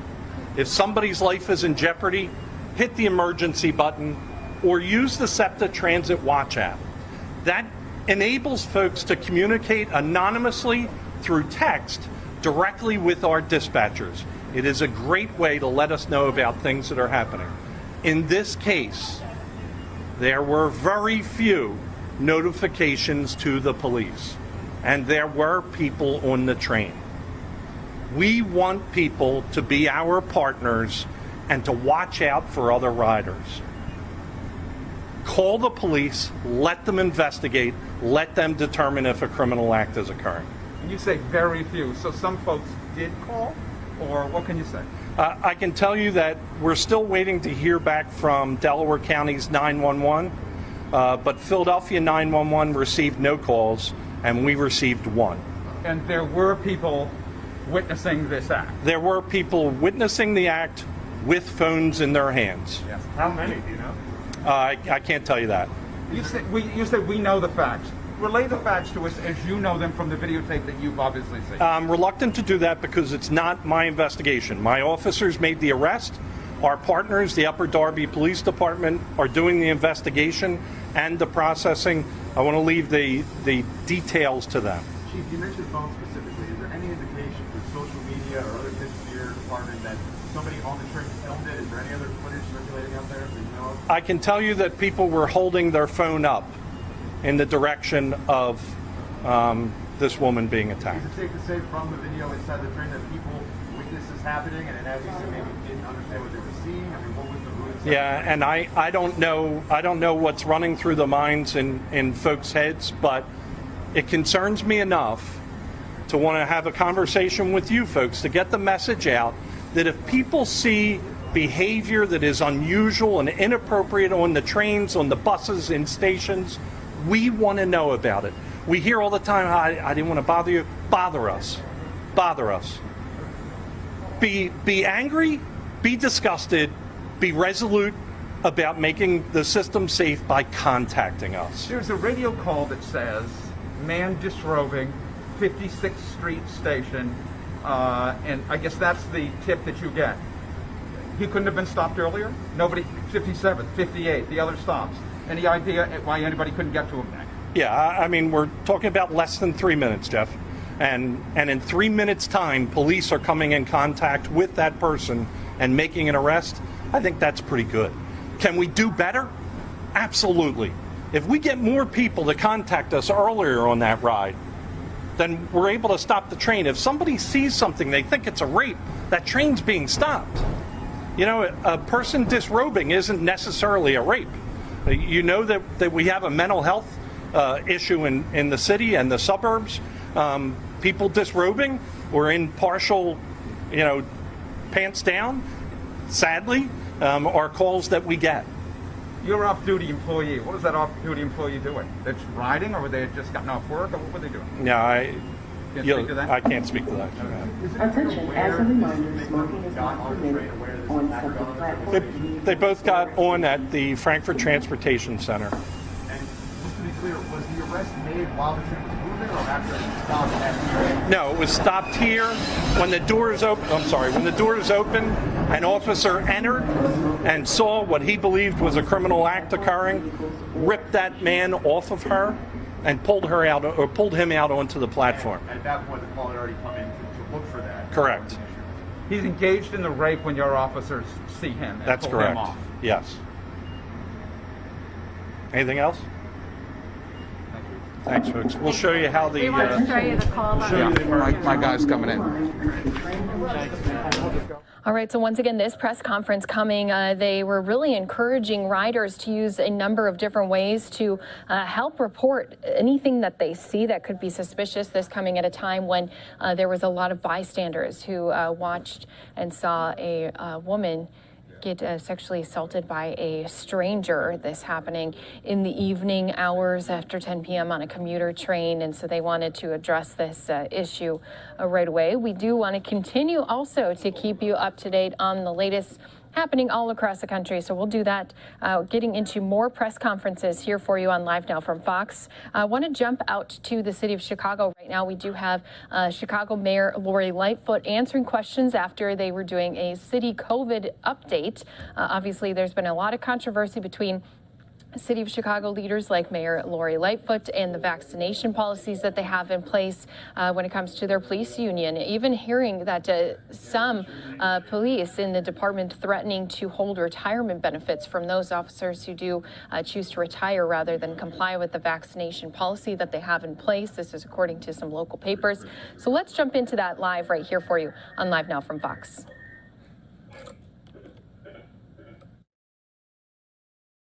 We've got to provide some dining opportunities on that campus so that families have more options than very high-priced chicken fingers within the cafeterias at the various museums.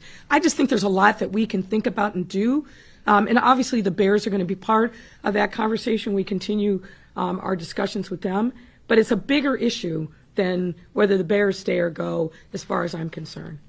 Mayor, Craig Wall was already here. I just want to give him a chance to ask this question. Mayor, Okay. pardon me if I'm asking questions that my colleagues asked. Yeah, no I problem. wasn't here to hear them. But obviously, it seems that FOP was trying to test your resolve in this whole matter. Is this action that you're taking today against them, is this just meant to send a message to them? And let's be clear, it's not an action against the FOP. I deeply believe that the only way that we can maximize safety in our workplace is by getting our employees vaccinated. And somebody raised a question the other day, which I thought was a great question. I think it was Heather Sharon. How can people feel confident that the city workers that they're interacting with on a daily basis are there to actually help them and not transmit COVID-19 when they respond to city residents when they're in need? And that's the question. And the only way that we can answer that in the affirmative, that our city workers are really there to help them, and of course they are, but to keep them safe, is by getting vaccinated. Members of the public have a right to feel that level of confidence from the variety of city workers that are out in neighborhoods and interacting with residents on a daily basis. So I don't view this as, Lightfoot against the FOP. I think that's the wrong frame. What this is Lightfoot and all of these city commissioners and leaders saying, we're going to stand up for public health and public safety, and we're going to make sure that our workforce is as fully vaccinated as we possibly can be. Do you have concerns about what this might do to police morale? Well, what I have concerns about is seeing more officers die needlessly of COVID-19. Again, you're all aware, we had 4 officers who passed away in 2020, every single one of them from COVID-19. Every single one passed away before the vaccine was widely available. I want to make sure that our officers who are literally working their tails off every single day, risking life and limb, are absolutely able to take advantage of this life-saving vaccine. That is a key focus of mine. I don't want to see more officers die needlessly. You've seen the reports over and over again. There was another report this morning. Number 1 cause of death in law enforcement in our country is not the things that you would expect. It's COVID-19. It is shocking, but preventable if we get people vaccinated. Thank you, Mayor. That's a wrap, everyone. Thank you very much. Is there any way I could just clarify? Yes. I just want to make sure we have the right numbers. Okay. Okay, so 1333 said no, but there's more than 4,000 police officers who did not respond. So you still, you have to go through on more than 4,000 officers, correct? I don't know that that's the right number. All right, guys, going to interrupt Mayor Lightfoot there in Chicago. Wanted to bring you out to this other live event because we do have a picture showing us this breaking news. There was a rock that had been reported thrown at this car. You can see a shattered window, and unfortunately, a child had been injured because of this incident. Now, we've been out to California for incidents on their freeways before. This time, though, instead of a gun, it was a rock that caused this damage. You can just see that window completely shattered in the back, and you can only imagine how scary that may have been for the parents and the others who were inside of that car. Now, the child, again, had reported to have been bleeding near the mouth, so we've been taking this live look here for you.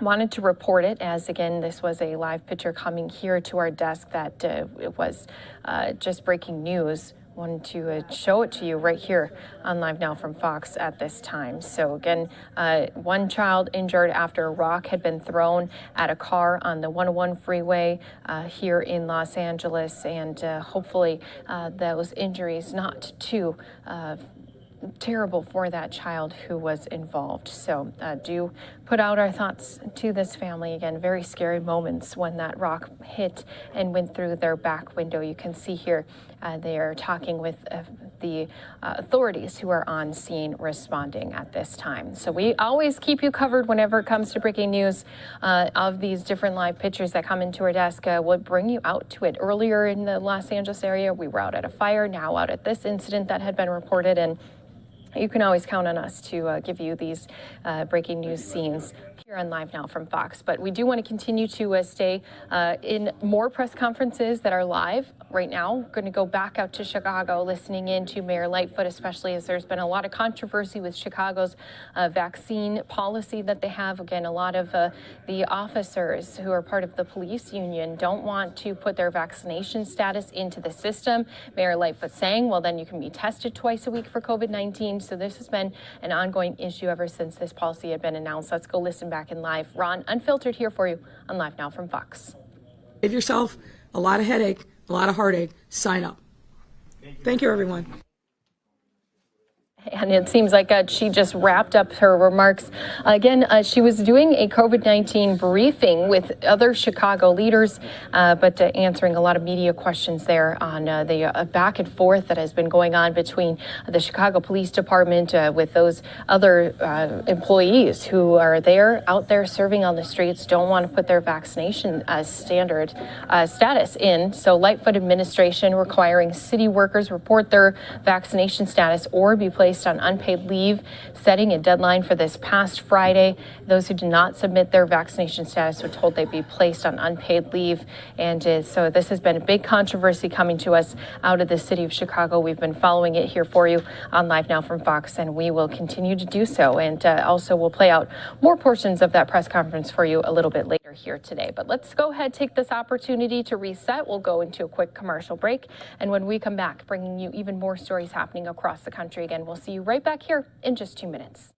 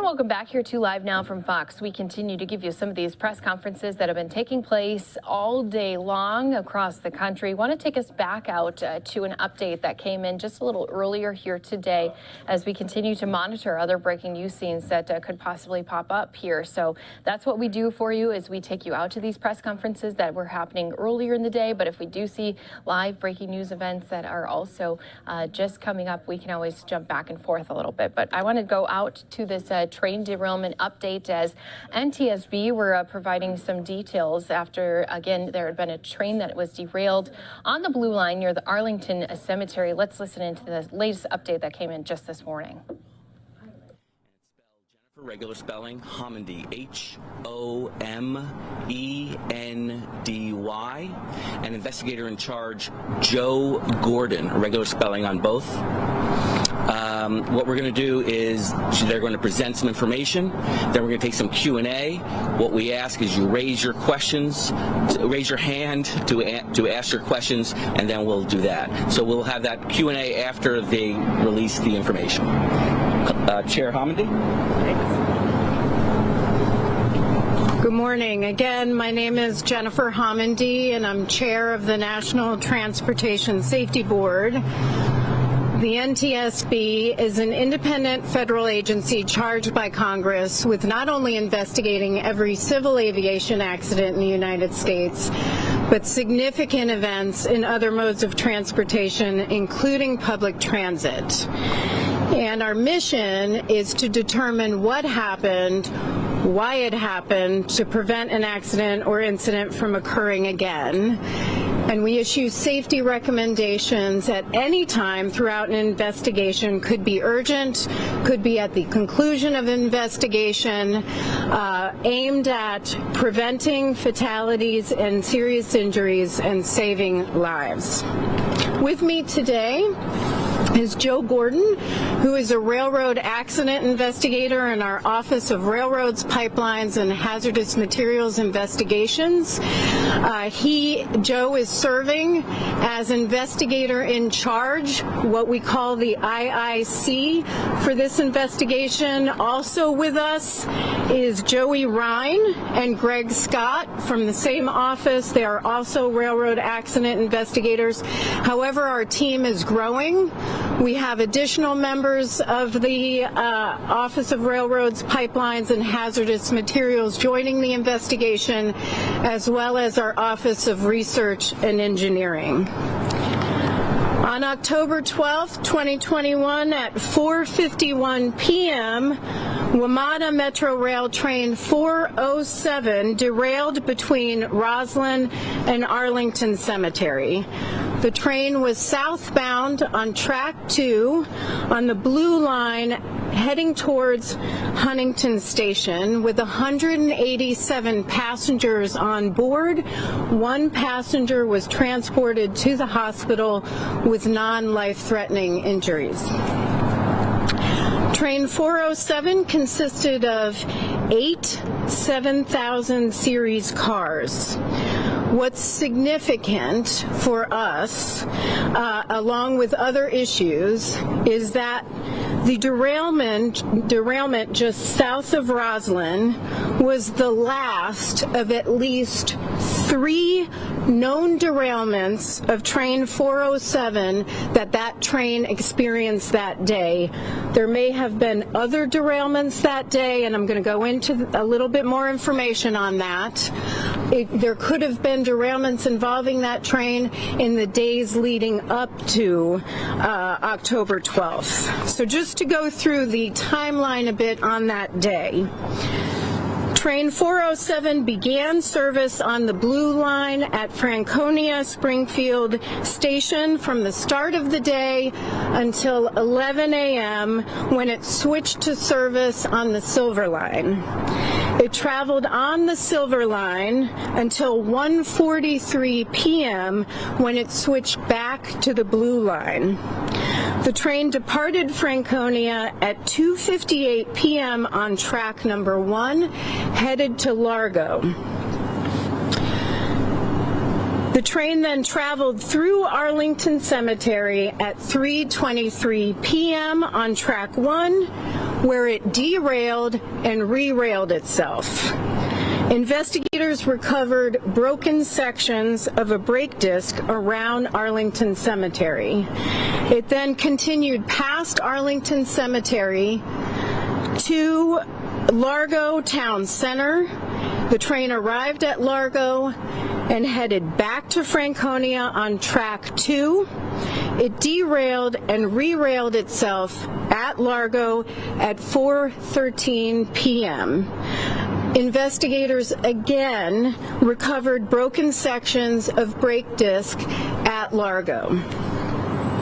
It then traveled 15 miles back to Roslyn, where we know the known third derailment occurred on the way back to Franconia, about 150 feet south of the Roslyn station at 4:51 p.m. The train traveled another 1,800 feet when it stopped and came to rest in the tunnel.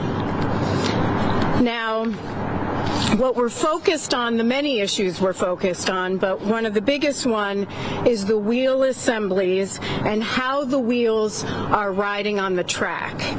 And with that, I want to turn over the mic to Joe Gordon. Again, he's our investigator in charge, for a few minutes on to talk about what the investigators found, and then I'm going to come back and talk about more information. So, Joe. Thank you, Chair Homendy. The initial NTSB investigation team arrived on scene on Wednesday morning, and after arrival at the Arlington Cemetery Station, we walked back to the accident train, which was in the tunnel on number 2 track. NTSB performed a preliminary assessment of the accident train, and then we walked further back towards Roslyn Station and identified an area where the derailment had occurred. The point of derailment was identified in a switch just outside of the Roslyn Station. We also identified car brake disc parts that were dislodged from the car during the derailment. The final resting location of the train was about 1,800 feet south of the point of derailment. As the investigation continued, we noted damage on number 1 track north of Arlington Cemetery Station. In this location, we also identified and recovered additional brake disc parts. These parts were different from the previously recovered parts. We noted indication of a prior derailment in the switch in this area. Once we confirmed that there was more than one derailment, we set out to see if we could find any other areas on this train's route where derailments had occurred. This led to several investigative actions. WMATA initiated a special track inspection along the route that the train had traveled. NTSB reviewed measurements that were taken from a system that's on board the 7000 series cars, some of the 7000 series cars, that measure in-train forces, and we also conducted a review of station platform video to see if any of these events were captured on platform video as the train was traveling. This led us to another derailment location outside of the Largo Town Center Station, about 15 miles from the Arlington Cemetery Station. That's about 15 track miles from the location of the previously identified derailment. In this location, we again saw evidence of a ground running derailment and car body movement. We also collected additional brake parts. In addition, WMATA reiterated an existing rule that they have, that their operators report rough track that they encounter during regular operation. On the derailed car, we found that the wheels had moved outboard on the axle, causing the train to derail when traveling through switches. So the wheel sets have a gauge that's standard that interfaces with the track that's also a standard gauge. As these wheel sets went outboard on the axle, that caused the train to encounter switches differently than it's designed to go through the switches. So based on the findings, WMATA began an inspection of all 7,000 series cars, and Chair Homendy will speak more about that.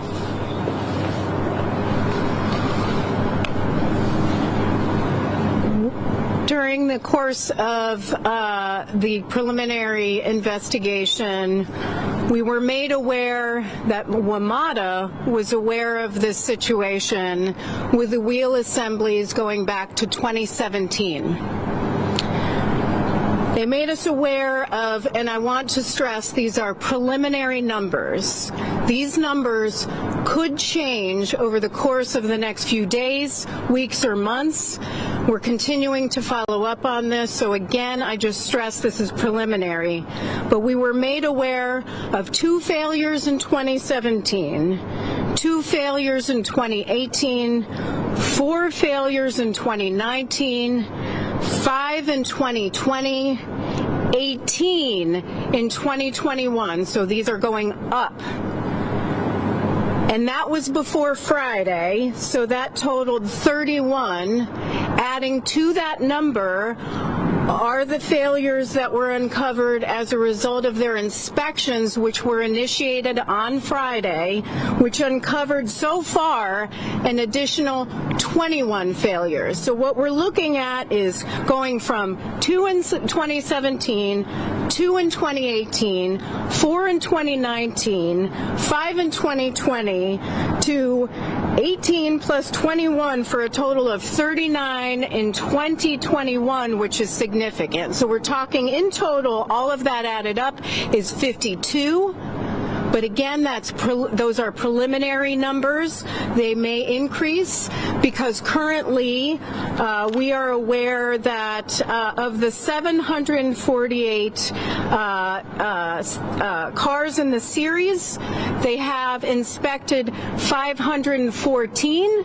So that number could go up as the day goes on or the days coming. I do want to mention the parties to the investigation.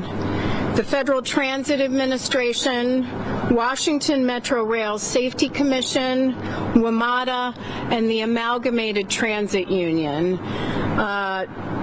The benefit of becoming a party to our investigation is you learn about safety deficiencies at the time we are learning them so that you can take action to protect public safety. In this situation, Washington Metro Rail Safety Commission, based on what we were learning in the course of our investigation, chose to remove from revenue service all 7,000 series cars. But again, that it is a benefit of being a party to our investigation so you can learn of safety deficiencies as they are identified and able to take corrective action.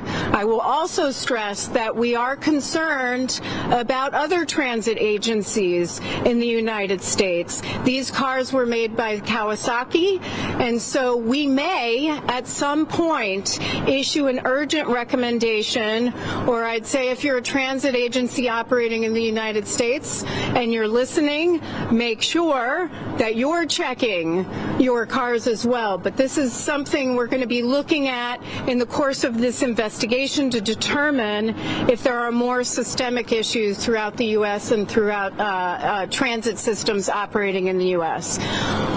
Before I take questions, here's what I want to stress. We are fortunate that no fatalities or serious injuries occurred as a result of any of these derailments. But the potential for fatalities and serious injuries was significant. This could have resulted in a catastrophic event, which is why we went and why it's important that we identify these safety issues in advance so we can protect public safety. So with that, we'll take some questions. Please identify yourself by name and your affiliation. Tom Rousey, ABC 7 News here in D.C. When you mentioned the number of failures you just gave, is that a derailment each time? And if these are derailments, how is it that the trains are so easily getting back on the tracks? Yeah, so the question was for the 31 that were previously identified, how were they able to get back on the track, and was a derailment and re-rail, did that occur at the time? That is something we still have to determine. We were informed that they did not result in a derailment, that they were identified through measurements in their 90-day inspection intervals. But again, that's something that we have to confirm with respect to how they were able to get back on. My understanding so far is that WMATA was working with Kawasaki to address potential safety issues. We have to still get information and data on how that was addressed, what discussions were taking place, what data they relied on for determining what the safety issues were, and the decision making in the resolution that they chose. So that's more information to come. Bruce Lachey for WUSA 9 here in town. Did WMATA take appropriate action going back to 2017 in addressing this? And if not, why not? The question is whether WMATA took appropriate action going back to 2017 to address the situation, and if not, why not? That is exactly one of the questions we have in this investigation, and something we will be looking at, because we do want to look at decision making on WMATA's part, what actions we're taking, and what led them to those actions, and whether they were sufficient. Sir. Justin George, Washington Post. I'm wondering, it's early, but are these problems fixable, or are these trains need to be taken down and they've been down for a while? And what does that do to the transportation system of this region, which really depends on transit? Yeah, the question is, what does this do to the region if these cars need to be taken down, and do these cars need to be taken out of service for any significant amount of time? I mean, this was a decision that the Safety Commission made. I will say, from a safety standpoint, we're happy that they prioritized safety, because again, this could have been catastrophic. So their focus here was public safety. I do appreciate, though, that Metro provides transportation for a significant number of people in the Metro region, and that is something that I would say you'd have to ask the Safety Commission about, because it came out of their order. Sir, I know you had your hands up. George Nestle with WMU. Is this a manufacturer defect? Is this something that changes over time? Can you know more about that? The question is this a manufacturing defect and something that may change over time? We have to determine that still. Again, we're at the preliminary stages of our investigation, just trying to collect data and information related to what was experienced last week and what we're learning as more and more information is identified, but that we'll have to look at. Hi, Melanie Olney from Fox 5 in D.C. So the wheels, is that separate from what was identified in the Metro safety report as wheels out of the ground? Because it sounds like you're talking about wheels kind of spread apart versus not being. You wanted further clarification on the wheel assembly. So you have an axle and the two wheels, and the wheels are moving outward. And so they take a measurement every 90 days to make sure they're in spec, and if they're too far in or too far out, then it fails the test. So that's a 90-day inspection. The last time these were inspected was July. This car was inspected was July 29th, 2021. Its 90-day inspection interval was up on October 27th. And a follow-up question, please, just for clarification. When you say failures, do you mean a failure being that the wheels were too wide? Were out of alignment is considered a failure, not an actual incident on the rail, but identifying that the wheels are not positioned. The question is clarification on the word failure and whether that means failing the measurements or actual derailment.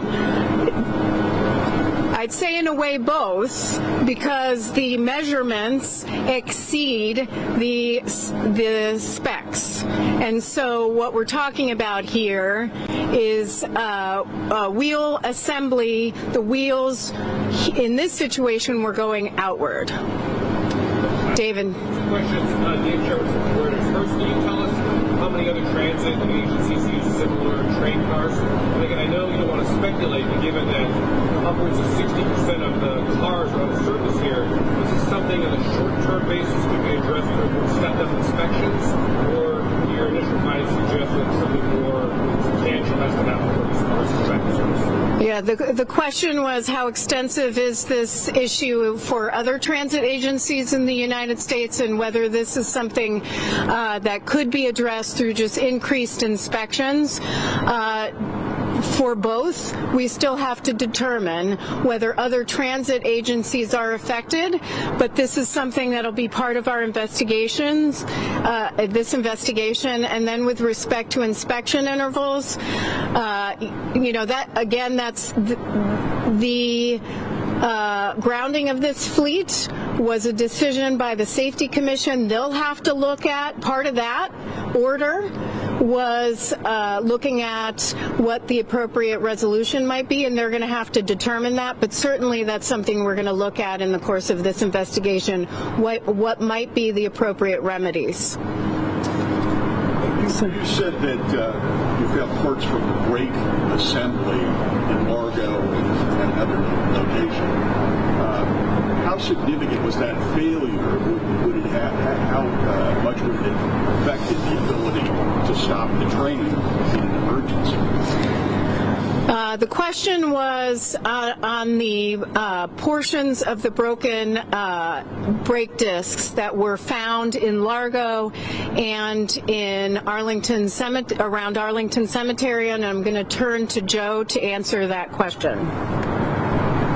Yes, and so the brake components that we found that were dislodged from the car became dislodged from the car after the derailment. So it was because of the ground running, the displacement from the track, and the fact that they were encountering other track components that they became dislodged from the car. And your question as to when they were damaged and on the car, it would have certainly affected the braking of that car in that consist of the train. But you said you found brake parts in Largo. That would have been prior. The final derailment, but it derailed. So the train derailed in Largo as well and re-railed. And I know there was a previous question, if that's okay, about the derailment mechanism. So as we've spoken about the wheels moving out on the axle, the wheels of course have flangeways. Those keep them on the fixed guideway that's the rail system, okay? So when they move out, as it encountered when you get into a switch or a turnout, which you typically see beyond a station, and that's the area where the train switches from one track to the other. As you go through those, there are flange ways that allow the flange on the wheel to pass through, and that's where that transition is made from one track to the other. So the flange ways, in this case, with the wheels being out of place, they contacted the frog point on the switch, on the facing point. As it was going through a switch, it would contact the frog point. It would go up on top of the frog point, get to the heel of the frog, and it would derail off of the rails. It would run off of the rails ground running until it got to the other end of a turnout. When it got to the other end of the turnout, it would basically go back on in reverse of the way that it came off. The reason that Roslyn was a final location is there was no turnout, there was no crossover at Roslyn. So Roslyn was a single switch. So the train did not encounter the components on the other end that would have corralled the wheel sets and put them back in place on the rail. So the previous derailment, Arlington re-railed, goes to Largo, outbound at Largo, derails and re-rails, and then when it gets to Roslyn, it derails and it does not have the receiving end of that turnout to re-rail the train.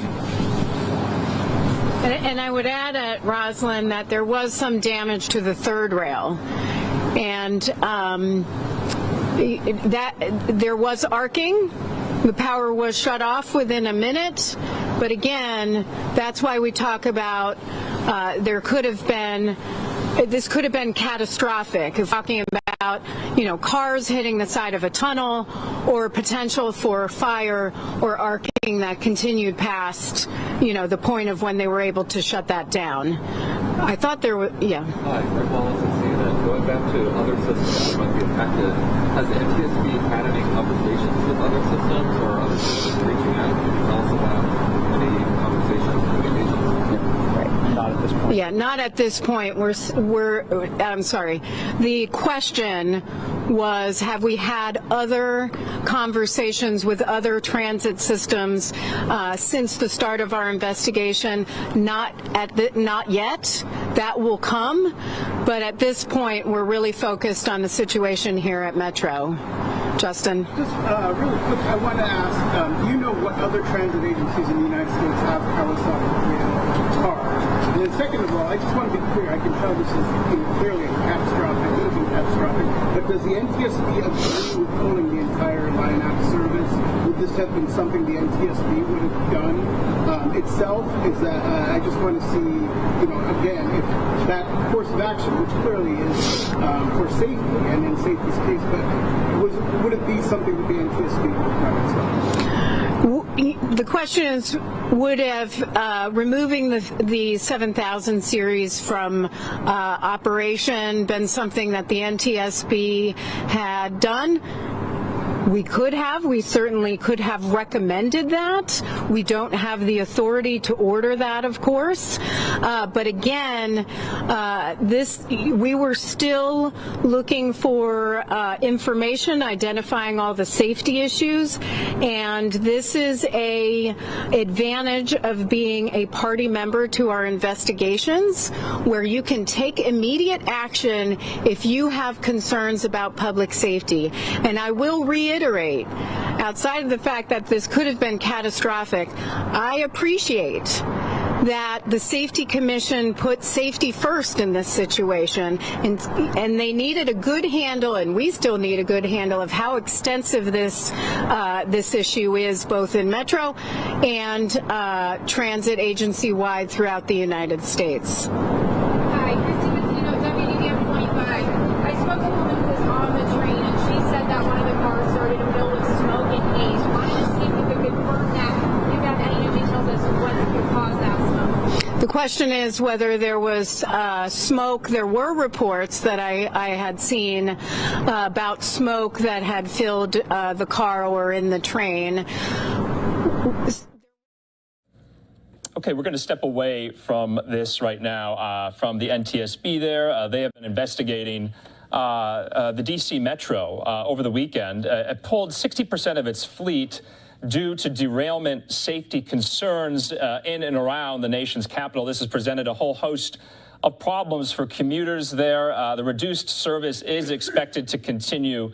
According to the news release, though, the Blue Line derailment sparked an investigation into the company's 7000 series rail cars. So we'll give you any more updates on that if we get more information. I'm Andrew Kraft. Thanks for being with us on your Monday afternoon. Hope you had a great weekend. We're going to be moving into some more stories here. And this is one so many people are talking about. As you know, supply chain shortages and stoppages are really causing a lot of havoc around the country. And this is due to ports of Los Angeles and Long Beach, with many of these cargo ships just waiting there for months. So things like toilet paper, toys, you name it, all stuck on these shipping containers. To break that all down with me is Fox's Ashley Soriano. She joins us live from Las Vegas. Ashley, good to see you. What's the latest with this really troublesome headache for a lot of people? Good afternoon, Andrew. Yeah, I'm at Spacecraft Components right now. It's a company that manufactures products for railway and other industrial companies across the U.S. They are really feeling this impact. Some of their materials are sitting on a ship in California, and now they're forced to change how they operate. So my cost here is about $3.50. My cost here is about 75 cents. Craig Wiseman is the president and co-owner of Spacecraft Components. The family-owned business imports some materials from other countries like China, Vietnam, and India. Outsourcing helps keep costs low.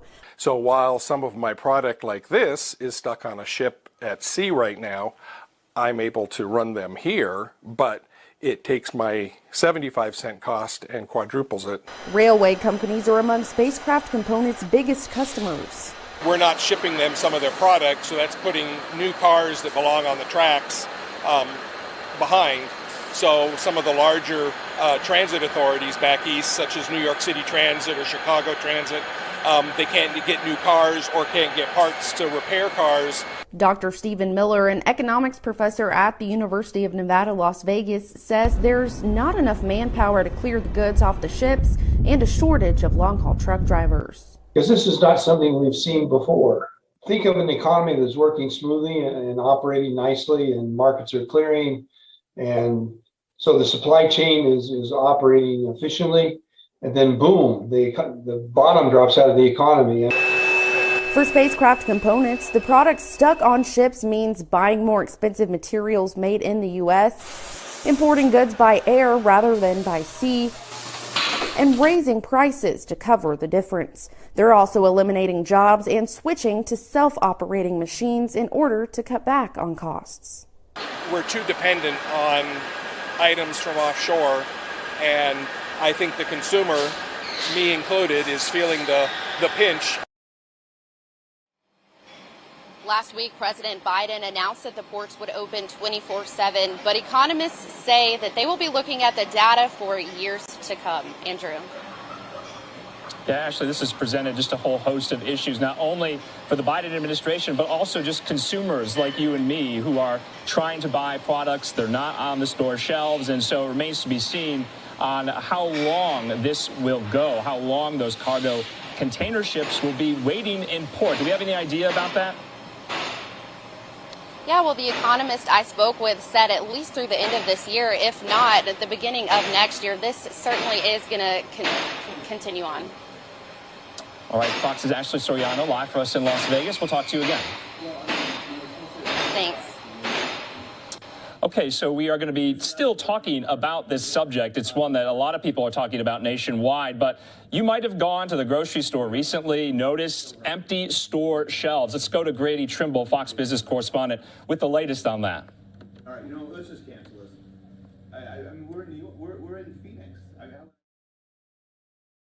You might have noticed it yourself. Grocery store shelves all over the country look a lot like this in some cases, totally empty.